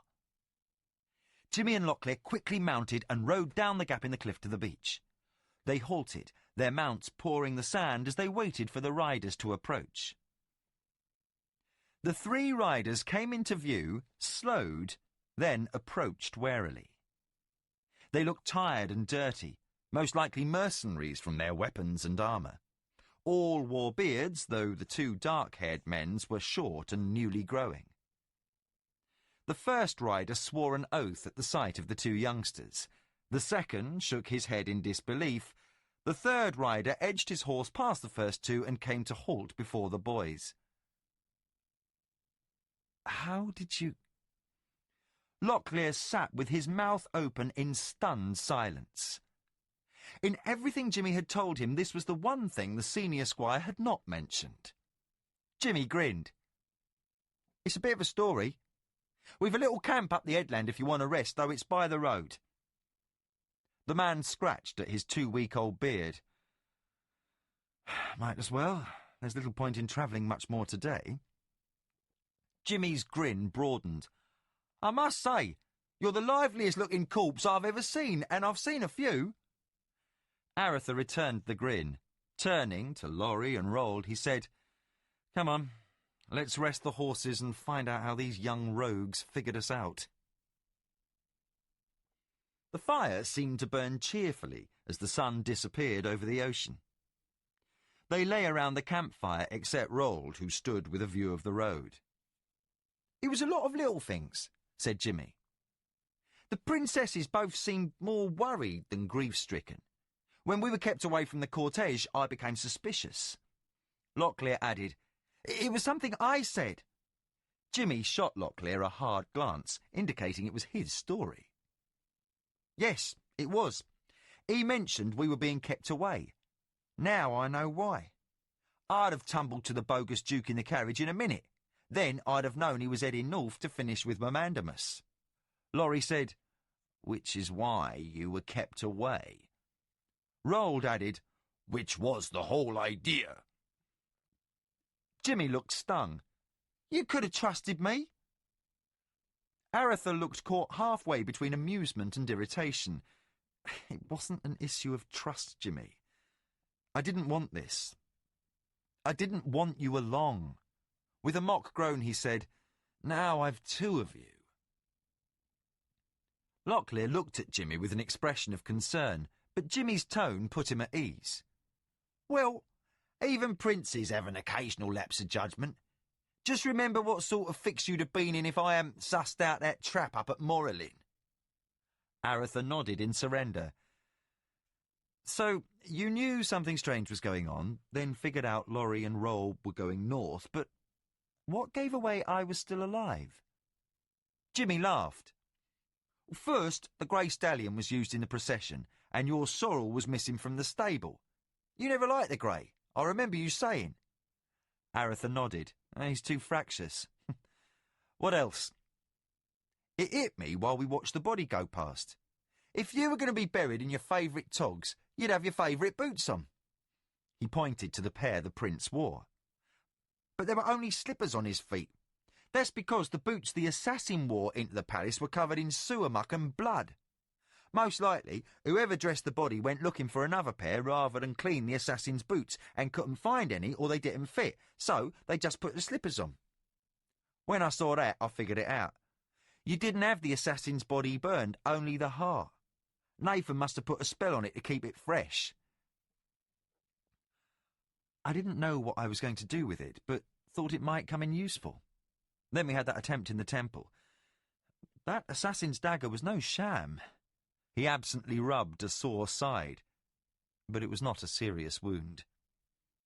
Laurie said, "Ha! Another inch higher and 2 to the right, and he'd have had a real enough funeral after all." We kept things at a low boil the first night, Nathan, Gardan, Volney, Laurie and I, while we figured out what to do, Aretha said. I decided to play dead. Volney held up the funeral procession until the local nobles arrived, which gave me time to heal enough to ride. I wanted to slip out of the city without anyone being the wiser. If Mamandamus thinks me dead, he'll stop looking for me. With this, he held out the talisman given to him by the Ashapian abbot. He'll not find me with magic means. I'm hoping to make him act prematurely. Laurie said, "How'd you boys get here? You couldn't have passed us along the road." "I got Trevor Hull to bring us here," replied Jimmy. Aretha said, "You told him?" "Only him. Not even Cook knows you're alive." Rold said, "Still too damn many for a secret." Locklear said, "But, I mean, everyone who knows can be trusted, sir." "That's not the issue," said Laurie.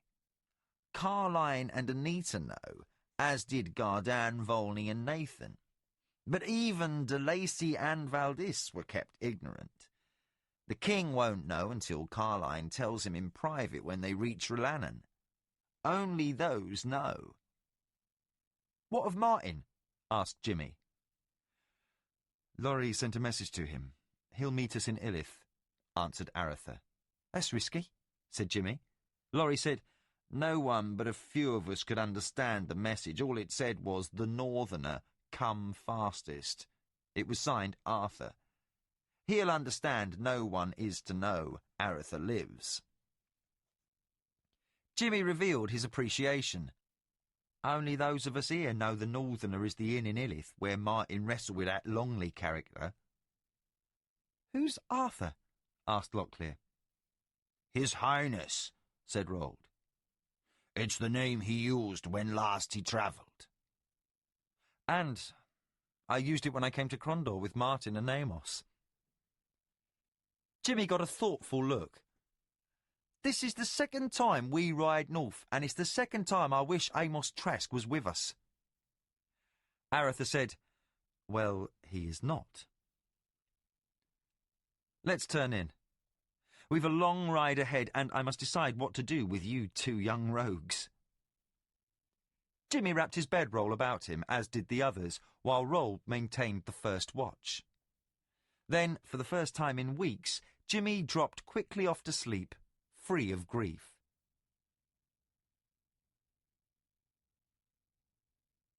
Chapter 7. Mysteries.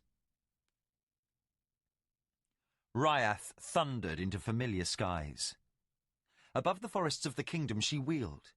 From her came the thought, "I must hunt." The dragon preferred mind speech while flying, though she spoke aloud upon the ground. Tomas looked back at Pug, who answered, "It is far to Macross's island, nearly 1,000 miles. Tomas smiled. "We can be there more quickly than you imagine. "How far can Ryath fly?"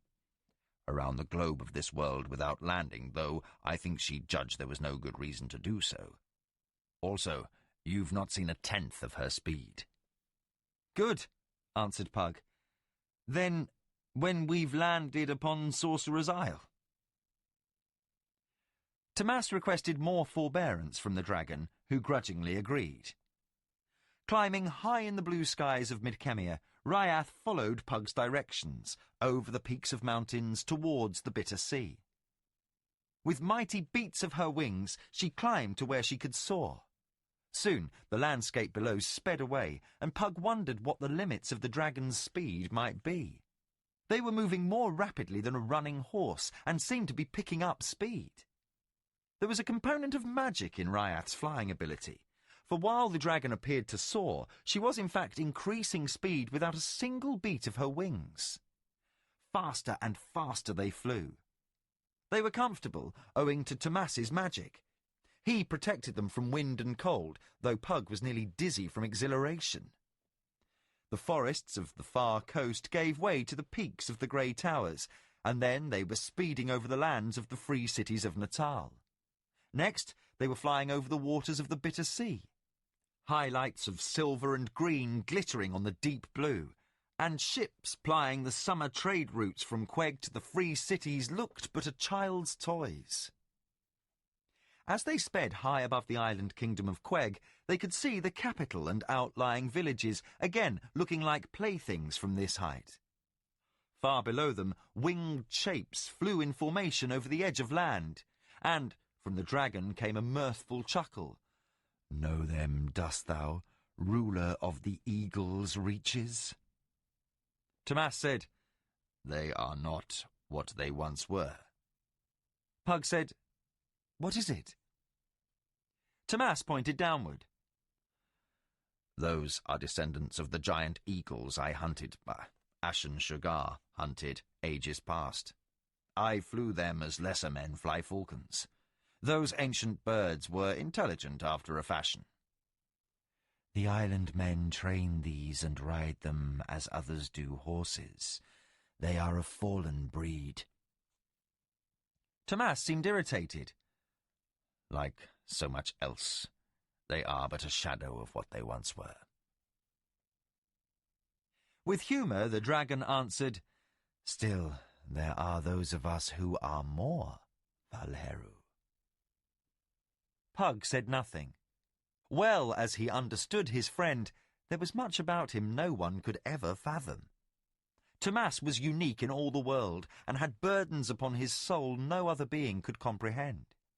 In a vague way, Pug could understand how these descendants of the once proud eagles Ashen Shugar had hunted could pain Tomas, but chose not to comment. Whatever disquiet Tomas experienced, it was his alone. A short time later, another island came into view, tiny compared to the nation of Queg, but still large enough to house a sizable population. But Pug knew only a few had ever abided there, for it was Sorcerer's Isle, home of Macross the Black. As they sped over the northwestern edge of the island, they dipped lower, clearing a range of hills, then flew above a small vale. Pug said, "It can't be." Tomas said, "What?" "There was an odd place here before. A home without buildings. It's where I met Macross. Kulgan, Gardan, Aretha and Meacham were all there too." They swooped over tall trees. Tomas said, "These oaks and bristlecone pines did not grow in even the near dozen years since you first met the sorcerer, Pug. They are ancient in aspect." Pug said, "Another of Macross's mysteries. Pray then the castle's still there." Ryath cleared another line of hills, putting them in sight of the only visible structure on the island, a lone castle.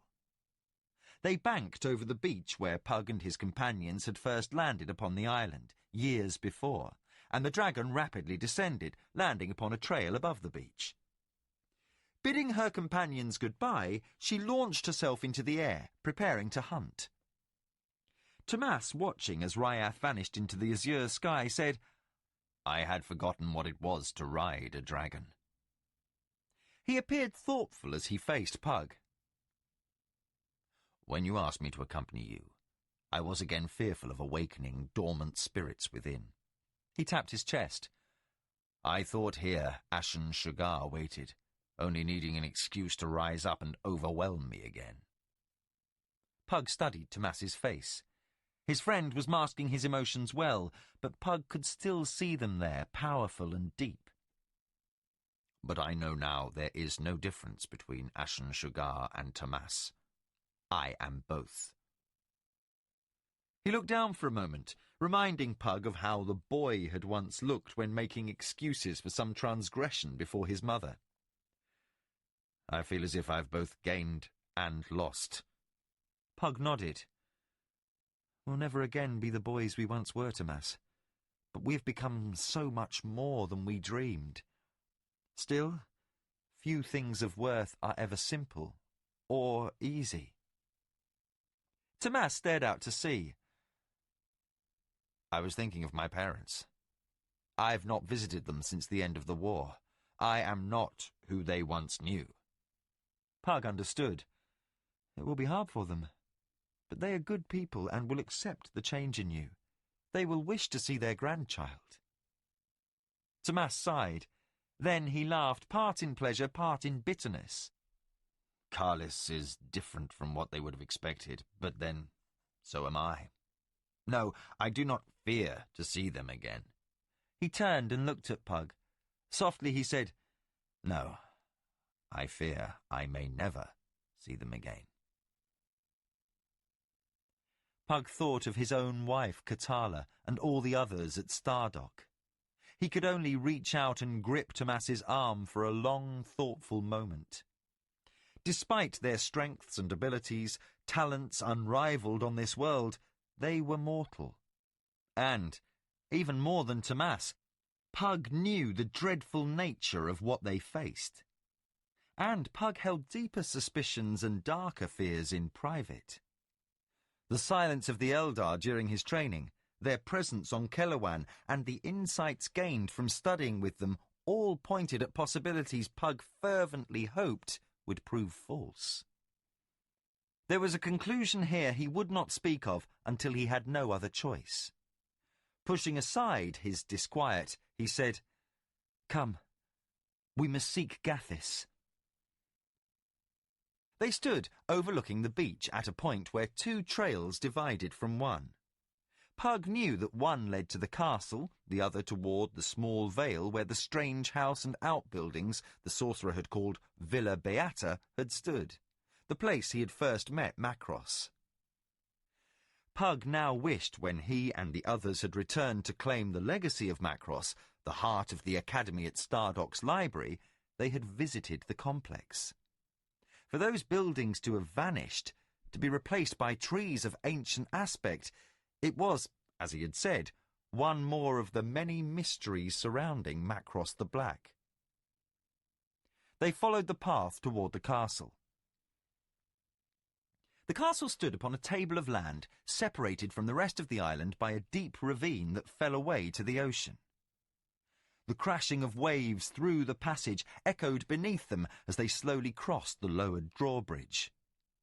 The castle was fashioned from unfamiliar dark stone, and around the great arch above the portcullis, odd-looking creatures of stone perched, regarding Pug and Tomas with stony gaze as they passed below.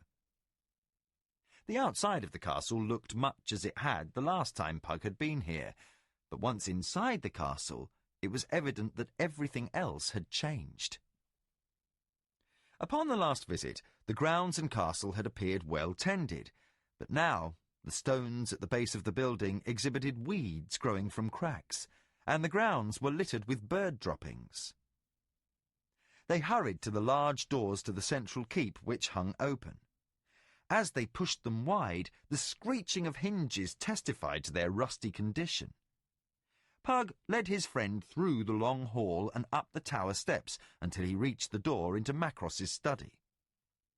The last time he had been here, it had taken both a spell and answering a question in Sorcery to open the door, but now a simple push sufficed.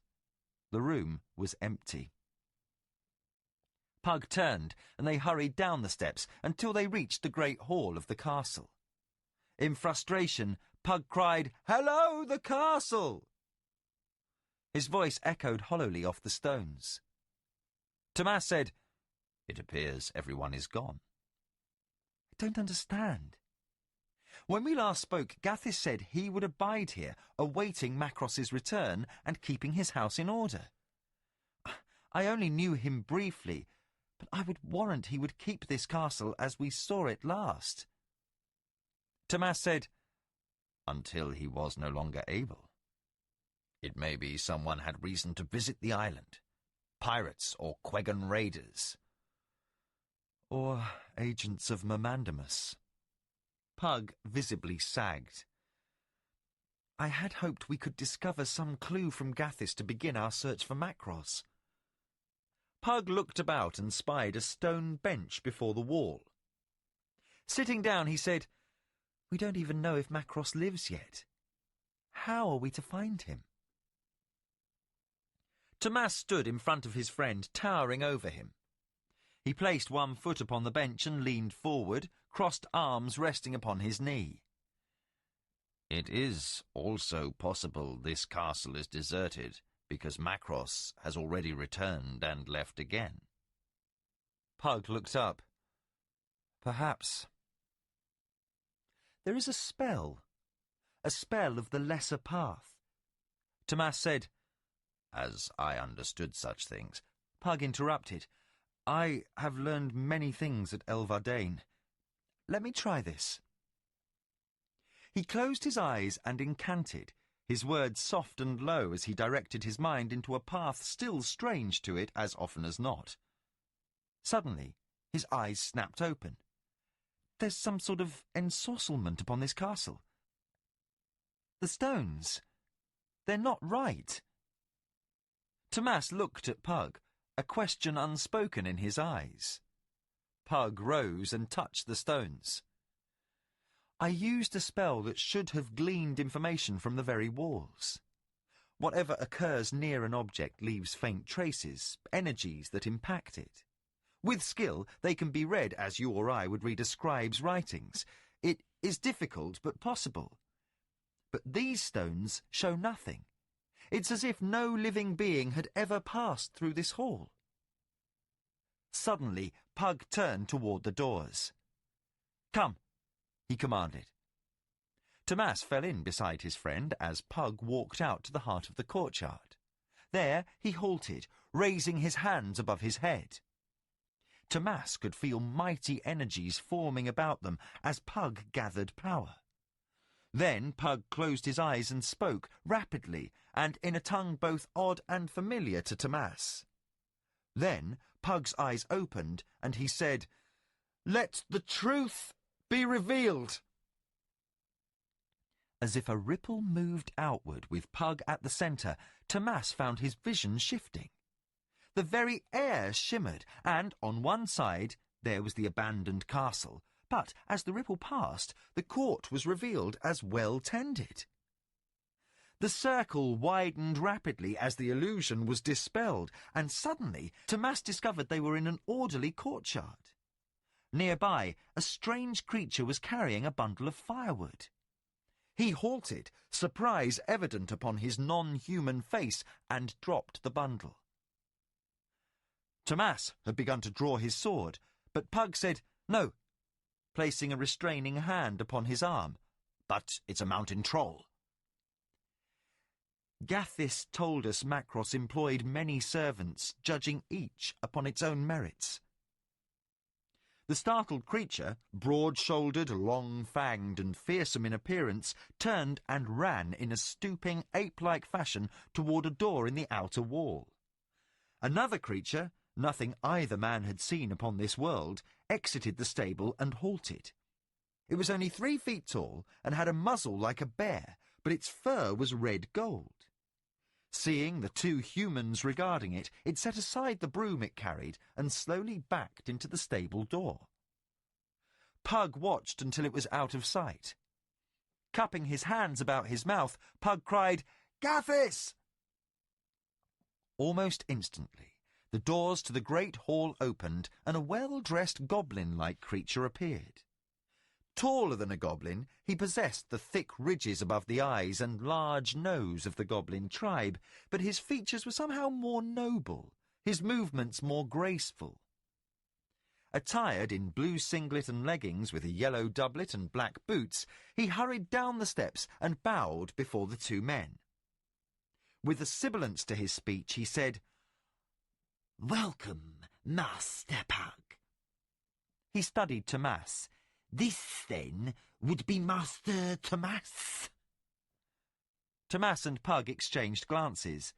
Then Pug said, "We seek your master." Gathis seemed to look distressed.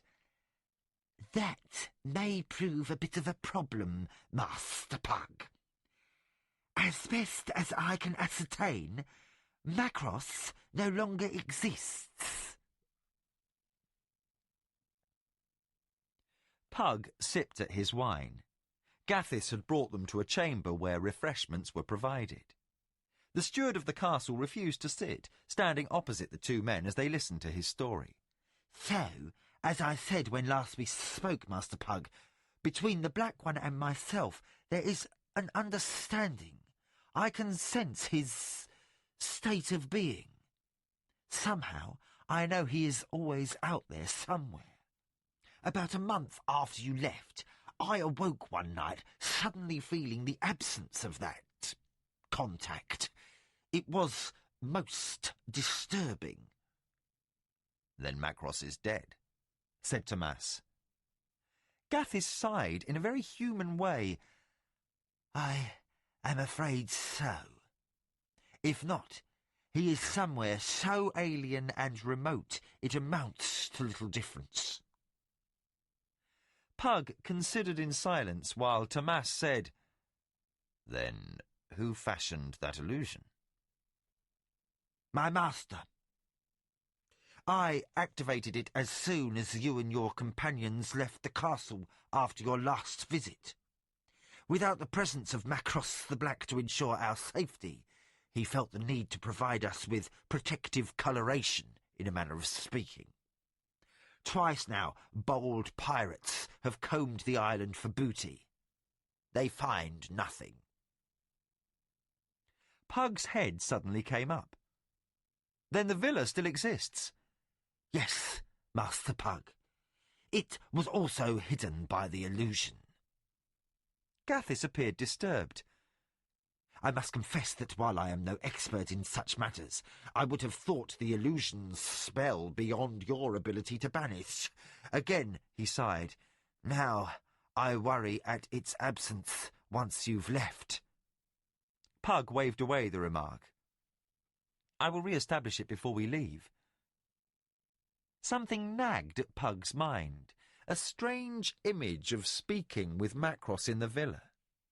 When I asked Macross if he lived in the villa, he said, no, though I once did long ago. He looked at Gathis. Did he have a study such as the one in the tower at the villa? Gathis said, yes, ages ago, before I came to this place. Pug stood. We must go there now. Gathis led them down the path into the vale. The red tile roofs were as Pug had remembered.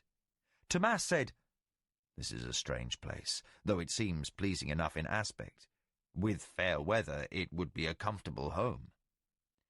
So my master thought once, said Gathis. But he was gone for a long time, so he told me. And when he returned, the villa was deserted. Those who had lived with him gone without explanation. At first, he searched for his companions, but soon despaired of ever knowing their fate. Then he feared for the safety of his books and other works, as well as the lives of the servants he planned to bring here, so he built the castle and took other measures. He added with a chuckle. The legend of Macross the Black. Terror of evil magic serves oft-times better than stout castle walls, Master Pug. The difficulties were not trivial. Shrouding this rather sunny island in gloomy clouds and keeping that infernal blue light flashing in the high tower each time a ship approached, it was something of a nuisance. They entered the courtyard of the villa, surrounded by only a low wall. Pug paused to regard the fountain, where 3 dolphins rose upon a pedestal, and said, I fashioned the pattern in my transport room after this. Gathis led him toward the central building, and suddenly Pug understood. There were neither connecting walkways nor roofs covering them, but this villa matched his own upon Kelewan in building size and placement. The pattern was identical. Pug halted, looking shaken. Tomas said, What is it? It seems Macross had his hand in many things far more subtle than we had known. I built my home upon Kelewan in the image of this one without knowing I had done so. I had no reason to, save it seemed the way to build it. Now, I don't think I had much choice. Come, I will show you where the study lay. He led them without error to the room that matched the location of his own study. Instead of the sliding cloth-covered doors of Kelewan, they faced a single door of wood, but Gathis nodded. Pug opened the door and stepped inside. The room was identical in size and shape. A dust-covered writing table and chair rested where Pug had placed his low writing table and cushions in the matching room. Pug laughed, shaking his head in appreciation and wonder. The sorcerer had many tricks. He moved to a small fireplace. Pulling upon a stone, he revealed a hidden nook. I had such a place built into my own hearth, though I never understood why. I had no reason to use it. Within that nook, a rolled parchment lay. Pug withdrew it and inspected it. A single ribbon without seal tied the scroll.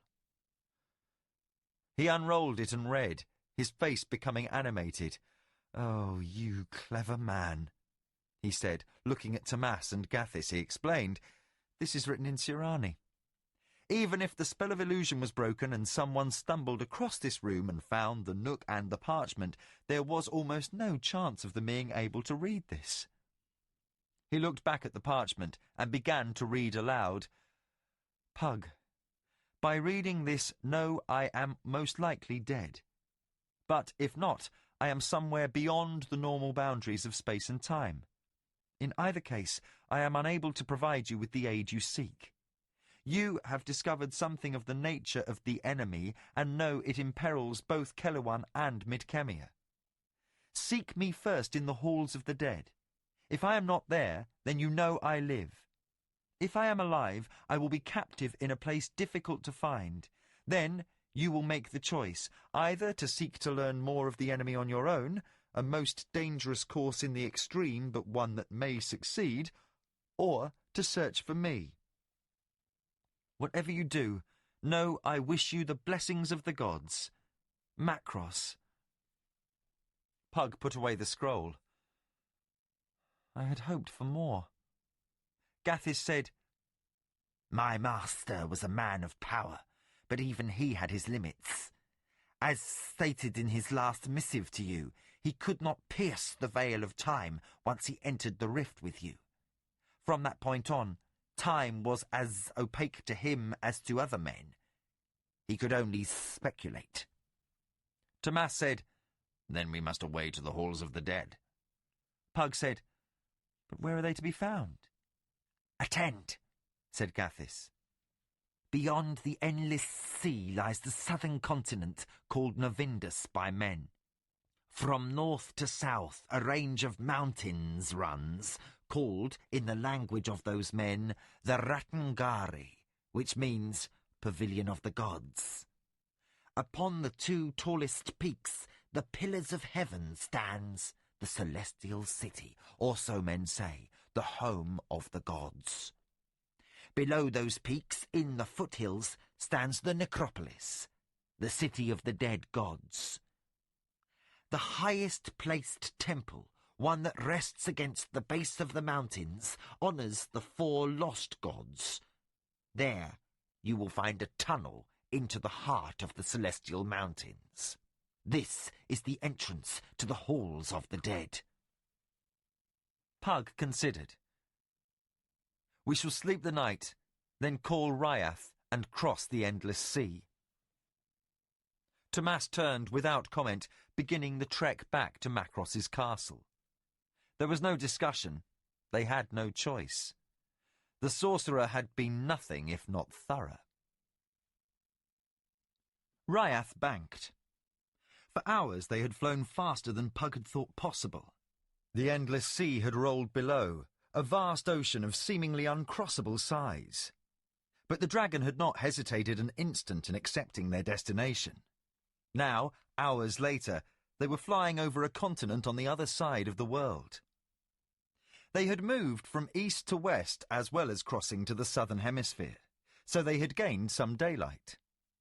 In late afternoon, they had sighted the southern continent Novindus. First, they had crossed a great sand wasteland, bounded by high cliffs running for hundreds of miles along the seacoast. Any who landed from a ship on that northern coast would have days of travel and a dangerous climb before drinking water could be found. Then the dragon had cut across grasslands. Far below, hundreds of strange wagons, surrounded by herds of cattle, sheep and horses, had been moving from north to south. Some nomadic people, a nation of herdsmen, was following the tracks of its ancestors, oblivious to the dragon high overhead. Then they saw the first city, a mighty river, reminding Pug of the Gargajin on Kelewan, cut across the grasslands. On the southern shore, a city had arisen, and farther south, farmland could be seen. Far to the southwest, in the haze of the evening, a range of mountains rose, the Pavilion of the Gods. Ryath began to descend, and they soon approached the centre of the range, a pair of peaks that rose high above those surrounding, disappearing into clouds, the Pillars of Heaven.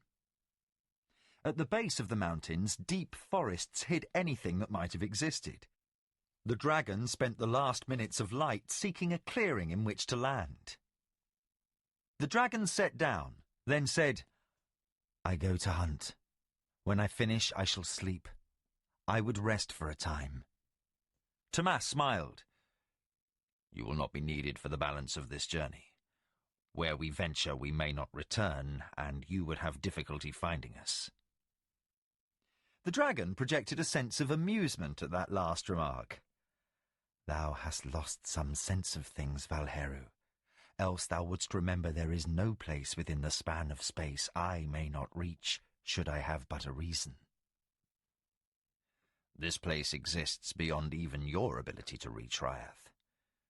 We enter the halls of the dead." "Then thou shalt indeed be beyond my ability to find, Tomas. Still, if thou and thy friend survive this journey and return to the realms of life, thou hast but to call, and I shall answer. Hunt well, Valheru, for I shall." The dragon rose upward, extending her wings. Then, with a leap and a bound, she launched herself into the darkening sky. Tomas remarked, "She is tired. Dragons usually hunt wild game, but I think some farmer may find a brace of sheep or a cow missing tomorrow. Ryath will sleep days with a full belly." Pug looked about in the deepening gloom. "In our haste, we neglected such provision for ourselves." Tomas sat upon a deadfall and said, "Such things never occurred in those sagas of our youth." Pug looked at his friend questioningly, and Tomas said, "Remember the woods near Criddy when we were boys?" His expression turned mirthful. "In all our youthful dramas, we conquered our foes in time to get home for dinner." Pug joined his friend in sitting. With a small chuckle he said, "I remember. You always played the fallen hero of some great tragic battle, bidding his loyal followers goodbye." Tomas's voice revealed a thoughtful tone. "Only this time, we don't simply get up and return to Mother's kitchen for a hot meal after we're killed." A long moment passed. Pug said, "Still, we might as well make ourselves as comfortable as we can. This is as likely a spot to wait for dawn as any other. I suspect the necropolis is overgrown, else we would have seen it from the air. We'll be better able to locate it tomorrow." He added with a faint smile, "Besides, Ryath isn't the only one who's tired." "Sleep if you feel the need." Tomas's eyes studied something in the brush. "I've learned to ignore the need at will." His expression caused Pug to turn his head, following Tomas's gaze. Something moved in the dark. Then a roar erupted from the forests behind them. One moment the clearing had been silent, then something or someone was leaping out of the woods upon Tomas's back. The half-cry, half-roar was answered by a dozen more. Pug sprang to his feet as Tomas was rocked forward by the impact of the thing upon his back. But while this creature or man seemed near Tomas's equal in size, no mortal upon Midkemia was his equal in strength. Tomas simply stood erect, gripping the thing on his back by a handful of fur.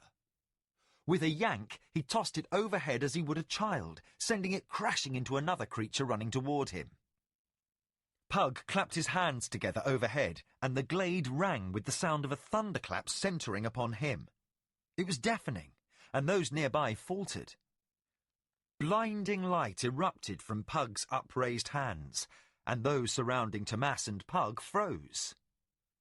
They looked to be tigers, but their bodies had been altered into man shapes.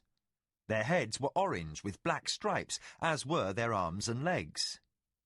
Each wore a cuirass of blue metal and breeches ending at mid-thigh of some blue-black material. Each carried a short sword and a belt knife. In the glare they crouched, blinded by the light of Pug's magic. He quickly incanted another spell, and the tiger men toppled. Pug staggered a little, inhaling with a loud sound as he sat upon the deadfall. That was almost too much. the spell of sleep cast on so many. Tomas seemed to listen with only half his attention. He had his sword out and his shield at the ready. There are more in the woods. Pug shook off his fogginess and rose. In the surrounding forest, the sound of soft movement murmured like the gentle stirring of branches in a light breeze. But no wind blew this night. Then, as one, another dozen figures materialized from the gloom, all similar to the fallen. In a thick, slurred speech, one said, "Pull away your weapons, man! You are surrounded!" The others seemed crouched, ready to spring like the giant cats they resembled. Tomas looked at Pug, who nodded. Tomas permitted one of the tiger men to disarm him. The leader of the tiger men waved at them, saying, "Bind them!" Tomas allowed himself to be tied, as did Pug. The leader said, "You have slain many of my warriors." Pug said, "They only sleep." One of the tiger warriors knelt and examined a sleeper. "Chuan! It is true!" The one called Chuan examined Pug's face closely. "You are a spellcaster, it seems. Yet you allow yourself to be taken easily. Why?" Pug said, "Curiosity. And we have no wish to harm you."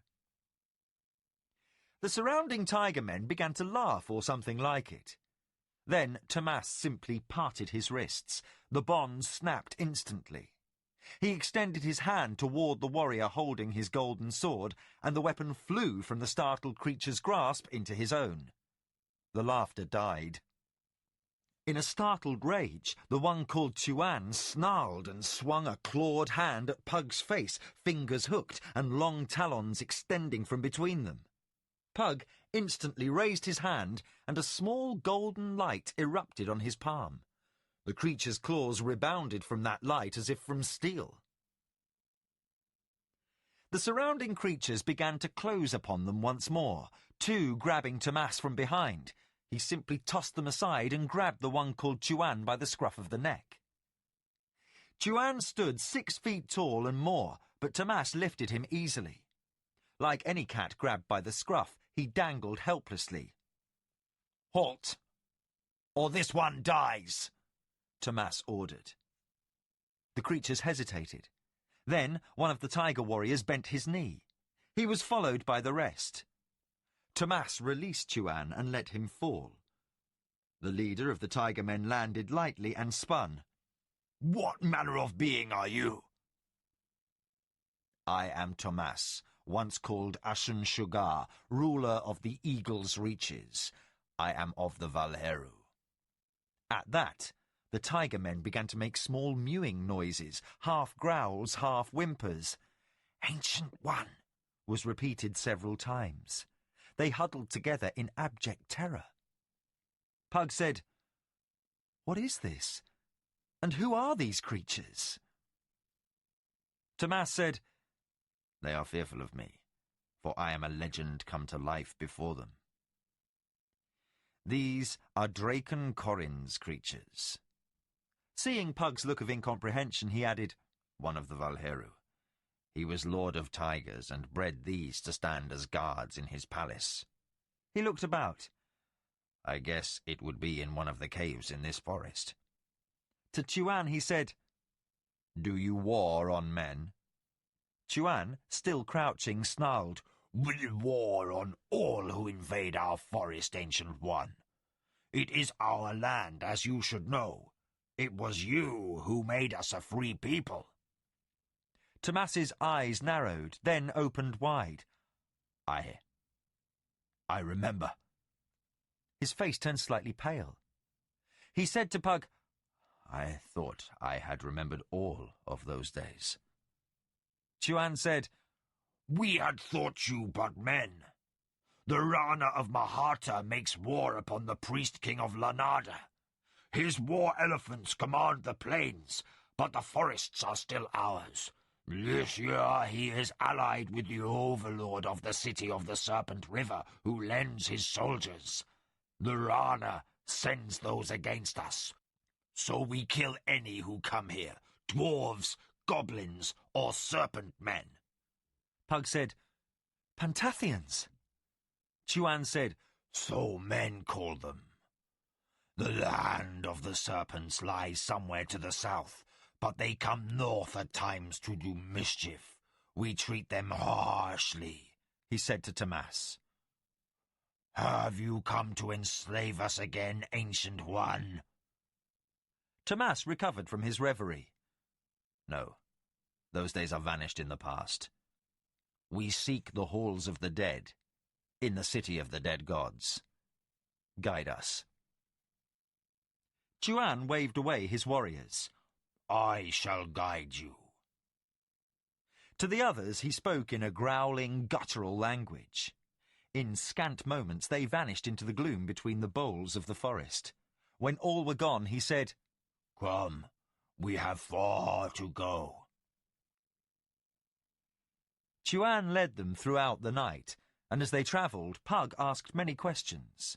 At first, the Tiger Man was reluctant to speak to the magician, but Tomas indicated he should cooperate, and the leader of the Tiger Men did so.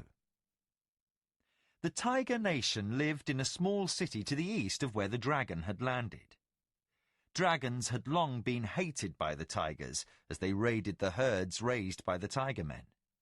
So, a full patrol had been sent in case the dragon needed to be driven away. Their city had no name, being only the City of the Tigers.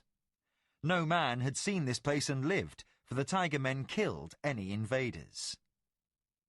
Chuan revealed a great distrust of men, and when queried said only, We were here before men. They took our forests to the east.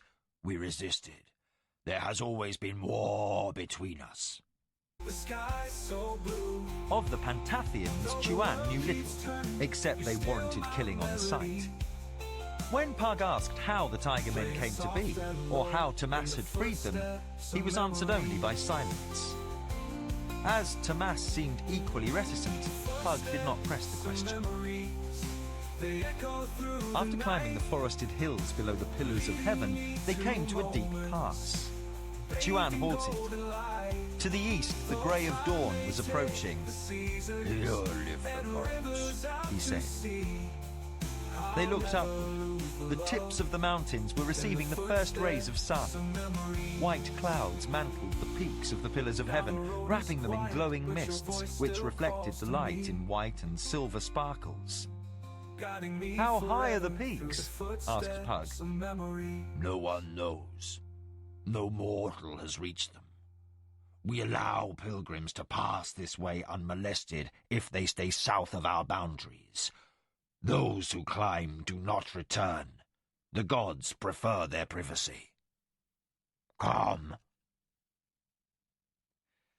He led them into the pass, which descended into a ravine. Beyond this pass, the ravine widens to a broad plateau at the base of the mountains. There lies the city of the dead gods. It is now overgrown with trees and vines. Within the city is the great temple to the lost gods. Beyond is the abode of the departed. I will go no farther, Ancient One. You and your spellcaster companion may survive, but for mortals it is a journey without return. To enter the halls of the dead is to quit the lands of life. We have no further need of you. Depart in peace. Chuan said, Hunt well, Ancient One. Then Chuan was off, with a running, bounding gait. Without conversation, Tomas and Pug entered the ravine.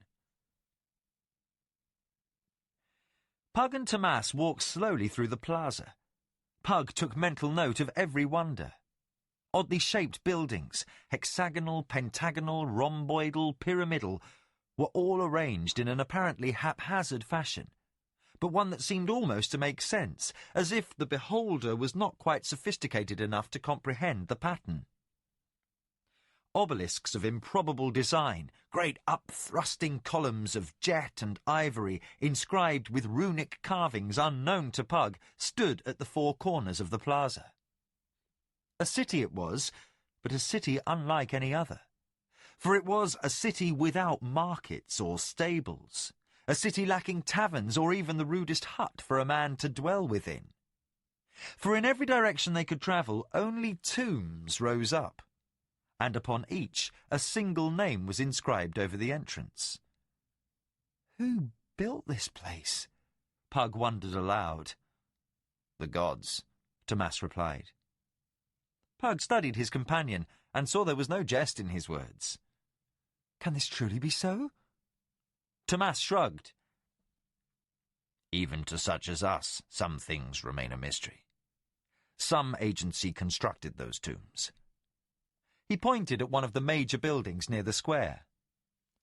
That bears the name Isander. Thomas looked lost in memory. When my kin rose up against the gods, I remained apart. Pug did not fail to notice Tomas's reference to his kin. In the past, he had spoken of Ashen Sugar as a being apart. Tomas continued. The gods were new then, coming into their power, while the Valheru were ancient. It was the passing of an old order and the birth of a new one. But the gods were powerful, at least those who survived. Of the 100 who were formed by Ishap, only 16 survived, the 12 lesser and 4 greater gods. The others lie here. He pointed again to the building. Isander was the goddess of dance. He looked about slowly. It was the time of the Chaos Wars. Tomas moved past Pug, clearly reluctant to speak more. Upon another building was inscribed the name Onanka Tith. Pug said, What do you make of that? Tomas spoke quietly while he walked. The joyful warrior and the planner of battles were both mortally wounded, but by combining their remaining essences they survived in part as a new being, Tith Onanka, the war god with 2 faces. Here lie those parts of each which did not survive. Softly Pug observed, Each time I think I have witnessed a wonder unsurpassed. It humbles me. After a long stretch of quiet as they passed dozens of buildings upon which were inscribed names alien to Pug, the magician said, How is it that immortals die, Tomas? Tomas did not look at his friend as he spoke. Nothing is forever, Pug. Then he looked at Pug, who saw a strange light in his friend's eyes, as if Tomas were poised for battle. Nothing. Immortality, power, dominance, all are illusions, don't you see? We are simply pawns in a game beyond our understanding. Pug let his eyes sweep over the ancient city, its strange assortment of buildings half overgrown with lianas. That is what humbles me most. Now we must seek one who might understand this game. Macross. He pointed at a gigantic edifice, a building dwarfing those about it. Upon it were carved 4 names, Sarig, Drusala, Eortis, and Woda Hospur. Tomas said, The monument to the lost gods. He pointed to each name in turn. The lost god of magic, who it is thought hid his secrets when he vanished, which may be why only the lesser path rose upon this world among men. Drusala, the goddess of healing, whose fallen staff was picked up by Sung, who keeps it against the day of her sister's return. Eortis, old dolphin tail, the true god of the sea. Kilian now holds sway over his dominion. She is now mother of all nature. And Wodar Hotspur, The lawkeeper, who, alone among all beings below Ishap, knew truth. Tomas, how do you know so much? Looking at his friend, he answered, I remember. I did not rise to challenge the gods, Pug, but I was there. I saw, and I remember. There was a note of terrible, bitter pain in his tone, which he could not mask from his lifelong friend. They began to walk on, and Pug knew Tomas would speak no more on this subject, at least for the present. Tomas led Pug into the vast hall of the 4 lost gods. A fey light illuminated the temple, filling the gigantic room with an amber glow. Even to the high-vaulted ceiling, no shadows existed. On each side of the hall, a pair of gigantic stone thrones sat empty and waiting. Opposite the entrance, a vast cavern led away into darkness. Pointing at that black maw, Tomas said, The halls of the dead. Without comment, Pug began walking, and soon both were engulfed in darkness.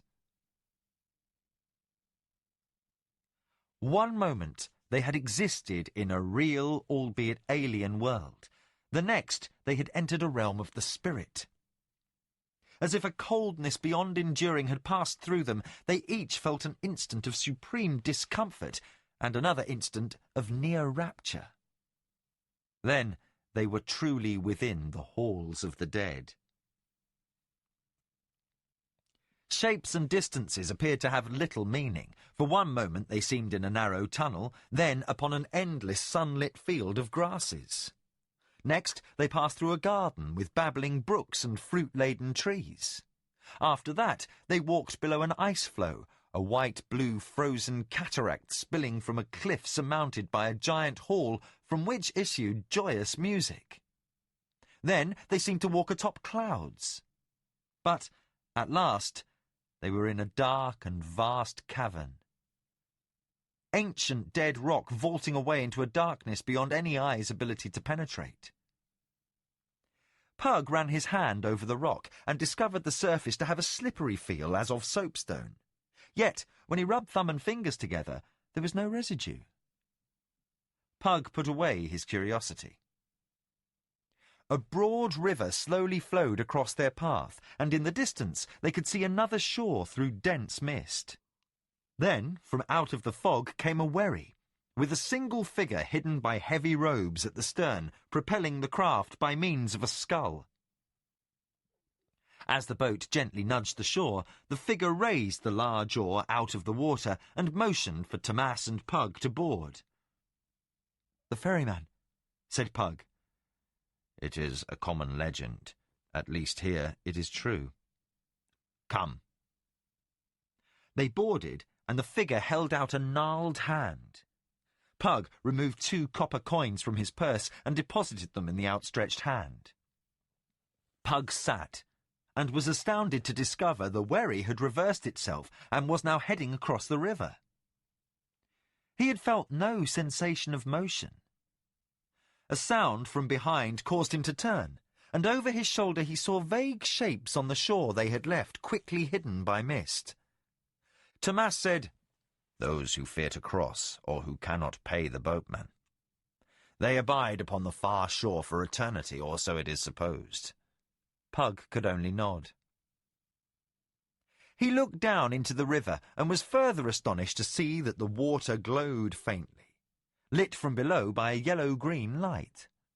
And, within its depth, stood figures, each looking up to the boat as it passed overhead. Feebly, they waved at the boat or reached out, as if seeking to grab hold, but the boat was too quickly past. Tomas said, "Those who attempted to cross without the ferryman's permission, trapped for all time." Pug spoke softly. Which way were they seeking to cross? Tomas said, "Only they knew." The boat bumped against the far shore, and the ferryman silently pointed. They disembarked, and Pug glanced back to discover the wherry gone from sight. Tomas said, "It is a journey that may be taken in one direction only. Come." Pug hesitated, but realised the point of no return had just been crossed, and reluctance was useless. He gazed at the river for a last lingering moment, and quickly followed Tomas. They paused in their trek. One moment Pug and Tomas had been walking upon an empty plain of greys and blacks. The next, a vast building rose before them, if in fact it was a building. In each direction it stretched to vanish at the horizon, more a wall of immense proportion. Upward into the strange grey which served as a sky in this forlorn place it rose, until the eye could no longer follow its lines. It was a wall in this reality, one with a door. Pug looked over his shoulder and saw nothing but empty plain behind.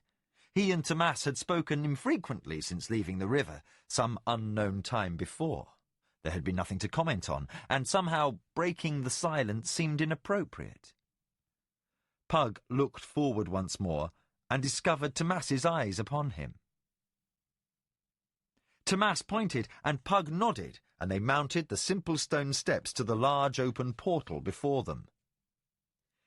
Crossing the threshold, they halted, for they were greeted by a sight that confounded their senses. In every direction, even behind them, a vast marble floor stretched away, upon which rows of catafalques were arrayed. Atop each rested a body. Pug approached the nearest and studied its features. The figure seemed asleep, for it was unmarked, but the chest was still. It was a girl, no more than 7 years of age. Beyond lay men and women of every description, from beggars in tatters to those wearing royal raiment. Bodies old and rotting, and those shattered or burned beyond recognition, lay beside bodies unmarked. Infants, dead at birth, lay beside withered ancient crones. Truly, they were now within the halls of the dead. Tomas said softly, "It seems one direction is much the same as another." Pug shook his head. "We are within the boundaries of eternity. I think we must discover a path, or we shall wander without let for ages. I do not know if time has any meaning here, but if it does, we cannot afford to idle it away." Pug closed his eyes and concentrated. Above his head, glowing mists gathered, forming into a pulsating globe that began to rotate rapidly. A faint white light could be seen within. Then the conjuration vanished. Pug's eyes remained closed. Tomas watched quietly. He knew Pug was using some mystic sight to scout in moments what would have taken years on foot. Then Pug's eyes were open and he pointed. "That way." Figures waited quietly without the portal to the next hall.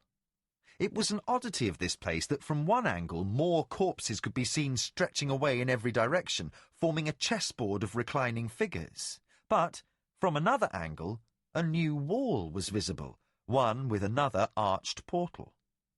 Before it, more than 1,000 men and women, boys and girls stood silently.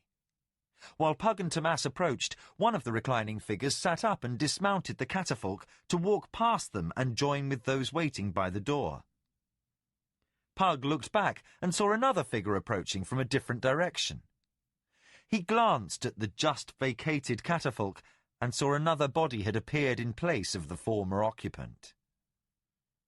Pug and Tomas moved past those who hovered by the door, discovering they took no notice of the newcomer's presence. Pug reached out and touched a child's shoulder, and the small boy absently brushed at Pug's hand, as if an insect had briefly alighted there. But the boy betrayed no other awareness of the magician. Tomas indicated with a jerk of his head they should continue. Through the door they found more people standing, in lines that led away beyond the limits of their perception. Again, there was no reaction to their passing. Quickly, the two men walked toward the head of the line. For what seemed hours, a light had been brightening before them. Thousands of figures formed silent lines facing that brilliance, each seemingly without impatience. They passed those who stood turned toward the light, expressions impossible to fathom upon their faces.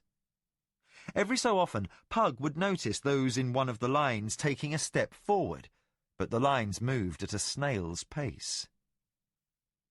As they approached the shining light, Pug glanced behind and noticed there were no shadows cast. Another oddity of this realm, he considered. Then, at last, they reached stairs. Atop a dozen steps sat a throne, surrounded with golden brilliance. Something almost like music tickled at the edge of Pug's hearing, but it was not substantial enough to be apprehended. He lifted his eyes until he beheld the figure upon the throne. She was stunning in her beauty, yet frightening. Her features were impossibly perfect, but somehow daunting. She confronted the converging lines of humanity before her and studied each person at the head of the line for some time. Then she would point at one of the figures and motion. Most often the figures simply vanished to whatever destiny the goddess had selected, but occasionally one would turn and begin the long trek back toward the plain of catafalques. After some time, she turned to regard the two men, and Pug's gaze was captured by eyes like sooty coal, flat jet without any hint of warmth or light contained therein. The eyes of death. Yet, for all her fearful demeanour, a face the colour of white chalk, she was a figure of incredible seduction, one whose lush form cried out to be embraced. Pug felt his being burn with the need to be gathered within the folds of her white arms, to be taken to her bosom. Pug used his powers to set aside those desires, and he stood his ground. Then the woman upon the throne laughed, and it was the coldest, deadest sound Pug had ever heard. "Welcome to my domain, Pug and Tomas. Your means of arrival is unusual." Pug's mind reeled and raced. Each word from the woman was an icy stab through his brain, a chilled pain, as if merely to comprehend the goddess's existence was something nearly beyond his ability. With certainty he knew that, without his training and Tomas's heritage, they would have been overwhelmed, swept away, most likely dead by the force of her first uttered word. Still, he maintained his equilibrium and stood his ground. Tomas spoke. "Lady, you know our needs." The figure nodded. "Indeed. Better than yourselves, perhaps." "Then will you tell us what we need to know? We dislike being here as much as our presence displeases you." Again the bone-chilling laugh. "You displease me not at all, Valheru. Of your kin I have often longed to take one to my service, but time and circumstances have never permitted. And Pug shall eventually come here in time. Yet, when that occurs, he shall be like these before me, standing in patient line for their turn to be judged. All wait upon my pleasure. Some shall return for another turn of the wheel. Others shall be granted the ultimate punishment, oblivion. And fewer still will earn final rapture, oneness with the ultimate." "Still," she said, as if thoughtful, "it is not yet his time. No. We all must act as if foreordained. He whom you seek does not abide with me yet.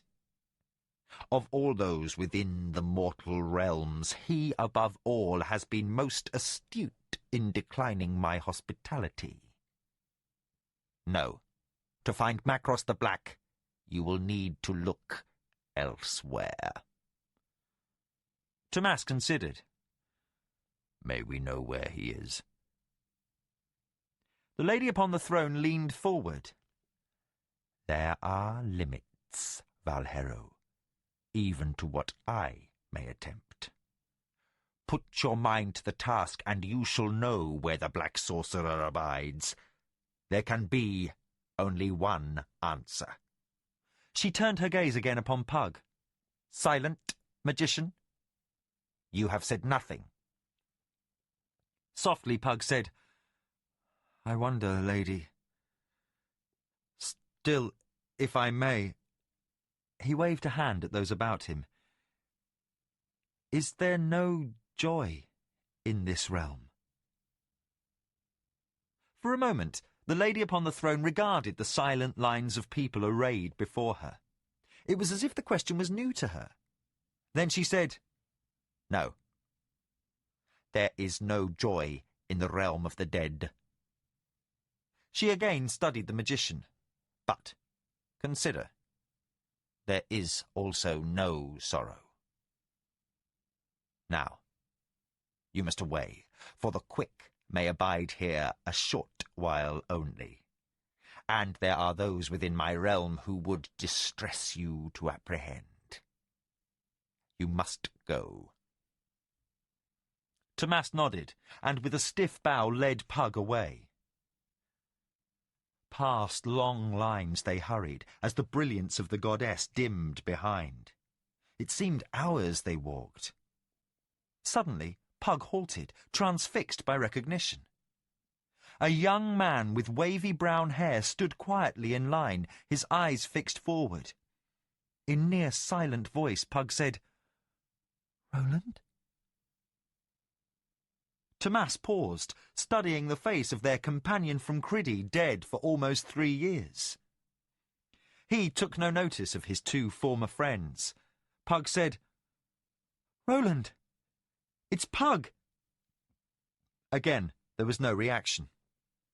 Pug shouted the squire from Chilan's name, and there was a nearly imperceptible flicker about the eyes, as if Roland heard a distant voice calling. Pug looked pained as his boyhood rival for Carline's affections took a step forward in the long line of those to be judged. Pug's mind ached for something to say to him.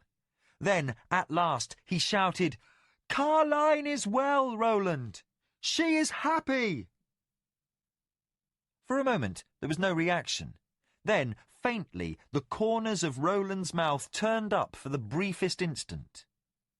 But Pug thought he looked somehow more at peace as he stared blankly forward. Then Pug suddenly discovered Tomas's hand upon his arm, and the powerful warrior propelled his friend away from Roland. Pug struggled an instant, but to no avail, then walked in step with Tomas. A moment later, Tomas released his grip. Softly he said, They're all here, Pug. Roland, Lord Boric and his Lady Catherine, the men who died in the Green Heart, and those taken by the Wraith in Macmordain Cadal. King Roderick. All who died in the Rift War, they're all here. That's what Limscragma meant by saying there were those here who would cause us distress if we met. Pug only nodded. Again he felt a deep sense of loss for those whom fate had taken away from him. Turning his mind again to the cause of their strange travel, he said, Where are we bound now? By not answering, the Lady of Death answered, There is only one place beyond her reach. It is an oddity outside the known universe. We must find the city forever, the place which stands beyond the edge of time. Pug halted. Looking about, he noticed they had again passed into the vast plain of bodies, all arrayed in neat rows. Then the question is, how do we find it? Tomas reached out and placed his hand upon Pug's face, covering his eyes. A bone-wrenching chill passed through the magician, and he suddenly found his chest exploding in hot fire as he sucked in a lungful of air. His teeth chattered, and he shook, a fierce, uncontrollable trembling as his body coiled and uncoiled in knots of pain. He moved and discovered he was lying on a cold marble floor. Tomas's hand was gone from his eyes, and he opened them. He lay upon the floor in the temple of the 4 lost gods, just before the entrance to the dark cavern. Tomas rose on wobbly legs a short distance away, also pulling in ragged gasps of air. Pug saw that his friend's face was pale, his lips bluish. The magician regarded his own hands and saw the nails were blue to the quick. Standing, he felt warmth creep slowly back into his limbs, which ached and shook. He spoke, and his voice was a dry croak. Was it real? Tomas looked about, his alien features showing little. Of all mortal men on this world, Pug, you should know best how futile that question is. We saw what we saw. Whether it was a place or a vision in our mind, it doesn't matter. We must act upon what we experienced. So to that end, yes, it was real. Now? Tomas said, I must summon Ryath, if she is not too deep in sleep. We must travel between the stars once again. Pug could only nod. His mind was numb, and dimly he wondered what possible marvels could await beyond that which was already behind. Chapter 8. Yarburn. The inn was quiet. It was fully 2 hours before sundown, and the hectic quality of evening revelry was not yet unleashed. For this, Aretha was thankful. He sat as deep in shadows as he could, Rold, Laurie, and the 2 squires occupying the other chairs. His newly cropped hair, shorter than he had worn in years, and his thickening beard lent him a sinister appearance, giving credence to their impersonation of mercenaries. Jimmy and Locklear had purchased more common travel clothing in Quester's View, burning their squires' tunics. In all, the 5 of them looked to be nothing more than a simple crew of unemployed fighting men. Even Locklear was convincing, for he was no younger than some of those who passed through, aspiring young bravos seeking their first tour of duty. They had been waiting 3 days for Martin, and Aretha was growing apprehensive. Given the timing of the message, he had expected Martin to reach Ylith first. Also, each day in the city increased the chance of someone's remembering them from their last encounter here. A tavern brawl ending in a killing, while not unique, was still something to cause a few to remember a face. A shadow crossed the table, and they looked up. Martin and Baru stood before them. Aretha rose slowly, and Martin calmly extended his hand. They quietly shook, and Martin said, "Good seeing you well." Aretha smiled crookedly. "Good for me also." Martin's answering smile was his brother's twin. "You look different." Aretha only nodded. Then he and the others greeted Baru, and Martin said, "How did he get here?" He pointed at Jimmy. Laurie said, "How can you stop him?" Martin looked at Locklear and raised an eyebrow. "This one's face I recognise, though I don't recall the name." "That's Lockie." Jimmy's protégé, Rold added with a chuckle. Martin and Baru exchanged glances. The tall Duke said, "2 of them." Aretha said, "It's a long tale. We should tarry here as little as possible." "Agreed," answered Martin. "But we'll need new horses. Ours are weary, and I expect we still have a long road before us." Aretha's eyes narrowed, and he said, "Yes, very long." The clearing was little more than a widening in the road. To Aretha's party, the roadhouse was a welcoming beacon, every window on both floors showing a merry yellow light that knifed through the oppressive gloom of night. They had ridden without incident since leaving Illith, passing beyond Zun and Yarbon, and were now at the last outpost of kingdom civilization, where the forest road turned northeast for Tir Sog. To travel directly north was to enter Hadati country, and the northern ranges beyond marked the boundary of the kingdom. While there had been no trouble, all were relieved to be reaching this inn. A sharp-eared stable boy heard them ride up and came down from his loft to open the barn. Few travelled the forest roads after sundown, and he had been about to turn in. They quickly cared for their animals, Jimmy and Martin occasionally watching the woods for signs of trouble. When they were done, they gathered their bundles and headed to the roadhouse. As they crossed the clearing between barn and main building, Laurie said, "It will be nice to have a warm meal." "Maybe I'll last for a while," commented Jimmy to Lochlear. As they reached the front of the building, they could make out the sign over the door, a man sleeping atop a wagon while his mule had broken its traces and was making its getaway. Laurie said, "Now for some hot food. The Sleeping Wagoneer is among the finest little country inns you'll ever visit, though at times you may find it occupied by a rather strange assortment." Pushing open the door, they entered a bright and cheery common room. A large open hearth contained a roaring fire, and 3 long tables stood before it. Across the room, opposite the door, ran a long bar, behind which rested large hogsheads of ale. And making his way toward them, a smile upon his face, came the innkeeper, a man of middle years and portly appearance. "Ah, guests, welcome." When he reached them, his smile broadened. "Laurie, Rold, as I live, it's been years. Glad I am to see you." The minstrel said, "Greetings, Geoffrey. These are companions of mine." Geoffrey took Laurie by the elbow and guided him to a table near the bar. "Your companions are as welcome as yourself." He seated them at the table and said, "Pleased as I am to see you. I wish you had been here 2 days ago. I could have done with a good singer."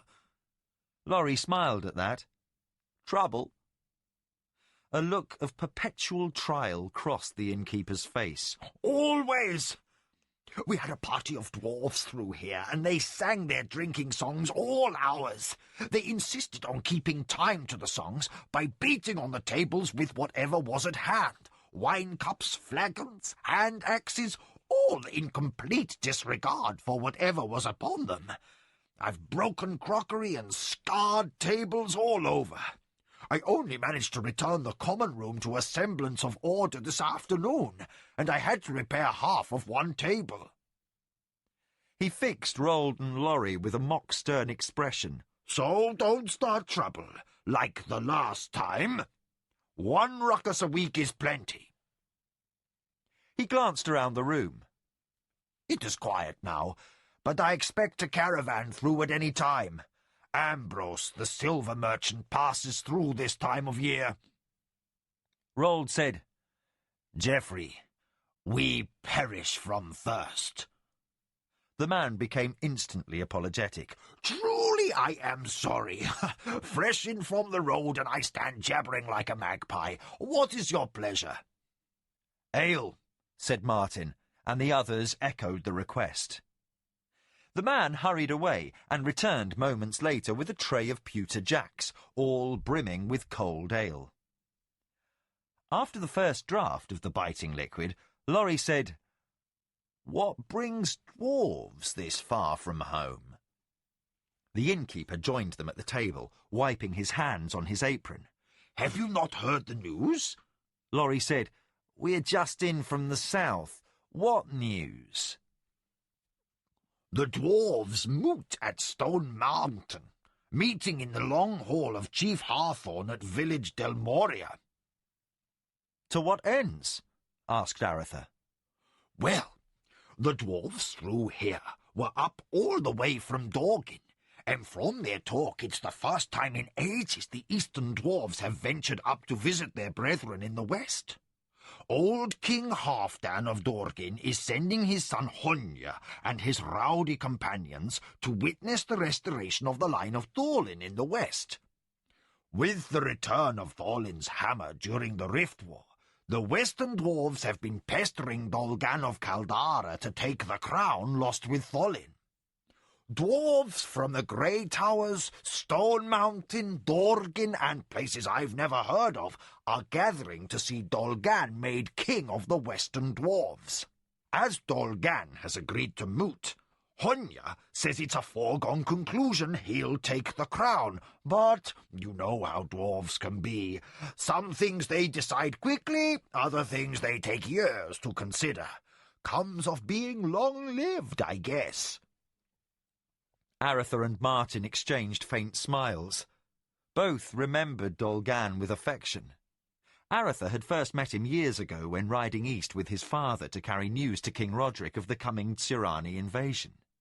Dolgan had acted as their guide through the ancient mine, the Mac Mordain Cadal. Martin had met him later during the war. The dwarven chief was a being of high principle and bravery, possessing a dry wit and keen mind. They both knew he would be a fine king. As they drank, they slowly discarded their travellers' accoutrements, putting off helms, setting aside weapons, and letting the quiet atmosphere of the inn relax them. Geoffrey kept the ale coming and, after a while, a fine meal of meats, cheeses, and hot vegetables and breads. Talk ran to the mundane, as Geoffrey repeated stories told by travellers. While they ate, Laurie said, "Things are quiet this night, Geoffrey." Geoffrey said, "Yes, besides yourselves I have only one other guest." He indicated a man sitting in the corner farthest from them, and all turned in surprise for a moment. Aretha motioned for the others to resume their meal. All wondered how they had failed to notice him there all this time.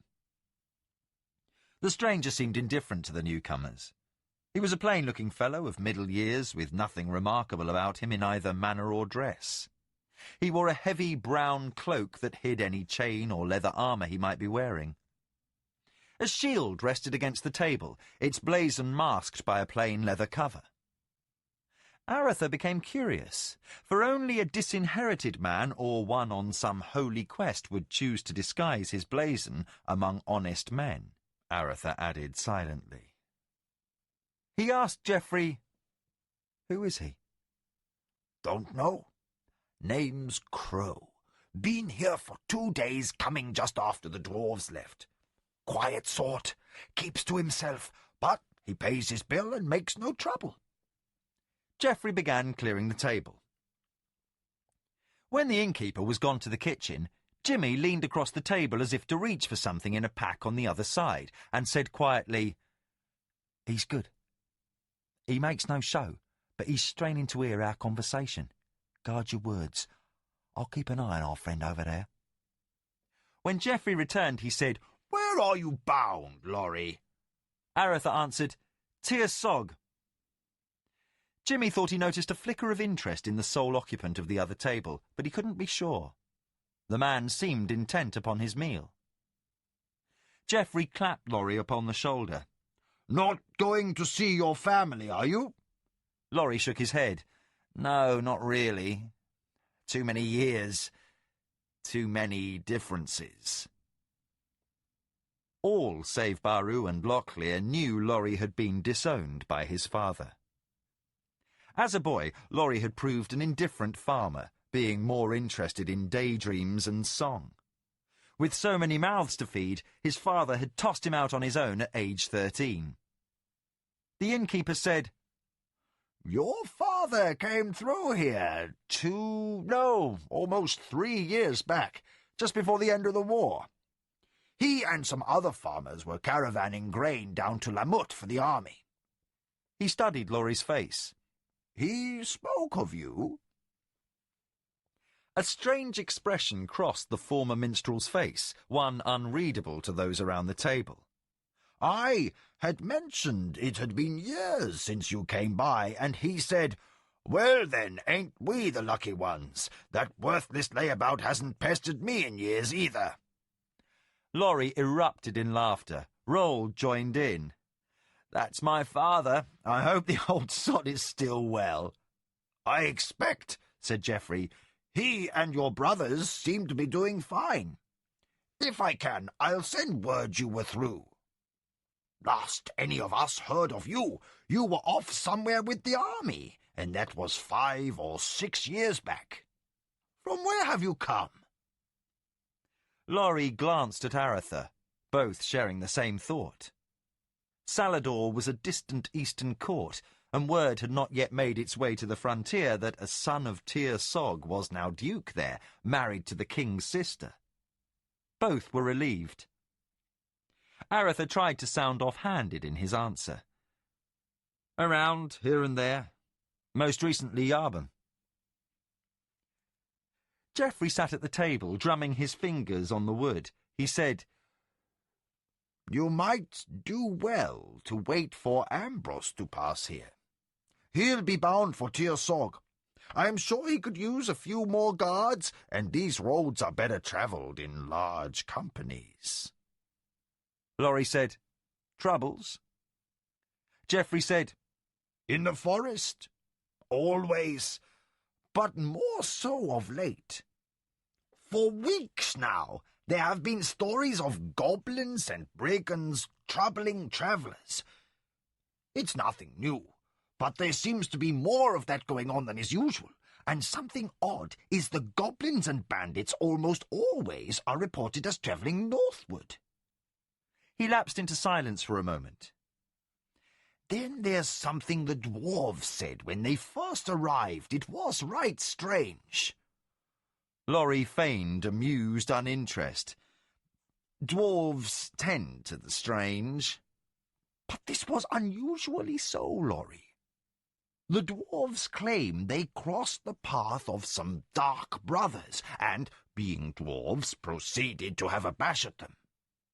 They claim they were chasing these dark brothers when they killed one, or at least should have.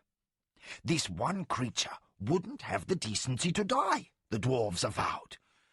Maybe these youngsters sought to pull a simple innkeeper's leg, but they said they hit this one brother with an axe, damn near split his head in two, but the thing just sort of pushes the halves together and runs off after his companions. Shocked the dwarves so fierce they stopped in their tracks and forgot to chase after.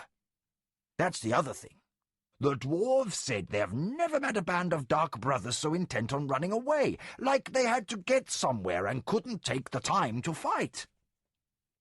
They're a mean lot as a rule, and they don't like dwarves a little more than they don't like everybody else." Geoffrey smiled and winked. "I know the older dwarves are sombre sorts and not given to stretching the truth, but these youngsters were having me on a little, I think." Aratha and the others showed little expression, but all knew the story to be true, and that it meant the Black Slayers were again abroad in the kingdom. Aratha said, "It probably would be best to wait for the silver merchant's caravan, but we've got to be off at first light." Laurie said, "With only one other guest, I assume there's no trouble with rooms?" "None." Geoffrey leaned forward and whispered, "I mean no disrespect toward a paying guest, but he sleeps in the commons. I've offered him a room at discount since I've ample space, but he says no.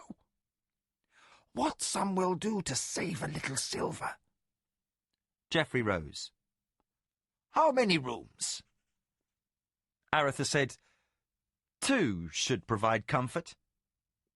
The innkeeper seemed disappointed, but given travellers were often short of funds, he was not surprised. "I'll have extra pallets brought into the rooms." As Aratha and his companions gathered up their belongings, Jimmy glimpsed the other man. He seemed intent on the contents of his wine cup and little else. Geoffrey brought over some candles and lit them with a taper from the fire. Then He led them up the dark stairs to their rooms. Something woke Jimmy. The former thief's senses were more attuned to changes in the night than were his companions. He and Locklear were bunking in with Roald and Laurie. Aritha, Martin and Baru slept across the narrow hall in a room over the common room, and, as the soft sound that had awakened him came from outside, Jimmy was certain it hadn't roused the former huntmaster of Criddy or the hillman. The young squire of the prince's court strained his hearing to its limit. Again came a sound in the night, a faint rustling. He quietly got up from his pallet on the floor next to Locklear's. Passing the sleeping forms of Roald and Laurie, he peered out the window between their beds. In the darkness, he caught a glimpse of movement, as if something or someone had just moved behind the barn. Jimmy wondered if he should wake the others, but thought it would be foolish to raise alarm over nothing. He gathered up his own sword and quietly left the room. His bare feet made no sound as he moved toward the stairs. At the landing atop the stairs, another window opened on the front of the inn. Jimmy peeked through and, in the gloom, saw figures moving near the trees across the road. He counted it unlikely that anyone skulking out in the night was up to honest undertakings. Jimmy hurried down the stairs and found the door unbolted. He puzzled at that, for he was near certain it had been bolted when they retired. Then Jimmy remembered the inn's other guest. He spun about and saw the man was gone. Jimmy moved to a window, pulling aside a peep slide in the shutters, and saw nothing. Silently, he let himself out the door and dodged along the front of the building, trusting the gloom of the night to mask him. He hurried to the place he had last seen movement. Jimmy's ability to walk quietly was hampered by having to negotiate the forest at night.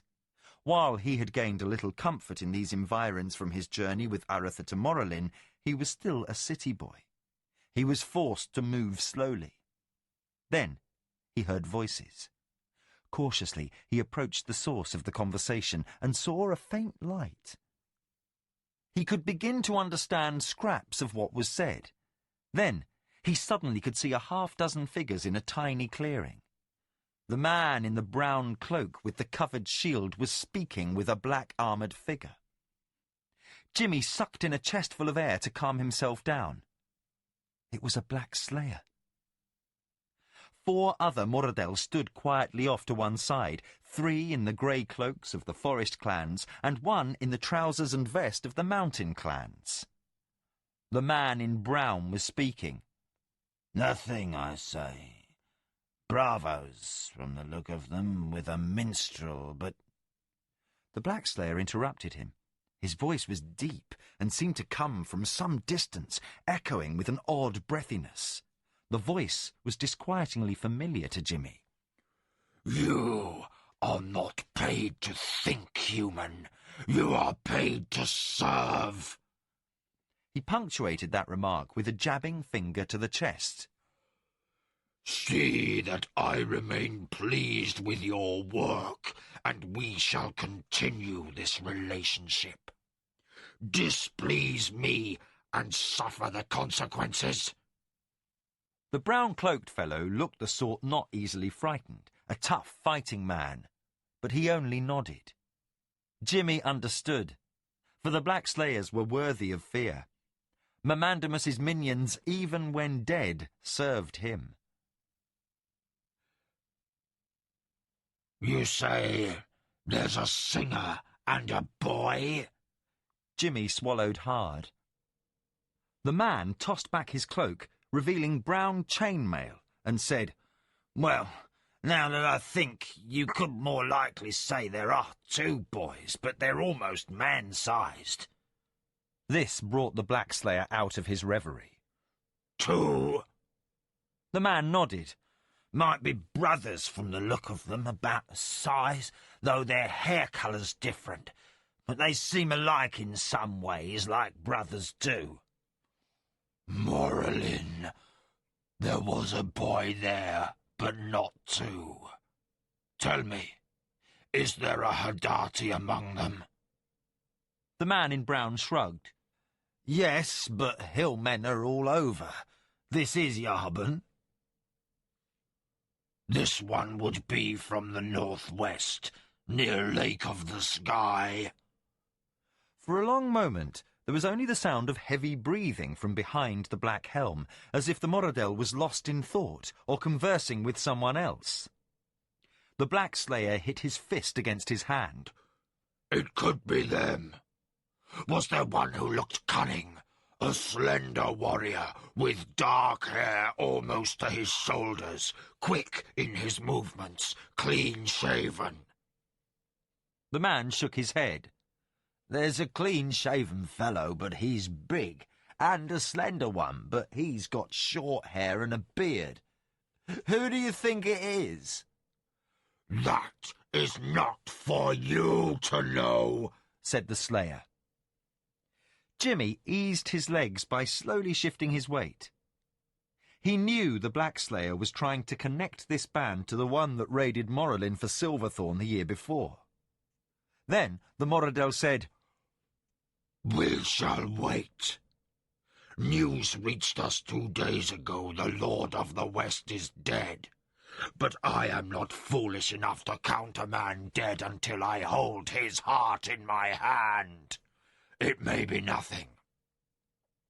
Had an elf been with them, I would burn that inn to the ground tonight. But I cannot be sure. Still, remain alert. It could be his companions returning to do mischief to avenge him. 7 men, and 2 of them really boys? What harm? The Moradel ignored the question. Return to the inn and watch Morgan Crow. You are paid well and quickly for obedience, not questions. Should those in the inn leave, follow at a discreet distance. Should they remain upon the road to Tirsog until midday, return to the inn and wait. Should they turn northward before then, I shall wish to know. Return here tomorrow night and tell me which. But tarry not, for Segerson brings his band north, and you must meet him. Without the next payment, he takes his men home. I need his engineers. Is the gold safe? Always with me. Good. Now go. For an instant, the Black Slayer seemed to shudder, then wobble. Then his movements returned. In a completely different voice he said, Do as our master instructs, human. Then turned and walked away. In a moment, the clearing was empty. Jimmy's mouth hung open. Now he understood. He had heard that first voice before, in the palace where the undead Moradel had tried to kill Aratha, and again in the basement of the House of Willows when they had destroyed the Nighthawks in Krondor. The man called Morgan Crow had been speaking not to the Black Slayer, but rather through him, and Jimmy had no doubt to whom. Mermandamus. Jimmy's astonishment had caused him to hesitate, and suddenly he knew he could not return to the inn before Crow. Already the man had quit the clearing, taking the lantern with him. In the dark, Jimmy had to move slowly. By the time he reached the clearing near the road, Jimmy caught a glimpse of the red glow from the hearth in the common room as Crow closed the door to the inn. He could hear the bolt driven home.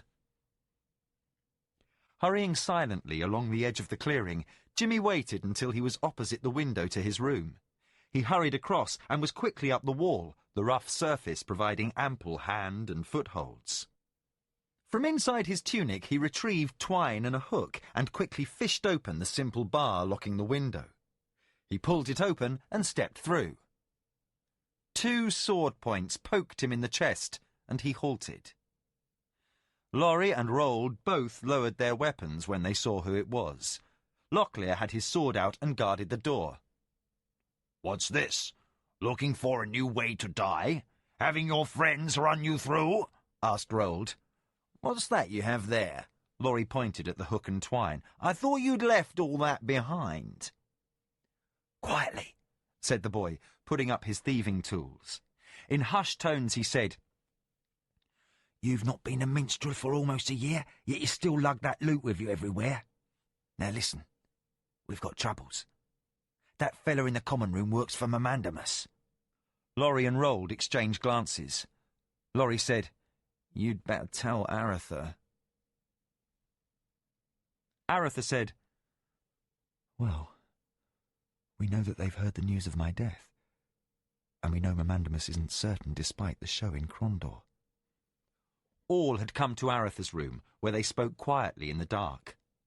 "Still," Baru said, "it seems he is acting upon the presumption you are dead until proven otherwise, despite any doubts he may harbour." Laurie said, "He can't sit on a Brotherhood alliance indefinitely.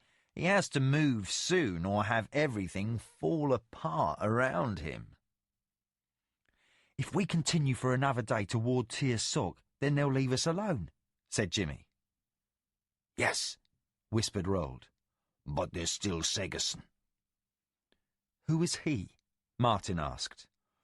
"Mercenary general," answered Rold, "but an odd sort. He doesn't have a large company, never 100 men, often fewer than 50. Mostly he employs experts, miners, engineers, tacticians. He's got the best crews in the business. His speciality is bringing down walls or keeping them up, depending on who's doing the paying. I've seen him work. He helped Baron Crosswaith in his border skirmish with Baron Lobramil when I was in Crosswaith's employ." "I've heard of him too," said Aretha. "He works from the Free Cities or Queg, so he doesn't have to deal with kingdom laws on mercenary service. What I want to know, though, is what Mamandamus needs a corps of high-priced engineers for. If he's working this far west, he must needs come through Tir Sog or Yarban. Farther east, the border barons, but he's still on the other side of the mountains, and won't need them for months if he's going to siege. Maybe he wants to make sure no one else hires this Segerson," ventured Locklear. "Maybe," said Laurie. "But most likely he needs something Segerson can provide." "Then we must make sure he doesn't get it," said Aretha.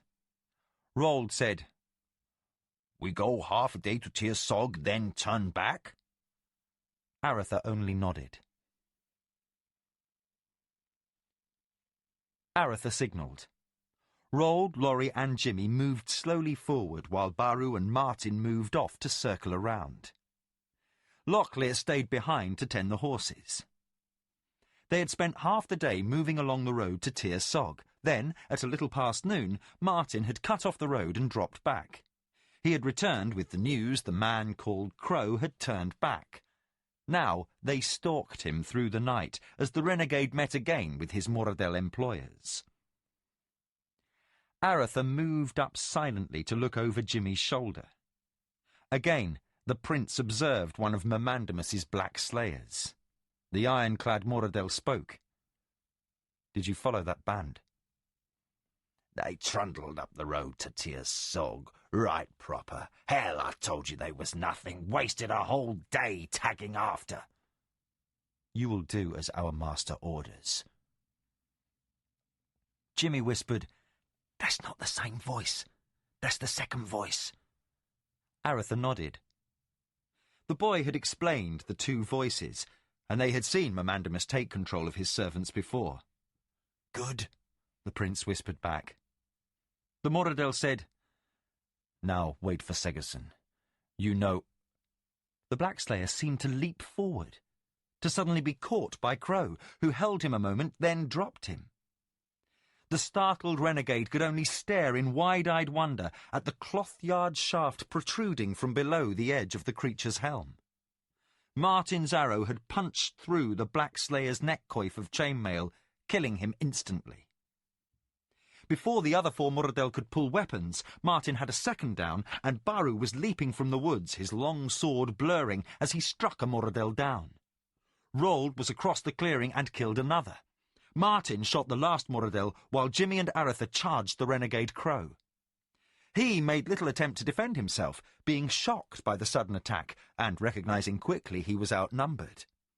He seemed confused, especially as he saw Martin and Baru begin to pull off the Black Slayer's armour.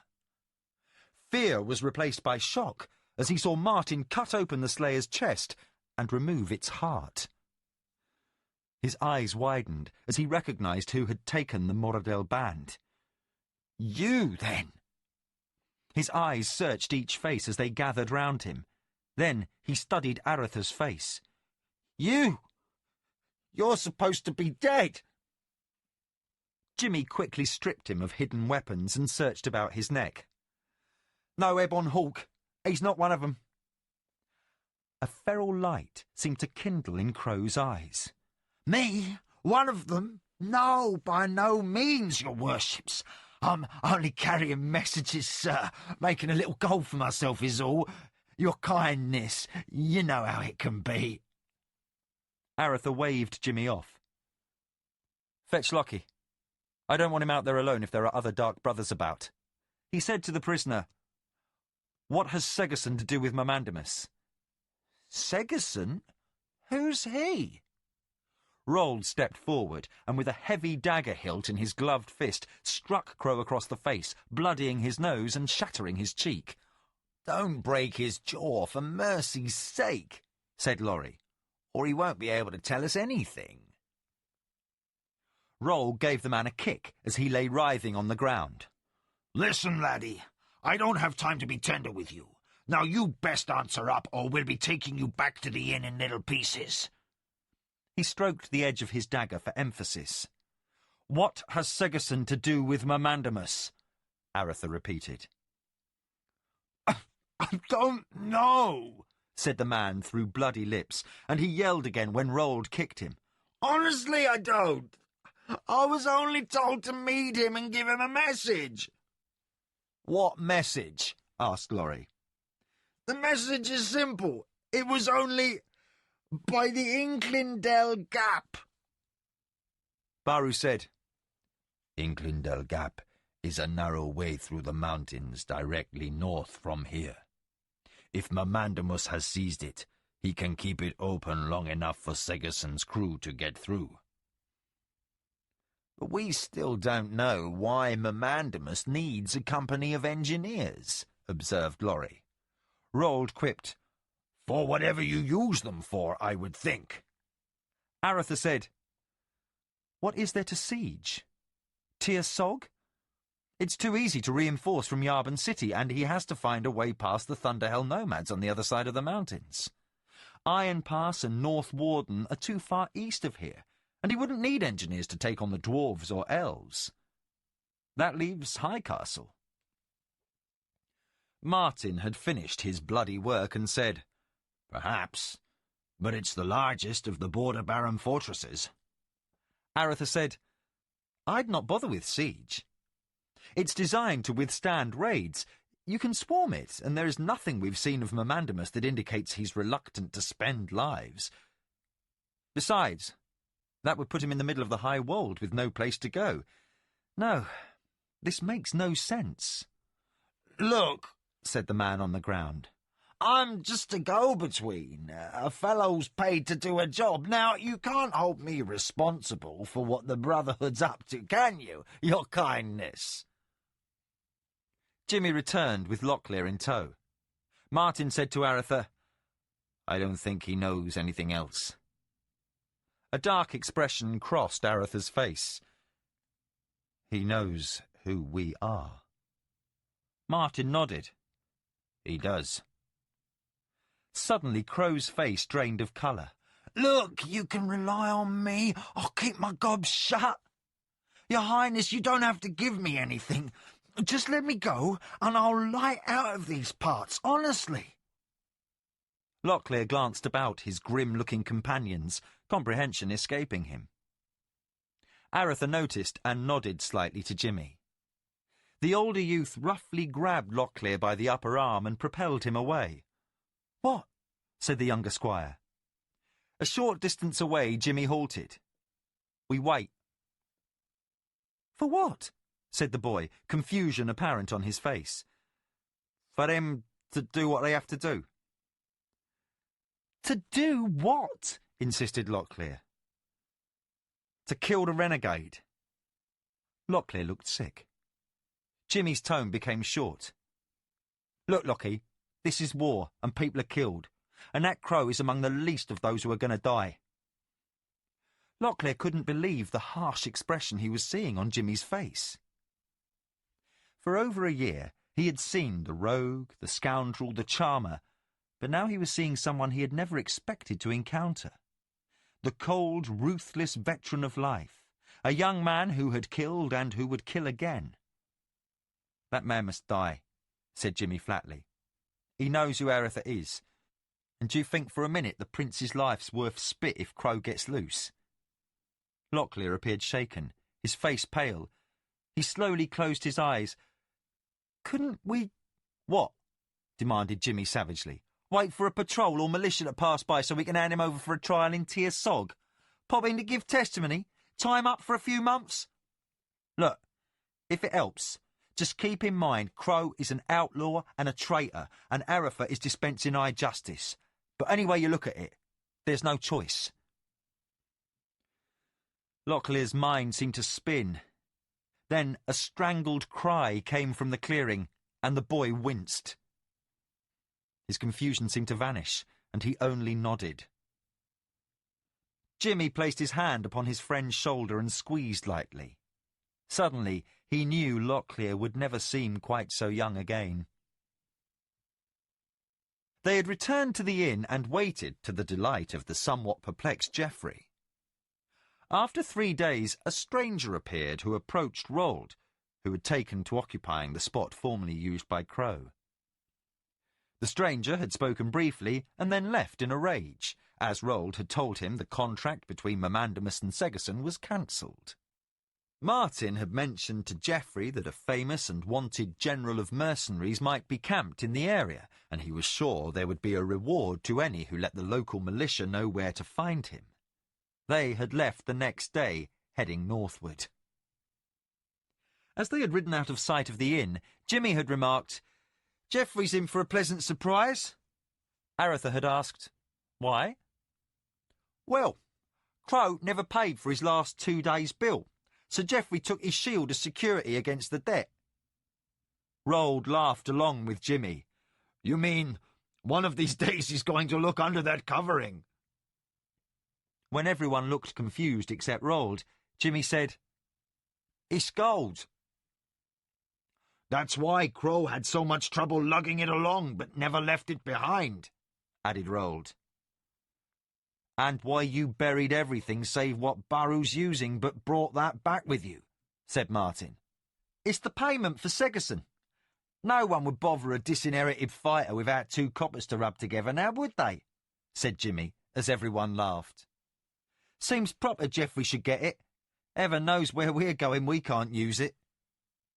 The laughter died away. Aretha motioned a halt. They had been moving steadily northward from the inn for a week, twice staying in Hadati villages where Baru was known. He had been greeted with respect and honoured, for somehow his killing of Murad had become known throughout the Hadati highlands.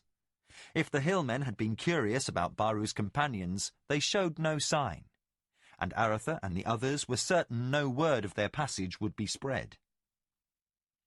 Now they found themselves before a narrow trail leading up into the mountains, the Inclindel Gap. Baru, who rode next to Aretha, told him, "Here we again enter enemy territory. If Segerson doesn't appear, perhaps the Moradel will withdraw their watch upon the place. But it may be we ride into their arms." Aretha only nodded. Baru had tied his hair back behind his head and had wrapped his traditional swords in his plaid and hidden them in his bedroll. Now he wore Morgan Crow's sword at his side and the renegade's chainmail over his tunic.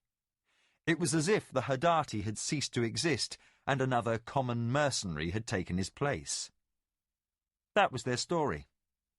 They would be simply another band of renegades flocking to Mamandamus's banner, and it was hoped that story would withstand scrutiny. For days while travelling, they had discussed the problem of reaching Mamandamus. All had agreed that, even should he suspect Aretha to be still alive, the last thing Mamandamus would expect would be for the Prince of Krondor to come enlist in his army. Without further conversation, they moved out. Martin and Baru taking the lead, Aretha and Jimmy behind, Laurie and Locklear then rolled.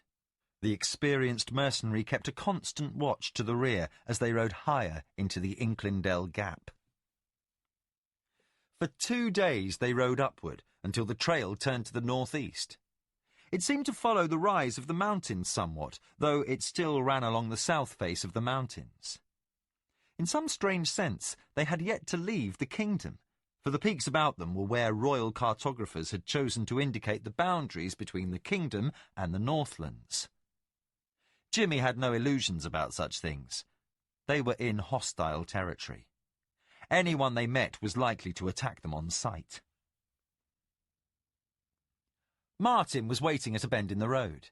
He had resumed his habit from the trip to Morrelin of scouting on foot. The terrain was too rocky for the horses to move swiftly, so he could easily keep ahead of the party. He signalled, and the others dismounted. Jimmy and Locklear took the horses and began leading them a short way back down the trail, turning them in case it was necessary to flee. Though, Jimmy thought, that would prove a problem, for the trail was so narrow the only outlet was back where they had started. The others reached the Duke, and he held his hand up for silence. In the distance they could hear what had caused him to halt the party. A deep growl, punctuated by barking and counterpointed by other less familiar growling. They drew weapons and crept forward. At a point less than 10 yards beyond a turn, they saw a meeting point of 2 trails, one continuing northeast, the other heading off to the west. A man lay upon the ground.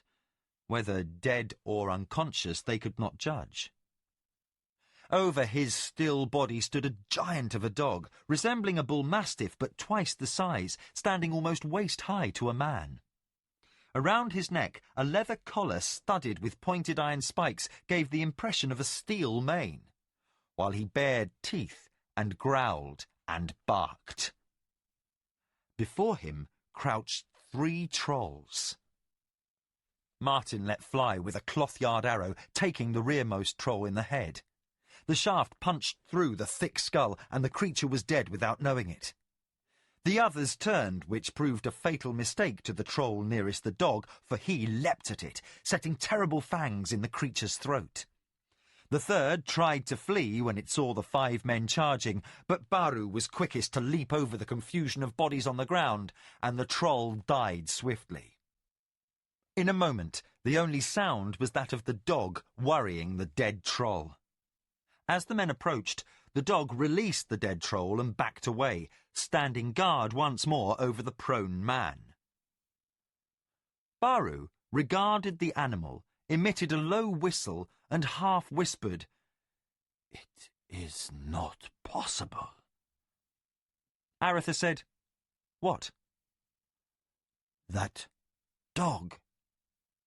Martin said, "Possible or not. If that man isn't dead already, he may die because this monster won't let us near him."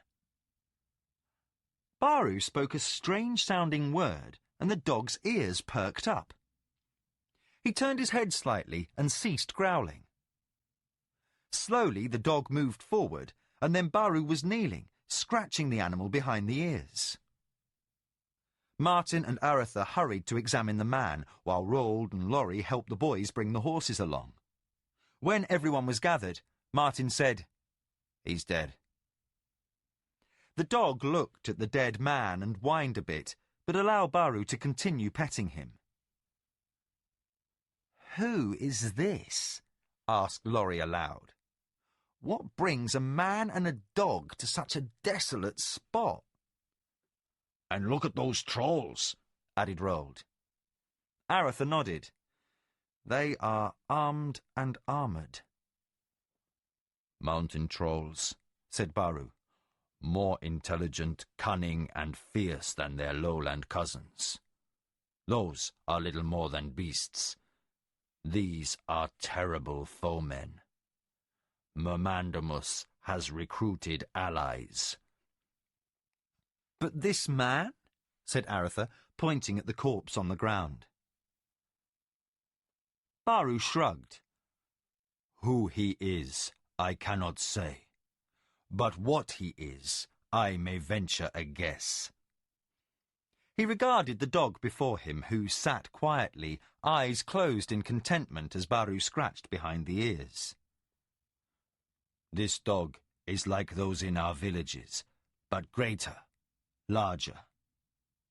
Our dogs are descended from his breed, a breed not seen in Yarbon in a century. This animal is called a beast hound.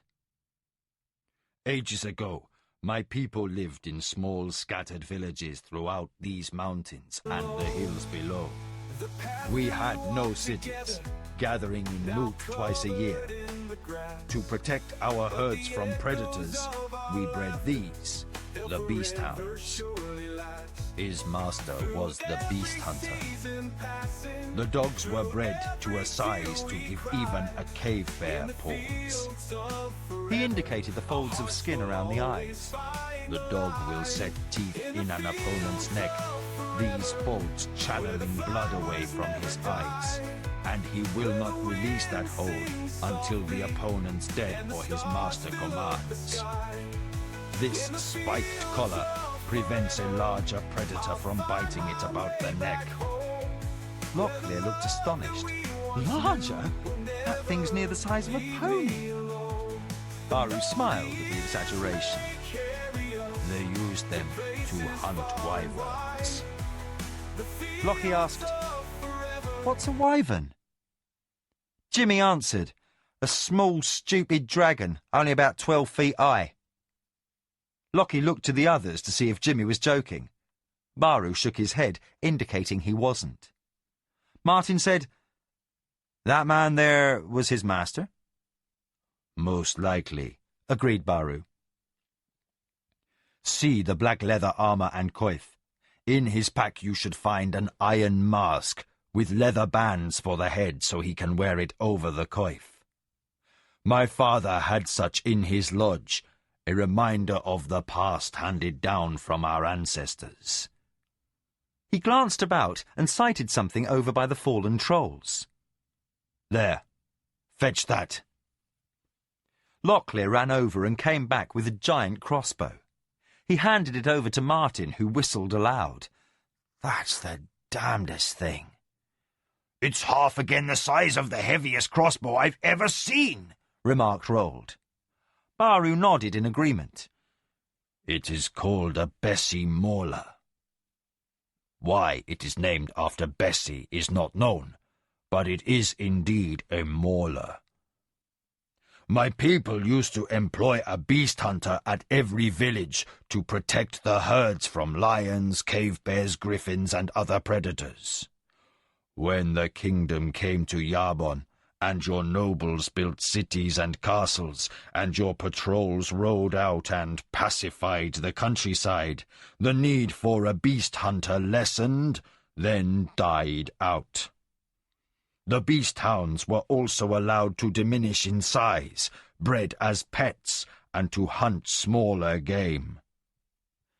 Martin put down the crossbow. He examined a quarrel the man had in a hip quiver. It was steel-tipped and twice the size of a normal bolt. "This looks like it would punch a hole through a castle wall." Baru smiled slightly. "Not quite, but it will put a dent the size of your fist in a wyvern's scales. It might not kill the wyvern, but it would make him think twice about raiding a herd." Aretha said, "But you say there are no more beast hunters?" Baru patted the dog on the head and stood. "Or so it was supposed. Yet there lies one." He was silent for a long moment. "When the kingdom came to Yarbon, We were a loose association of clans, and we were divided on our treatment of your people. Some of us welcomed your ancestors, some did not. For the most part, we Hadati kept to our old ways, living in the highlands and herding our sheep and cattle. But those in the towns quickly were absorbed, as your countrymen came in increasing numbers, until there was little difference between Yarbon city men and those of the kingdom. Lori and Rold are born of such stock, so Yarbon became kingdom. But some resented the kingdom, and resistance became open war. Your soldiers came in numbers, and the rebellion was quickly crushed. But there is a story, not well believed, that some chose neither to bow before the king nor fight. Rather, they chose to flee, going north to new homes beyond the control of the kingdom. Martin regarded the dog. Well, then it may be the story is true. So it seems, said Baru. I think I have distant kin out here somewhere. Aretha studied the dog for a moment.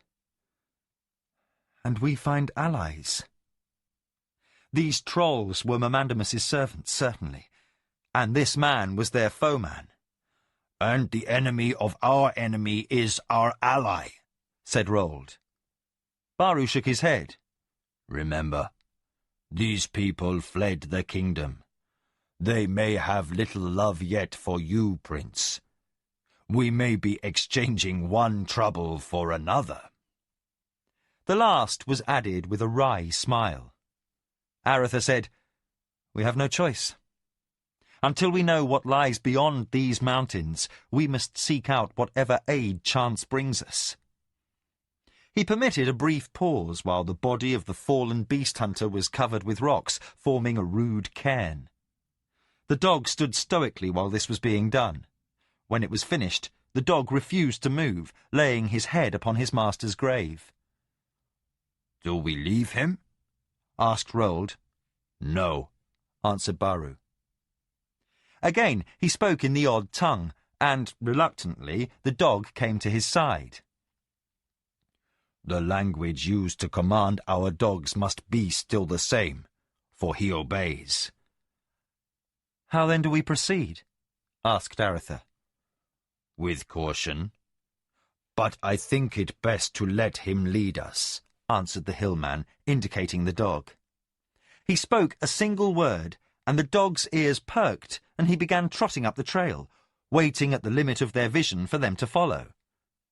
Quickly they mounted, and Aretha said, What did you say? Baru said, I said, home. He will lead us to his people.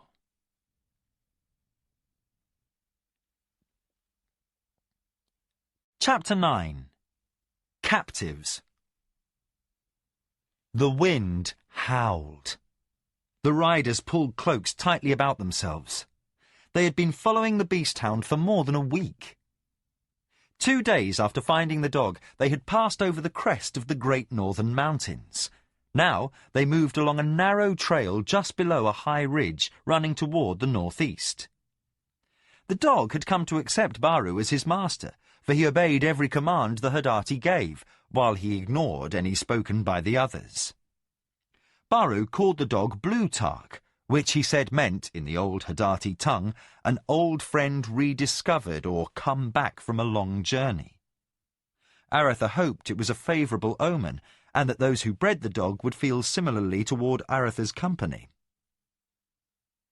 Twice the dog had proven useful, signalling dangers along the trail. He could smell what even Baru and Martin's hunter's eyes missed.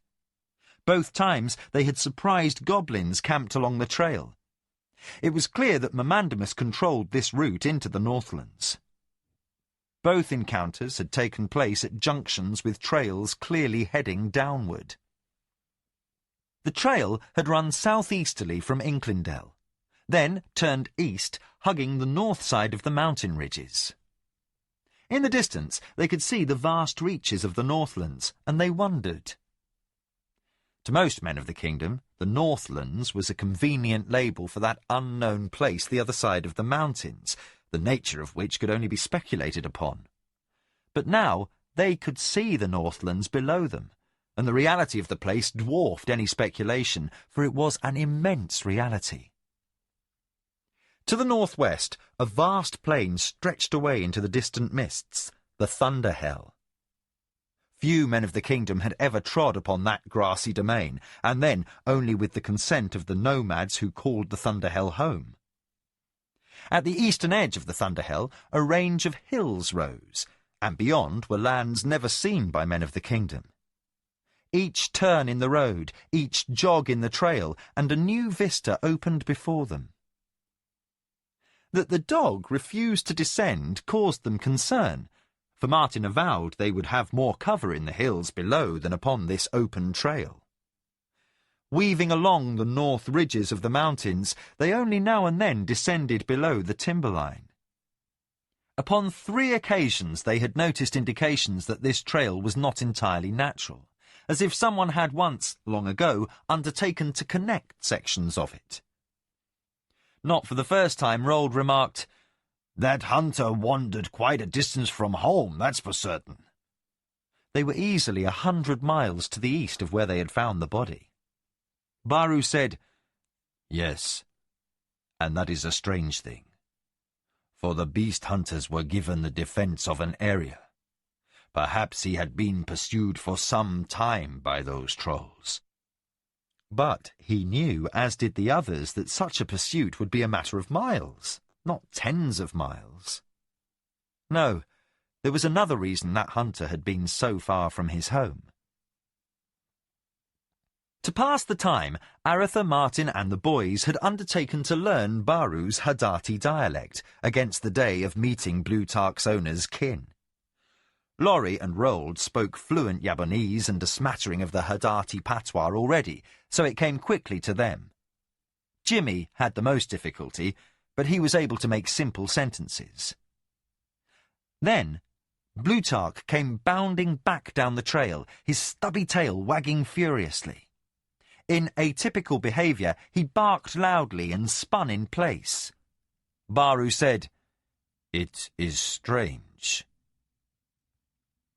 The dog normally went on point when sensing danger, until he was attacked or ordered to attack by Baru. Baru and Martin rode past the others, the Hadati ordering the dog forward. Blutarch dashed ahead around a bend between high walls of stone as the trail cut downward again. They rounded the turn and pulled up, for in a clearing Blutarch faced another beast hound. The 2 dogs sniffed at each other and wagged tails. But behind the second dog stood a man in black leather armour, an odd iron mask over his face. He sighted at them down a Bessie mauler mounted upon a single long wooden pole.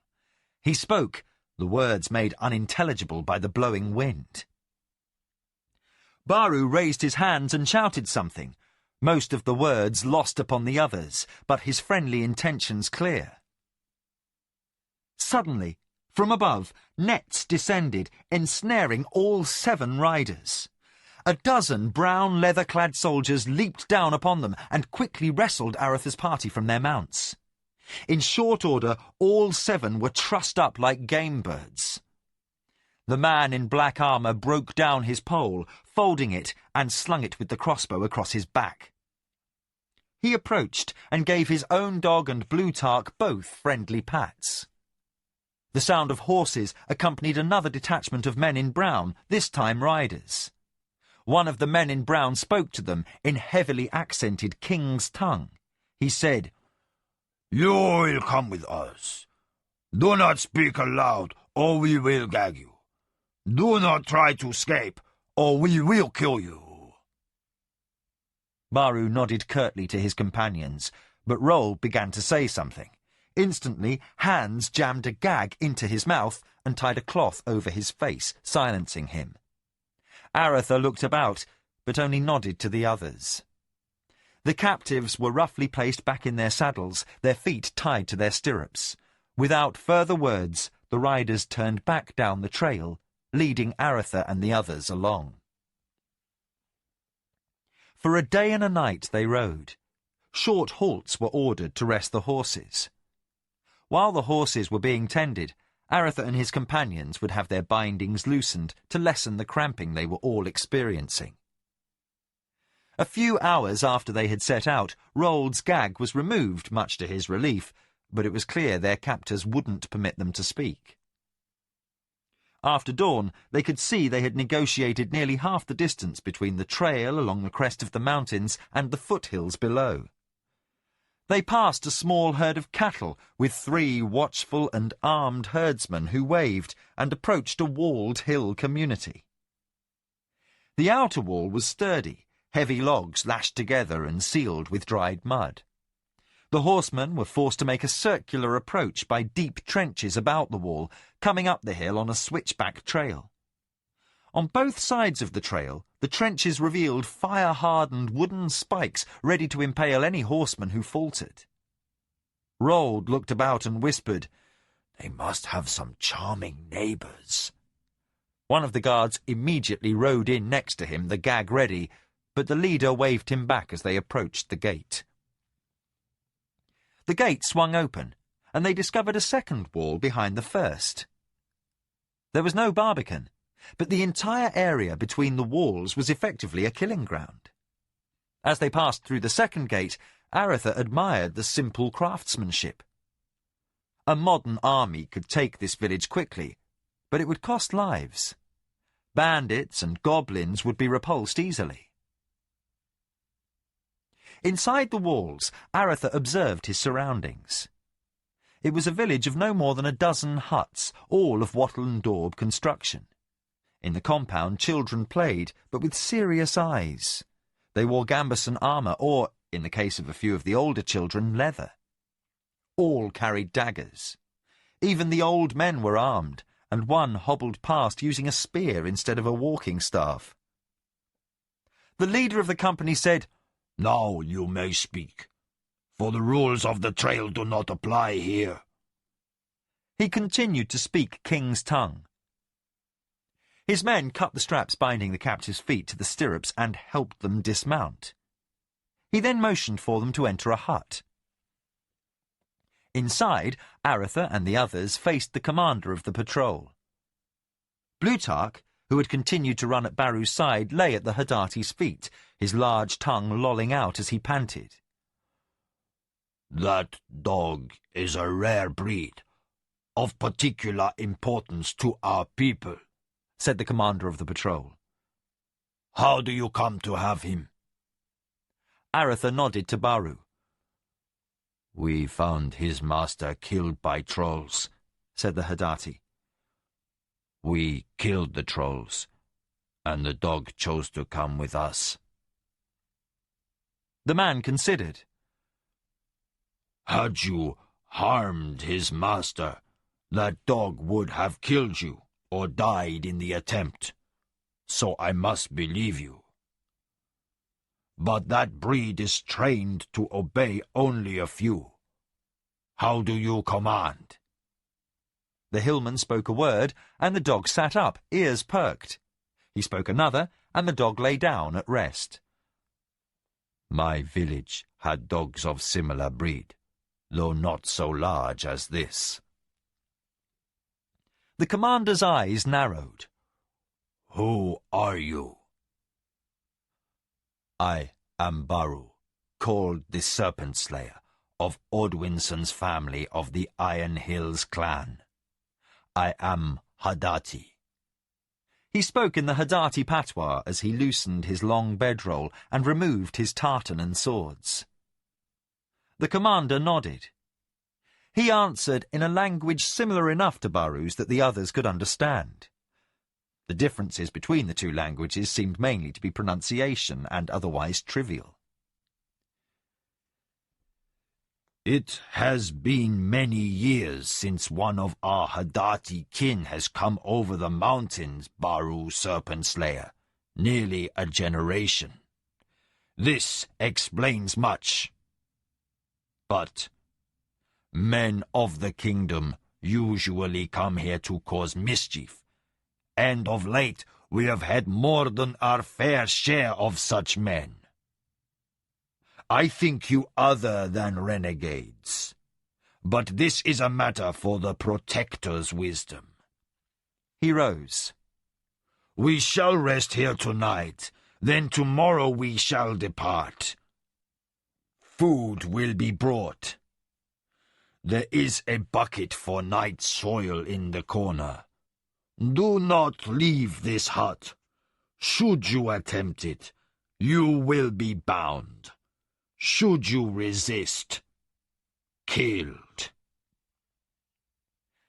As he reached the door, Aretha asked, "Where are you taking us?" The man looked back. Armengar. At first light they rode out, heading downward out of the highlands into a heavy forest, Plutarch loping along easily beside Baru's horse. Their captors again instructed them not to speak, but their weapons had been returned. To Aretha, it seemed their captors assumed they would act as comrades on the road should trouble start. As the only likely encounters would be with Mamandamus's servants, Aretha thought it a safe assumption. It was clear the forest had been logged in places, and the path seemed one used regularly. Coming out of a stand of woods, they passed a meadow where a small herd of cattle grazed, with 3 men standing watch. One was the beast hunter who had left the village the night before. The others were herdsmen, but each was armed with a spear, sword, and shield. Twice more that day they passed herds, one of cattle, one of sheep. All were tended by warriors, several of whom were women. They came at sundown to another village and were given a place to stay, again with instructions not to leave the building. The morning of the next day, the 4th of their captivity, they entered a shallow canyon following a river out of the mountains. They paralleled its course until past noon, then came to a long rise. The road circled around a large hill rather than follow the river, which cut its way through the rock, so their view of all below them was blocked for nearly an hour. When they cleared the hill, Aretha and his friends all exchanged glances in silent wonder. The leader of the party, who they had learned was called Dwayne, turned and said, "Armengar." The city could not be seen in detail, but what could be seen was staggering. The outer wall was a full 50 or 60 feet high. Partisans atop the wall were placed every 50 feet or so, allowing overlapping fields of fire for archers placed in them. As they closed upon the wall, more details emerged. The barbican was immense, fully 100 feet across. The gates seemed more like movable sections of the wall than gates. The river they had followed out of the mountains became a moat that flowed along the wall, not giving more than a foot of ground between its bank and the base of the wall. As they approached the city, the gates opened with surprising swiftness given their ponderous appearance, and a company of riders appeared from within. They rode at good pace toward Aretha's escorts. As the 2 companies passed, the riders of each raised right hands in salute. Aretha saw they were attired in identical fashion. Men and women both wore leather coifs over their heads. Their armour was leather or chain, with no plate in view. Each wore a sword and carried a shield, and spears and bows appeared in equal proportion. There were no tabards or devices upon shields. Soon they were past, and Aretha's attention returned to the city. They were crossing a bridge which appeared to be permanent over the moat. As they entered the city gate, Aretha caught a glimpse of a banner flying from an outer corner of the barbican. He could discern only its colours, gold and black, not its markings. But something about that banner caused him to feel an instant's disquiet. Then the outer gates were closing. They seemed to swing shut of their own accord, and Martin said, "There must be some mechanism that moves them from within the walls." Aretha only watched silently. You could have a full 150 horsemen sally forth without opening the inner gates, said Martin, as he regarded the size of the killing ground in the Barbican. Aretha nodded. It was the largest he had ever seen. The walls seemed an impossible 30 feet thick. Then the inner gate swung open, and they entered Armengar. The city was separated from the walls by a bailey 100 yards wide. Then began a tightly packed array of buildings shot through with narrow streets. There was nothing like the broad boulevards of Krondor in sight, and no signs upon any building betraying its purpose. They followed their escort and noticed that few people loitered about the doorways. If there were businesses here, they were not apparent to Aretha's companions. Everywhere they looked, the people walked in armour and wore weapons. Only once did they see an exception to the armour, a woman obviously in the late stages of pregnancy, yet her belt sash held a dagger. Even children who looked above the age of 7 or 8 were under arms. The streets twisted and turned, intercepting others at random intervals. "This city seems without plan," said Locklear. Aretha shook his head. "It is a city with great plan, a clear purpose. Straight streets benefit merchants and are easy to build if the terrain is flat or easily worked. You see twisting streets only where it is difficult to cut straight ones, such as in Rilanen, which is situated under rocky hills, or near the palace in Krondor. This city is built upon a plateau, which means these meandering streets are intentional. Martin, what do you think?" "I think that should the walls be breached, you could place an ambush every 50 feet from here to the other end of the city." He pointed upward. "Notice, every building is of equal height. I warrant the roofs are flat and accessible from within. A perfect place for archers. And look at the lower floor." Jimmy and Locklear looked and saw what the Duke of Criddy meant. Each building had only a single door on the ground floor, heavy wood with iron bands, and there were no windows. Martin said, "This is a city designed for defence." Dwine turned and said, "You are perceptive." He then returned his attention to their passage through the city. Citizens watched for a moment while the strangers rode by, then went back to their business. They emerged from the press of buildings into a market. Everywhere they looked, booths were placed, and people moved about them, buying and selling. Aretha said, "Look," as he pointed toward a citadel. It seemed to grow from the very face of a gigantic cliff against which the city was nestled. It rose up a full 30 stories high. Another wall, 30 feet in height, circled the citadel, and around the wall another moat. Jimmy looked and said, "I must expect some bad company." "Their neighbours tend to be an irksome lot," commented Roald.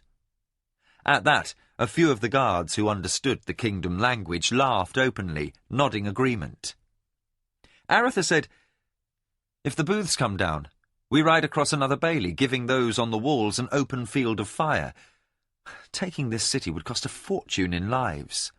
Dwine said, "As it was meant to." They entered the citadel and were ordered to dismount, and their horses were led away. They followed Dwine down to a dungeon, though it seemed clean and fairly spacious. They were shown to a large common cell, illuminated by a brass lantern. Dwine motioned they should enter. He said, "You shall wait here. If you hear an alarm, come to the common court above, and you will be told what to do. Otherwise, wait here until the Protector sends for you. I will have food sent down." With that, he left. Jimmy looked about and said, "They don't lock the door or take our weapons." Baru sat down. "Why bother?" Laurie heaved himself across an old blanket placed upon straw. "We certainly can't go anywhere. We can't pretend to be native to this city, and we couldn't hide, and I'm not about to fight my way out of here." Jimmy sat down next to Laurie. "You all right?" So what do we do now? Aretha removed his sword. We wait. For hours they waited. Food was brought and they ate. When the meal was finished, Dwayne returned. The Protector approaches. I would know your names and your purpose. All eyes turned to Aretha, who said, I think we gain nothing by hiding the truth, and may gain something if we are forthright. He said to Dwayne, I am Aretha, Prince of Crondor. Dwayne said, That is a title? Yes, Aretha said. We remember little of the kingdom, we of Armengar, nor do we have such titles. It is important? Rold nearly burst. Damn it, man! He's brother to the king, as is Duke Martin here. He's the second most powerful lord in the kingdom. Dwayne seemed unimpressed. He was given the others' names, then he asked, Your purpose? Aretha said, I think we shall wait to speak of this with your protector. Dwayne seemed not in the least offended by the answer, and left.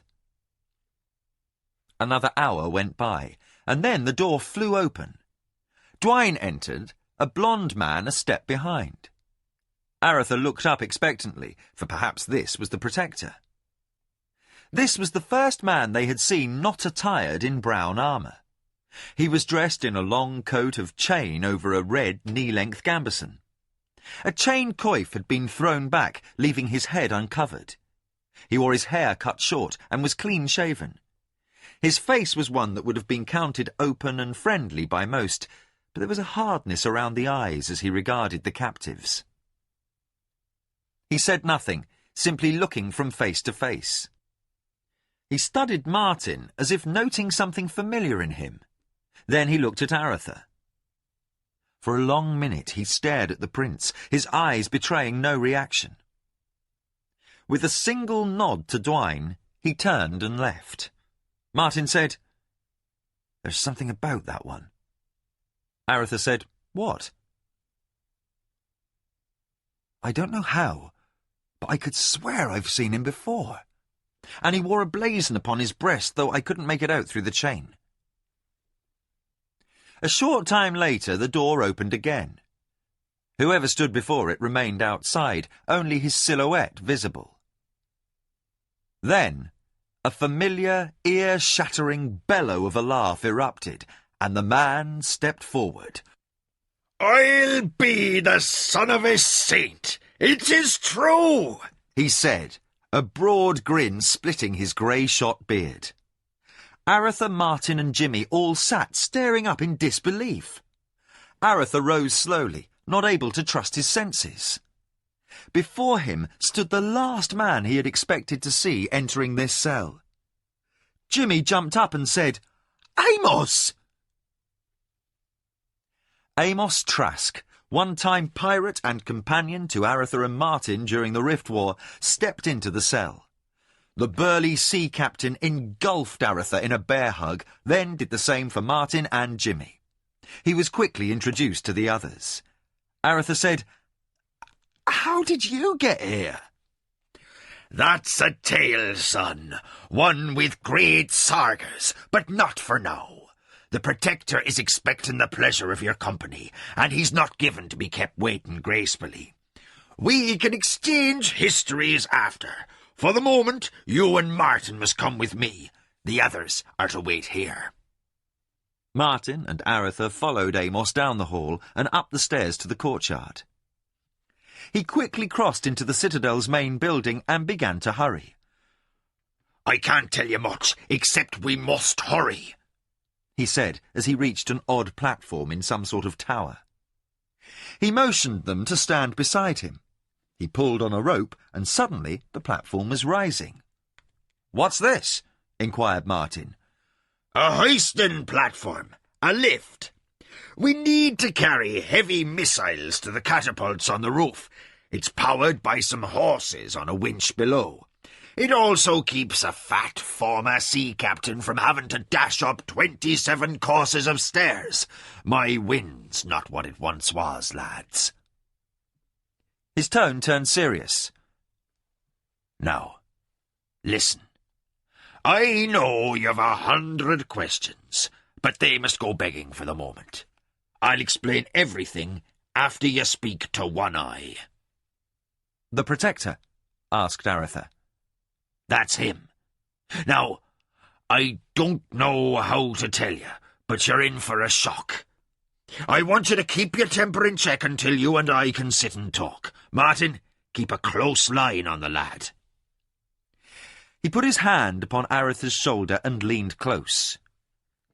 Shipmate, remember here, you are not a prince. You're a stranger, and with these people that usually means crowbait.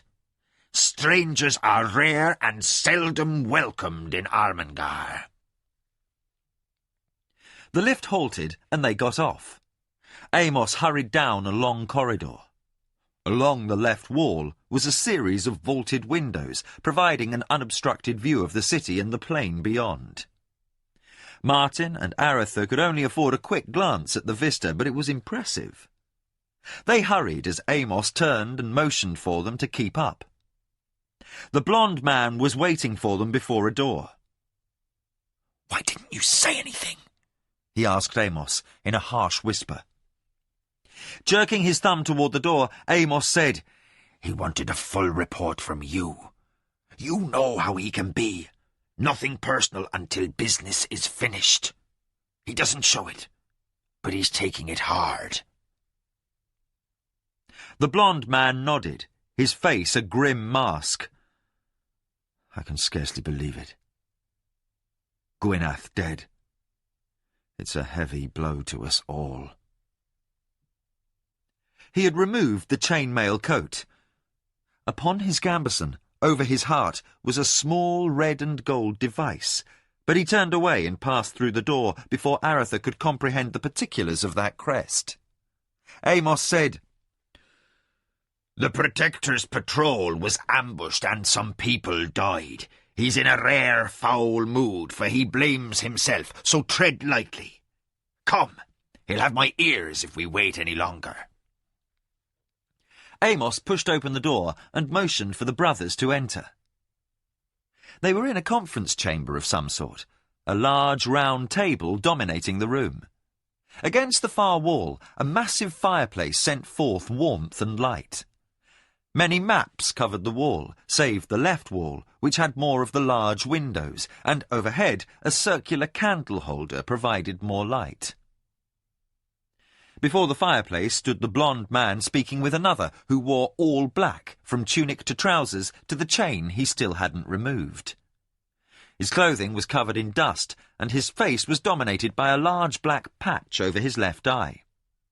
His hair was grey and black in equal proportion, but his carriage showed nothing of age. For an instant, Aretha was struck by a certain resemblance. He glanced at Martin, who returned the look. He saw it as well. More in bearing and manner than in physical appearance, this man resembled their father.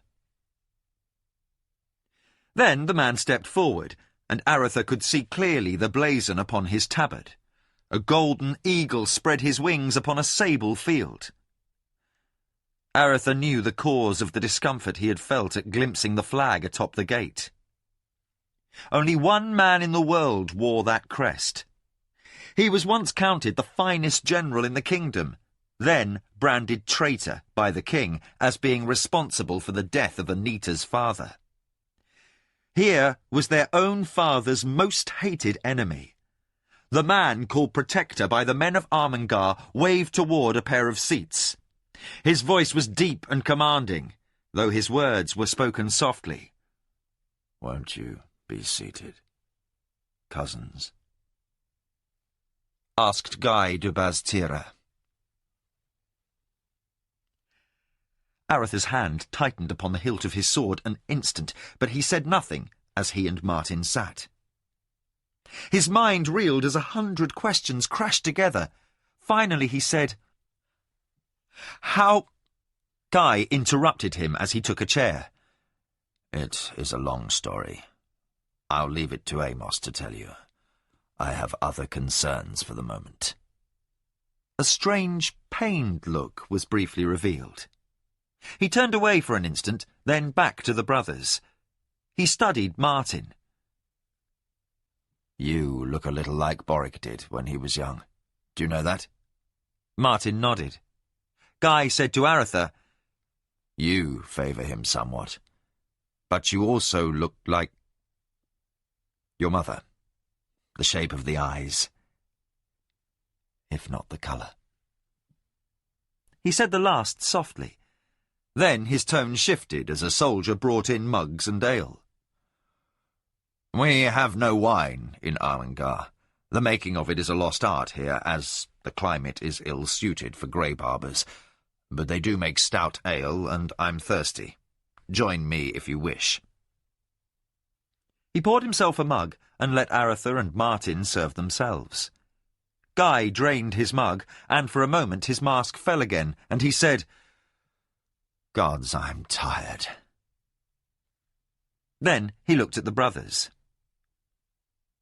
Well then, when Armand reported who Dwayne had fetched in, I could scarcely believe my ears.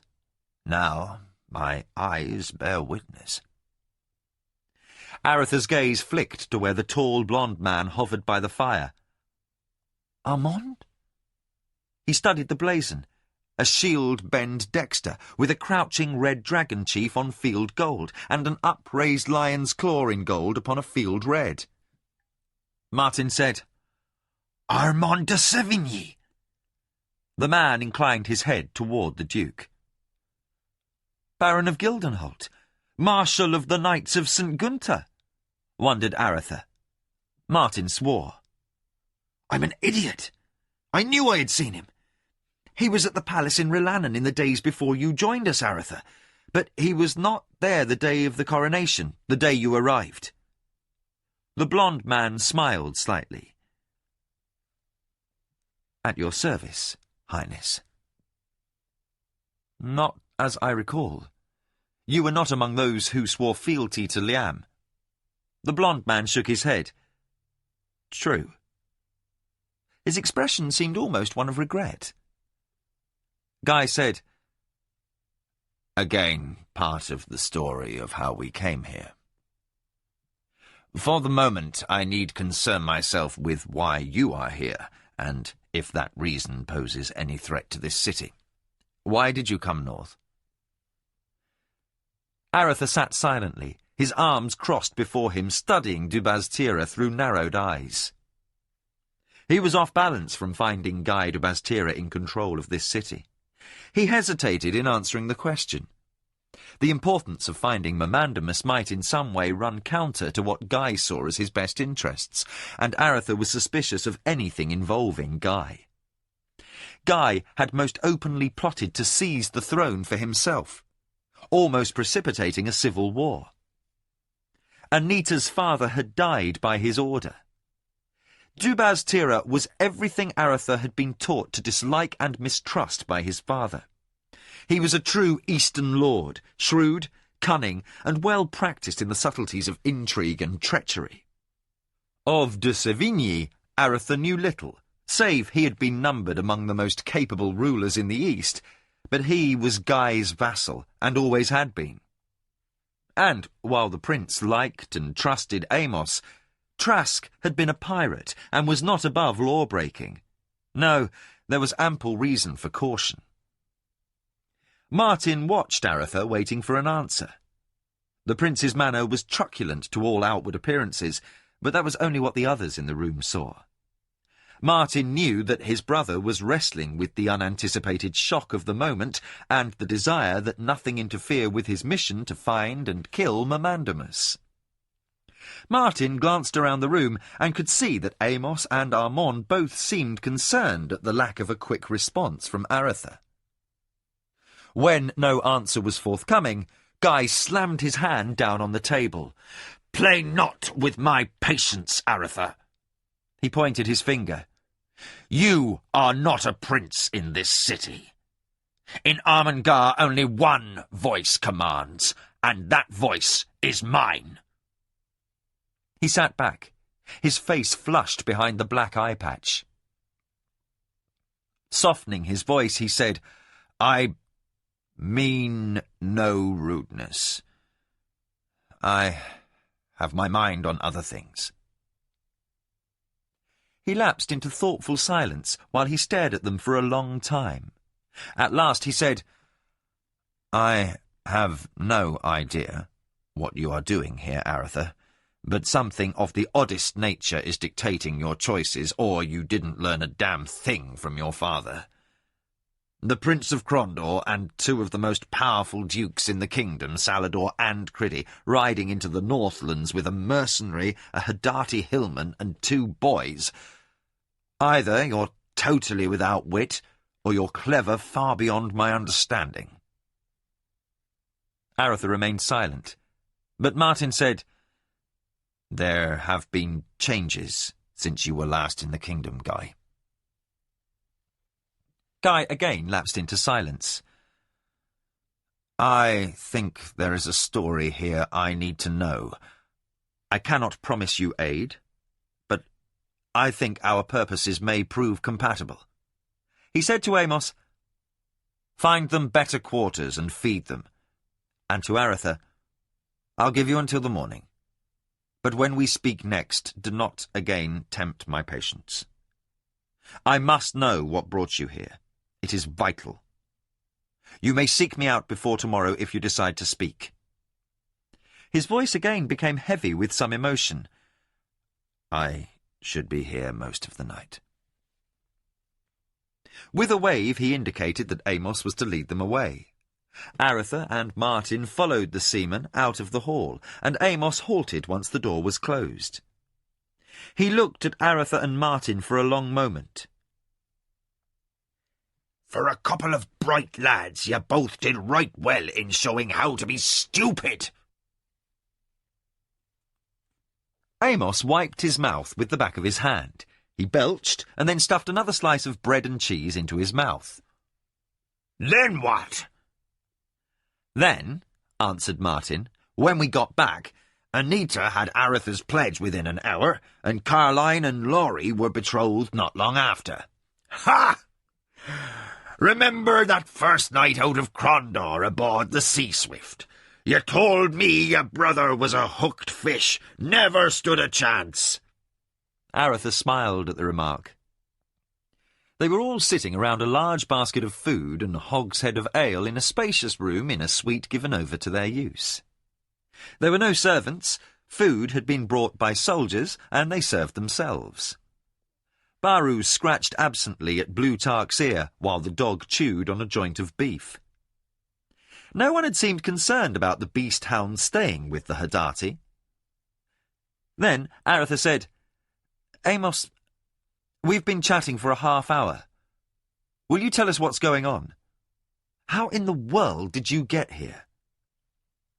Amos looked about. What's going on is you're prisoners of sorts, and so you'll stay until One Eye changes things. Now, I've seen me share of cells, and this is the nicest I've ever seen. With a sweep of his hand, he indicated the large and spacious room. No, if you've a mind to be in prison, this here's a good one. His eyes narrowed. But don't lose sight it is a prison, laddie. Look, Aretha, I spent enough years with you and Martin here to know something about you.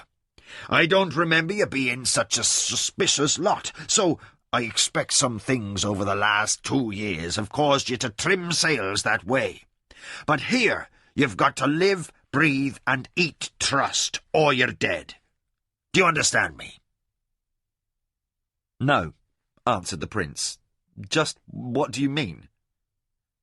Amos thought a long moment, then said, This is a city of people surrounded by nothing but enemies. Trust of your neighbour is a way of life if you want to keep breathing. He paused and considered. Look, I'll tell you how we came here, and then maybe you'll understand." Amos settled back, poured himself another mug of ale, and began his story. "Well, the last I saw you two was as I was sailing out of the harbour aboard your brother's ship." Martin and Aretha both smiled in remembrance. "Now, if you'll recall, you had everyone in the city out looking for Guy. You didn't find him because he was hiding somewhere no one thought to look." Martin's eyes opened in wonder, one of the few unguarded reactions any of those in the room had ever seen in him. "On the king's ship?" "When he heard King Roderick had named Liam the heir, Guy cut from Crondor and ran for Ilanan. He had hopes of seeing something of his plan salvaged when the Congress of Lords met to ratify the succession. By the time Liam got to Ilanan, enough of the Eastern Lords had gathered for Guy to judge the lay of the land.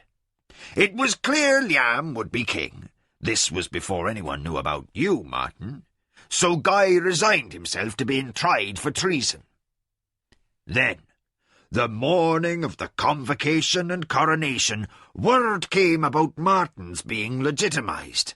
So Guy waited to see what would happen later that afternoon. "Waiting to seize the moment," commented Aretha. "Don't be so quick to judge," snapped Amos. Then he continued in softer tones, "He was worried over a civil war, and, if it came, he was ready to fight. But while he waited to see what would happen, he knew Coldrick's men were out snooping about. He had been dodging them, barely, a couple of times. Guy still had friends in the capital, and some of them smuggled him and Armand aboard the Royal Swallow. Gad, what a pretty craft she was! Just about the time the Ashapian priests reached the palace to start up the coronation. Anyway, when I borrowed the ship, we discovered we had passengers. Now, I was ready to toss Guy and Armand over the side, or turn about and deliver them trussed up to you. But Guy can be a convincing enough rogue in his way. So I agreed to take him to Bastira in exchange for a healthy price." "So he could plot against Liam?" asked Aretha incredulously. "Damn it, boy!" bellowed Amos. "I let you out of my sight for a pissin' 2 years, and you go and get downright thick-headed on me." Looking at Martin, he said, "Must be the company you've been keeping." Martin said to his brother, "Let him finish." "No. It wasn't to plot treason. It was so he could put his affairs in order.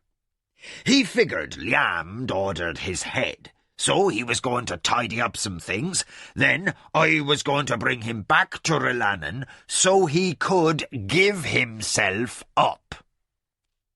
Aretha looked stunned. "About the only thing he really wanted was to get pardon for Armand and his other followers. Anyway, we reached Bastira and stayed a few days. Then came word of the banishment. Guy and I had become a little more friendly by then, so we talked and made another deal. He wanted to leave the kingdom, to seek a place. He's a fine general, and there are many who would have given him service, especially Kesh. But he wanted to go someplace so remote he would never have to face kingdom soldiers in the field. We figured to head east, then turn south and make for the Keshian Confederacy. We might have made a name for ourselves down there. He was going to be a general, and I thought I'd take a bash at being an admiral. We had a spot of trouble with Armand, for Guy wanted to send him back home to Gildenholt, but Armand's a funny one. He'd sworn fealty to Guy years before, and, as he had not sworn to Liam, he'd not quit his liege lord's service. Damnedest argument I've ever heard. Anyway, He's still with us, so we set sail for the Confederacy. But 3 days out of Bastira, a fleet of Saresian pirates took out after us. I'd be willing to take on 2, even 3 of the bastards, but 5... The Swallow was a fast lady, but the pirates stayed right on her heels. For 4 days it was all clear skies, unlimited visibility, and fair winds. For Kingdom Sea pirates, they were a canny lot. They spread out across each following quarter, so I couldn't lose them at night. Each night I'd sail around this way and that, then come morning there'd be 5 sails on the horizon. They were like lampreys. I couldn't shake them. Then we hit weather. A line squall came roaring out of the west, driving us east for a day and a half. Then a full gale blew up, carrying us north along uncharted coast. The only good thing about that storm is we shook loose of the Saresians at last. By the time I found safe harbour, we were in waters I'd never heard of, let alone seen. We lay up and took stock. The ship was in need of some repair, not serious enough to sink her, but enough to make sailing damned inconvenient. I took her up a big river, must have been somewhere east of the kingdom proper. Well, the second night we were at anchor, a damn army of goblins swarmed the ship, killing the sentries and capturing the rest of us. Bastards fired the Swallow and burned her down to the waterline. Then they marched us to a camp in the woods where some dark brothers were waiting. They took charge of us, and we were all marched north. The lads I'd recruited were a crusty lot, but most of them died on the march. Damn goblins didn't care spit. We got almost nothing to eat, and if a man took sick and couldn't walk, they killed him on the spot. I got a touch of the belly flux, and Guy and Armand carried me for 2 days, and believe me, that wasn't pleasant for any of us. We moved northwest, heading up into the mountains, then over them. Lucky for us, it was late summer, or we'd all have frozen to death. Still, it was touch and go. Then we met with some other dark brothers with more prisoners. Most of the prisoners spoke an odd tongue, a lot like Javanese, but a few others spoke the king's tongue, or languages from the eastern kingdoms.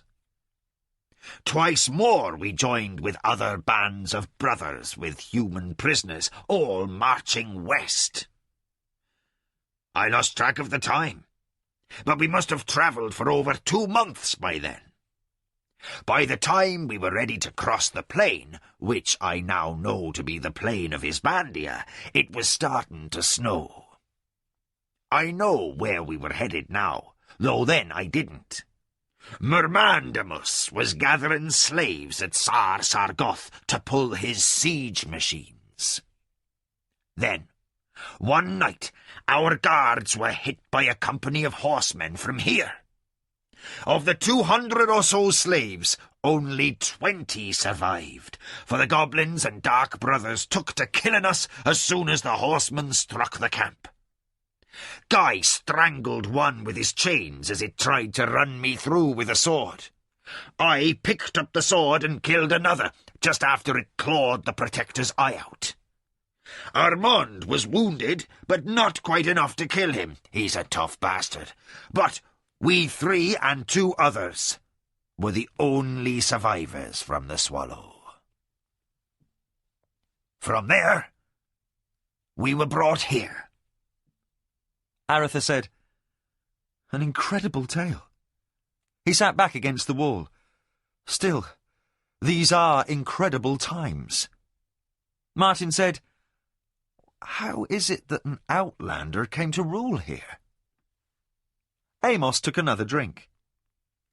These are a strange folk, Martin. As honest and fine as you'll find anywhere in some ways, but they're as alien as those Sorcery in other ways. They have no hereditary rank here, instead placing great store in ability. Within a few months it was clear Guy was a first-rate general, so they gave him a company to command.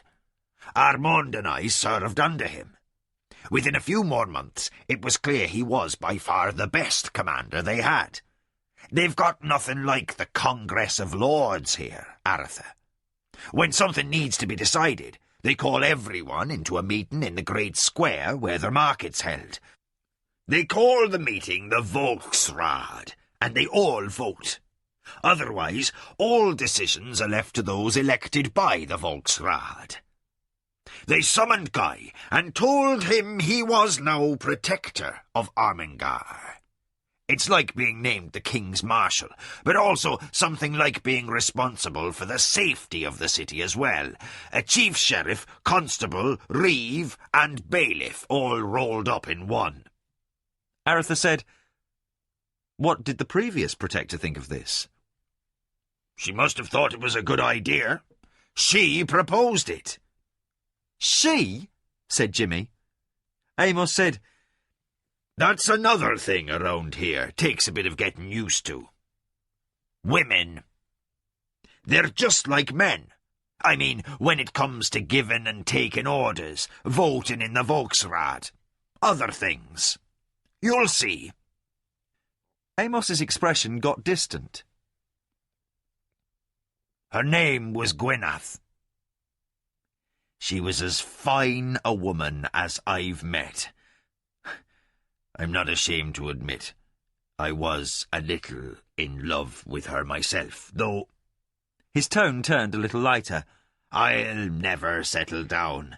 But if ever I did, that's the sort for me. He looked down into his ale mug. But she and Guy...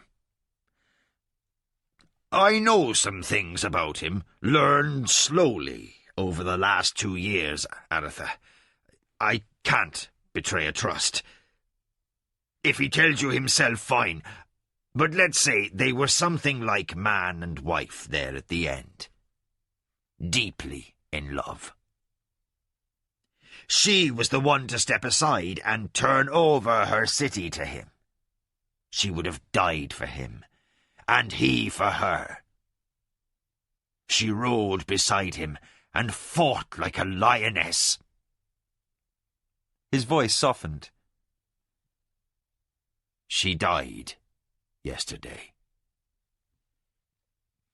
Aretha and Martin exchanged looks with the others. Baru and Roald remained silent. Laurie thought of Carline and shivered. Even the boys could sense something of the loss Amos felt. Aretha remembered what Amos had said to Armand just before they had met Guy. And Guy blames himself. Yes. One Eye's much like any good captain. If it happened under his command, it's his responsibility. Amos sat back, his face a thoughtful mask. The goblins and the Armengarians used to keep things pretty simple for a long time. Run out, break a few heads, then retreat. The Armengarians were a lot like the Sorcery, fierce warriors, but no real organization. But when Memandamus showed up, the brothers got downright organized, even to the company level. Now they can coordinate 2,000-3,000 warriors under a single commander. The Brotherhood was punishing the Armengarians regularly when we showed up. Guy proved a blessing to the Armengarians, knowing modern warcraft. He's trained them, and now they're damn good cavalry and fair mounted infantry, though getting an Armengarian off his horse can be a chore. Still, Guy makes progress. They're back to holding their own with the brothers. But yesterday... Nobody spoke for a long while. Martin said, "We have some serious matters to discuss, Amos. You know we wouldn't be here unless something of the gravest consequence was happening in the kingdom. Well, I'll let you alone for a while. You were good companions, and I know you to be honourable men. He got to his feet. But one thing more. The Protector is the most powerful man in the city, but even his power is limited to matters of safety for Armengar. If he had an old debt with you, no one would interfere while you fought a duel, man to man.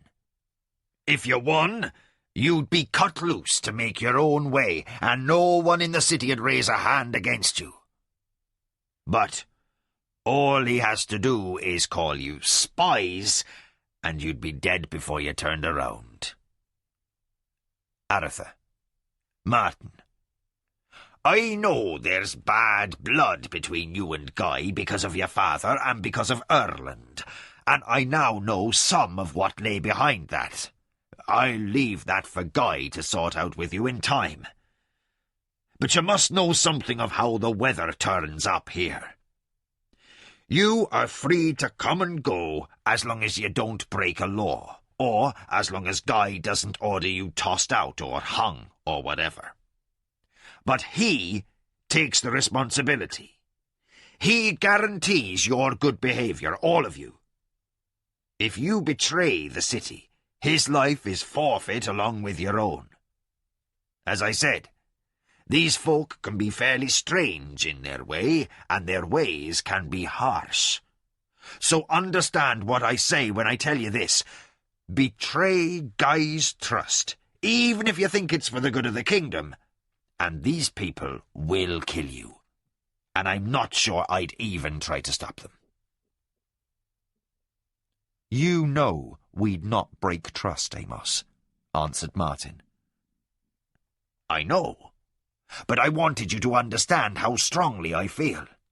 I'm fond of both you lads, and would dislike seeing your throats cut almost as much as you would. Saying nothing more, Amos left. Aretha settled back, considering all that Amos had told him, and suddenly realised he was bone-tired. He looked to Martin, and his brother nodded. No further discussion was required. Aretha knew he would tell the complete story to Guy in the morning.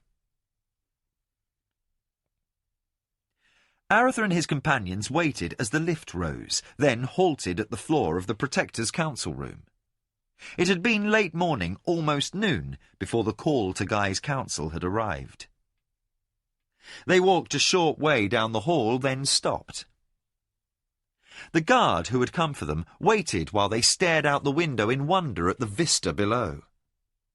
Armengar spread out beyond the moat about the citadel and across the open market to the huge city wall. But beyond the wall they could see a vast plain stretching northeast into the distant mist. On either side of the city the mountains rose high into the heavens. From the west, white, billowing clouds blew through a deep blue sky as amber-highlighted green grasses stretched away to the limit of their view. It was an incredible view. Jimmy glanced over and saw a strange expression on Locklear's face. "What?" "I was just thinking about all that land," he said, pointing toward the plain.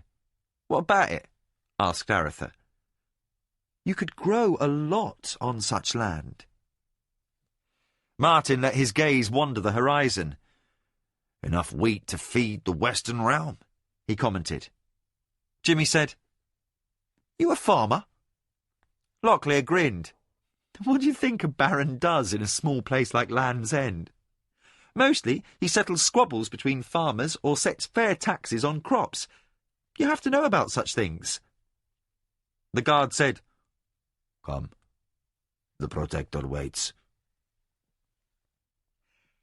As Aretha and his companions entered, Guy looked up. With him were Amos, Dwayne, Armand de Sevigny, and a woman.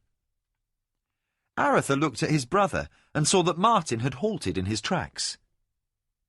The Duke of Criddy was staring at the woman in unabashed appreciation.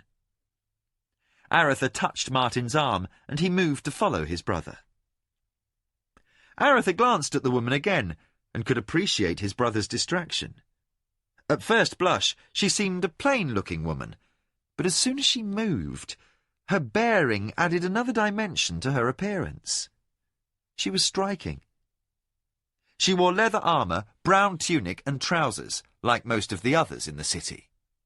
But the bulky covering couldn't disguise the fact she was trimly built, and her carriage was erect, even regal.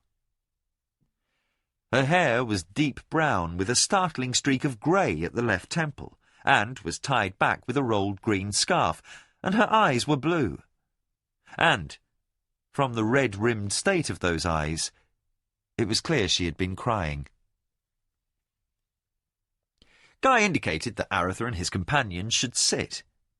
Aretha introduced everyone, and Guy in turn said, "You know Amos and Armand. This is Brianna." He indicated the woman, one of my commanders. Aretha nodded, but saw the woman had recovered from whatever had caused her to cry, and was returning Martin's appraising look. Quickly, with economy, Aretha told Guy his story, starting with the return from the long trip with Liam to the east, then of the first attack by the Nighthawks, through the revelations at the Abbey at Sarth, and the quest for Silverthorn, to the false death of the Prince of Crondor. He ended by saying, "To end it, we have come to kill Mamandamus." At that, Guy shook his head in disbelief. "Cousin, it's a bold plan, but—" He turned to Armand. "How many infiltrators have we tried to get into his camp?" 6. 7, said Brianna. "But they weren't kingdom men, were they?" asked Jimmy, taking out an ebon hawk on a chain. "And they didn't carry the Nighthawk's talisman, did they?" Guy looked at Jimmy in near exasperation. "Armand?" The former Baron of Gildenholt opened a drawer in a cabinet and took out a pouch. He untied the pouch and poured a half-dozen of the talismans on the table. "We have tried it, Squire. And yes, some were kingdom men. For there are always a few among those saved by the Armengarians when they raided the brothers' slave coffles. No, there's something missing. They know who the true brigands are and who are spies." Aretha said, "Magic, most likely." Guy said, "That's a problem we've faced before. We number no spellcasters, whether magicians or priests, in this city. It seems constant warfare, with everyone expected to fight, does not permit the sort of placidity such study requires, or it kills off all the teachers. But, whatever the reason, on those few occasions when Mamandamus or his snake has taken a hand, we have paid a dear price." He added thoughtfully, though, for some reason, he seems reluctant to use his powers against us, thank the gods. Guy sat back. "You and I share an interest, cousin. To give you some sense of it, let me tell you about this place. You know that the ancestors of the Armengarians came over the mountains when the kingdom annexed Yarbon. They discovered a rich land, but one already inhabited, and those who were here first tended to look upon the incursion of the Armengarians with disfavour. Brianna, who built this city?" The woman spoke, her voice a soft contralto. "The legend is that the gods ordered a race of giants to build this city, then left it abandoned. We took it as we found it." "No one knows who lived here," said Guy. "There is another city, far to the north, Sargoth. It is a city twin to this one, and Mamandamus's capital." Aretha said, "So, if we are to seek him out, there is where we'll find him." "Seek him out, and he'll see your heads on pikes," snorted Amos. Guy indicated agreement. We have other needs, Arthur. Last year he marshalled an army in excess of 20,000. As much might as the armies of the East at full muster during peaceful times. We braced ourselves for a full-scale onslaught, but nothing materialized. Now, I expect your friend here, he pointed to Baru, killing off Mamandamus's favourite general, might have aborted the campaign. But this year he's back, and he's even stronger. We estimate he may have more than 25,000 goblins and dark brothers under his banner, with more arriving every day. I expect upward of 30,000 when he marches. Arthur looked at Guy. Why hasn't he marched yet? Guy spread his hands, inviting comment from anyone. He's waiting for your death, remember? Instructed Jimmy. It's a religious thing. Arthur said, he has word by now. That's what he told that renegade Morgan Crow. Guy's one good eye narrowed. What's this? Arthur told of the renegade at the inn on the road to Tir Sog and of the plan to hire Segerson's engineers. Well, that's what he was waiting for, said Guy, slapping the table. He has his magic, but for some reason won't use it against us. Without Segerson's engineers, he can't bring down our walls. When Arthur looked uncertain of Guy's meaning, Guy said, if he could bring down Armingar's walls, he wouldn't be trying to hire Segerson. No one knows who built those walls, Arthur.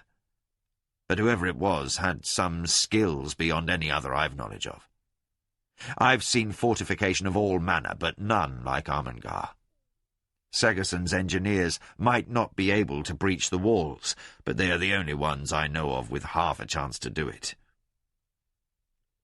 So, with Segerson not coming, you're in good position to defend? Yes, but there are other matters coming to bear as well. Guy stood. We've more to discuss and can continue later. I've a meeting with the City Council now. For the present, you are free to come and go within Armingar at will. He took Arthur aside and said, I need to speak with you in private. Tonight, after the evening meal. The meeting broke up, with Brianna, Armand and Guy leaving. Dwayne and Amos lingered behind. Amos approached Arthur and Martin while the Duke watched the woman leave. Who is she, Amos? Asked Martin. One of the city's better commanders, Martin. Gwyneth's daughter. Now I understand the look of grief, said the Duke. She just learned of her mother's death this morning. Amos pointed to the city. Her patrol was to the west along the line of steadings and kraals, and she just returned hours ago. Martin's expression was quizzical. The farm communities are steadings, and the cattle and sheep herder communities are kraals. No, she's dealing with Gwyneth's loss. It's Guy who has me worried. Arthur said, he hides his grief well. Arthur felt conflicting emotions. The dislike for Bastira he had learned at his father's knee fought his sympathy at the man's grief. He had almost lost Anita, and he could feel that terror and pain echoing as he considered Guy's lot. Yet Guy had ordered Anita's father imprisoned, which had killed him. And Guy was a traitor. Arthur pushed aside those feelings, for they troubled him. He walked with Amos and Martin, while Martin continued asking questions about Brianna.